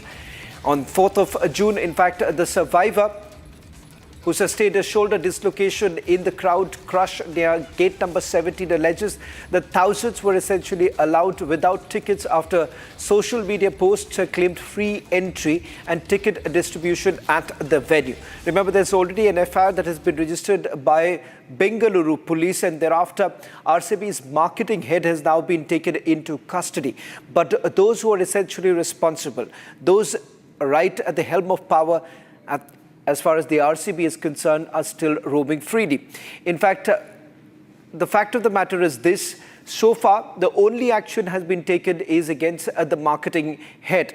Let me also go across to my colleague Abhishek, who's getting us the latest details. Abhishek, any word from the Bengaluru police as to why there has been no action against those who've actually taken the decision? One, the fact that the RCB had put out a social media post around 3:14 in the afternoon that there would be free passes that would be actually given, resulting in a situation that many thought that they would be actually getting access to the stadium, a stadium which had a capacity of only about 35,000.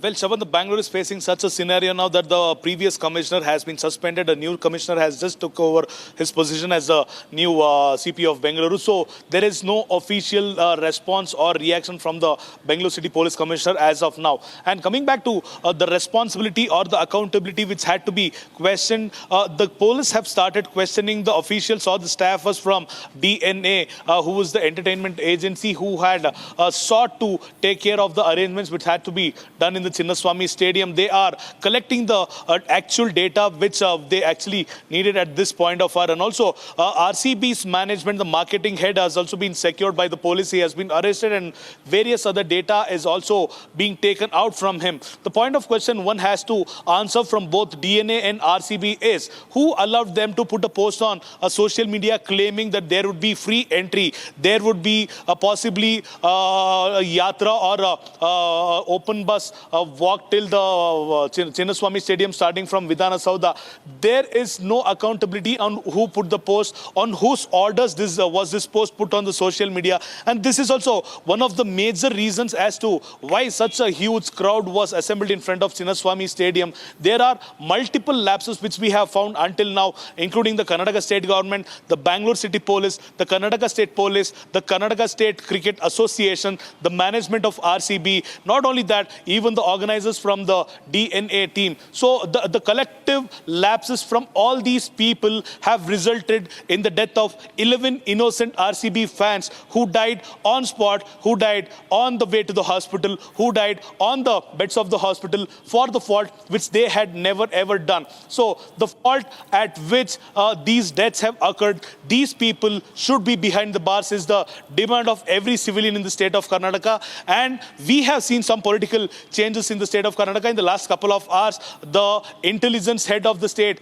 Hemant Nimbalkar, has been suspended. The political secretary of CM Siddaramaiah, Govindraju, has been suspended from his services. Like this, a couple of top cops were suspended yesterday after the incident, after the government started taking the ownership of the incident by directly mentioning these officials might have been the reason as to why this stampede occurred, and they have suspended them. CM Siddaramaiah, while addressing the media, very clearly mentioned, I would not politicize the event, but however, people who were responsible for the death of these people have been suspended.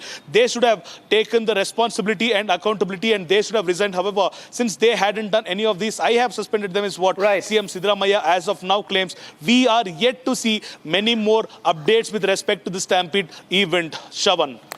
I'll request you to stay on with us because now we've also accessed a video. This video proves the fact that what we witnessed on 4th of June at the Vidhana Soudha was more like a private party of the Congress. In fact, it turns out that most of the senior Congress ministers actually brought their family members. And what you're going to see right now, in a short while from now, on your screen, this is the Home Minister, G. Parmeshwara, the Karnataka Home Minister, can be seen in this particular video. Along with him, there are several other ministers who can be seen introducing their own family members to the RCB captain Virat Kohli as well as other cricketers. And remember, all this happened under tight security, even as there was minimum police deployment outside the stadium where the stampede actually took place. It was quite clear that after the Vidhana Soudha celebrations, the cricketers would be heading towards the stadium. There was utter confusion as to whether at all the cricketers would be stepping out in an open bus and thereafter moving towards the cricketing stadium, because many of the fans were hoping to get a glimpse of their cricketers on their way when the victory parade would have started from Vidhana Soudha all the way to the Chinnaswamy Stadium. In fact, this was an announcement that was made by the franchisee. This was around 3:14 in the afternoon when RCB made an announcement that free passes would also be given. In fact, Karnataka BJP President is joining us. Mr. Vijayendra, it's quite clear that this was a political event, political private event that was carried out by the Congress party. A video has now been accessed in which we can clearly see the Karnataka Home Minister. The question is, why only limit this entire investigation to the marketing head of the RCB? Is he the only person responsible? You're absolutely correct, Arnabji. The entire tragedy, the death of 11 innocent people, was mainly because of a decision. Mr. Vijayendra, the question that many are asking, a parallel was drawn to the incident that took place in Telangana. Revant Reddy had filed an FIR against superstar Allu Arjun. So the question here is that why shouldn't those be booked? Those who were responsible for ignoring the advice that was given by the Bengaluru police. So shouldn't those in charge of the police also be booked? The police who are involved should also be booked. The main culprit here is the Chief Minister himself. Chief Minister himself is the main culprit. In spite of police officials' denial, it was due to Chief Minister's insistence, police were forced to give the permission for this victory rally. So the onus is on the Chief Minister. He has to take up the responsibility. Mr. Vijayendra, there has now been some time for you also to make an assessment of the current situation. Could you help us understand who exactly ignored the advice that was given by the Bengaluru Police Commissioner to basically move the celebrations over the weekend? Who ignored this advice?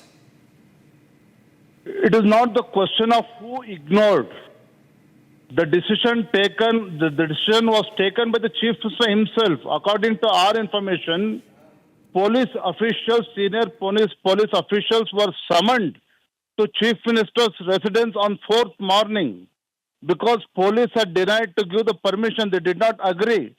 So hence senior police officials were summoned to Chief Minister's residence, and Chief Minister threatened senior police officials and they warned, I am the Chief Minister of the state, you have to obey the orders. Please give the permission for the victory parade. Only then police were forced to give the permission. This is completely in the public domain. It was the Chief Minister, on the Chief Minister pressure, police gave the permission. Who actually, you are saying that the Chief Minister directly was involved in pressurizing the Bengaluru Police Commissioner to carry on with the celebrations at the Vidhana Soudha as well as the Chinnaswamy Stadium, because the Deputy Chief Minister says that the moment he got to know that there was a stampede, he had basically told the RCB as well as others to cut short the program, and he claims that the program was over in just 10 minutes. Absolute nonsense. You can see the official tweet made by RCB team. RCB team in its official tweet has clearly said, even though this stampede took place because of the directions given by the local administration, we were simply following their orders. This is the official tweet of the RCB. So whatever DK Shivkumar is claiming is absolutely incorrect. Even RCB players were forced to follow the government orders. You are making a very big allegation, Mr. Vijayendra. You are saying that the RCB was also pressurized to carry on with the celebrations. I'm asking this question once again because, Mr. Vijayendra, this is a very big revelation that you are making. Is there any evidence that you can back this claim of yours? You are saying that the state government had put a pressure on the RCB, the franchisee, to carry on with the celebrations. What is the evidence that you have? Arunab, RCB has officially tweeted, we are really sorry for whatever incident happened, tragedy happened, but due to the local administration, the insistence of the local administration, we're continuing this thing. That is the official tweet tweeted by the RCB. I can share you the tweet. This is the official stand taken by the RCB team. One final question before I let you go. Aren't you giving a clean chit to the RCB? Because as I understand, there are two other major culprits here. One is the Karnataka State Cricket Association. I'm given to understand that the Karnataka State Cricket Association went on with the program at the Chinnaswamy Stadium despite no police authority, no police approval given to that program. So isn't the KSCA equally responsible? Number two, why should the RCB also be given a clean chit? Because the RCB also had no evidence, they had no approval from the police. So why just blame the state government alone? Why not the Karnataka State Cricket Association? Why not the RCB? They are equally responsible. Give me any clean chit to either RCB or KSCA or DNA, the agency which organized the program. But the issue is, when police denied permission for these agencies, why did Deputy Chief Minister DK Shivkumar land up in Chinnaswamy Stadium to be part of that ceremony? Why did he go inside the function? When 11 deaths has already taken place, was it not the duty of the Deputy Chief Minister DK Shivkumar to keep away from the ceremony? At the same time, as you rightly said, everybody is responsible and everybody should be accountable. RCB, KSCA, DNA, and more importantly, state government. Well, thank you very much, Mr. B.Y. Vijayendra, for joining us on the broadcast. That was the Karnataka BJP state president speaking to Republic TV. A massive allegation has been leveled by the BJP state president. He is making an allegation against the state chief minister. He also says that the RCB was forced to carry on with the celebrations. Now, it remains to be seen whether at all the Bengaluru police will actually take into account what the BJP state president has to say. He is saying that there is evidence to the effect that they were being pushed to do that. BJP legislator Mr. Dheeraj is also joining us on this broadcast. Mr. Dheeraj, your state president is now making a serious allegation. He is saying that the RCB was actually forced. He was forced by the state government to carry on with the celebrations. This is quite contrary to what the Deputy Chief Minister has been saying. The Deputy Chief Minister says that we got to know about the stampede, we went back, we told the RCB, we told the management to basically cut short the program was over in 5 minutes. Does the BJP have any evidence that there was a direct link that the RCB was being forced to carry on with the celebrations? Sir, firstly, one clarity that I also would like to provide to you, sir, is they organized the program in Vidhana Soudha. So basically what RCB is clearly telling is, we followed the directions given by the state government and Deputy Chief Minister, sir. If somebody has to organize a program in front of Vidhana Soudha in the presence of the governor and in presence of the Chief Minister, would it be RCB, DNA or KSCA which would be able to do that, sir? They have not called the opposition leader. They have not called a single legislator. I am the second youngest legislator in this house. Even I have an interest to click pictures, but they have not called any one of us. They have called only ministers' family, their sons, their grandchildren. We are also members of that august house. We also have equal rights, but they have not called us. They have ignored the whole protocol. 100% what our state president is saying is true, sir. RCB has acted clearly on the instructions of the Deputy Chief Minister and the government. They have asked them to directly come to Chinnaswamy Stadium from HAL Airport, directly come to Vidhana Soudha from HAL Airport. First of all, they have no claim in this. They have no contribution. It is a franchisee. They are just trying to take limelight in a victory that has been achieved after 18 years, just to grab limelight from the public, sir. This is a mere publicity stunt. I want to ask you, because this visual that we are basically showing right now to our viewers is of the celebrations that took place inside the Vidhana Soudha.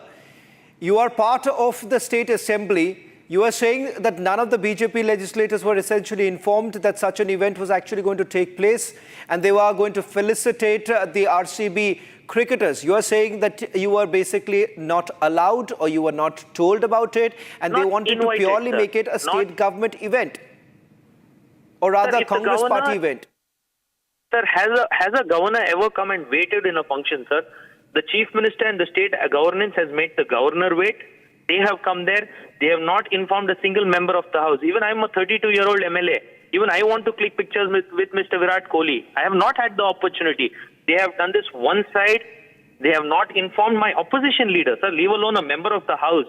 They have not informed the opposition leaders in both Vidhan Sabha and Vidhan Parishad. They have completely ignored the Legislative Assembly as well as the Legislative Council. They have done a one-side event. They tried a publicity stunt. And because of their mismanagement, because of their non-planning, because of not conducting one meeting on what is going to be the outcome. Can I just intervene, because it is appearing right now that the BJP is giving a complete clean sheet to the franchisee. And the reason why I'm asking you this question is that how is it that the RCB is not equally responsible? I'm going to put out some evidence for you right now. I'm not very sure whether you can watch our television screen right now, but I'm going to help you understand this. And I'm asking this question with full authority here, because there is evidence to prove that the Karnataka State Cricket Association did not have any approval from the Bengaluru police for the event that was supposed to take place at Chinnaswamy Stadium, because as I understand, the stampede happened after the Vidhana Soudha celebrations. So how exactly are you, or for that matter your party, giving a clean sheet to the Karnataka State Cricket Association as well as the RCB when there is enough evidence that the RCB announced that free passes will be distributed, leading to a situation that there was complete chaos? So the RCB is equally responsible, not the marketing head, but perhaps those who are at the helm of power. 100% they are equally responsible, sir. I am not saying they are not responsible for this, but what I am trying to tell you is KSCA is responsible, sir. They also didn't open 22 gates. There were 22 gates which were available to open, but they opened only 3 gates. 100% KSCA also is directly responsible. RCB have done a big fault by posting free passes are available. They have not issued the passes online or anything. They asked people to come physically. So yes, they are also equally responsible for the 11 deaths, sir. I'm not giving them a clean sheet, nor is our party. But the main reason that all of this has built up, all of this has cooked up, is because you did not let an open parade. You did not manage it properly. You have not done a single meeting, single preliminary discussion meeting on how we are going to conduct such a large event, such a large gathering. Even a CM's oath-taking ceremony, there are 15 You're making to a very 20 significant meetings. point here. You are saying that there were only 3 gates that were opened by the Karnataka State Cricket Association. Now, as I understand, did that basically lead to a situation that there was too much of crowd outside gate number 17? And perhaps when people wanted to move in from the other gate, they were prevented from doing so. Anything further that you can help us understand what really happened? How exactly this led to a clear situation where people were forced to move from only one gate? As I told you, sir, they were giving passes in one particular gate. And only 4 gates, 3 or 4 gates, as per my knowledge, as per my friends who were present there, only 3 to 4 gates were open. Out of the 22 or 24 gates available, only 4 gates were open. So this also is a major reason for this chaos and for the death, sir. Well, Mr. Dheeraj, thank you very much for joining us on this broadcast. Big news points basically emerging in the last 20 minutes, ladies and gentlemen. The Bharatiya Janata Party, the principal opposition party in the state of Karnataka, is now levelling serious allegations against the state government. I'm just going to recap of what we know so far. You have the state BJP president lashing out at the Karnataka Chief Minister, saying that the Karnataka Chief Minister is directly responsible for putting undue pressure on the Bengaluru police. In fact, over the last 24 hours, what we have essentially witnessed is this, that the Bengaluru police commissioner has been shunted out, including the intelligence chief of the state of Karnataka has also been shunted out.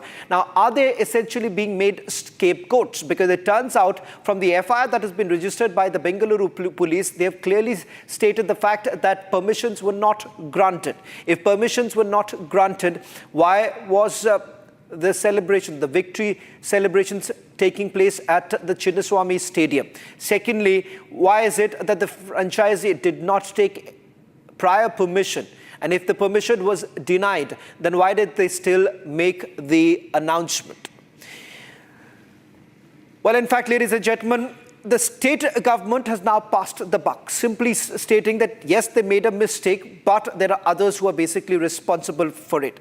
The reality is this: it is an attempt that is now being made to look for scapegoats and to pass the buck. A story that we are closely tracking. We'll get you more news on the other side.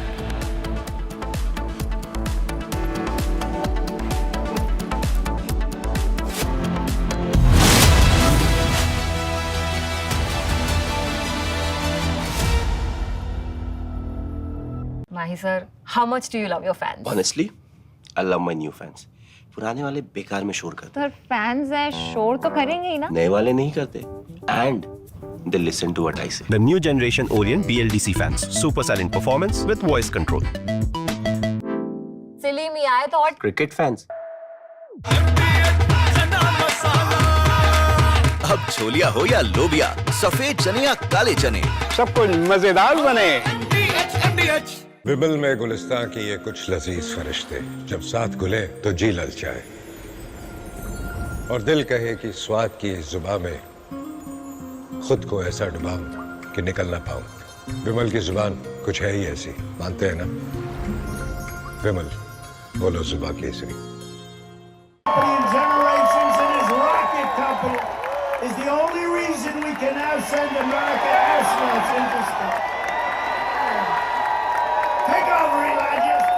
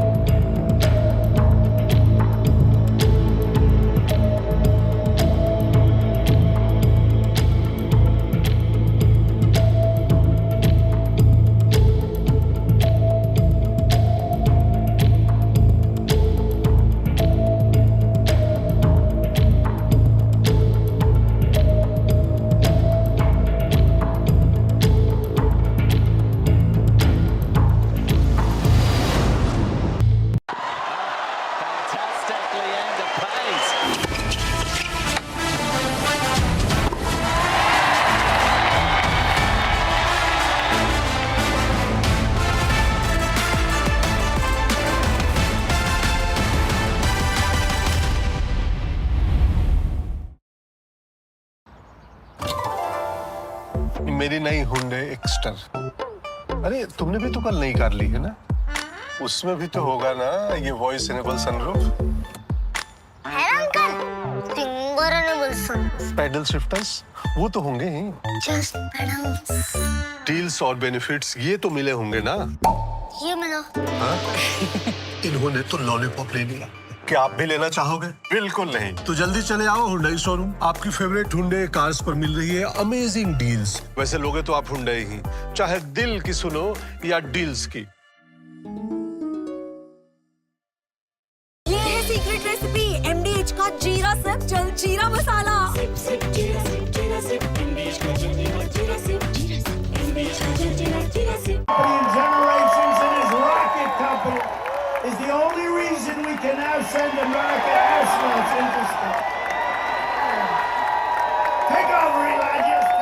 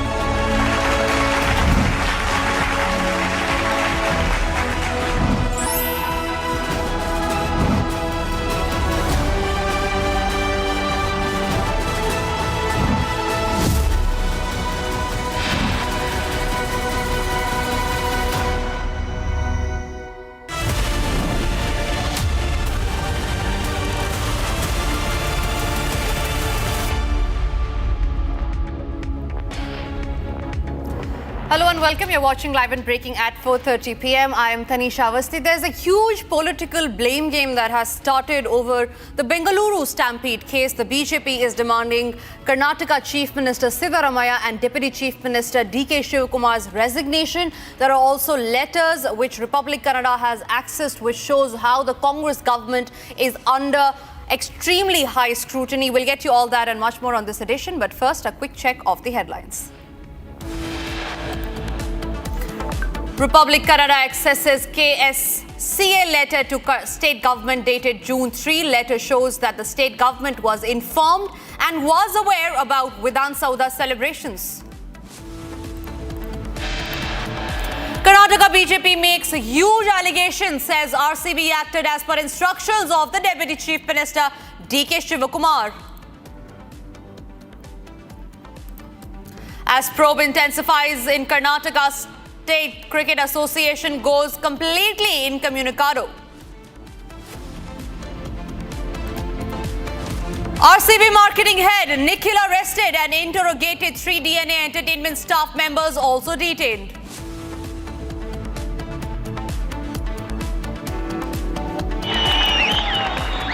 अब पाकिस्तान कभी भी operation सिंदूर का नाम सुनेगा तो उसे अपनी शर्मनाक शिकस्त याद आएगी। Minister Narendra Modi sends a strong warning to Pakistan from Jammu and Kashmir, says our forces destroyed terror bases in Pakistan and that Pakistan will always remember Operation Sindoor. Bharat के डिफेंस इकोसिस्टम की चर्चा कर रही और इसके पीछे एक ही कारण है, हमारी सेनाओं का मेक इन इंडिया पर भरोसा। Prime Minister Modi makes a massive push for Make in India, urges to prioritize buy goods made in India products.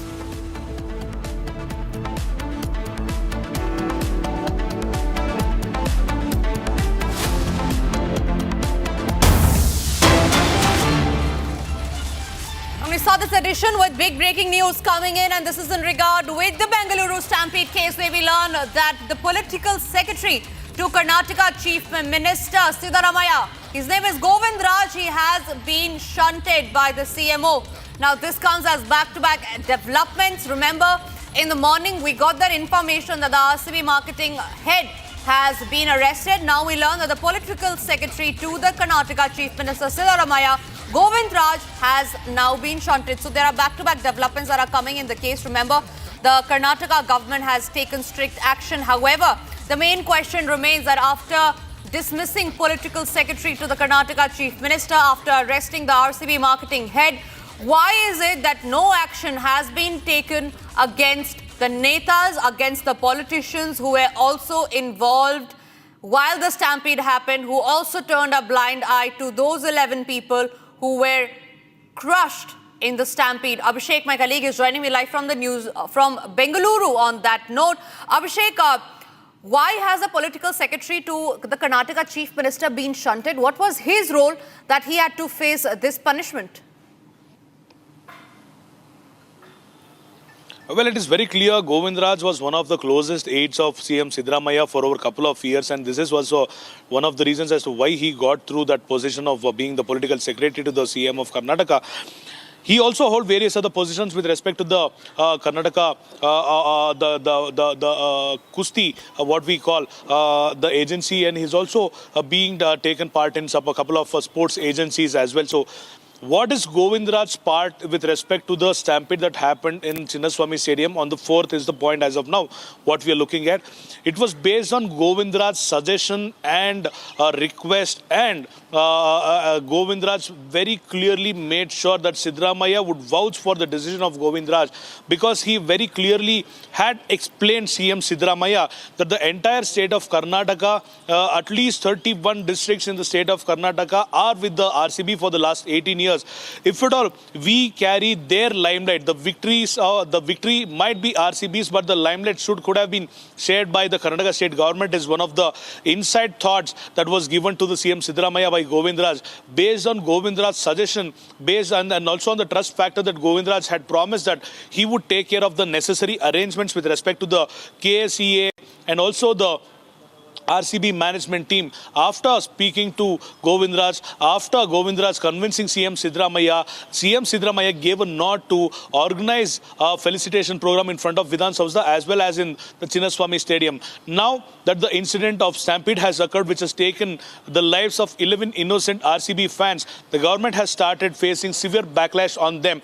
And this is one of the reasons as to why Govind Raj has been shunned out from his position as a political secretary to the CM immediately. And also now that the intelligence failure of the Karnataka State Police is very clearly and evidently seen in this scenario, and that is why Hemant Nimbalkar, who was heading the intelligence bureau of the state of Karnataka, has also been shunned out from his position as of now. Back to you. Well, absolutely, Abhishek. Stay with me. Like you were pointing out that the intelligence chief has also been shunted. But the question here is that after they've suspended the top cops, after they have arrested the RCB marketing head, now the question still lingers over why are the netas still not under the dock. Now, Republic Kannada has accessed a letter that states that the Karnataka State Cricket Association had written to the state government on June 3rd.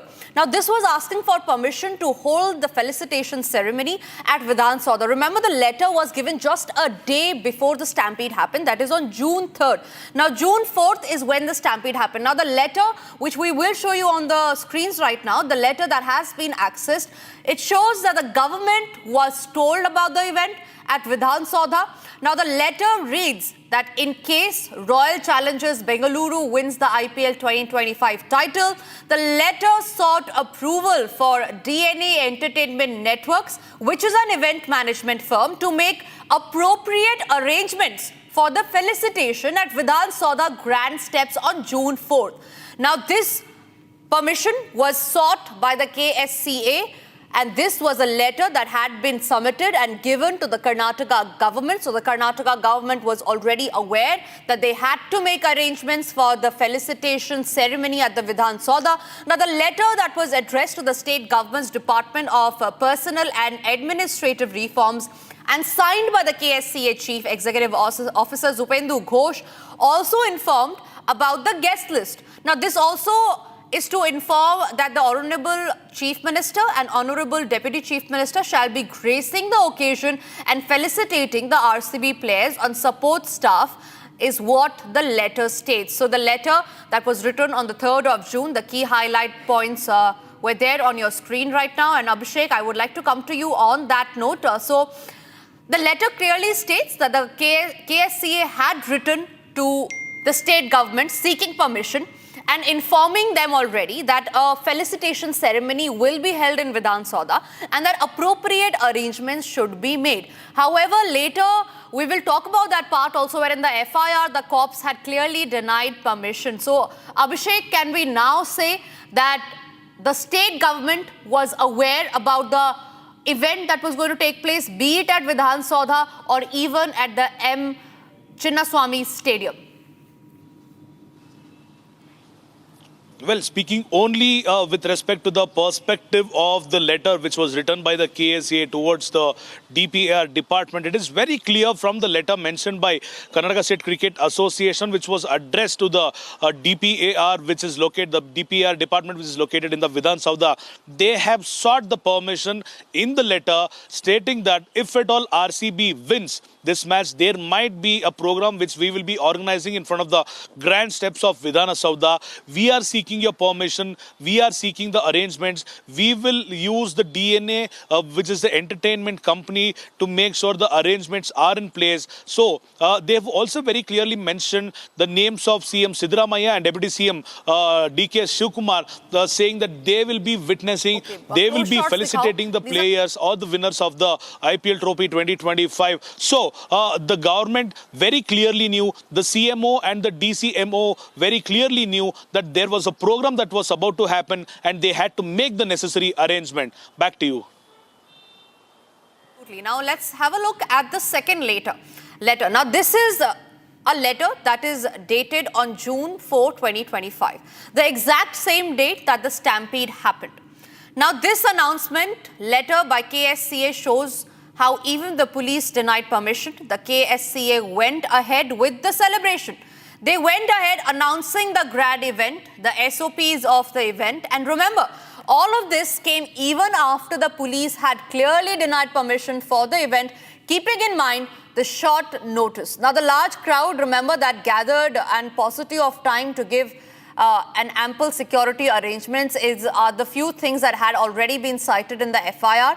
However, this letter is by the KSCA that has given an announcement for the celebration that will be held. They have mentioned several SOPs, one of which being that gates will open at 3 p.m. So please arrive early to secure your seats. These are the kind of measures that the KSCA had given out on their Twitter handle. They had released a letter for the public to view. Now, Abhishek, coming to you on that, this letter came even after the police in the FIR had already mentioned that the permission to hold the event had already denied. Okay, all right. Before I go to Abhishek on that, we have a breaking news coming in. We learned that the BJP has now said the KSCA is equally responsible for the stampede case that happened. Now, BJP says that only 3 gates were open. These are the kind of allegations that the BJP has been levelling. KSCA is equally responsible for the Stampede tragedy, is what BJP says. Remember, the Karnataka State Cricket Association is under the dock, as well as the Congress government that has been led by Siddaramaiah. Because the KSCA had already informed the government about the event that was being held in the Bengaluru Stampede case, there are huge allegations that the BJP has levelled. The BJP has also said that RCB acted as per the Deputy Chief Minister's instructions. So all in all, everything is now bottling down for the Congress government to be answerable for, because these are serious allegations that the BJP is levelling on the Congress government, where they are saying that the RCB had gone ahead with the event as per the directions of the Deputy Chief Minister of Karnataka, which is Siddaramaiah. Abhishek, these are very, very serious allegations that the BJP is levelling. However, talk to us about what the truth is in the statement that the BJP is giving out. We have witnessed lakhs and lakhs of people who had gathered in front of Chinnaswamy Stadium to make sure that they would witness the celebration moment of the winners of the IPL 2025. However, the entry was denied to all these people because of the security concern. The capacity of Chinnaswamy Stadium is around 35,000. However, the metro, the BMRCL, who runs the metro system in Bengaluru, had given out a press statement stating that at least 10 lakh of people use the metro that day. The average usage of metro every single day would be somewhere around 6 to 8 lakhs, whereas 2 lakh people had used the metro on that day, especially to make sure that they would reach the Chinnaswamy Stadium. If at all we go by the data given by the BMRCL, a minimum of 1.5 to 2 lakh people were gathered in front of Chinnaswamy Stadium, and the police had to make necessary arrangements for the same and for the security of these people. At least 27 to 30 gates of RCB are present, of the Chinnaswamy Stadium are present around the entire vicinity. At least 5 to 6 of them will be kept close every single time. The government had very clearly mentioned that they are giving out a free entry to the people who want to witness this event. Gates number 6 and 7 were dedicated to the free entry holders. Gates number 16, 17, 18 were dedicated to the pass holders, whereas 21 and 22 were exclusively for the members and their kids and families who were the actual pass holders. So at least 7 to 10 gates were kept open is what the KSCA unofficially has accepted as of now. Right, however, Abhishek, with respect to BJP claiming only 3 gates were open. Yes, Abhishek, please continue. Okay, with respect to the BJP claiming only 3 gates were open, they will have to reconfirm and recheck on the facts, because the police who were involved, who were injured, who are also in the hospital claim at least 10 gates were open, whereas the other 10 to 15 gates were kept closed to avoid the public gathering inside of the stadium. So this is one part of the Chinnaswamy Stadium. The KSCA had to make necessary arrangements because they very clearly knew.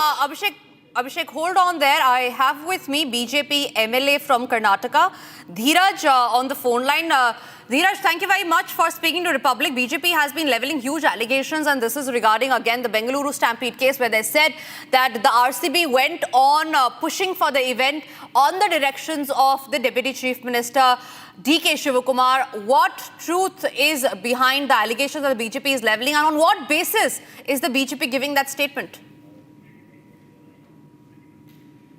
If you just observe the whole videos, all the evidence that is there, madam, what has happened is from the time RCB landed in HAL airport, they landed in HAL airport. From the government, Mr. DK Shivakumar, who is the Deputy Chief Minister, received them. From there, he himself brought them directly to Vidhana Soudha. Vidhana Soudha is a public premise. It was a public function organized by the government. Government function. Honorable Governor was there. Chief Minister was there. They had their own function. I don't understand why. Because it's a franchisee. It's not a state team or a national team. Okay, they held a function in government premises. They did not invite the opposition leaders either in the Legislative Assembly or the Legislative Council. Right. Even I am an MLA. I am one of the youngest MLAs in the House, the second youngest. I am 32 years old. Even I want to click pictures with the winning team. But they have not invited me in any way. Not even by telephone, not even by WhatsApp. none of the members of the House were invited. They just wanted to take the entire limelight, the success that RCB players or the franchisee they had achieved in an IPL tournament. Right. The government and the Congress government wanted to just get the limelight out of it. Right. Mr. D.K. Shivakumar was on the stage felicitating the players again.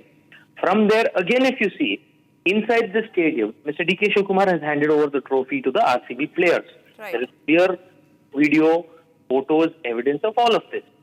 So RCB also has tweeted on their official handle that we are following instructions from the government. We are not going to have an open parade. Say, for example, there was an open parade. There wouldn't be so much crowd which has come to Vidhana Soudha. Now, people who had come to Vidhana Soudha or who couldn't reach Vidhana Soudha wanted to get a glimpse of the players. Now, if there was an open parade and there was a bus which moved, then definitely people would have not gathered or rushed to Chinnaswamy Stadium. Right. So the events also led to the chaos there. Now, in terms of the gates, now, as the police department claims, they have given no legal permission to KSCA or RCB to conduct the event.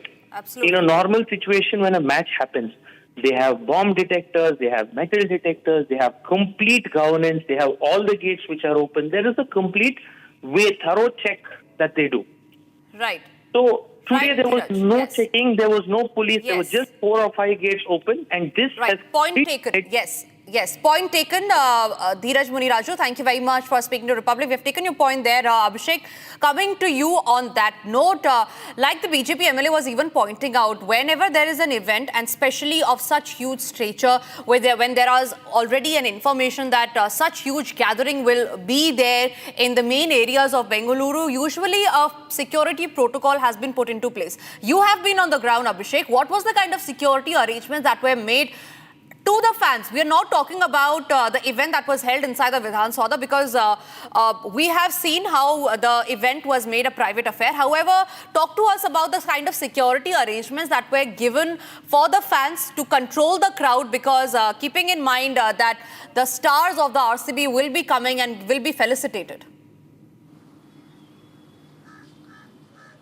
Even if I begin with the actual deployment of police at the Chinnaswamy Stadium, I would want to make this statement. At least 300 to 400 police were deployed in front of the grand steps of Vidhana Soudha, where only 35 to 40 people were expected to be on stage. And also the protocol has been broken in front of the governor. This point has to be considered as of now. And with respect to the Chinnaswamy Stadium's protocol or the security arrangements, the Bangalore City Police have clearly mentioned and accepted the fact that at least a maximum of 1,500 police were deployed in and around Chinnaswamy Stadium, where at least 1 lakh of people had assembled. So, if at all we go by the ratio, 1,500 police staff equaling to 1 lakh crowd of people, this is not possible. The police department very clearly knew that they will not be able to handle the crowd with 1,500 staff which have been deployed there. Because of the lapse of the procedure of the Karnataka State Police, we have seen Saidulu Adawat, the DCP of Bengaluru, one of the zones of Bengaluru. He is also undergoing a treatment in one of the private hospitals, because he was very clearly seen at gate number 20 or 21. He was also being manhandled by the crowd there. So at least 1 lakh people and 1,500 policemen, this wasn't the ratio which was supposed to be found in front of the Chinnaswamy Stadium. Back to you. Right, Abhishek, thank you very much for sharing those details. We'll keep a close watch on that story, and we will wait and watch on what action will be taken against others as well. But for now, we move on to the other stories that we're tracking, and this is a big breaking news that's coming in, where an air accident has been averted. Now, we learned that the Air India flight AI2771, an Airbus A320, which was operating from Mumbai to Kolkata, has averted potential disaster. Now, the flight was normal until the descent into Kolkata. During approach, however, the air traffic control, that is the ATC, cleared the flight to land. However, the beginning of this secondary runway 19R was closed for civil work, and a notum, that is notice to airman, had been issued for it. However, we learned that no untoward incident has been reported. Now we learn that the aircraft was seen by the ATC heading towards the closed runway, that is a 19R. The ATC has immediately then instructed the pilots to perform a go-around. Now, with the help of the ATC, the flight after go-around safely landed in another runway. Harsha, my colleague, is joining us. All right, we'll try and get in touch with Harsha as she's broken that news, but Air India yet averting another major incident. This incident, remember, is from 6th of June, that is today, where Air India flight AI2771 and Airbus of A320 was operating from Bombay to Kolkata. We learned that the aircraft was about to head to a closed runway. However, with the alertness of the ATC, it had to change its runway from a closed runway to an operating runway.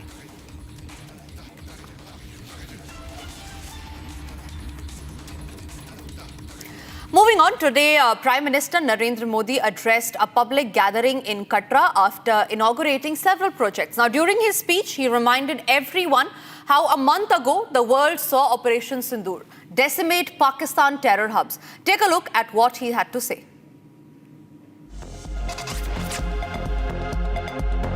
आज 6 जून है, याद कीजिए, एक महीने पहले,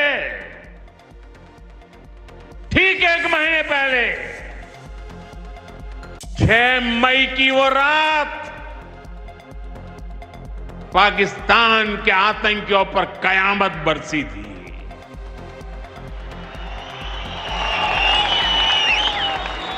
अब पाकिस्तान कभी भी ऑपरेशन सिंदूर का नाम सुनेगा तो उसे अपनी शर्मनाक शिकस्त याद आएगी।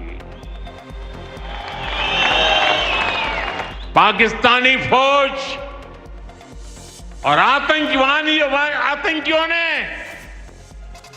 कभी सोचा नहीं था कि भारत पाकिस्तान में सैकड़ों किलोमीटर अंदर जाकर के आतंकवादियों पर इस तरह वार करेगा।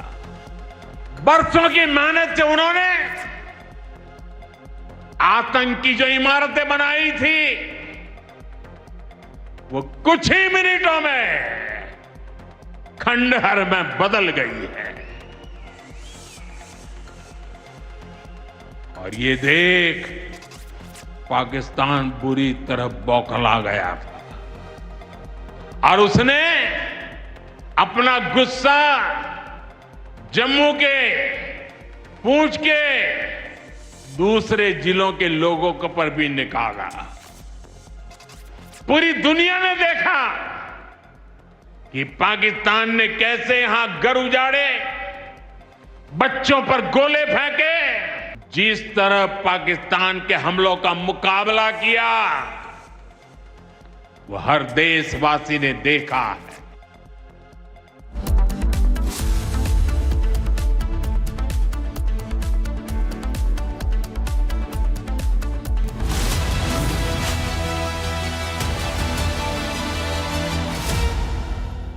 Mahi sir, how much do you love your fans? Honestly, I love my new fans. पुराने वाले बेकार में शोर करते। सर फैंस है, शोर तो करेंगे ही ना। नए वाले नहीं करते। And they listen to what I say. The new generation Orient BLDC fans. Super silent performance with voice control. Silly me, I thought. Cricket fans. आधे बाउल दही में 4 चम्मच MDH चटनी पुदीना मसाला डाला, स्टर करो, पुदीना चटनी तैयार। MDH चटनी पुदीना मसाला। Generations in his rocket company is the only reason we can now send America astronauts into space. Take over, Elijah.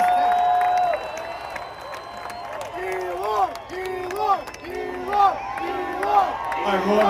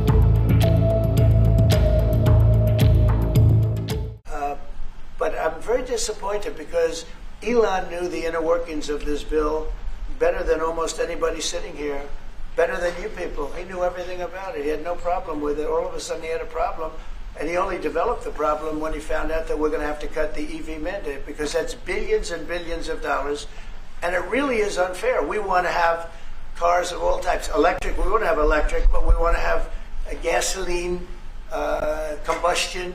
We want to have different. We want to have hybrids. We want to have all. We want to be able to sell everything. And without Fantastically end of pace.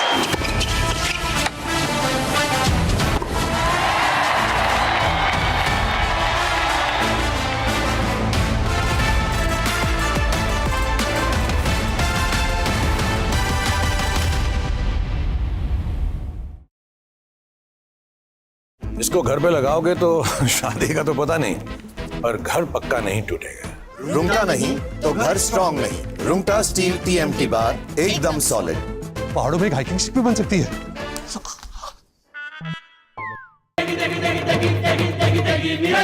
MDH की देगी मिर्च, देगी मिर्च का तड़का, अंग अंग फड़का। MDH की देगी मिर्च। विमल में गुलिस्तां के ये कुछ लजीज फरिश्ते जब साथ घुले तो जी ललचाए, और दिल कहे कि स्वाद की जुबां में खुद को ऐसे डुबाऊं कि निकल ना पाऊं। विमल की जुबां कुछ है ही ऐसी, मानते हैं? विमल, बोलो जुबां कैसी? Generations in his rocket company is the only reason we can now send American astronauts into space. Take over, Eli. Just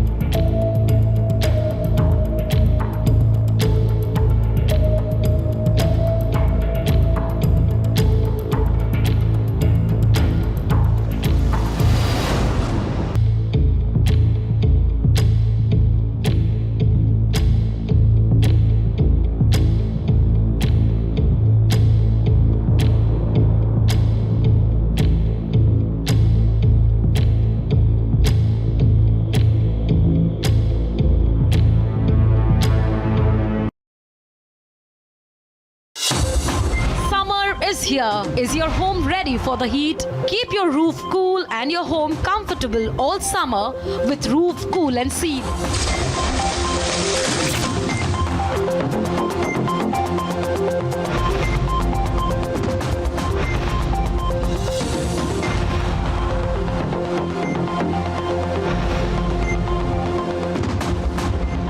पसीना मत बहाओ, Berger roof cool and seal लगाओ।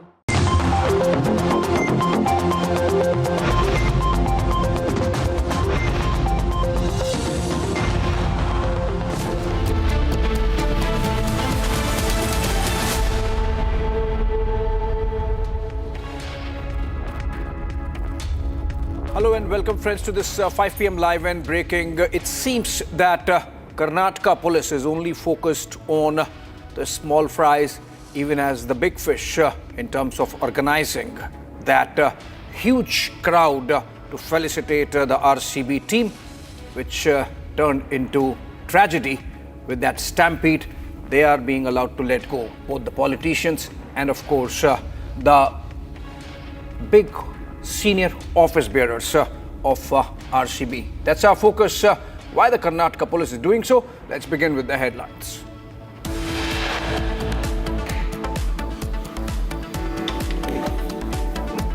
Republic Kannada accesses KSCA letter to state government dated June 3. Letter shows that state government was informed and was aware about Vidhana Soudha celebrations. Karnataka BJP makes huge allegations, says RCB acted as per instructions of the Deputy Chief Minister of the state, D.K. Shivkumar. As probe intensifies, Karnataka State Cricket Association goes incommunicado.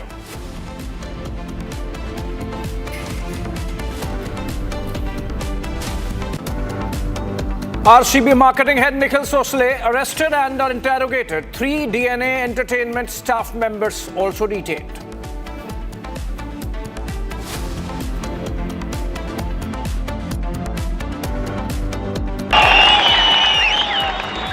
अब पाकिस्तान कभी भी operation सिंदूर का नाम सुनेगा तो उसे अपनी शर्मनाक शिकस्त याद आएगी. Prime Minister Modi sends a strong warning to Pakistan from Jammu and Kashmir. Says our forces destroy terror bases in Pakistan. आज दुनिया भारत के डिफेंस इकोसिस्टम की चर्चा कर रही है और इसके पीछे एक ही कारण है, हमारी सेनाओं का मेक इन इंडिया पर भरोसा. And Prime Minister's massive push for Make in India urges prioritizing buying made in India products.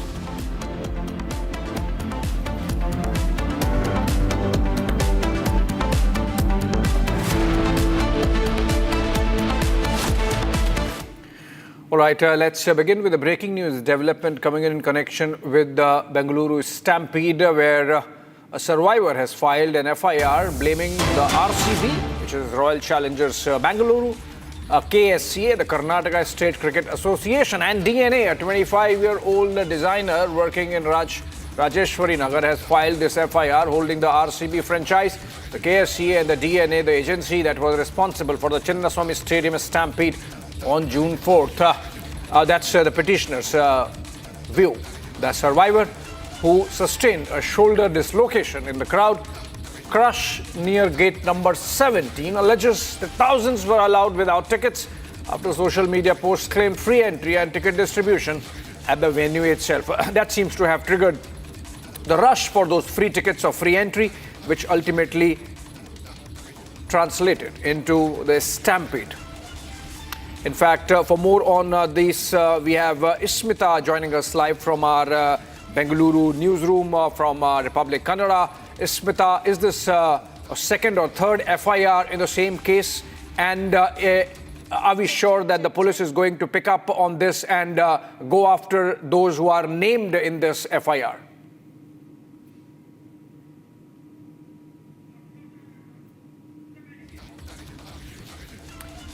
All right, I think we lost the connection there with Smita. We'll join in a bit. This is about a new FIR which has been filed by one of the survivors, a 25-year-old who was at the gate number 17 and in the ensuing melee. And the crush, he dislocated his shoulder, is an injured and is a directly affected party because of the stampede. Okay, these are pictures coming in from where the FIR has been registered, and this complainant is from Rajeshwari Nagar. So this is where the complaint has been filed, and we'll get more details in a bit. Okay, we have Smita live now, and Smita, is this the second or third FIR, or is it the one which is the original FIR in the case, and where the investigation stands as we speak? First of all, sorry, I couldn't hear you previously, but yeah, this is the fourth FIR, official fourth complaint against, KSCA and RCB and also the event management company, that is DNA. The first one was a Sumoto, and the second one was from the police, Kaban Park police station, and another one from on behalf of a few, lawyers who filed a writ petition, which was later on taken as a complaint and was converted into FIR, and now this is the first official complaint from the eyewitness and also RCB fan. The previous three were from either the police department or Sumoto cases, but this one is the first ever, official complaint from a fan who witnessed the horrifying incident of Stampede. He has explained everything, whatever he witnessed there, the confusion, the chaos, and also in the complaint he mentions that he came there along with his friends. He came to Chinnaswamy Stadium by seeing the social media post which was made by RCB saying that there will be free passes and every RCB fan will be allowed inside the Chinnaswamy Stadium. This is what the post explained, the social media post explained, and the complainant has also written this, that by looking at those social media posts, he along with his friends came to Chinnaswamy Stadium, and there, because of the KSCA, that is Karnataka State Cricket Association's confusions, there was a chaos because massive crowd gathered, but only 3 gates were open, and there was also confusion about the free ticket allotment, so people were rushing, they were pushing each other. Just because of that confusion created by KSCA, the stampede happened, is what the complainant has explained. So based on the complaint given by this person who claims himself as a RCB fan, the FIR has been launched. So this is the 4th official FIR regarding the Stampede case. We are, I think, getting those fresh pictures. Okay, DK Shivkumar is speaking. This is DK Shivkumar. Travel ಮಾಡಿ ನಾನು ನೋಡಿದ್ದೇನೆ. ನನ್ನ ಮನಸ್ಸಿಗೆ ಸಮಾಧಾನ ಇಲ್ಲ. ಆ ದೃಷ್ಟಿಯಿಂದ ಇವತ್ತು ನಾನು ಈ ಕಾರ್ಯಕ್ರಮನ ಫುಲ್ಲು ಈಗ ಹೊಸ ಕಾರ್ಪೊರೇಷನ್ ಕಮಿಷನರ್ಗೆ ನಾನು ಮಾರ್ಗದರ್ಶನ ಕೊಟ್ಟಿದ್ದೇನೆ. ಅದಕ್ಕೆ ಪ್ಲಾನ್ ಆಫ್ ಆ್ಯಕ್ಷನ್ನು ಕೂಡ ನಾವು ಮಾಡಿದ್ದೇವೆ. ಅದನ್ನು ಇವತ್ತು ನಾನು ಇಲ್ಲಿ ಅನೌನ್ಸ್ಮೆಂಟ್ ಮಾಡಿದ್ದೇನೆ. ವಿಪಕ್ಷಗಳು ನಿಮ್ಮ ಮೇಲೆ ಪಟ್ಟು ಮಾಡಿ ತೋರಿಸ್ತೀವಿ. ನಿಮ್ಮ ರಾಜೀನಾಮೆಯನ್ನು ಆಗ್ರಹಿಸ್ತಾ ಇದ್ದಾರೆ ಸರ್. ಕೊಡೋಣ ರಾಜೀನಾಮೆ. ಪಾಪ ಅವ್ರಿಗೆ ಒಂದು ಹೇಳ್ತೀನಿ ಕೇಳಿ, ನಿನಗೆ ತಾಳ್ಮೆ ಇದ್ರೆ ಕೇಳು. ನೀನು ನನ್ನ ಮೇಲೆ ದಬಾವಣೆ ಮಾಡ್ತೀನಿ ಅಂದರೆ ಯಾರು ದಬಾವಣೆಗೆಲ್ಲ ನಾನು ಕೇಳೋದು. ಸ್ವಲ್ಪ ತಾಳ್ಮೆಯಿಂದ ಒಬ್ಬ ಹೆಣ್ಮಗಳು ಕೇಳ್ತಾವಳೆ, ಆ ಹೆಣ್ಮಗಳಿಗೆ ಉತ್ತರ ಹೇಳೋಣ. ಆಮೇಲೆ ನಿನಗೂ ಹೇಳ್ತೀನಿ, 100 ಜನಕ್ಕೂ ಹೇಳ್ತೀನಿ. ಕೊಡೋಣ ಪಾಪ, ಅವ್ರಿಗೆ ರಾಜೀನಾಮೆ ಕೇಳ್ತಾ ಇದ್ದಾರೆ, ಕೊಡೋಣ. ಅವ್ರ ಆಸೆ ನೆರವೇರಿಸೋಣ. Don't worry. While DK Shivkumar, we are hearing the Deputy Chief Minister of Karnataka, DK Shivkumar speaking when the reporters asked him the question that the opposition party is asking your resignation. DK Shivkumar is all cool, he is acting all cool and saying that if opposition party is asking the resignation, I'm ready to give the resignation, but let the opposition also know that clearly we, especially me, DK Shivkumar, will never go under any pressure politics. It's their rights to climb for the resignation, but I will not go under any pressure. The opposition parties in Karnataka are doing politics over crops, over dead body, but we, Congress party, will never do the politics over the dead bodies. We are taking actions. FIR have been launched. Every action is underway. So we are not doing any politics over the Stampede case. It's only opposition. It's the BJP and the JDS who are doing the politics over the issue of the Stampede is what DK Shivkumar is saying as of now. Especially opposition party are targeting DK Shivkumar. It is what he is saying now. Especially JDS and BJP is targeting DK Shivkumar, but DK Shivkumar is in no way responsible for the program or the Stampede is what DK Shivkumar is explaining now. And also reporters asked DK Shivakumar, that it was you who went there to, welcome the RCB players, and you were there along with them in both the events. And DK Shivakumar is replying that, yes, I was there. They called them, the people from the cricket board invited me, and also as the event near Vidhana Soudha was organized by government, so I was there. I was just part of the program. Yes, I went to airport to pick the players. I gave them the Karnataka flag and RCB flag, but what's wrong in it? Is DK Shivakumar asking now? It's not a crime. I went there, I wished the players, but there is no crime in this, so I will not go under the pressure of the opposition parties, what DK Shivakumar is explaining. So now the reporters also asked that there is a blame game going on, and the oppositions are saying that innocent police officials are targeted. They are no way connected with this.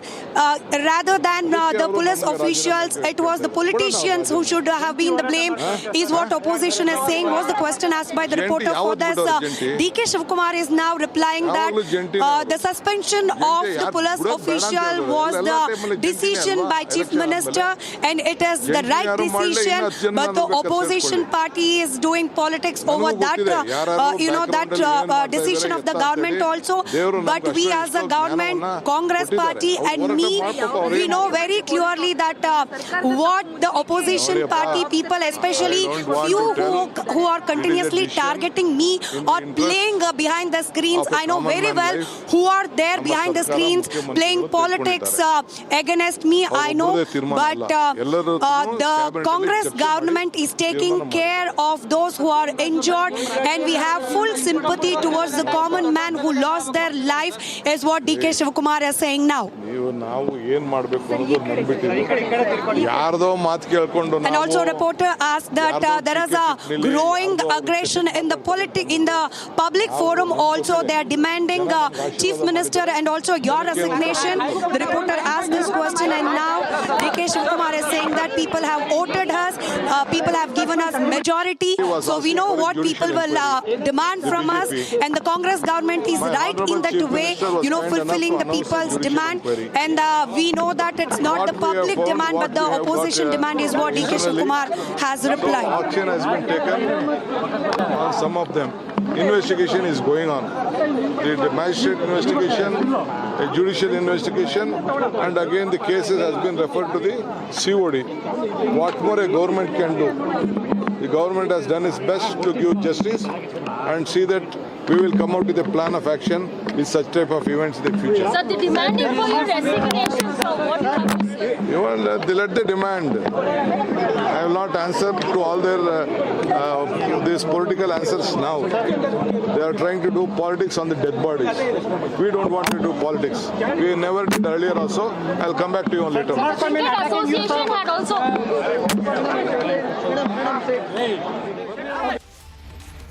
All right, that was DK Shivakumar, clearly very nimble-footed, trying to put the onus on the organizers, saying I was there because I was invited.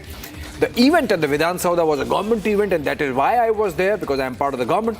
And then he's saying all investigations are in place, a judicial investigation, a magisterial investigation. What more can we do? Once an investigation update comes, I will come back to you on the demand of the opposition seeking in his resignation. He says that we have the mandate and it's a political demand.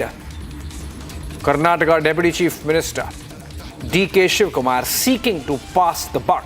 Seems to be the case. The Karnataka BJP, of course, the opposition party in the state, has made a huge allegation saying that RCB acted as per instructions of DK Shivakumar. The BJP trying to connect directly the two, the KSCA and the Deputy Chief Minister, who was trying to put the onus entirely on the organizers. And so let's listen into the BJP.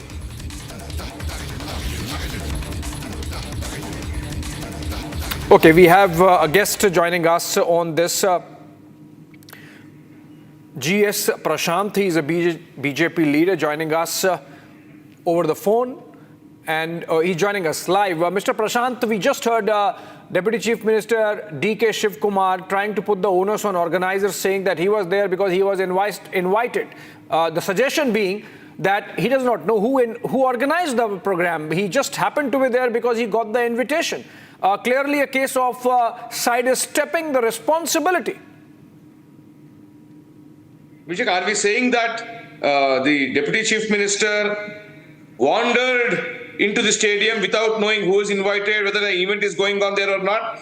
D.K. Shivkumar went to the airport to receive the players and he was flaunting the RCB flag, and then they've taken them to the Vidhana Soudha where the Chief Minister wanted to felicitate. After that event of Chief Minister and the ministers and their kids, grandkids and their extended family members being a part of the celebration there, D.K. Shivkumar comes and poses with the trophy in the stadium, which means the organizers wanted D.K. Shivkumar to pose with the trophy, lift the trophy, kiss the trophy. What sort of a nonsense is this? After a hard-earned effort by RCB, will they want D.K. Shivkumar to lift the trophy and kiss the trophy? Never. So this is, the buck stops with Siddaramaiah and D.K. Shivkumar, because Siddaramaiah's tweet was very clear, inviting everybody to be a part of the celebration when he was wanting to felicitate RCB outside the Vidhana Soudha. Subsequently, D.K. Shivkumar is seen in the KSCA stadium alongside the players, despite knowing very well that 11 people had died in the stampede. The players were not aware. Therefore, players continued. But D.K. Shivkumar, being fully made aware that 11 people had died, he wanted this photo opportunity to hold the trophy and display as if he had won the trophy. So this indicates the callousness of the Chief Minister and the Deputy Chief Minister. Now, if they're blaming the organizers, let the law take its own course. The investigation will be done. And once the investigation is done, the truth will come out. But as BJP, we demand an inquiry by a sitting High Court judge, because any inquiry by the district magistrate who reports to the Chief Minister will not yield any good results. Therefore, let the Chief Minister write to the Chief Justice of Karnataka requesting the Chief Justice to appoint any sitting High Court judge to probe the matter, and truth will automatically come out. Who asked for the permission, who gave the permission, whether the permission was denied. Mr. Prashant.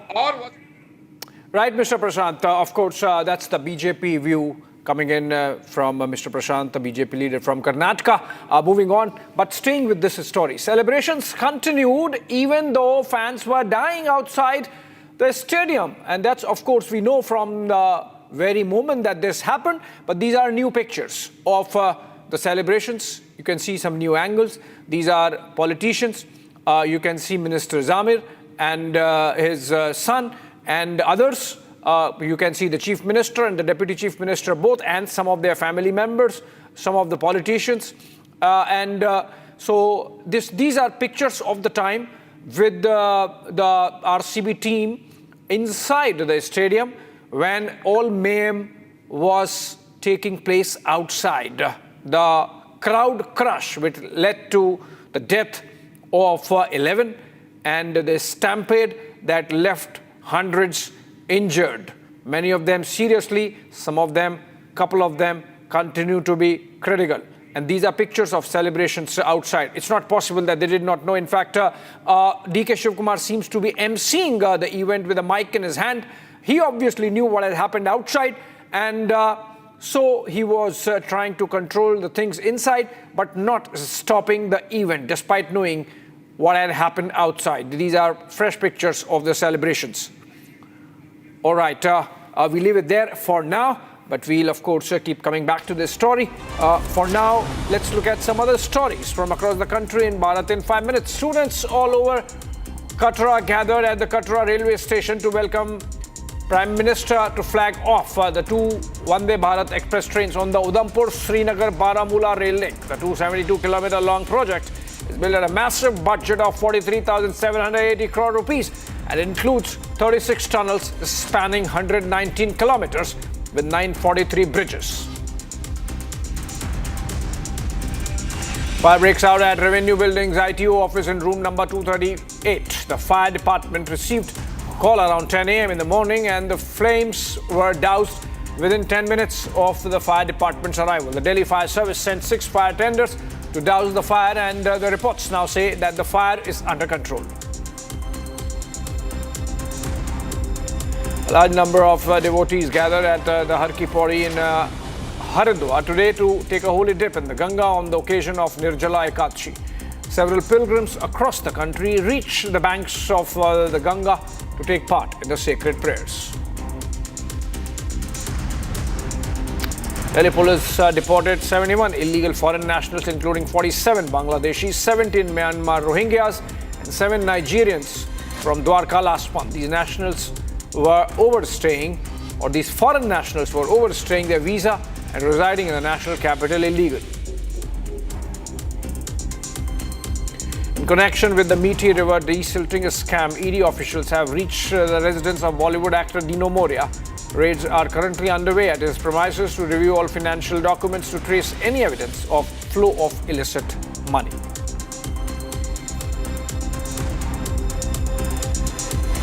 One person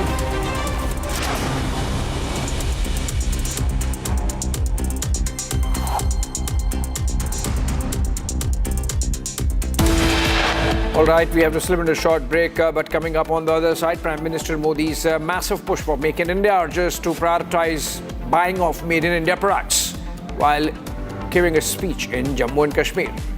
And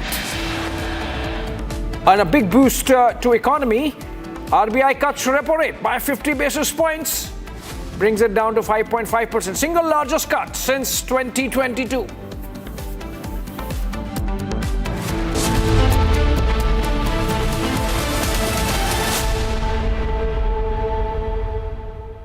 Hi, this is Chef Ranveer Brar. Guarantee you brilliance on behalf of IIHM.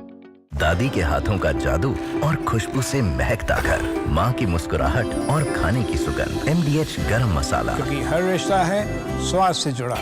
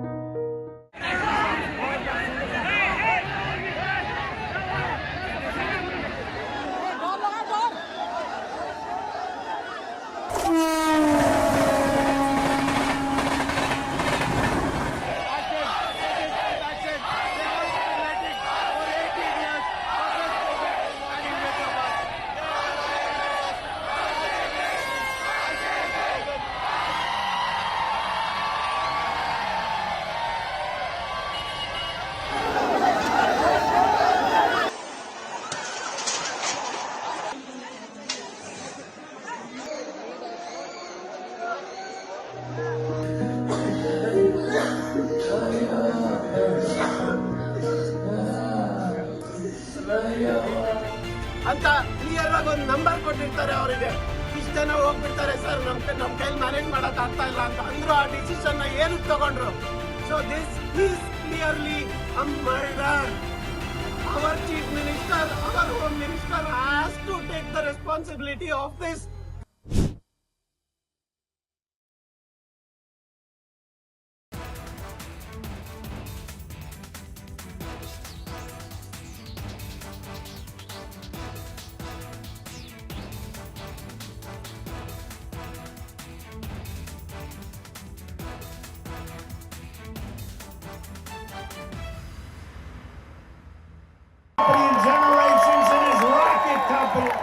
is the only reason we can now send America astronauts into space.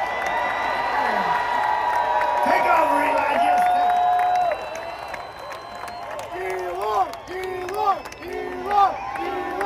take over.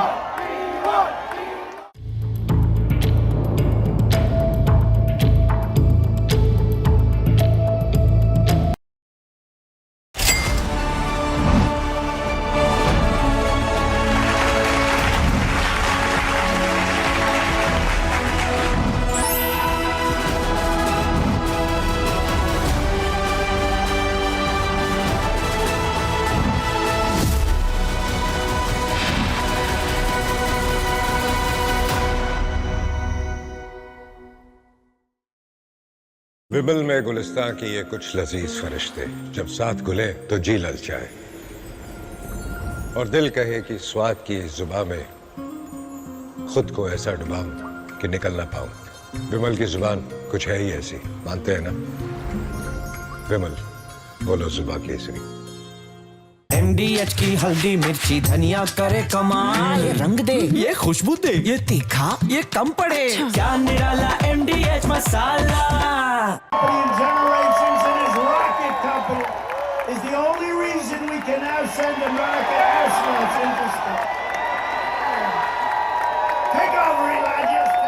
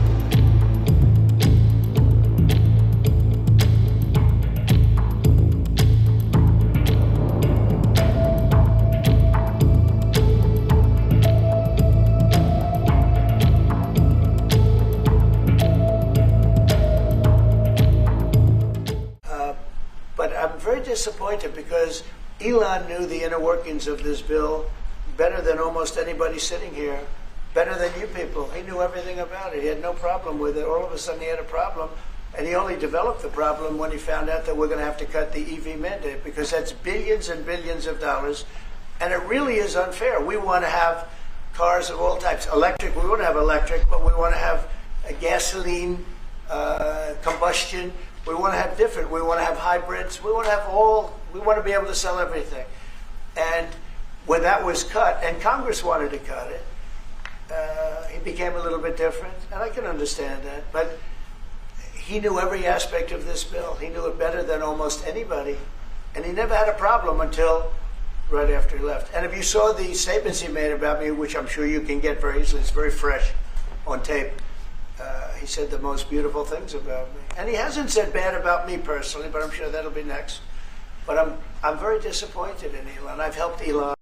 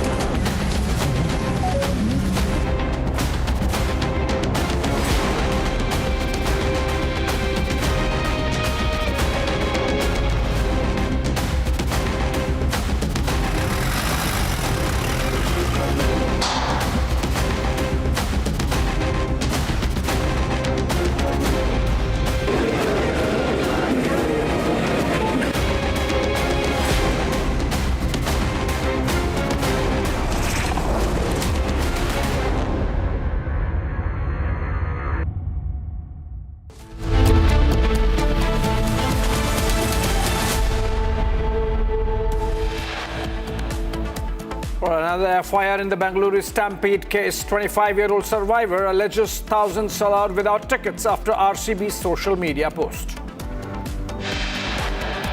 Karnataka government shifts blame to Bengaluru police. Chief Minister's political secretary sacked, but Congress government yet to take responsibility. KSCA letter shows that the state government was informed and was aware about the Vidhana Soudha celebrations. BJP tells Republic that Karnataka government pushed for RCB celebrations. Prime Minister Modi inaugurates world's highest railway bridge over Chenab River in Jammu and Kashmir. आज दुनिया भारत के defence ecosystem की चर्चा कर रही है और इसके पीछे एक ही कारण है, हमारी सेनाओं का मेक इन इंडिया पर भरोसा. Prime Minister says India aims to become the world's biggest defense exporter.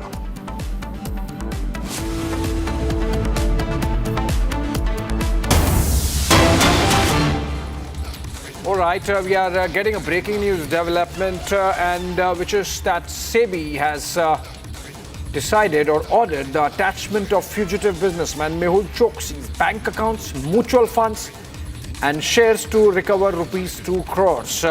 This penalty is related to Choksi's violation of insider trading rules in the shares of Gitanjali Gems, where he was the chairman and managing director. Choksi is accused of sharing unpublished price-sensitive information with an associate. Remember, Mehul Choksi is someone who's accused of defrauding banks to the tune of thousands of crores of rupees. The Punjab National Bank scam, as it is called.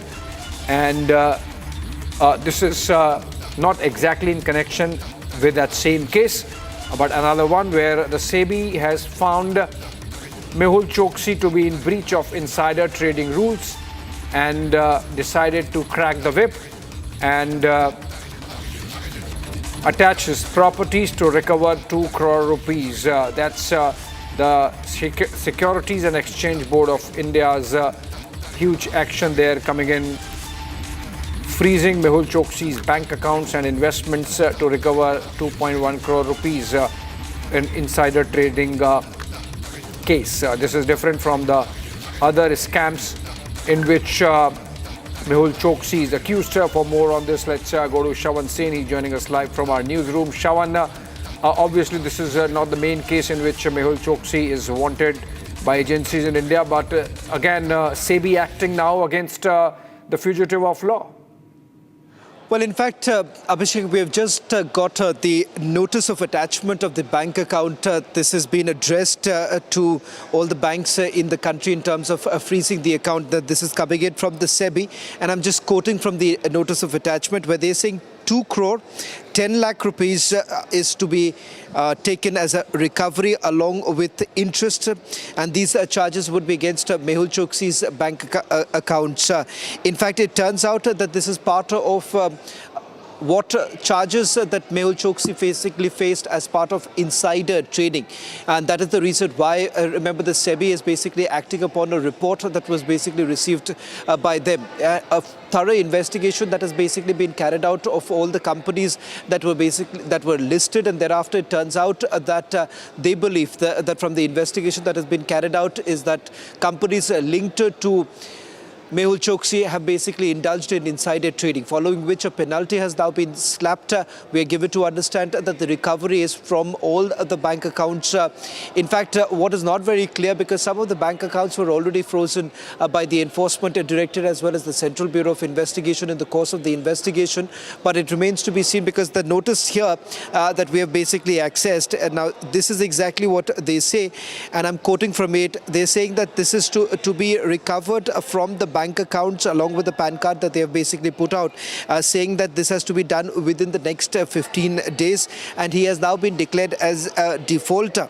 And they've also said that a warning was basically given to Mehul Choksi, and so far no amount has been paid by the defaulter, and there is sufficient reason to believe that the defaulter may dispose of the amounts of the proceeds in the bank accounts that have been held with your bank, and realization of the amount due under the recovery certificate would in consequence be delayed or obstructed. Now that's what the notice basically reads at this point in time, and this is an instruction that has basically been passed to all the banks. Shravan, in which case, how does it impact the other cases? I mean, the main ones, obviously, this is not the PNB case. This also shows that despite the fact that agencies were after him, Mehul Choksi had no qualms in breaking more laws. He tipped off someone who sold off about 6% shares in his company, in the Gitanjali Gems, and avoided a loss. So obviously, Mehul Choksi, some of that money would have gone to Mehul Choksi. You think that this is going to impact the other investigations also? Well, there isn't a direct link to the siphoning of funds, the case that is being probed by the Enforcement Directorate as well as the Central Bureau of Investigation, part of it, which is now being part of the deliberation that is actually going on in Belgium. Having said that, this basically adds on to the fact that this is exactly what they had feared, and this is part of the criminal conspiracy charge that has been leveled against Mehul Choksi. The very fact that he was basically aware of it, and the fact that this SEBI notice basically proves the fact that he had basically indulged in insider trading. Now, the very fact that this is about insider trading, that is about the information that they essentially had, and these are practices that were not followed by his companies that were public listed companies, and that is the reason why, remember, in the notice itself there is a clear mention of the fact of the charges that have been leveled against the companies that have been linked to Mehul Choksi. While it may not have a direct impact or a bearing on the case that is now being heard in Belgium, but having said that, this is also another point which perhaps the investigators and the embassy in Belgium could actually use in their favor, particularly given the fact that this is also a criminal act in terms of the laid down procedures even in foreign courts. All right, thank you so much, Shravan, with those updates. Hopefully the agencies would someday get him and submit him to due process of law in India. On that note, we move on to our focus story this evening, which is the Bengaluru Stampede. Now it seems that the Karnataka State Human Rights Commission has come into the picture, intervened and issued notices to the Karnataka State Cricket Association and the Bengaluru Police Commissioner, seeking a full explanation of the incident that resulted in injuries and fatalities. The commission is actively investigating and holding authorities accountable. Karnataka State Human Rights Commission gets into the picture now. For more on this, let's go to Abhishek. He's reporting live from Bengaluru for us. And Abhishek, now the Karnataka Human Rights Commission into the picture, but the fact remains that the police is not going after the big fish. When do you think is going to happen? When do you think that that's going to happen? Well, Abhishek, the Human Rights Commission belonging to the Karnataka state has already stepped into the picture. They have visited the location of where the stampede occurred, the Sham, but the chairperson of State Human Rights Commission has already given notices through his officers to the Karnataka State Cricket Association as well as the Bangalore City Police Commissioner. We are anticipating that there will be a stringent action from the State Human Rights Commission if they don't receive an amicable reply or a detailed explanation of what happened on the date of incident. Coming back to the point, what the police of city are doing, 3 persons who are missing since morning, the Vice President of RCB's management, Mr. Menon, and 2 other persons who belong to the Karnataka State Cricket Association, Mr. Shankar and Jairam, who are the Secretary and the Treasurer of Karnataka State Cricket Association, are still missing. The police are yet to find them. The police are just making a statement stating that they are behind them. They would catch them anytime soon. However, these 3 people, 2 people from KSCA have already approached the High Court to make sure that the FIR against them should be quashed because there is no involvement of them with respect to the Stampede event that occurred on June 4th. So the police have easily let go the 2 officials or the 2 people who were key persons in the Stampede event. It is because of their negligence. It is because of the politicians' negligence. It is because of the negligence of the politicians in the state of Karnataka. The Karnataka had to witness the death of 11 innocent lives or the RCB fans. Also, the police department had to be questioned. The police will have to question themselves with respect to the measures they had taken on June 4th. Back to you, Abhishek. All right, thank you so much, Abhishek, with those details on Karnataka Human Rights Commission now getting into the picture. But obviously, investigation has to focus on the big fish, which they are not as yet. And on that note, and that reason, the BJP is protesting across the state. These pictures are coming in from Davangere, where the party held protests. It's the opposition party, and they are demanding resignation of Deputy Chief Minister D.K. Shivkumar. They are holding placards and posters of Chief Minister Siddaramaiah and Shivkumar, of course, and Minister G. Parameswara. And in fact, the protests have turned unruly also, with the police trying to stop them from doing what they're doing. The scuffle breaking out there between Karnataka police and the police was trying to take away those posters, and the BJP was not allowed. Of course, in trying to stop them from holding those placards of the Chief Minister, the police had an altercation and a small clash. In fact, all right, these are pictures from Davangere. Moving on, but staying with the story, we are not leaving any development uncovered insofar as the Bengaluru Stampede goes. Republic Kannada, in fact, has accessed another exclusive video, and this is from inside the Chinnaswamy Stadium. Now, the visuals clearly show how the event was made a family event, a private affair. As you see on your screens, G. Parameswara, the Karnataka Home Minister, can be seen in this video. Along with him, there are several other ministers who can be seen introducing their family members to Virat Kohli and other cricket players. And remember, all this was happening under tight security, even as there was minimum police deployment outside this stadium where Stampede happened. And all these politicians with their family members trying to have a photo op with the cricket stars. But the fact of the matter is that this event was happening after the Stampede had taken place, and these politicians knew exactly what had happened outside. In fact, D.K. Shivkumar in these pictures can be seen in the role of an MC. He's holding the mic, trying to control the audience there. But the fact is that he, in fact, clearly knew what had happened outside. And yet, for him to let this show go on, let this felicitation function and celebration go on, speaks volumes about the kind of brazenness we saw that day. Absolute uncaring, insensitive conduct there by these politicians. And on that note, we move on to some of the stories from across the country in Bharat in 2 minutes.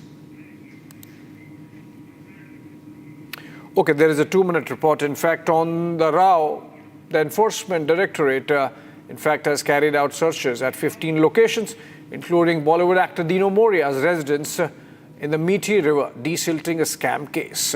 Here are the details. The Directorate carried out searches at 15 locations in the Methi River desilting scam case. As part of the investigation, ED also raided Bollywood actor Dino Moria's residence in Mumbai. The fraud is alleged to have caused loss of Rs 65 crores to the BMC. The case involves accusation of inflated bills and systematic diversion of public funds sanctioned for flood prevention and drainage maintenance in Mumbai. The ED suspects that a network of contractors and middlemen submitted fraudulent work of completion reports.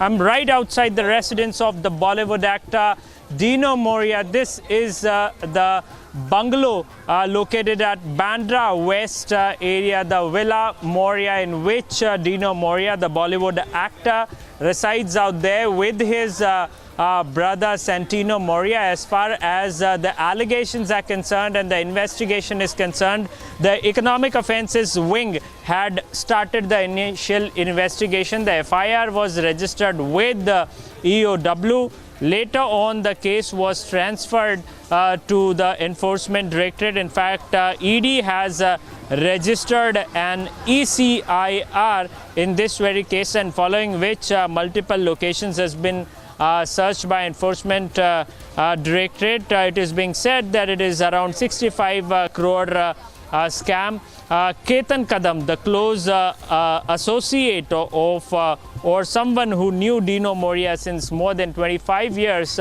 is the primary accused in this case. He's said to be the middleman in buying the Tuxar machine used in desilting of the Methi River, and it is being said there are multiple financial transactions between Ketan Kadam and Dino Moria. In fact, Santino Moria, the brother of Dino Moria, is also the partner of Ketan Kadam, and in fact EOW, the Economic Offences Wing, had earlier questioned Dino Moria and Santino Moria.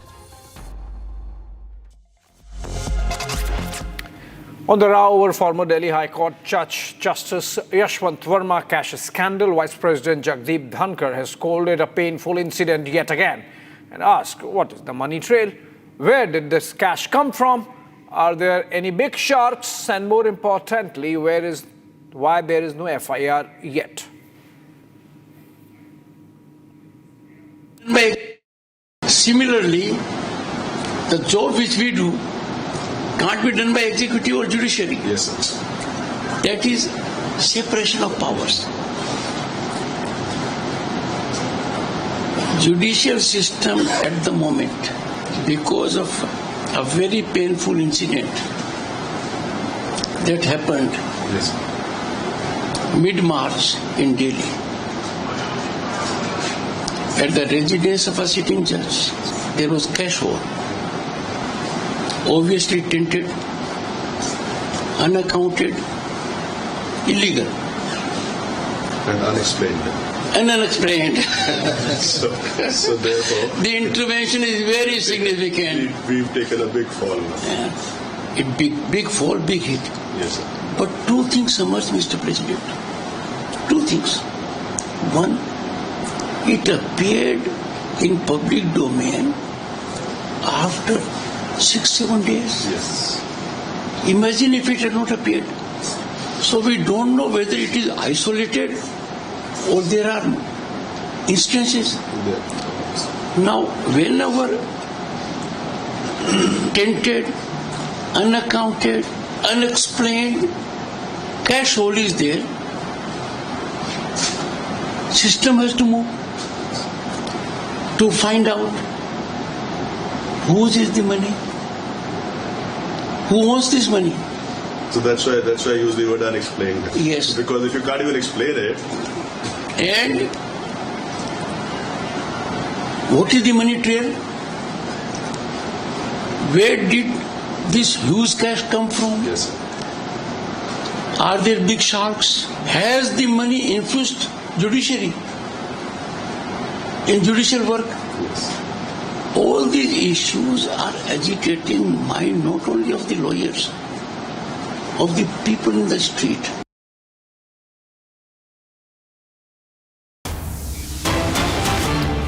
All right, another breaking news development coming in connection with the action being taken against Maoists in a significant operation. Security forces have engaged in an intense encounter with these Naxals, these Maoists in the Bijapur area, a district of Chhattisgarh.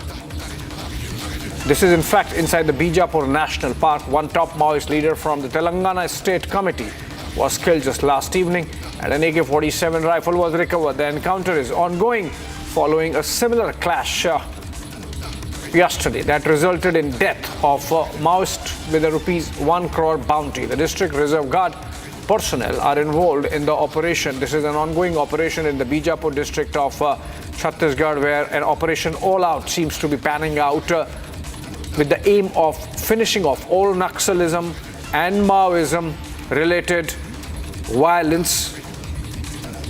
And in fact, we have a reporter live joining us from Bijapur, Bharat. He's there in Chhattisgarh in Bijapur where this encounter is taking place. Bharat, आपको मेरी आवाज़ आ रही है तो बताएं, ये पिछले 24 घंटे से जो एनकाउंटर चल रहा है, कल हमने देखा कि कैसे सुधाकर नाम का एक नक्सल बहुत बड़ा जो था वो मारा गया. आज आप क्या बता सकते हैं इस एनकाउंटर के बारे में? देखिए श्रवण, मैं आपको बता दूं, जिस तरीके से इनकाउंटर चल रही है, जिस तरीके से मुठभेड़ चल रही है, वो पूरा इलाका नेशनल एरिया पार्क के अंतर्गत आता है. वो वही इलाका है जिस इलाके के बारे में अगर बात की जाए तो उस इलाके पे नक्सलियों की एक तरीके से आरामदायक इलाका कहा जाता है. एरिया नेशनल पार्क वो इलाका कहा जाता है बीजापुर के अंदरूनी इलाके, यानी नक्सलियों की आधारशिला वाले इलाके हैं. उस इलाकों पे जो नक्सलियों की मौजूदगी है, नक्सलियों की जो आमद है उस इलाके पे होती है. उसी इलाके पे तेलंगाना स्टेट कमेटी के पद पे काबिज जो नक्सली है उसकी मौजूदगी थी. लगातार जो 24 घंटे से ऑपरेशन चल रहा है, आपने देखा कि कल कैसे करोड़ों रुपए का जो इनाम का जो नक्सली है वो सुधाकर वो मारा गया. उसके पश्चात जहां उसको मारे जवानों ने ढेर किया, उसी इलाके पे आज तेलंगाना स्टेट कमेटी का जो चीफ बताया जा रहा है उसको भी उसी इलाके पे जवानों ने मारा है. डीआरजी, एसटीएफ और सीआरपीएफ की संयुक्त उस इलाके पे कार्रवाई देखी जा रही है. यही वजह है कि बस्तर आईजीपी सुंदराज सहित जो विवेकानंद सिन्हा है एडीजी, वो भी इस पूरे मामले को लेके जो नजर है वो लगाए हुए हैं. जहां पे जिस नक्सली को ढेर किया गया, AK-47 यानी ऑटोमेटिक जो वेपन, जो हथियार जो इस्तेमाल करते हैं, तेलंगाना स्टेट कमेटी का जो कैडर का नक्सली बताया जा रहा है, उसको पुलिस के जवानों ने ढेर किया है. अभी भी उस पूरे इलाके पर सर्चिंग तेज कर दी गई है. पुलिस और माओवादियों के बीच में अभी भी फायरिंग जो है वो देखने को मिल रहा है. अभी भी खबरें जो है इस पर अपडेट भी हो सकता है कि संख्या बढ़ोतरी भी हो सकती है, लेकिन जवानों को जिस तरीके से शव बरामद हुआ है, तेलंगाना स्टेट कमेटी के पद से नक्सली जो कैडर है वो काबिज रहा है. AK-47 वो इस्तेमाल करता है. तमाम जो उपकरण है उस इलाके से अभी इस्तेमाल करने वाले उपकरण बिल्कुल बरामद कर लिए हैं. चलिए, धन्यवाद इस जानकारी के लिए. And coming back to the studios and another breaking news. The Indian Army's Directorate General of Recruitment has posted a video on X that appears to be a warning to potential threats, stating that they will take proactive measures to counter any danger. The message uses metaphorical language with phrases like "a mission speaks in silence" and "we strike first." Take a look. Operation Sindoor, not just a mission, a message. A thunderclap of justice, a heartbeat of courage. We didn't wait for the light. We became one. We didn't fear death. We walked through its shadow, unshaken, with precision as our weapon and patriotism as our shield. We struck deep into the spine of terror, because when India breathes, we rise like a storm. The Indian Army, fearless in duty, boundless in sacrifice.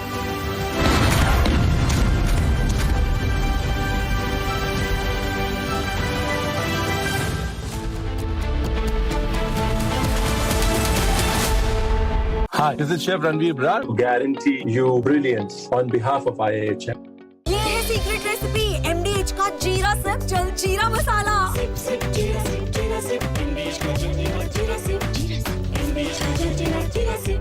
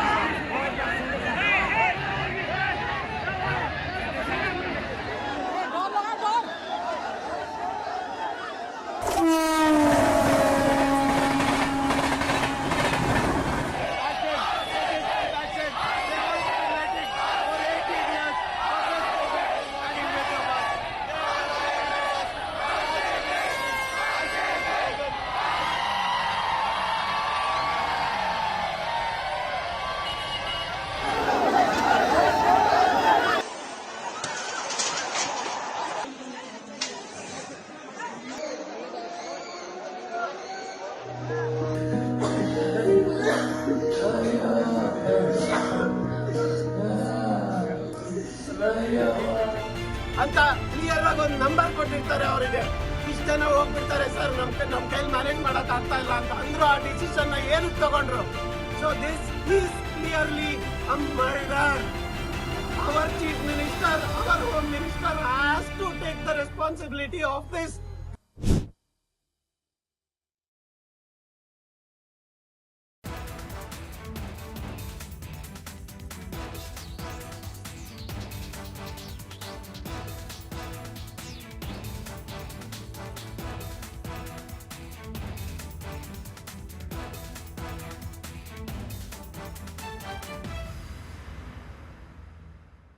Generations in his rocket company is the only reason we can now send American astronauts into space.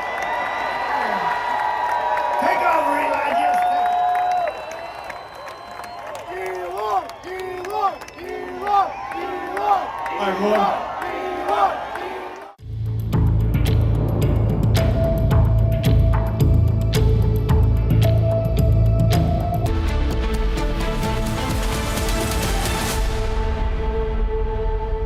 इसको घर पे लगाओगे तो शादी का तो पता नहीं, पर घर पक्का नहीं टूटेगा।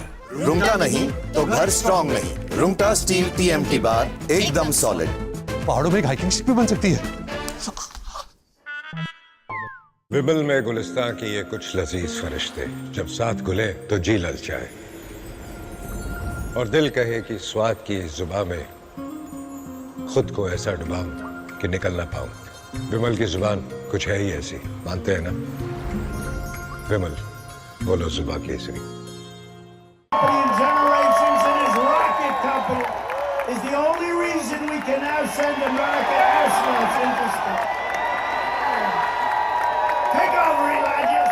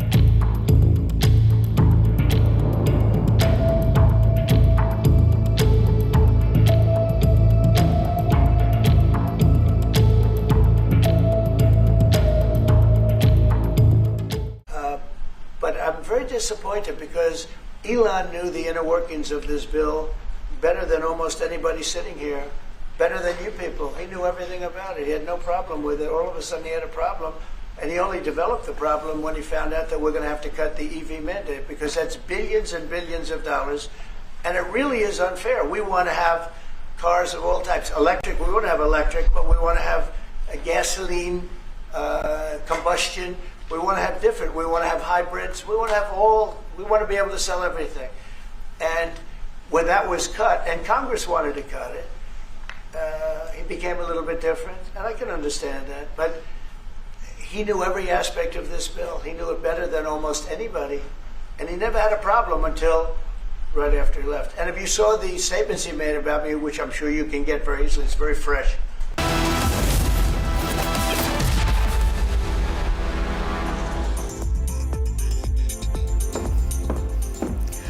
Hello and welcome. You're watching 6 at 6 with me, Akanksha Khajure. And this evening, as we get you top stories from around the world, our focus will remain on the Stampede tragedy in Karnataka. In fact, we'll tell you about how the Cricket Association sought permission, in fact, for the celebration. And despite being warned about the huge crowd there, went ahead with it. We have 3 documents that you must see. Secondly, Republic TV has accessed another exclusive video from the stadium showing Congress Chief Minister, his grandson, and several other ministers having a gala time, while on the other hand, people gasp for a breath on the streets. Many are asking if this was a private event. Next, Prime Minister Modi inaugurated the Chenab Bridge, world's largest bridge, in a boost to tourism and connectivity in Jammu and Kashmir. We'll tell you about this and also about how Prime Minister also flagged off 2 Vande Bharat trains. We'll get you the ground report on this as well. Now, moving on, actor Dino Moria is now under the scanner of the Enforcement Directorate in a connection with a corruption case. His house was in fact raided today. We'll get you the ground reports on that as well. And finally, the feud between Elon Musk and Donald Trump has taken a very dark turn. These are the top 6 stories that we are tracking for you. Let's get started. In fact, let's get started with the breaking news that we are getting from Karnataka as far as the Stampede case is concerned. In fact, we are getting the visuals of the crowd at the Bengaluru Rail Corporation Limited, that is the Bengaluru Metro station on June 4th. So these are in fact the visuals that you can see on the screen. These are the visuals from Bengaluru Metro on the day the stampede took place. Utter chaos, not just outside the M. Chinnaswamy Stadium, but here also you can see these are the visuals from inside the Bengaluru Metro, and here you can see utter crowd there, utter chaos that you can see, and police was not enough to handle the crowd, and this is in fact a failure not just of the central government, of the state government, but also of the administration there, which was not able to control the crowd, not just outside the Chinnaswamy Stadium, but also here in the visuals you can see. In fact, what we learned that day is that because of the overcrowding, several metro stations were shut down, but despite that, you can see in the visuals how people are jumping and trying to get inside the metro station. They're trying to run away from the streets, and they are trying to save themselves, are going inside the metro station right there. Utter chaos on 4th of June as far as this very unfortunate day is concerned. That is the day when the stampede took place.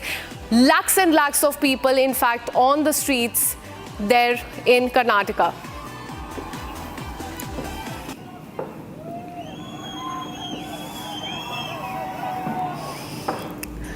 Let's now tell you about the 3 big proofs in Karnataka Stampede case. We have 2 letters and 1 FIR, which shows that Karnataka Cricket Association sought permission from the state to hold the celebration. FIR state that police warned of large crowds, in fact, but despite that, RCB, Cricket Association, and DNA, which is the entertainment company, pressurized the police to, in fact, give the permission, and despite of any permission, they went ahead with the celebration, and shockingly, the state government was aware about this all. Let's take you through the details one by one. So this is very shocking.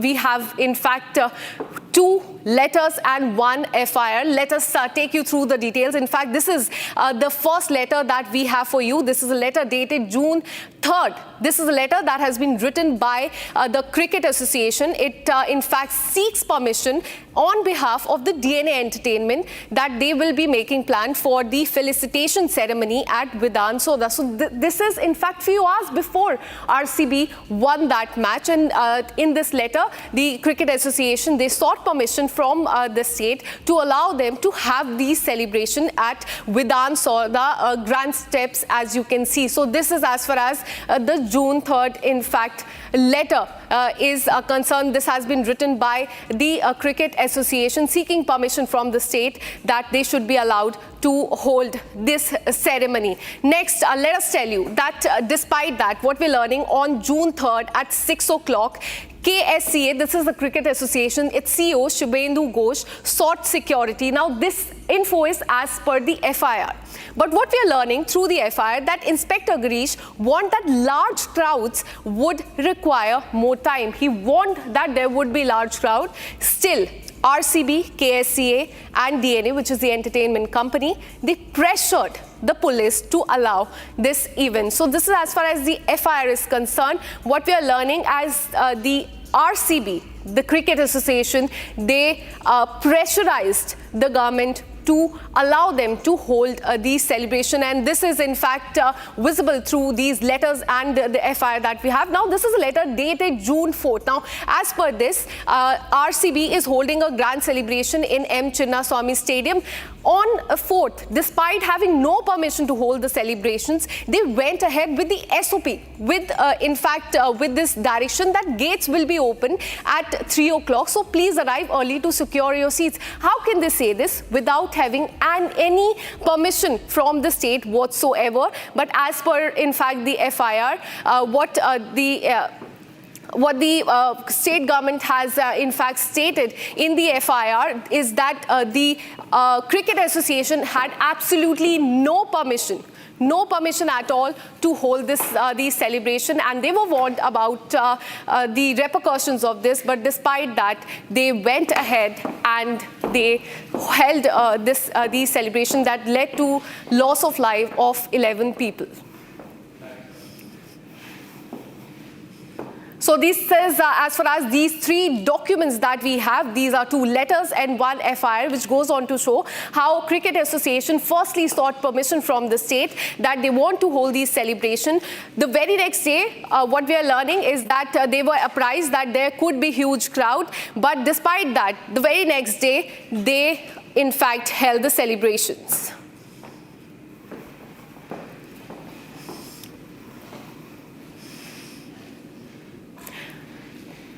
Now moving on, Republic TV has accessed another exclusive video, and this is from inside the M. Chinnaswamy Stadium.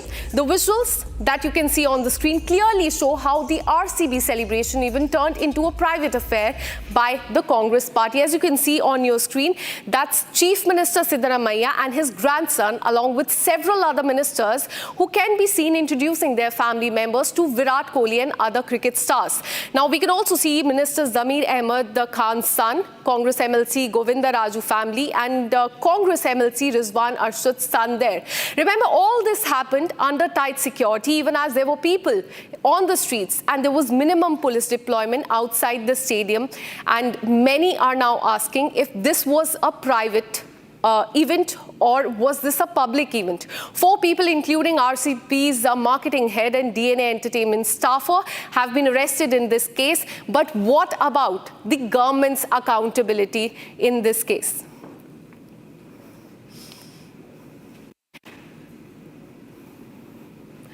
Let me go across to my colleague Abhishek, who joins us live on the broadcast with more details. Abhishek, we have been getting these visuals of the Congress ministers, their families, in fact, getting pally with the cricket stars on the day this stampede took place. And it shows a complete unaccountability on behalf of the government. On one hand, they were having fun, and on the other hand, there were visuals of people gasping for breath on the streets. Give us more details on this exclusive video that we have of that tragic day. Well, it very clearly looks like the Congress government actually wanted a program that to be organized for the family members of the Congress MLAs and the ministers who are with the government. It is very clearly seen CM Siddaramaiah's grandson was on the stage. Minister Zamir Ahmed Khan's son was on the stage. DCM DK Shivkumar's relatives were on the stage. MLA Rizwan Arshad's son was on the stage. Not only these many family members, but various other family members were present on the stage of on the grand steps of Vidhana Soudha. This was was a private program as per the view, as per the point of the view, what the civilians who were standing outside the Vidhana Soudha could see. And also not to forget, the media were placed at least 200 to 300 meters away from the stage, whereas the governor was present on the stage, and the governor had to, the stage had to follow a protocol where at least not more than 30 people were supposed to be seated on the stage, but at least 300 to 400 uninvited, unwanted, and the family members of the ministers and MLAs were present on the same stage where the RCB players were being felicitated. So there were several layers of protection provided to these people who were residing on the stage, whereas we have seen the visuals where people were gasping for breath, people were lying down on the roads, people were begging for the help from the support of the police and the ambulance, whereas only 1,500 policemen were deployed around the Chinnaswamy Stadium, which actually saw footfall of more than 1 lakh people. Even the BMRCL or the Bangalore Metro Railway Corporation Limited had very clearly mentioned that the regular passenger rate was somewhere around 7 to 8 lakhs every single day, but on the date of the ceremony, it crossed at least 10 lakhs. So at least 2 lakh passengers used the train that day on an additional basis. So at least 1.5 lakhs people were present in and around the Chinnaswamy Stadium. Around 3 to 4 gates were the only entry passages for the people who had assembled there. And also, we have clearly seen DCM DK Shivkumar inviting the public to assemble in front of the Chinnaswamy Stadium to have a look at their RCB players who won the IPL trophy of 2025. So these are some of the visuals which we have already witnessed. The people who were there, the civilians who were injured, are also starting to complain against the RCB, the KSCA and the government regarding the mismanagement of the crowd. So these are some of the updates as of now with respect to the visuals what we have seen until now. Back to you.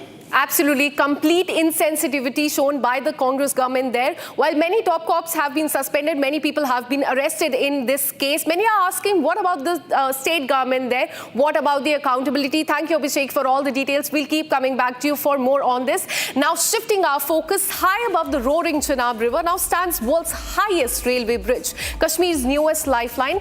Prime Minister Modi today inaugurated Chenab Bridge. Prime Minister, waving the tricolour, walked over the bridge as Vande Bharat train passed by, giving a strong message that India stands tall and unshaken. Here's more. Prime Minister Narendra Modi earlier today flagged off the Vande Bharat train service between Katra in Jammu region and Srinagar in Kashmir, cutting down travel time by the two places by several hours.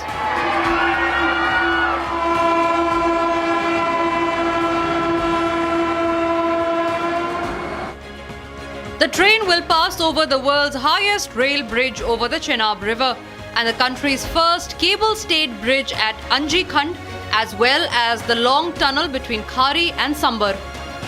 We are at the Katra railway station. This is the Vande Bharat Express that will be marching from Jammu to Kashmir, and this has scripted the history.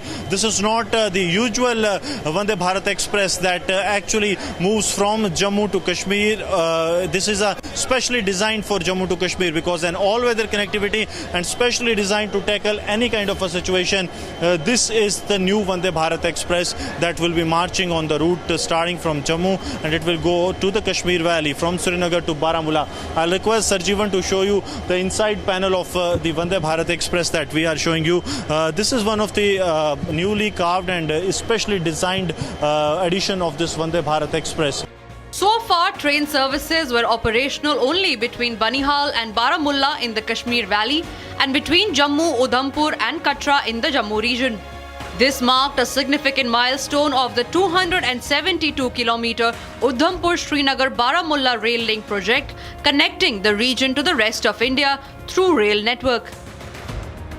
The trains are equipped with climate-specific adaptations and provide heating at sub-zero temperatures along with defrosting elements embedded on the driver's lookout glass, providing to offer a swift and comfortable travel.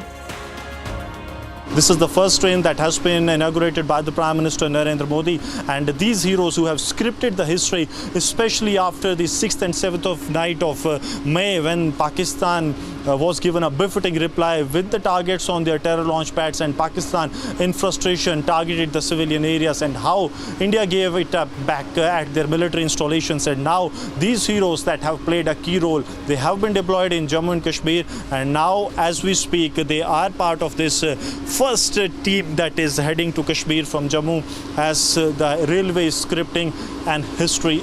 Prime Minister Modi also inaugurated the Chenab Rail Bridge, the world's highest railway arc bridge.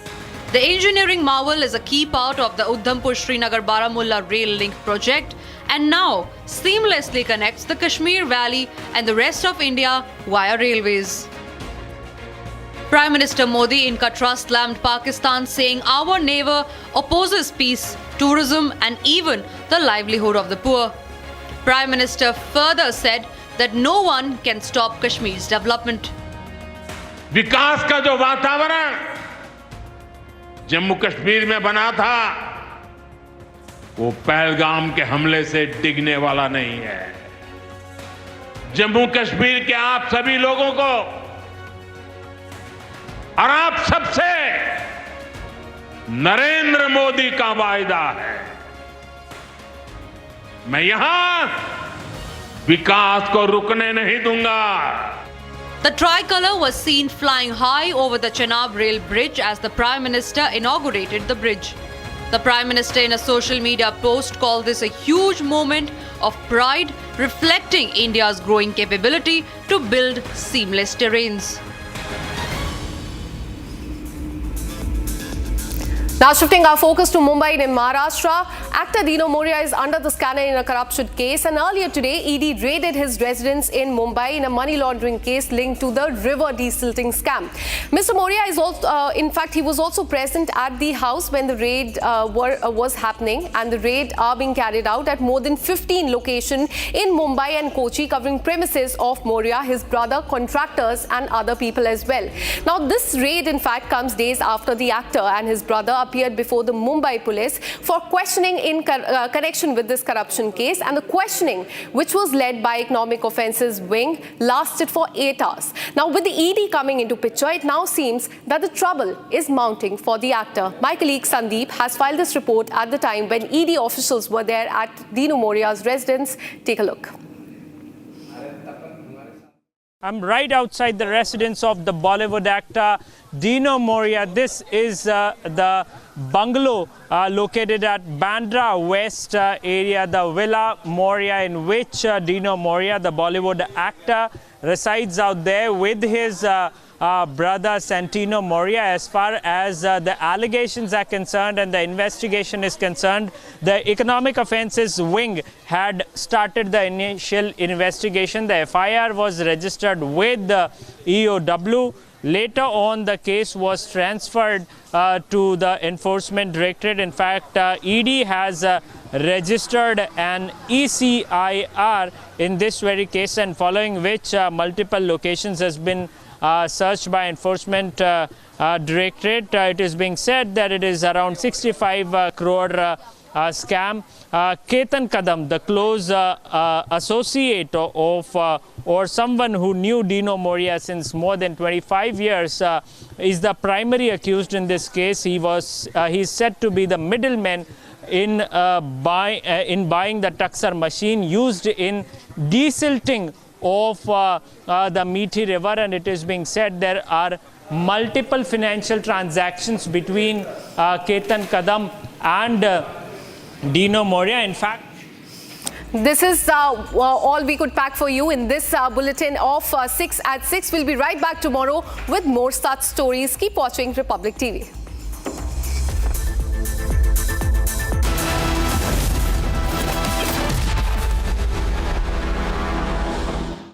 QS&THE, the world's foremost university rankings organizations, have ranked Amity amongst the top 3% universities globally, making it among the very few Indian universities to be included in both rankings. Yet another top ranking for Amity University. आपकी favourite Hyundai cars पर मिल रही है amazing deals. वैसे लोगे तो आप Hyundai ही, चाहे दिल की सुनो या डील्स की, तो जल्दी चले आओ हुंडई शोरूम। MDH की हल्दी मिर्ची धनिया करे कमाल, ये रंग दे, ये खुशबू दे, ये तीखा, ये कम पड़े, क्या निराला MDH मसाला। विमल में गुलिस्तां के ये कुछ लजीज फरिश्ते जब साथ घुले तो जी ललचाए और दिल कहे कि स्वाद की जुबान में खुद को ऐसे डुबाऊं कि निकल ना पाऊं। विमल की जुबान कुछ है ही ऐसी, मानते हैं? विमल, बोलो जुबान कैसी। आधे बाउल दही में 4 चम्मच MDH चटनी पुदीना मसाला डाला, स्टर करो, पुदीना चटनी तैयार। MDH चटनी पुदीना मसाला। इसको घर पे लगाओगे तो शादी का तो पता नहीं, पर घर पक्का नहीं टूटेगा। रूंगटा नहीं तो घर स्ट्रॉन्ग नहीं। रूंगटा स्टील TMT बार एकदम सॉलिड। पहाड़ों में एक हाइकिंग शिप भी बन सकती है। Generations in his rocket company is the only reason we can now send American astronauts into space. Take over, Eli. Just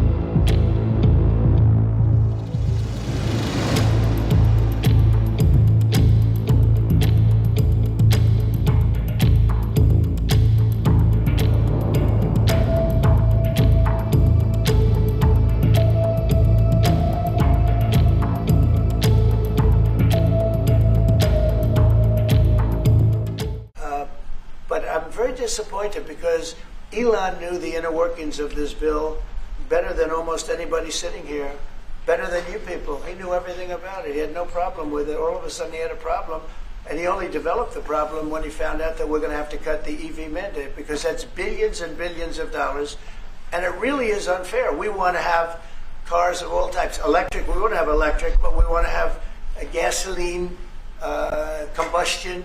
We want to have different. We want to have hybrids. We want to have all. We want to be able to sell everything. And when that was cut, and Congress wanted to cut it, it became a little bit different, and I can understand that. But he knew every aspect of this bill. He knew it better than almost anybody, and he never had a problem until right after he left. And if you saw the statements he made about me, which I'm sure you can get very easily, it's very fresh on tape. He said the most beautiful things about me, and he hasn't said bad about me personally, but I'm sure that'll be next. But I'm very disappointed in Elon. I've helped Elon a lot.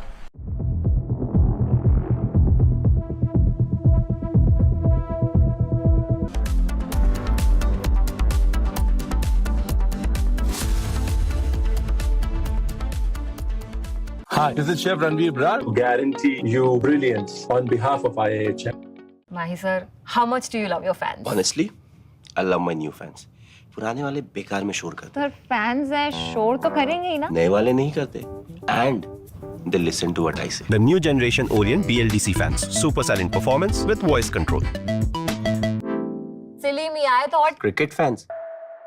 मेरी नई Hyundai extra तुमने भी तो कल नई car ली है ना, उसमें भी तो होगा ना ये वॉइस इनेबल सनरूफ है ना अंकल, सिंगर इनेबल सनरूफ। और बेनिफिट्स ये तो मिले होंगे ना। ये मिला। हाँ? हुंडई कार्स पर मिल रही है अमेजिंग डील्स। वैसे लोगे तो आप हुंडई ही, चाहे दिल की सुनो या डील्स की। अब छोलिया हो या लोबिया, सफेद चने या काले चने, सब कुछ मजेदार बने।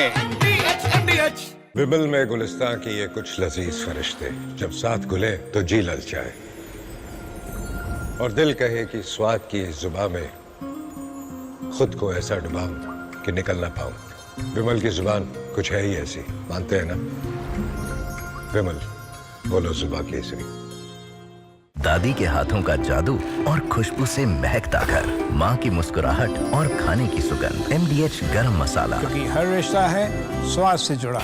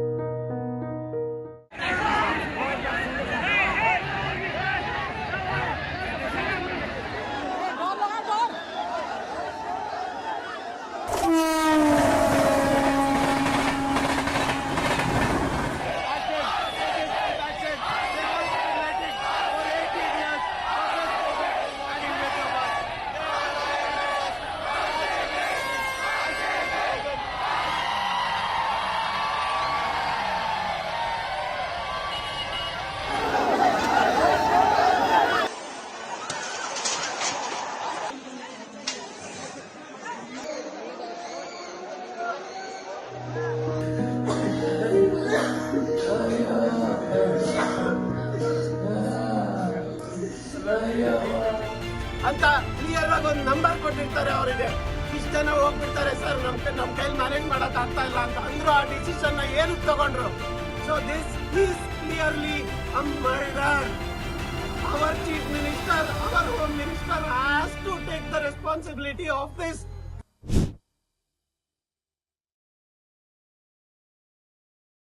Generations in his rocket company is the only reason we can now send America astronauts into space.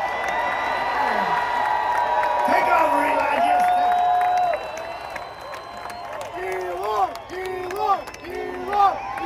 All right, boy.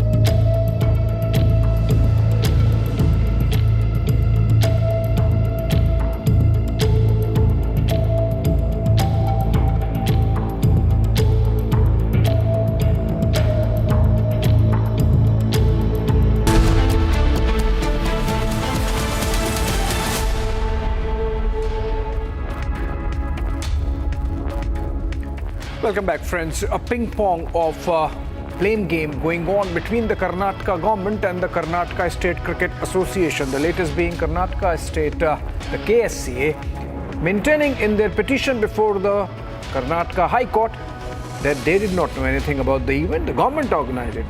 Look for them. And that's our focus. Let's begin with the headlines. Another FIR in Bengaluru Stampede case. 25-year-old survivor alleges thousands allowed without tickets after RCB's social media post. Karnataka government shifts blame to Bengaluru police. Chief Minister's political secretary sacked, but Congress government yet to take responsibility. KSCA letter shows that the state government was informed and was aware about Vidhana Soudha celebrations. BJP tells Republic that Karnataka government pushed for RCB celebrations.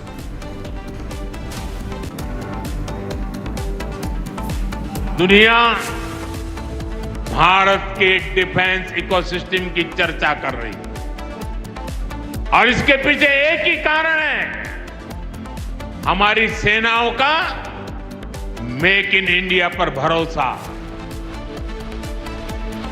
Prime Minister Modi says India aims to become world's top defense exporter soon. And SEBI orders attachment of fugitive businessman Mehul Choksi's bank accounts, mutual funds and shares to recover over rupees 2 crores in an insider trading case. One top Maoist leader from the Telangana State Committee killed in Bijapur encounter in Chhattisgarh.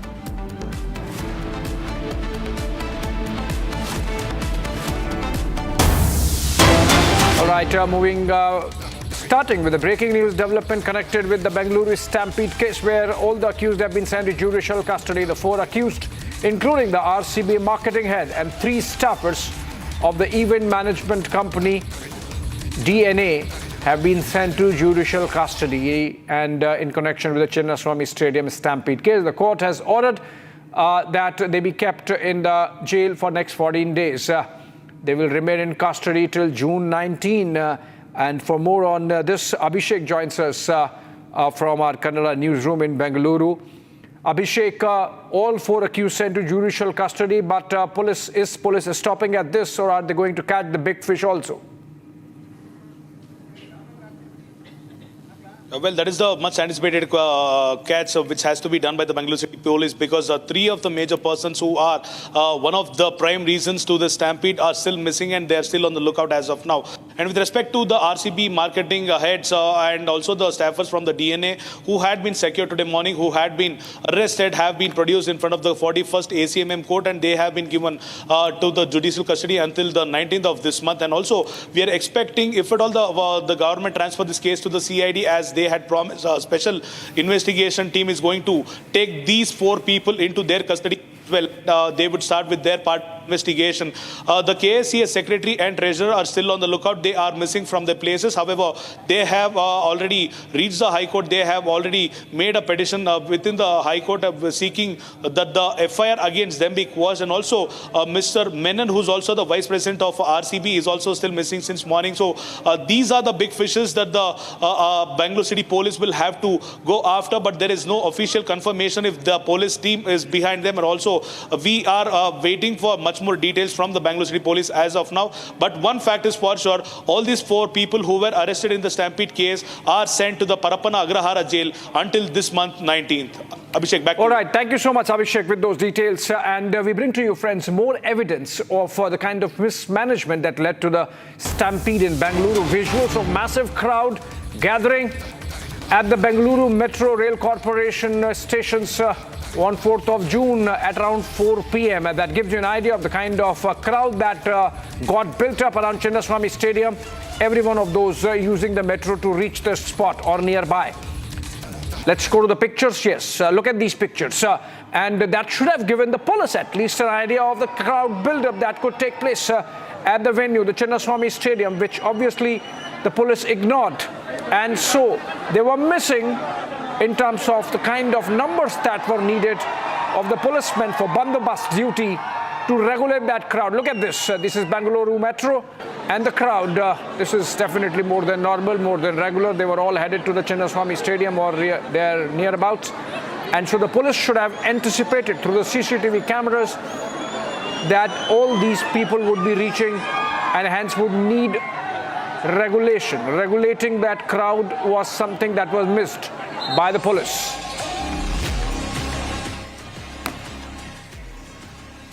All right, we are getting a breaking news development. Okay, these are pictures from Bengaluru and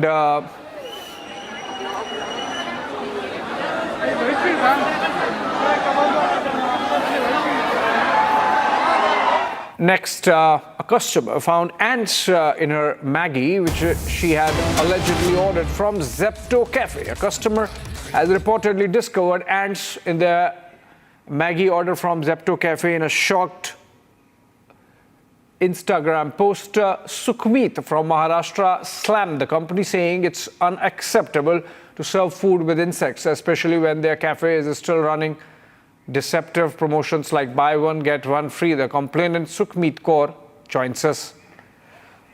She's in fact joining us live. Sukhmeet, that seems like a horrific experience you have had with Zepto Cafe, coming as it does on the back of reports that their dark stores were not kept with proper hygiene. This seems to be yet another episode of the same. Have you made a complaint to Zepto Cafe? Yes, I have raised the complaint and they have redeemed my amount which I ordered. But they are not issuing the thing. Okay, is it just about you wanting your refund, or you want to take a legal recourse against the company? Yes, I will raise a complaint against the company soon. Okay, and then what do you intend to do? Yes, sir.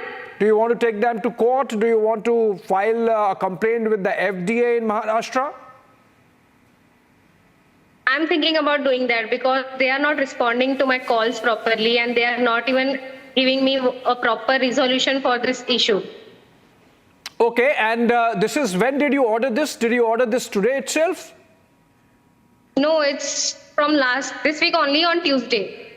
Okay, no action happening. There was offer going on. We'll come back to this story when you take that legal action that you are suggesting, Sukhmeet. Very horrific that this happened. But moving on for now, we are getting a breaking news development, a very important one. Prime Minister has just posted on X that he received a call from Prime Minister Mark Carney of Canada, and glad to receive the call. And Prime Minister congratulated Carney on his recent election victory and thanked him for the invitation to the G7 summit in Kananskis later this month. As vibrant democracies bound by deep people-to-people ties, India and Canada will work together with renewed vigor, guided by mutual respect and shared interests. Prime Minister says, look forward to our meeting at the summit. So which means Prime Minister has accepted his participation at the G7 summit on an invite from Canadian Prime Minister Mark Carney. Remember, there were some reports that Prime Minister has been left out, and had it happened, this would have been the first time in the last 8 years that India would not have been invited to a G7 summit. Prime Minister Modi has been a regular attendee of G7 summits since 2015-16, and Canada now busting those fake media reports that Prime Minister has not been invited. In fact, Congress jumped the gun yesterday, saying that is it not a failure of Indian diplomacy? But Mark Carney, despite the India-Canada relationship not in the best of shape, inviting Prime Minister Modi, and that really gives you an idea of the kind of heft that India has in the Committee of Nations. Akanksha joins us live from the newsroom for more on this. Akanksha, Prime Minister really coming out with that post, really calls the propaganda of Congress party, and they clearly were playing with India's foreign policy position by connecting the unconnected domains of an invite from Canada and Indian foreign policy response. Well, absolutely. You see, India has been invited to join the summit every year since 2019. And this time also, Prime Minister has been invited. In a social media post, in fact, let me quote what he has stated. He has said, glad to receive a call from the Prime Minister of Canada, congratulated him on the recent election victory and thanked him for the invitation to the G7 summit later this month. As vibrant democracies bound by deep people-to-people ties, India and Canada will work together with renewed vigor, guided by mutual mutual respect and shared interest. Looking forward to our meeting at the summit. So this crucial, in fact, summit will take place starting June 15th. But this is very important because India has been getting such invitations since 2019. This is, in fact, a grouping of 7 of the world's richest countries, including US, UK, Germany, France, Italy, Canada, and Japan. So now the Prime Minister has confirmed that he has also, in fact, been invited and he will be going to the summit in the coming weeks. Right, Akanksha, and more significantly, you know, the fact that Prime Minister got the invite despite India and Canada not being on the best of terms as yet, given the headwinds from Trudeau time. The fact that Mark Carney has gone ahead and invited Prime Minister Modi also shows that at some level, Canada also wants, Ottawa also wants to tidy up its equation with New Delhi. Well, absolutely. After what we've witnessed in the last few months, after the Trudeau dispensation has now gone away, now with the new dispensation, now it appears that the relations are now improving. And with the invitation to the G7 summit, it appears that the relationship between India and Canada with the new dispensation coming in is completely improving. In fact, in the social media post as well, Prime Minister, in fact, congratulated the newly elected Prime Minister on his recent election victory, thanked him for the invitation. He said that both the countries are vibrant democracies bound by deep to deep people ties, and both the countries will now work together. But earlier, in fact, we also saw a skirmish between... Right, Akanksha? We also have, I believe, Kartarth with you in the newsroom. Kartarth, what are the chances that as much as G7, this is Mark Carney trying to get the India-Canada equation back on an even plane?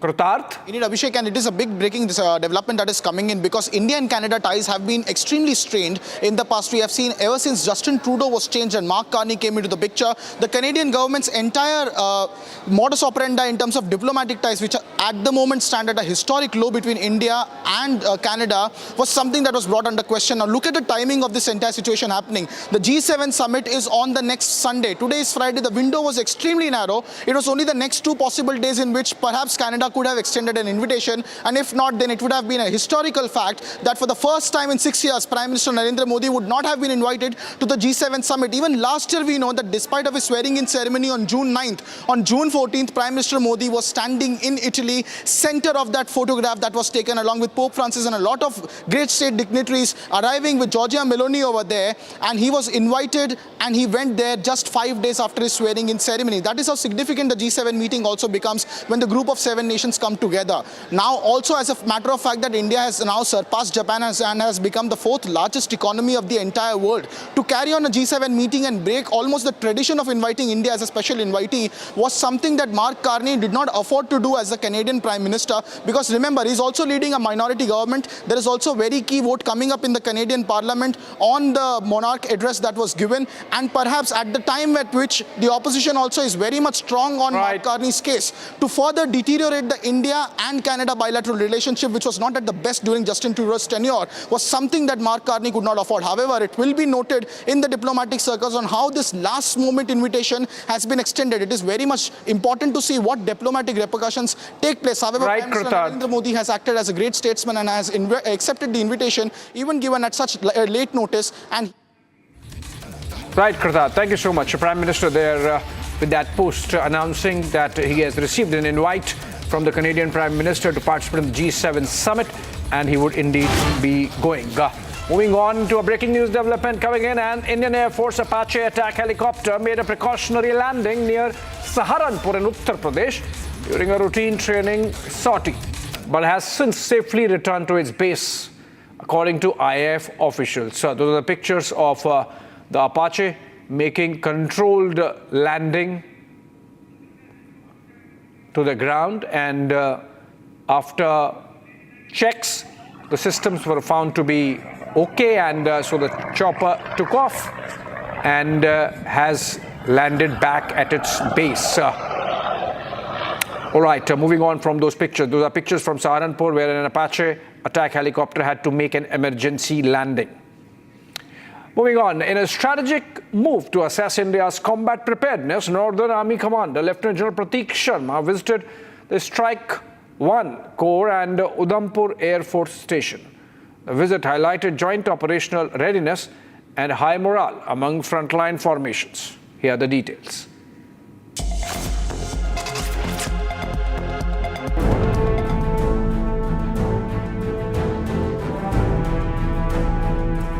Northern Army Commander Lieutenant General Prateek Sharma visited the formidable Strike 1 Corps to review its combat readiness and operational posture.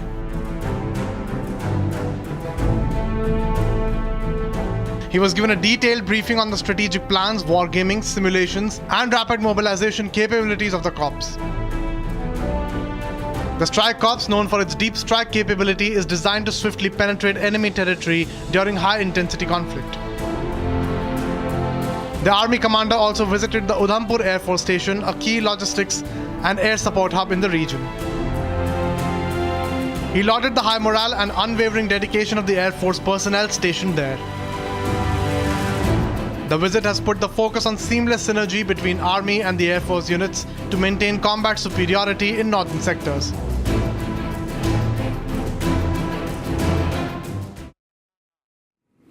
All right, staying with the forces, the Indian Army's Director General of Recruitment posted a video on X that appears to be a warning to potential threats or enemies, stating that they will take proactive measures to counter any danger to India. The message uses metaphorical language with phrases like "a mission speaks in silence" and "we strike first," obviously indicating towards what we just did during Operation Sindhu. Take a look.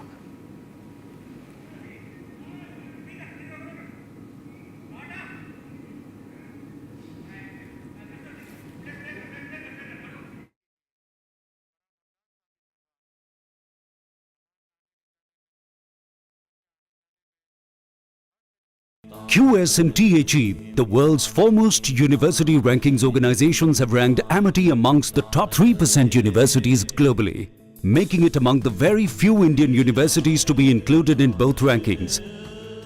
Yet another top ranking for Amity University.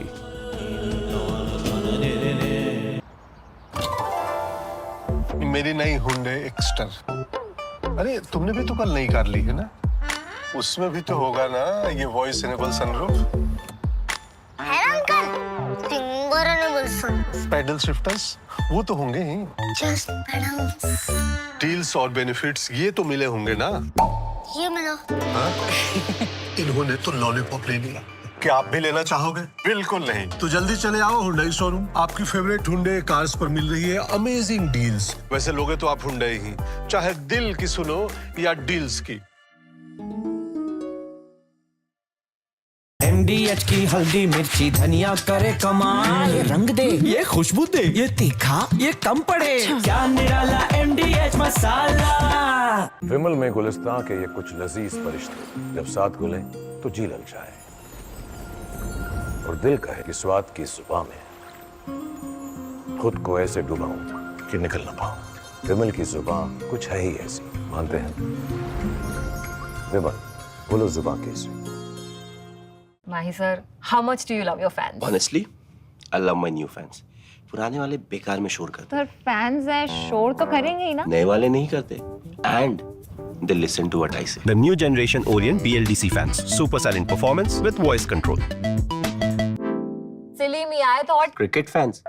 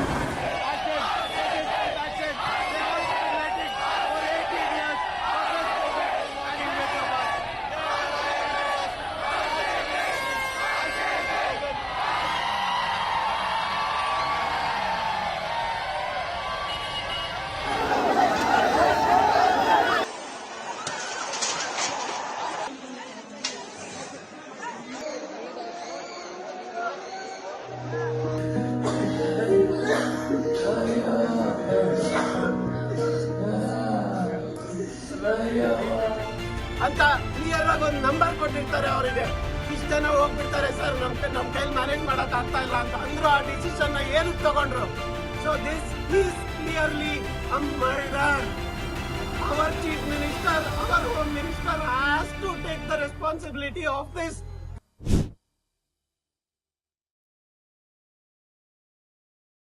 Generations in his rocket company is the only reason we can now send American astronauts into space. Take over, Elijah.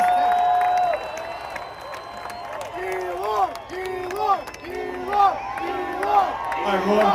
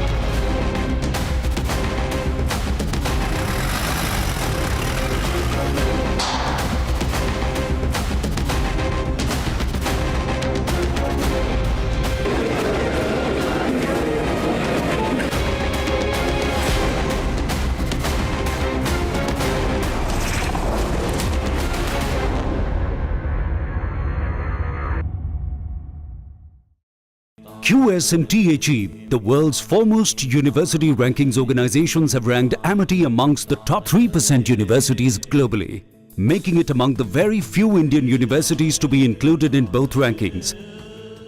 Yet another top ranking for Amity University. Mahi sir, how much do you love your fans? Honestly, I love my new fans. पुराने वाले बेकार में शोर करते sir fans हैं, शोर तो करेंगे ही ना. नए वाले नहीं करते.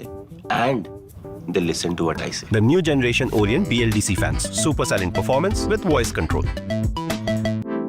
Silly me आए तो और Cricket fans. MDH की देगी मिर्च, देगी मिर्च का तड़का, अंग अंग फड़का. MDH की देगी मिर्च. इसको घर पे लगाओगे तो शादी का तो पता नहीं, पर घर पक्का नहीं टूटेगा. रुंगटा नहीं तो घर स्ट्रॉन्ग नहीं. रुंगटा स्टील TMT बार एकदम सॉलिड. पहाड़ों में एक हाइकिंग शिप भी बन सकती है. Hi, this is Chef Ranveer Brar. Guarantee you brilliance on behalf of IIHM. आधे बाउल दही में 4 चम्मच MDH चटनी पुदीना मसाला डाला, स्टर करो, पुदीना चटनी तैयार। MDH चटनी पुदीना मसाला। आपकी फेवरेट हुंडई कार्स पर मिल रही है अमेजिंग डील्स। वैसे लोगे तो आप हुंडई ही, चाहे दिल की सुनो या डील्स की, तो जल्दी चले आओ Hyundai showroom. Generations in his rocket company is the only reason we can now send American astronauts into space. Take over, Elijah.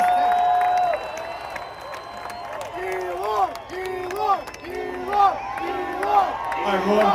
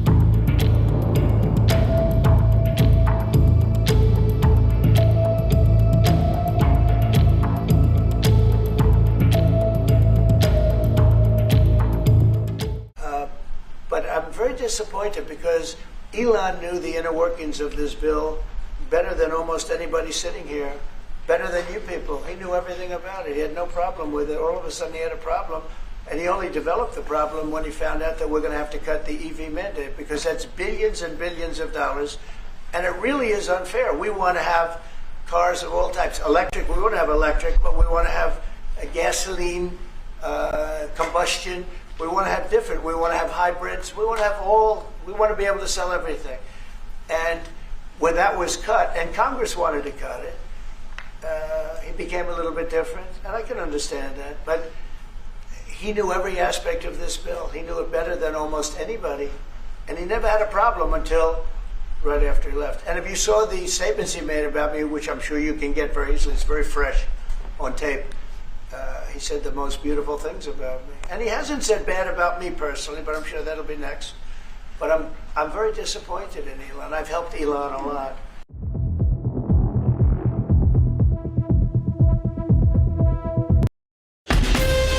From Asia's largest news headquarters, setting the agenda for Bharat.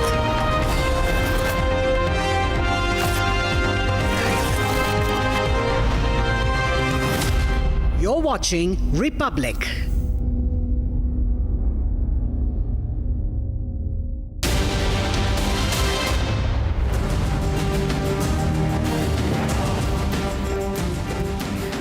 Thank you for joining us on This Is Exclusive, coming to you with 4 exclusive stories on the show this evening. Keeping our focus solely on what happened in Bengaluru post the Stampede. What led to the Stampede, what happened after the Stampede. Our exclusive inputs will shock you this evening. 4 big angles that should shake the conscience of every politician across India. Here are the headlines.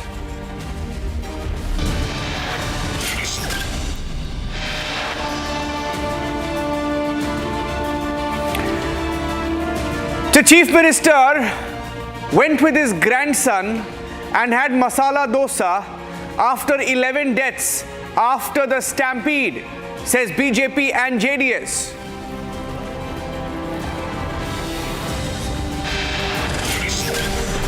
And for the first time, we have the Deputy Chief Minister on record. There is a tape, a soundbite where he says, don't come to the airport, all of you come to the stadium. DK Shivakumar called fans to the stadium. That tape also out.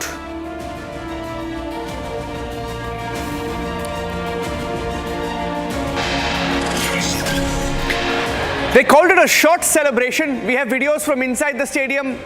Videos that show that it went on and on and on. Stampede outside, 11 deaths, and yet they continue to hug each other, smile and walk around the Chinnaswamy Stadium.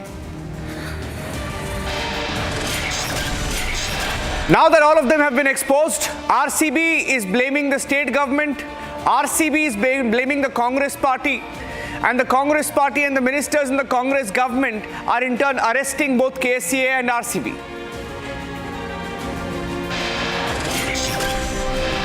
They have gone after the KSCA and RCB, and rightfully they've arrested people, but they have not arrested or named or filed a complaint against ministers in the Karnataka government, including the Chief Minister and the Deputy Chief Minister.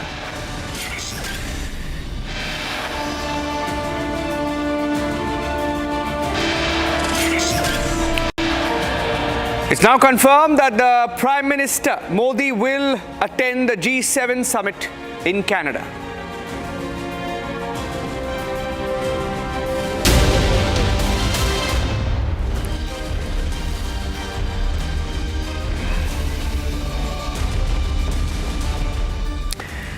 If you are the Chief Minister of a state and you just heard that there has been a stampede at the stadium, at 4 p.m. in Bengaluru, there was a function organized day before yesterday to felicitate the RCB players. This was on the steps of the Vidhana Soudha, which is in the heart of Bengaluru. After that, there was a felicitation ceremony, celebration parade at the Chinnaswamy Stadium where the stampede took place. The stampede had taken place. The news was out. What was the Chief Minister doing? The Chief Minister, along with his grandson, went to have masala dosa in Janardhan Hotel in Bengaluru. Has been reported widely. There are pictures that were also made available, but then cleaned up. Sensational new details on the show this evening of the Chief Minister Siddaramaiah going to Janardhan Hotel to have masala dosa with his grandson in Bengaluru. And after the reports came out, after the claims were made, we have police officers who've gone on record to say it. The Chief Minister took his grandson to eat masala dosa after being made aware of the stampede. What a heartless lot. And now let me also tell you that the hard disk from the hotel of the CCTV hard disk at this hotel has been taken away, according to reports and top place sources. This is now confirmed. Ladies and gentlemen, it only gets worse. Politicians took their grandchildren to have masala dosa after learning of the stampede. Politicians, Chief Minister, Deputy Chief Minister allowed a celebration to continue after the stampede. Politicians and Deputy Chief Ministers undertook a parade, fireworks inside the stadium after the stampede. Abhishek is joining me live. This is confirmed, Abhishek. I've spoken to people who have also confirmed that the Chief Minister went to a hotel called Janardhan Hotel. Apparently, he likes that hotel called Janardhan Hotel to eat masala dosa. And I'm now being told, as the story came out, pictures came out, reports came out, the cleanup operation is underway. Hard disk has been taken away at this hotel. Is that correct? What are you hearing? Well, Niranjan, is this inhuman face of Siddaramaiah, or has he turned down the claim of what the hotel management previously spoke off the record? Well, the media reported of 11 deaths of people who were present in front of the Chinnaswamy Stadium who were not at fault.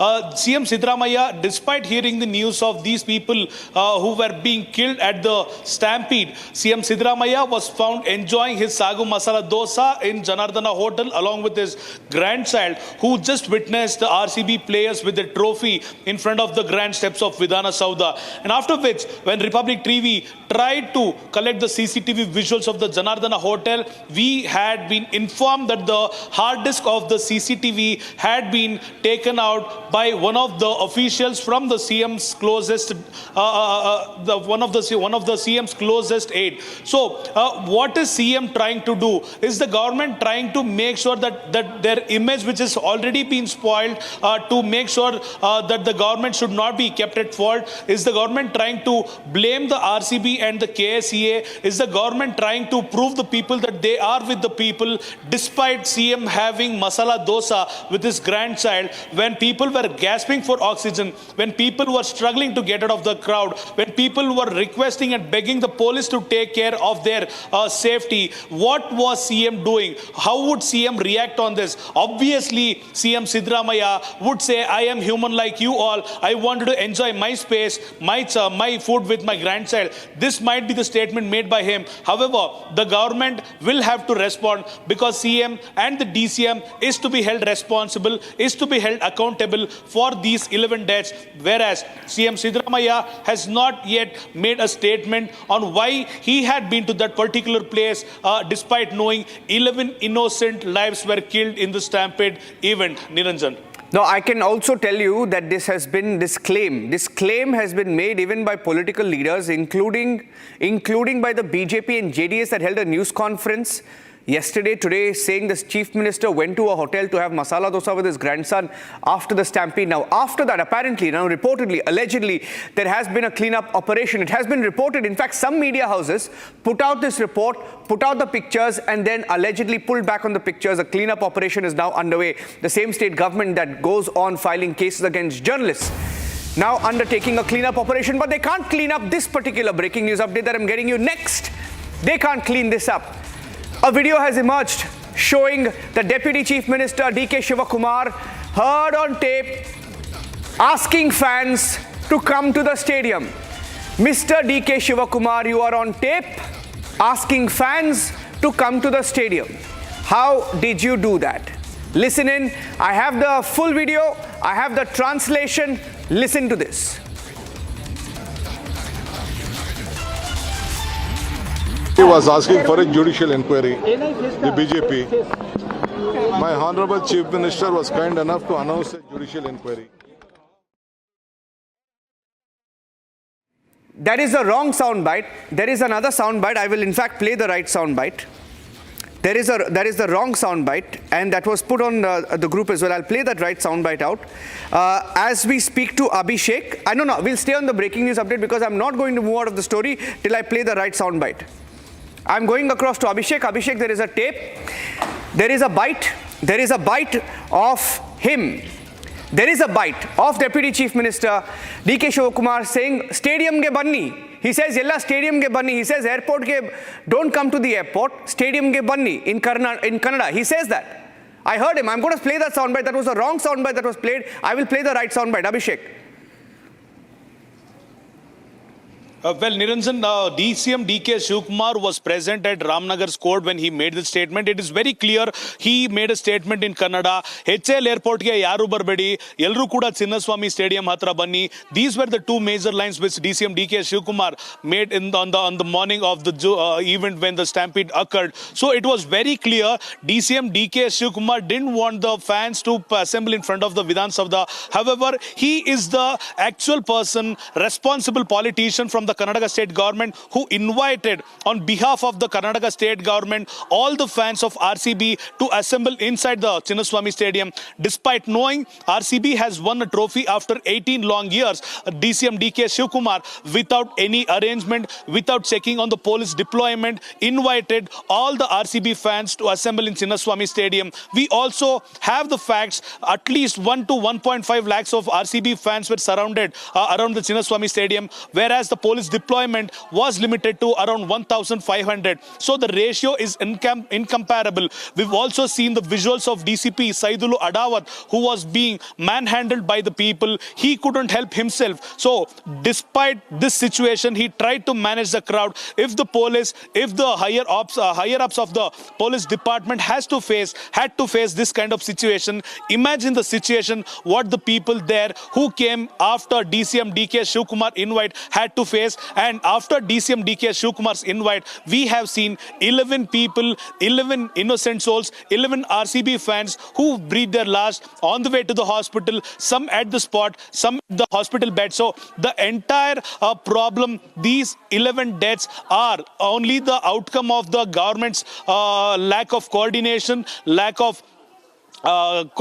and the communication with what we have seen as of now. So Niranjan, DCM DK Shivkumar is very clear when he made the statement. He didn't want the people. I'm checking if I have the soundbite, Abhishek, because you know the wrong soundbite was played. I'm playing the right soundbite because I'm not going to move out of this one. I am not going to move out of this one.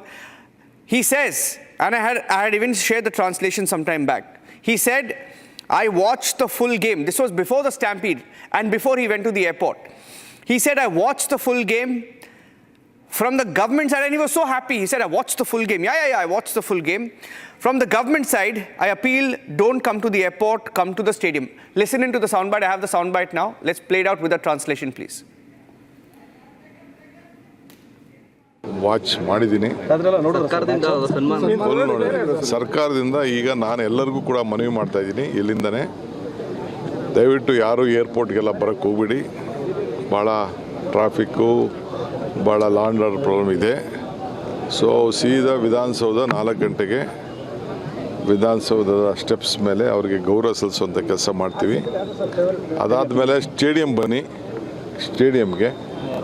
ಸ್ಟೇಡಿಯಮ್ಮಲ್ಲಿ ಅದಕ್ಕೇನು ಬೇಕೋ KSCA ಅವರು ಅದಕ್ಕೆ ವ್ಯವಸ್ಥೆ ಮಾಡ್ತಾರೆ. Watch ಮಾಡಿದ್ದೀನಿ. ಸರ್ಕಾರದಿಂದ ಈಗ ನಾನು ಎಲ್ಲರಿಗೂ ಕೂಡ ಮನವಿ ಮಾಡ್ತಾ ಇದ್ದೀನಿ, ಇಲ್ಲಿಂದನೇ ದಯವಿಟ್ಟು ಯಾರು ಏರ್ಪೋರ್ಟ್ಗೆಲ್ಲ ಬರೋಕ್ಕೆ ಹೋಗ್ಬಿಡಿ. ಭಾಳ ಟ್ರಾಫಿಕ್ಕು, ಭಾಳ ಲಾ ಆ್ಯಂಡ್ ಆರ್ಡರ್ ಪ್ರಾಬ್ಲಮ್ ಇದೆ. ಸೊ ಸೀದಾ ವಿಧಾನಸೌಧ 4 ಗಂಟೆಗೆ ವಿಧಾನಸೌಧದ ಸ್ಟೆಪ್ಸ್ ಮೇಲೆ ಅವರಿಗೆ ಗೌರವ ಸಲ್ಲಿಸುವಂಥ ಕೆಲಸ ಮಾಡ್ತೀವಿ. ಅದಾದಮೇಲೆ ಸ್ಟೇಡಿಯಂ ಬನ್ನಿ, ಸ್ಟೇಡಿಯಮ್ಮಲ್ಲಿ ಅದಕ್ಕೇನು ಬೇಕೋ KSCA ಅವರು ಅದಕ್ಕೆ ವ್ಯವಸ್ಥೆ ಮಾಡ್ತಾರೆ.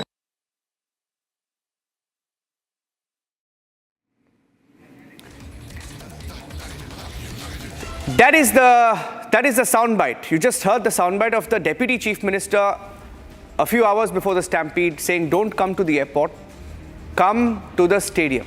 He says 4 o'clock there will be a felicitation at the Vidhana Soudha and then come to the stadium, saying don't come to the airport, Vidhana Soudha, then the stadium. So if the Deputy Chief Minister of Karnataka asked fans to come to the stadium, on what basis did he do that? Who decided? I have more breaking news updates on the show this evening. Let me put out the next set of videos that I have on the show. Videos emerging, showing and exposing. In fact, it shows the lie of the shot celebration claim. The shot celebration claim that was made by the Deputy Chief Minister, the government. Now, what this particular video that I have shows, it actually shows DK Shivkumar inside the stadium. And in this video, I have Kohli, who is seen in the victory parade post the Stampede. The news was already out. When the bus was entering the stadium, the news was out of the Stampede. And there is a parade post the Stampede. Can we please play the video, the 2 videos that are out? These are not the videos. I have 2 new videos. I'll just play that out. And in the new videos that we have accessed, Kohli is seen in the victory parade post the Stampede. Deputy CM is seen holding the trophy post the Stampede inside the stadium. Inside the stadium, please. Inside the stadium. And these videos only go on to expose the claim that was made about the 10-minute celebration. Yes, this is the video. There is another video, long video that I had shared. I will play that video out as well. Abhishek, I want to come across to you because these videos go on to expose the claim that the celebration ended in 10 minutes. It did not end in 10 minutes. Yeah, there it is. That video. Abhishek, celebration continued for at least more than 20 to 30 minutes.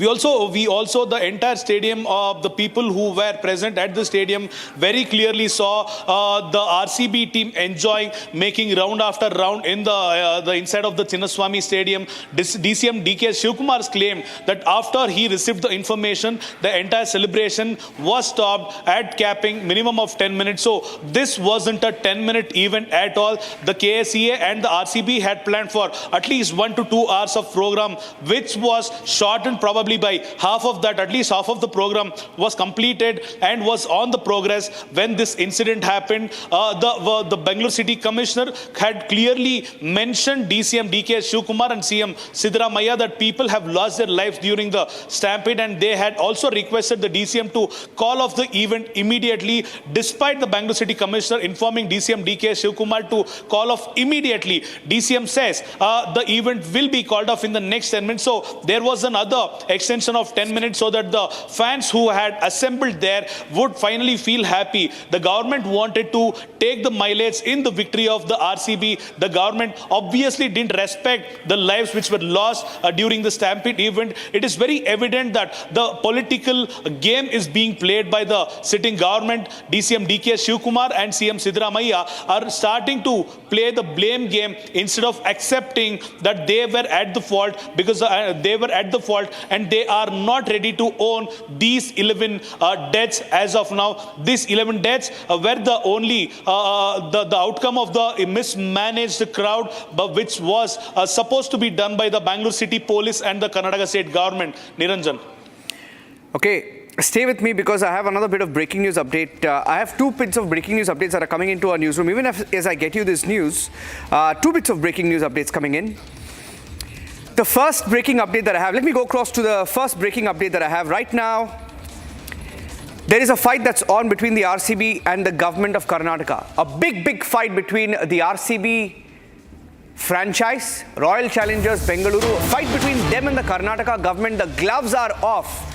RCB is saying in court that we did this because, and after the government's intervention, we discussed it with them. They were in the know all along. They are saying they followed state orders. And this morning, RCB KSCA officials have been arrested. DNA, the event management company officials, have been arrested. And they have been sent to custody till the 19th of June. RCB wanted the celebration. Netas wanted the stadium celebration. So far, no FIR filed against ministers. You just heard a minister say, come to the stadium. And it takes us back to what the Congress government did in Telangana. They filed a case on Allu Arjun. Only because Allu Arjun went to the theatre and there was a case against him. The state government went after him. They tried to arrest him. Abhishek, I have the details here that show that the state government of Karnataka was completely in the know. Not just that,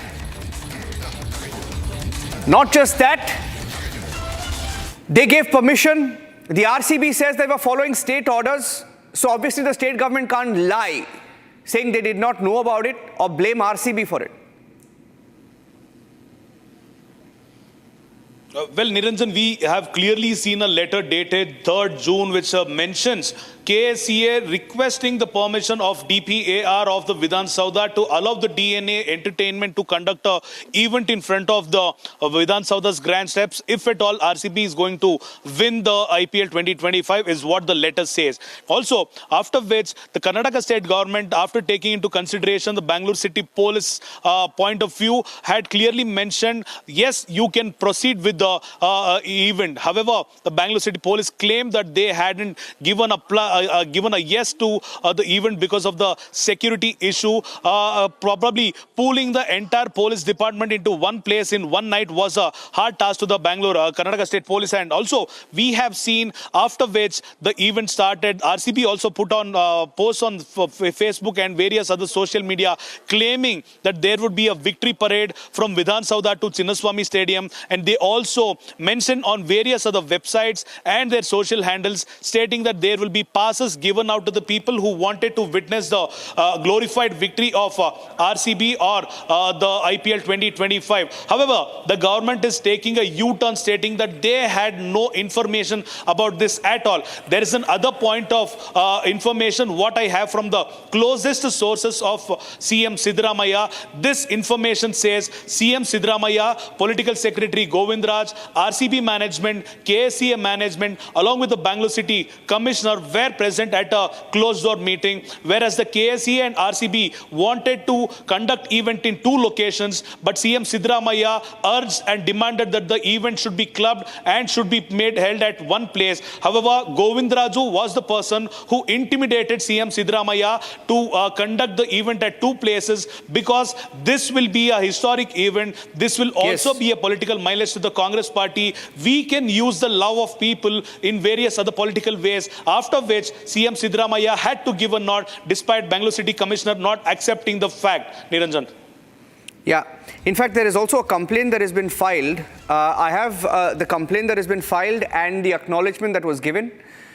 The complaint, the latest one that is being filed against Virat Kohli, cricketer. There's a complaint, police complaint that has been filed against Virat Kohli, and it is by an organization. And this organization has filed a complaint in Bengaluru. I have a copy of that complaint. And the police have acknowledged that yes, they have received the complaint, but it hasn't been translated into an FIR. Complaint has been filed against Virat Kohli. This is a confirmation that I have. The complaint says that the fans came all the way to see him. They wanted to see him, and then he left immediately. No condolences were paid, and that he left immediately. He left Bengaluru, etc. What is the basis of this complaint? What does the complaint say? What do we know about this complaint?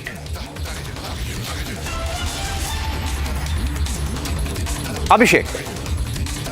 In Bengaluru, he stays in Bengaluru. He has mentioned in the complaint that lakhs and lakhs of people came in and poured into the Chinnaswamy Stadium to see the victorious the trophy of the IPL 2025. This is one point. On the other hand, the people wanted to witness their major player, their favorite player, Virat Kohli. We've also seen clear visuals of people shouting the name of Virat Kohli, whomsoever were present there. At least 70 to 80% of those fans belonging to RCB base are the actual fans of Virat Kohli. So the HM Venkatesh had demanded and also given a complaint to the Cubbon Park police station, making sure that an FIR had to be registered against Virat Kohli as well. However, the Cubbon Park police has denied his complaint and has denied to register an FIR separately, but has also considered his complaint, saying that another complaint on the same note will be clubbed with this. Back to you, Niranjan.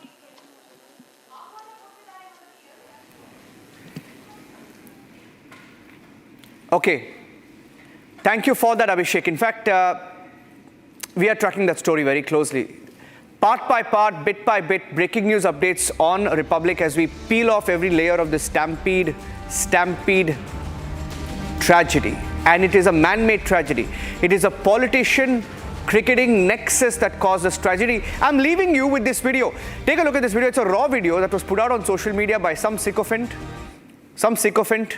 But this video tells you what happened at the Chinnaswamy Stadium after the Stampede. Look at this. This video shows the Deputy Chief Minister walking on a stage, greeting everybody as if, he had won the trophy. And then you have cricketers going on a parade, all smiles.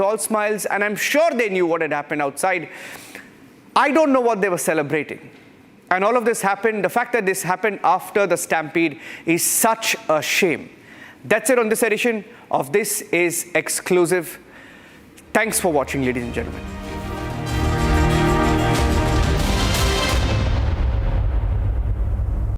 Powered by Century Ply Club Prime. Raho Befikar. QS and THE, the world's foremost university rankings organizations, have ranked Amity amongst the top 3% universities globally, making it among the very few Indian universities to be included in both rankings. Yet another top ranking for Amity University. पैसा लगाना है तो century ply club prime पे लगाओ, डूबेगा नहीं, जलेगा भी नहीं, कोई खा नहीं जाएगा, धोखा नहीं देगा, ऊपर नीचे भी नहीं होगा, सेफ रहेगा, सिक्योर्ड मिनिमम 30 साल का रिटर्न देगा।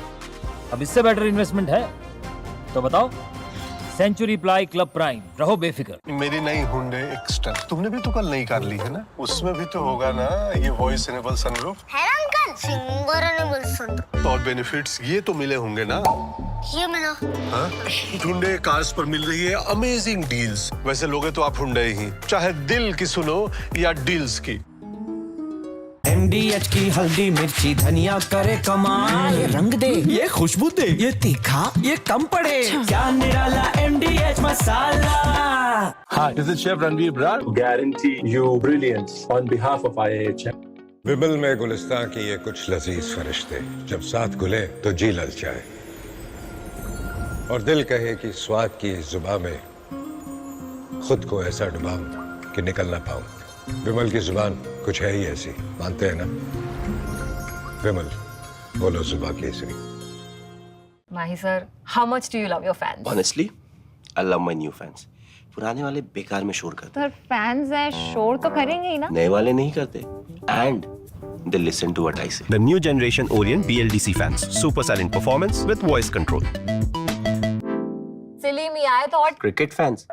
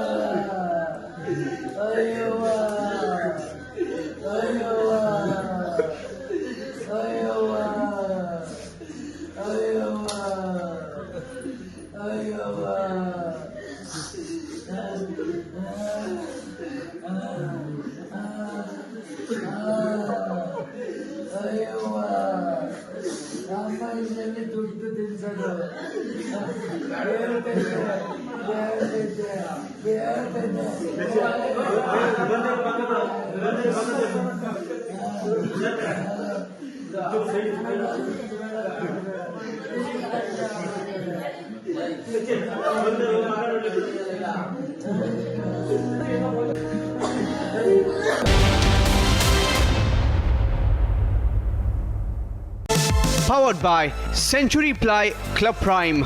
Raho befikar. QSNTHE, the world's foremost university rankings organizations, have ranked Amity amongst the top 3% universities globally, making it among the very few Indian universities to be included in both rankings. Yet another top ranking for Amity University. पैसा लगाना है तो century ply club prime पे लगाओ। डूबेगा नहीं, जलेगा भी नहीं, कोई खा नहीं जाएगा, धोखा नहीं देगा, ऊपर नीचे भी नहीं होगा, सेफ रहेगा, सिक्योर्ड मिनिमम 30 साल का रिटर्न देगा। अब इससे बेटर इन्वेस्टमेंट है तो बताओ। सेंचुरी प्लाई क्लब प्राइम, रहो बेफिक्र। माही sir, how much do you love your fans? Honestly, I love my new fans. पुराने वाले बेकार में शोर करते। सर फैंस है, शोर तो करेंगे ही ना। नए वाले नहीं करते। And they listen to what I say. The new generation Orient BLDC fans. Super silent performance with voice control. Silly me, I thought. Cricket fans.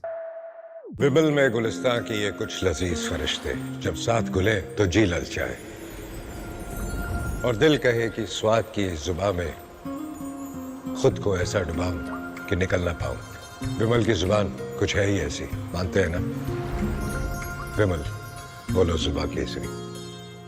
ये है सीक्रेट रेसिपी MDH का जीरा सिप जल जीरा मसाला। सिप सिप जीरा SIP जीरा SIP MDH का जल जीरा सिप MDH का जल जीरा सिप। मेरी नई हुंडई एक्स्टर। अरे तुमने भी तो कल नई कार ली है ना, उसमें भी तो होगा ना ये वॉइस इनेबल सनरूफ। है ना uncle, finger enable sunroof. Paddle shifters वो तो होंगे ही। Just paddles. डील्स और बेनिफिट्स ये तो मिले होंगे ना। ये मिला। हाँ?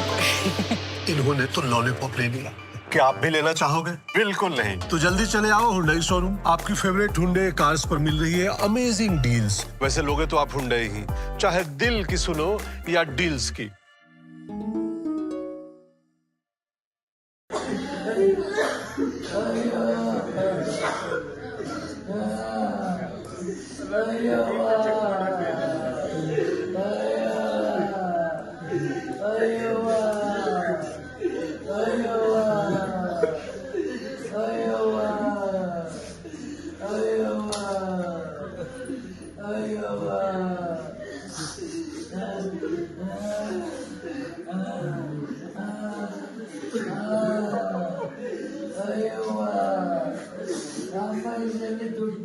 From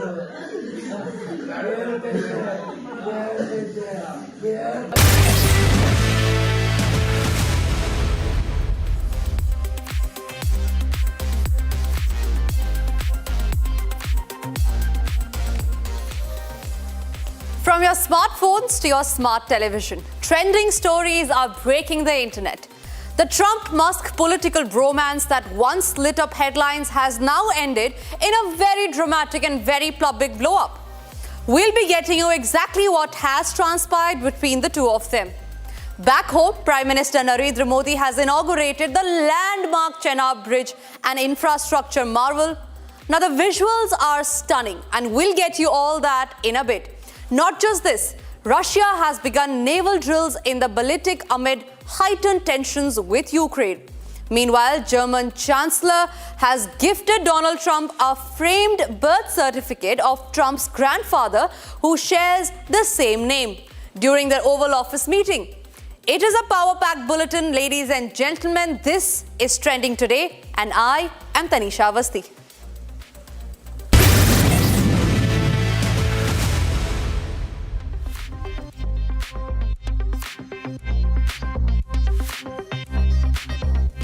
It was just 7 days ago when the United States President Donald Trump presented a special gift, a blushing golden key to Elon Musk, honoring his role in establishing the Department of Government Efficiency at the White House.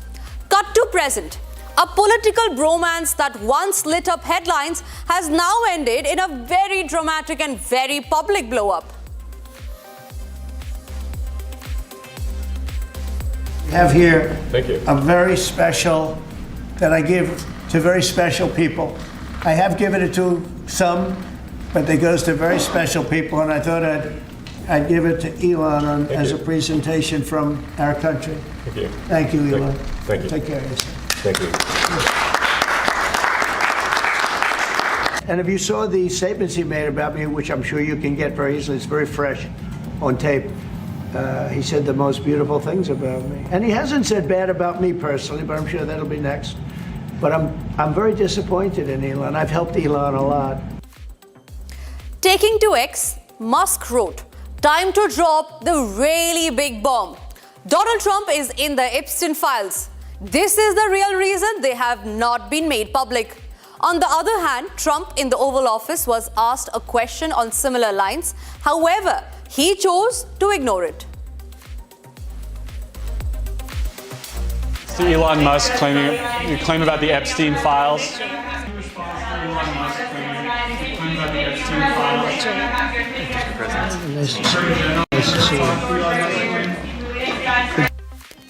Mr. President, any response to Elon Musk claim about the Epstein files?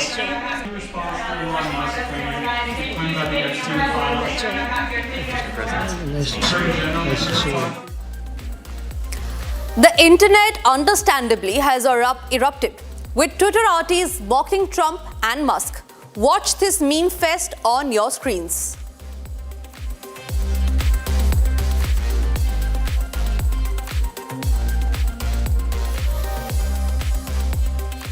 Now, the feud reportedly began with Musk's sharp criticism of Trump's government spending bill, calling it a disgusting abomination. Trump, not one to let criticism slide, fired back, expressing disappointment in Musk and suggesting he had worn out his welcome. A lot of good things are happening in this room. And I'll tell you, he's not the first. People leave my administration and they love us. And then at some point they miss it so badly, and some of them embrace it and some of them actually become hostile. I don't know what it is. It's sort of Trump derangement syndrome, I guess they call it. But we have it with others too. They leave and they wake up in the morning and the glamour's gone, the whole world is different, and they become hostile. The United States president did not stop there. In a direct threat, Trump said the government could cut off Musk contracts and subsidies. Musk in turn threatened to take immediate action, saying he would decommission his Dragon spacecraft, a key asset in NASA's current space operations.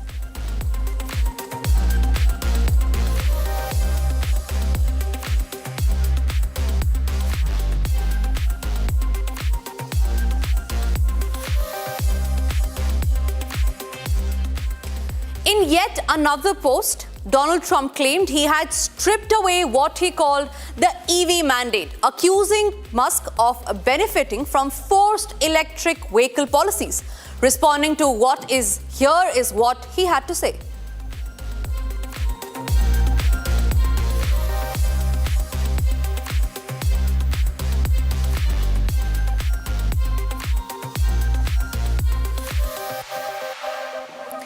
Now, the constant back and forth has, of course, left the internet in splits.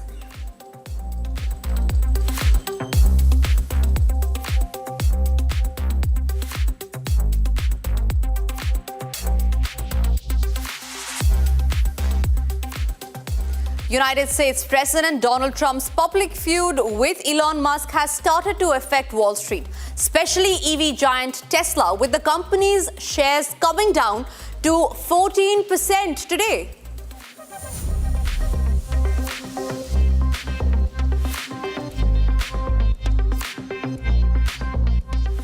Ladies and gentlemen, it is a fiery face-off, and by the looks of it, it is just getting started.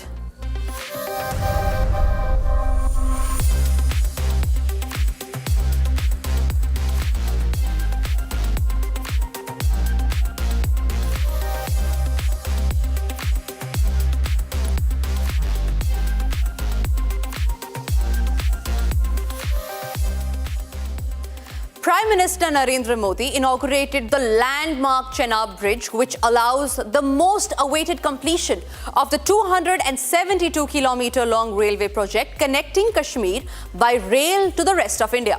Now, the inauguration of multiple all-weather infrastructure projects in Kashmir served as a strong message from Prime Minister Modi that this government remains committed to the development of the region. The Prime Minister, in a social media post, called this a huge moment of pride, reflecting India's growing capability to build seamless terrains as he waved the flag on the Chenab Bridge.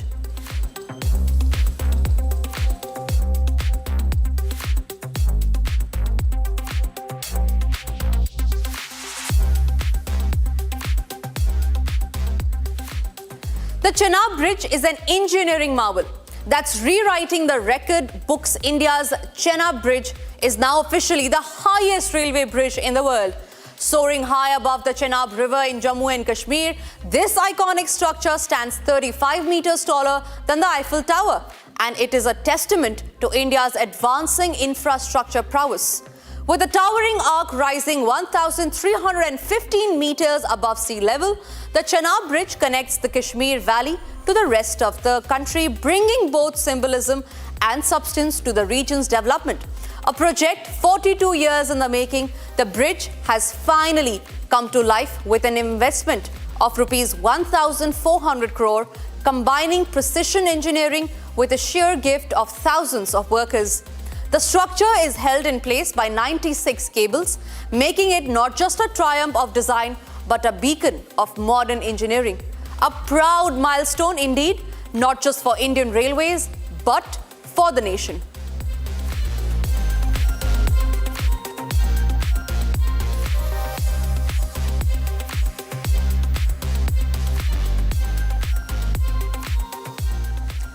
The Udhampur-Srinagar-Baramulla rail link, better known as USBRL projects, it's one of India's most ambitious and challenging railway undertakings. At its core, the project spans a 272-kilometer long railway stretch connecting the Jammu and Kashmir to the heart of Kashmir Valley.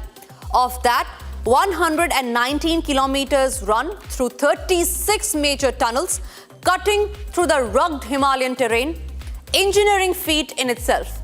Adding to the complexity, the project also includes 8 escape tunnels, together stretching 66.4 kilometers, designed to enhance safety and ensure operational resilience. One of the most critical sections, 12.77 kilometers of Taklis between Khari and Sambar stations, a particularly tough stretch carved through the mountains. This mega project isn't just about connectivity. It's about bridging distances, driving development, and weaving the Kashmir Valley more closely into national fabric.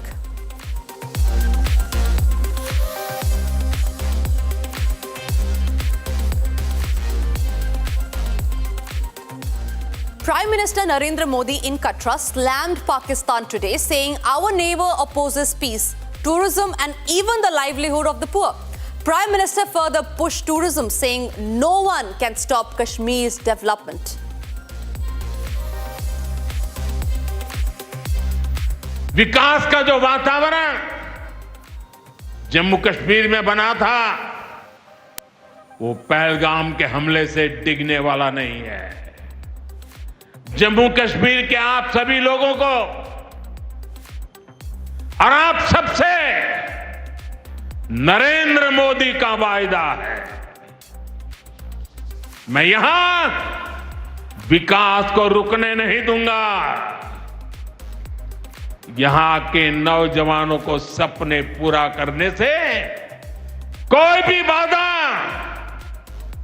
अगर रुकावट बनती है तो उस बाधा को पहले मोदी का सामना करना पड़ेगा।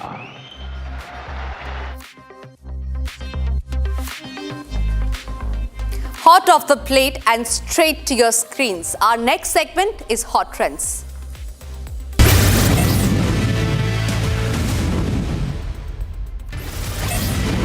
The Enforcement Directorate raided 15 locations in Mumbai on Friday as part of its probe into the 65 rupees crore Mithi River scam, including the residence of actor Dino Moria. The case involves alleged financial irregularities that reportedly caused a major loss to the BMC. The investigation is ongoing in the case.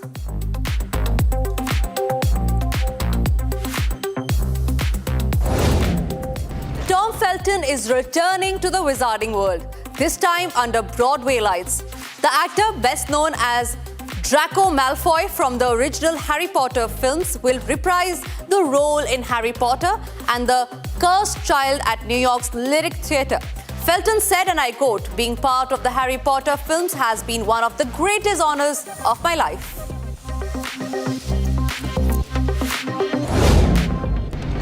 Pope Leo XIV gave a subtle nod to his alma mater, Villanova University, by donning its baseball cap on June 4th.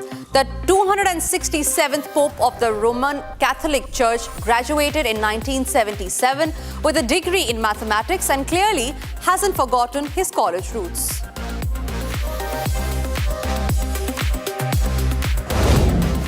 German Chancellor Frederick gifted Donald Trump a framed birth certificate of Trump's grandfather, who shares the same name, during the Oval Office meeting.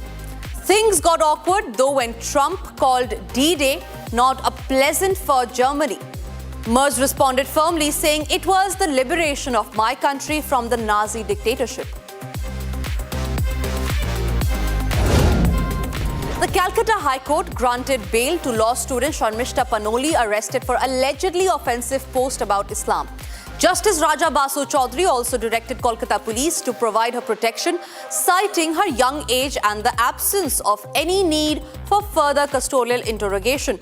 Her devices have been seized and the investigation in the case continues. Guatemala's most active volcano erupted violently, forcing evacuations as lava, gas and ash spewed thousands of meters into the air. Emergency services have issued red alerts as the fiery spectacle threatens nearby communities. The country's disaster agency is monitoring the situation as more evacuations remain on standby.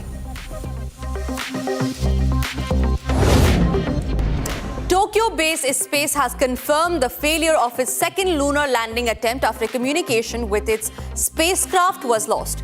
This marks another setback in the commercial space race following a 2023 crash. The mission was part of Japan's growing ambition in private space exploration, now facing a reality check. C.P. Chacko, father of Malayalam actor Shine Tom Chacko, passed away in a road accident on June 6 near Palakot in Tamil Nadu. He was 70. The tragic incident occurred on the Dharmapuri National Highway. Further details about the accident are awaited. A former ICICI Bank relationship manager in Kota, Sakshi Gupta, has been arrested for allegedly siphoning off rupees 4.58 crore from customer accounts working at the Sriram Nagar branch between 2020 and 2023. Gupta is accused of long-running fraud involving multiple fake transactions. Police say she invested, then lost the stolen money.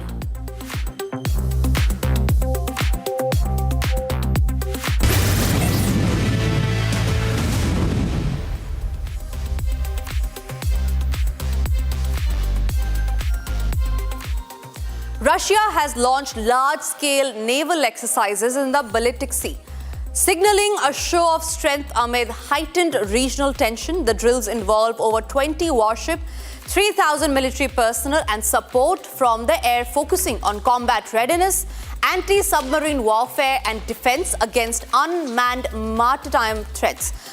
The underscores Moscow's growing emphasis on maritime security, especially in a region closely watched by NATO allies.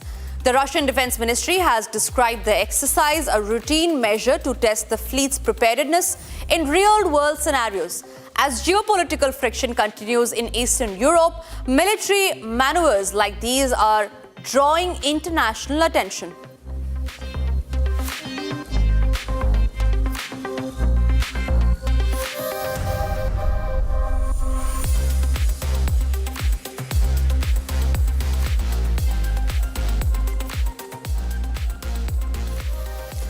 A mission does not boast. It does not shout. It moves in silence. It strikes without warning. But today, the silence speaks, and the message is fire. The Directorate General of Recruiting Indian Army has issued a chilling reminder to those who dare to provoke, to those who threaten us. We strike first. This isn't just a warning. It's a statement of intent. Watch these visuals as I bid you goodbye.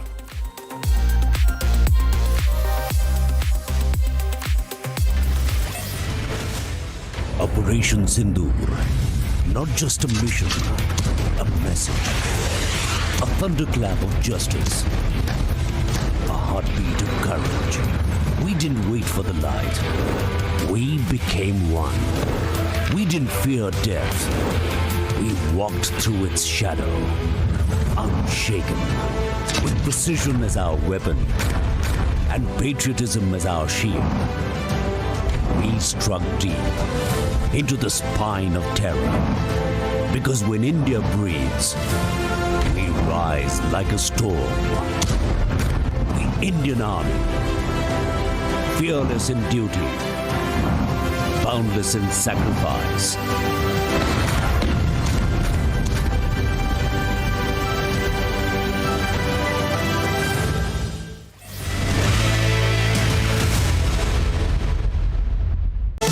Powered by Century Ply Club Prime. Raho befikar. QS and THE, the world's foremost university rankings organizations, have ranked Amity amongst the top 3% universities globally, making it among the very few Indian universities to be included in both rankings. Yet another top ranking for Amity University. पैसा लगाना है तो century ply club prime पे लगाओ, डूबेगा नहीं, जलेगा भी नहीं, कोई खा नहीं जाएगा, धोखा नहीं देगा, ऊपर नीचे भी नहीं होगा, सेफ रहेगा, सिक्योर्ड में मिनिमम 30 साल का रिटर्न देगा। अब इससे बेटर इन्वेस्टमेंट है तो बताओ। सेंचुरी प्लाई क्लब प्राइम, रहो बेफिक्र। अब छोलिया हो या लोबिया, सफेद चने या काले चने, सब कुछ मजेदार बने। विमल में गुलिस्तां के ये कुछ लजीज फरिश्ते जब साथ घुले तो जी ललचाए और दिल कहे कि स्वाद की जुबान में खुद को ऐसे डुबाऊं कि निकल ना पाऊं। विमल की जुबान कुछ है ही ऐसी, मानते हैं? विमल, बोलो जुबान कैसी? दादी के हाथों का जादू और खुशबू से महकता घर, माँ की मुस्कुराहट और खाने की सुगंध। MDH गरम मसाला, क्योंकि हर रिश्ता है स्वाद से जुड़ा। मेरी नई हुंडई एक्स्टर अरे तुमने भी तो कल नई कार ली है ना, उसमें भी तो होगा ना ये वॉइस इनेबल सनरूफ। है ना uncle, finger enable sunroof. Paddle shifters वो तो होंगे ही। Just paddles. डील्स और बेनिफिट्स ये तो मिले होंगे ना। ये मिलो। हाँ? इन्होंने तो लॉलीपॉप ले लिया। क्या आप भी लेना चाहोगे? बिल्कुल नहीं। तो जल्दी चले आओ हुंडई शोरूम। आपकी फेवरेट हुंडई कार्स पर मिल रही है अमेजिंग डील्स। वैसे लोगे तो आप हुंडई ही, चाहे दिल की सुनो या डील्स की।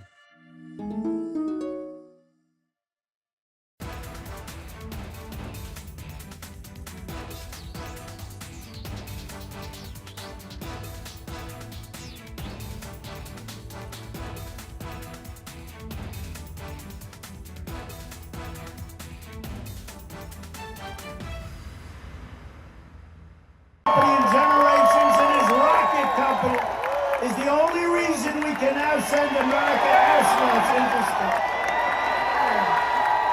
Take over, Eli. Just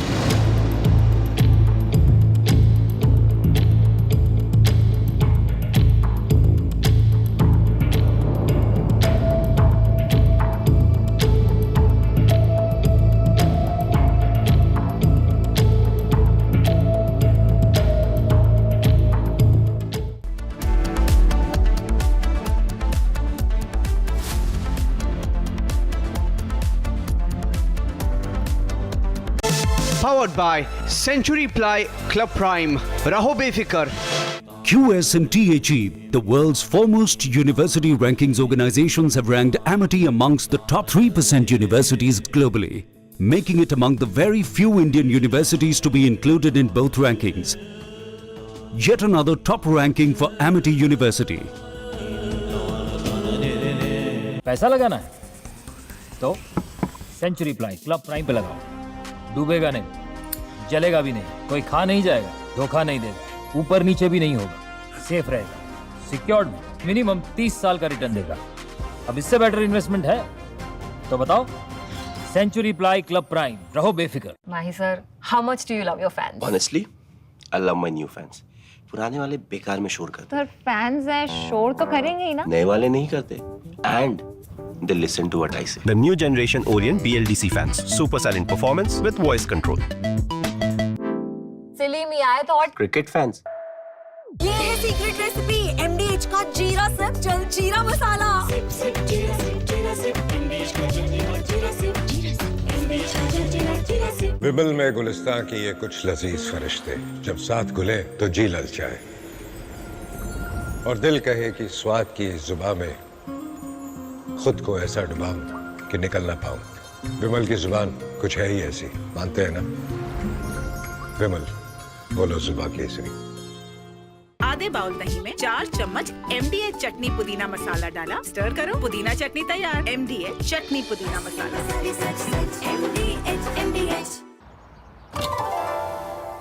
मेरी नई हुंडई एक्स्टर। अरे तुमने भी तो कल नई कार ली है ना? उसमें भी तो होगा ना ये वॉइस इनेबल सनरूफ? है uncle, finger enable sun. Paddle shifters वो तो होंगे ही। Just paddles. डील्स और बेनिफिट्स ये तो मिले होंगे ना? ये मिला। हाँ? इन्होंने तो लॉलीपॉप ले लिया। क्या आप भी लेना चाहोगे? बिल्कुल नहीं। तो जल्दी चले आओ हुंडई शोरूम। आपकी फेवरेट हुंडई कार्स पर मिल रही है अमेजिंग डील्स। वैसे लोगे तो आप हुंडई ही, चाहे दिल की सुनो या डील्स की। Hi, this is Chef Ranveer Brar. Guarantee you brilliance on behalf of IAHM.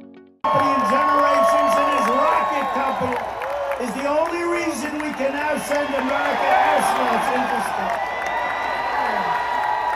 Take over, Elijah.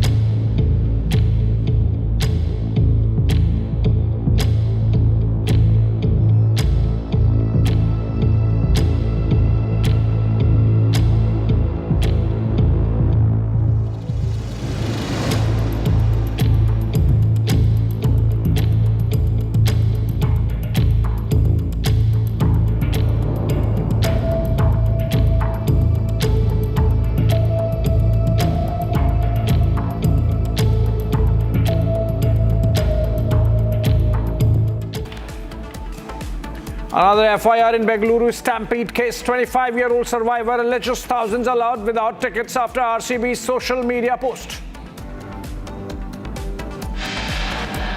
Karnataka government shifts blame to Bengaluru police. Chief Minister's political secretary sacked, but Congress government yet to take responsibility.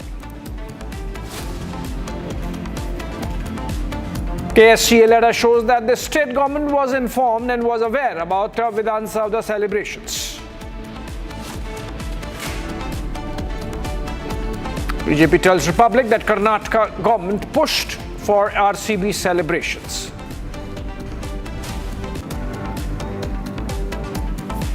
दुनिया भारत के defence ecosystem की चर्चा कर रही है और इसके पीछे एक ही कारण है, हमारी सेनाओं का मेक इन इंडिया पर भरोसा। Prime Minister Modi says India aims to become world's top defense exporter soon.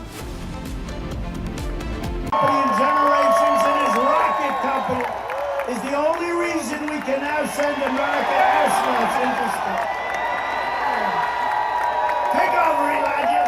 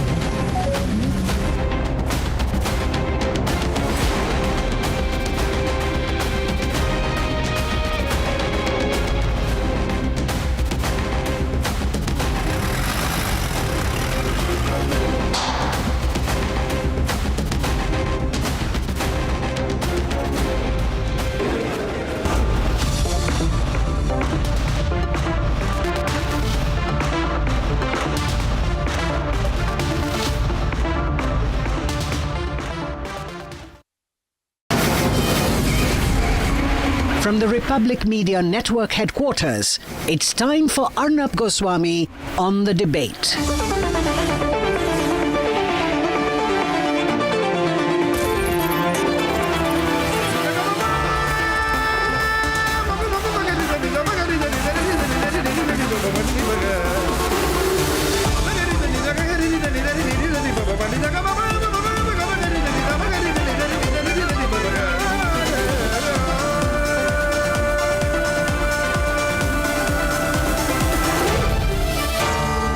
Arnab Goswami on the debate. On the show tonight, not a single politician or big businessman or RCB owner has even been touched so far. None of them have been held accountable. And at 9 o'clock tonight, the dirty fight between Elon Musk and Donald Trump. We tell you why Donald Trump can never be trusted.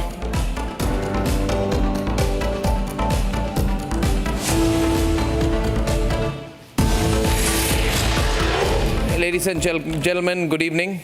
The fact of the matter is that if you ask the RCB bosses, owners, they're all chilling out, they're all relaxed today. There is no action against any of them. They are sitting there, you're angry, you're frustrated. You call into my show furious, but the RCB owners and the company, which eventual ownership is in a British company called Diageo, which sells liquor, that company, the parent company, the real owners have not been touched. Ladies and gentlemen, Virat Kohli has still recently been a huge sports icon in this country. He has millions of followers. I'm told they all charge a lot of money for their Instagram posts. I don't know. But when 11 people died, all he says was, I'm gutted, I'm at a loss for words, and then I don't know where he is. I really hoped and expected that there would be some ounce of a conscience in Virat Kohli, who continued to celebrate along with the RCB owners even after the Stampede. And obviously he knew people had died. He continued the celebrations, at least if for nothing else than for atonement.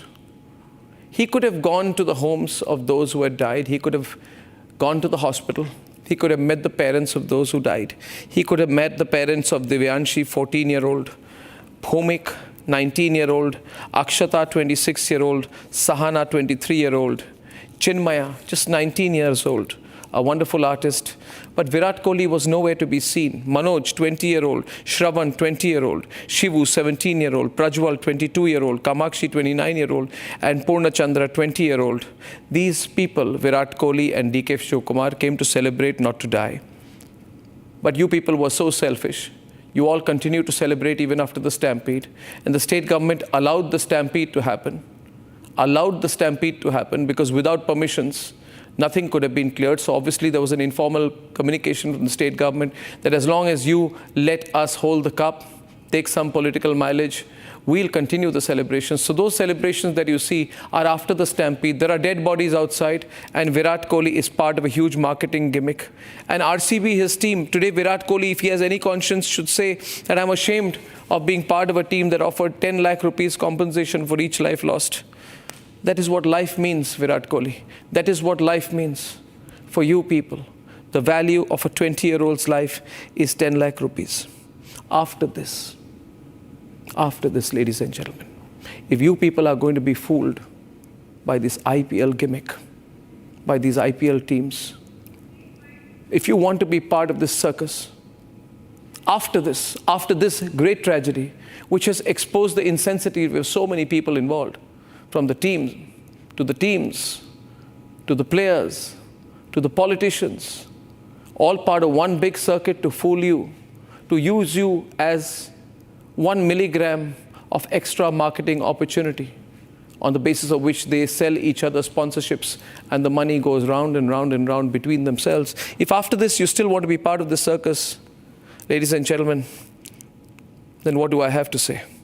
The Deputy Chief Minister, Siddaramaiah, he grabbed the trophy for a photo op after the people died. I just don't know what is in the minds of these people. What are Virat Kohli and DK Shivakumar, all these people made up of? What are DK Shivakumar and Virat Kohli and the RCB owners and Diageo made of? They were doing photo ops when they knew people had died, when the greatest tragedy had happened outside.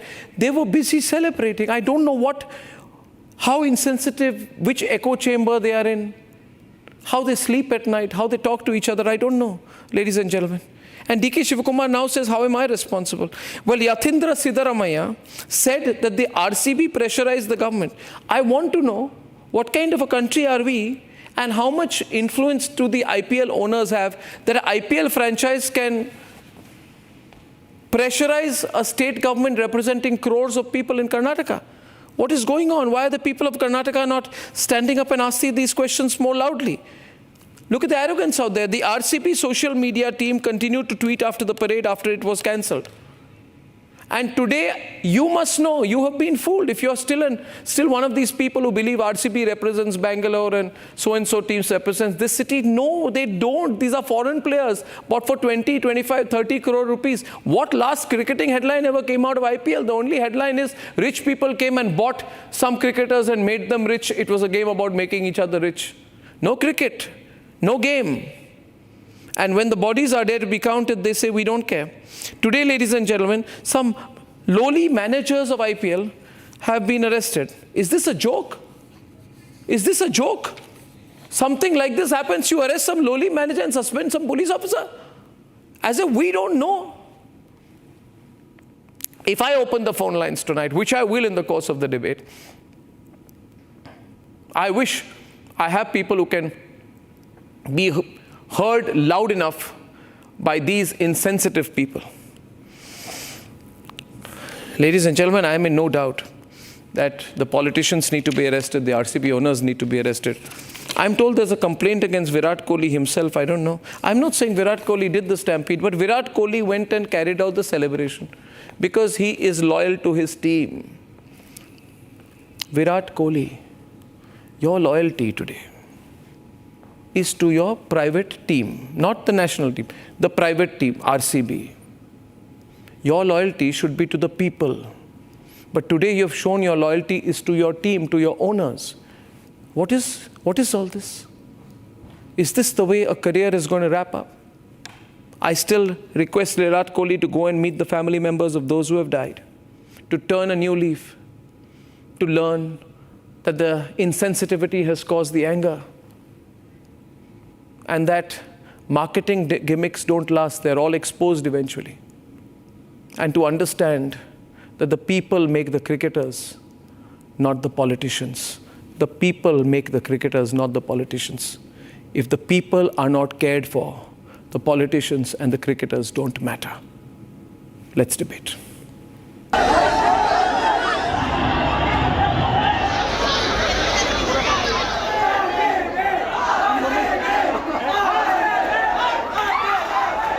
2 days after 11 fans celebrating RCB's victory were crushed to death,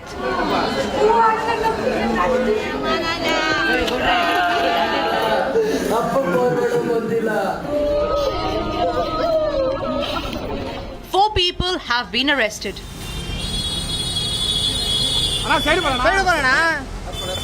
Marketing head of the RCB was arrested at the airport while he was flying out.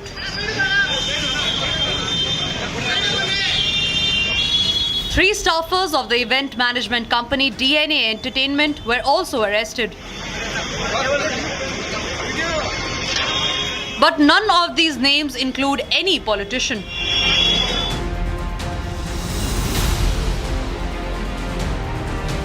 Karnataka State Cricket Body wrote to state government on June 3 informing about the celebrations, which proves that Siddaramaiah government was aware.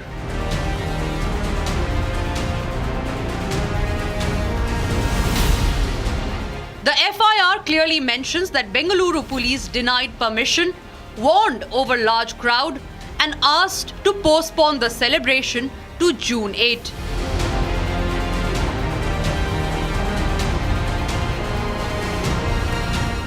The event was organized despite the denial. Karnataka State Cricket Associations announced that the RCB is hosting a grand celebration. And RCB announced free passes for the event. Karnataka Deputy Chief Minister D.K. Shivakumar, who first gave a clean chit to his police, I don't blame my police department. They have done their best. I have spoken to the police commissioner and all the people. and then shed tears, is now busy defending himself. The same Karnataka government who praised and gave clean shit to their police is shifting the blame, telling the court that they are not sparing anyone responsible for the stampede. Entire fault is with the government to build their image by misusing this IPL trophy. After the bad incidents took place on 4th, this government wanted to blame failure of the police officers. Failure of the police means actually the government failure only. Karnataka government has shunted the Bengaluru Police Commissioner, ADGP, Intelligence and Political Secretary to the CM. Is Karnataka government washing their hands off by making a few scapegoats? Why is neither Siddaramaiah nor DK Shivakumar ready to take responsibility for the loss of 11 lives?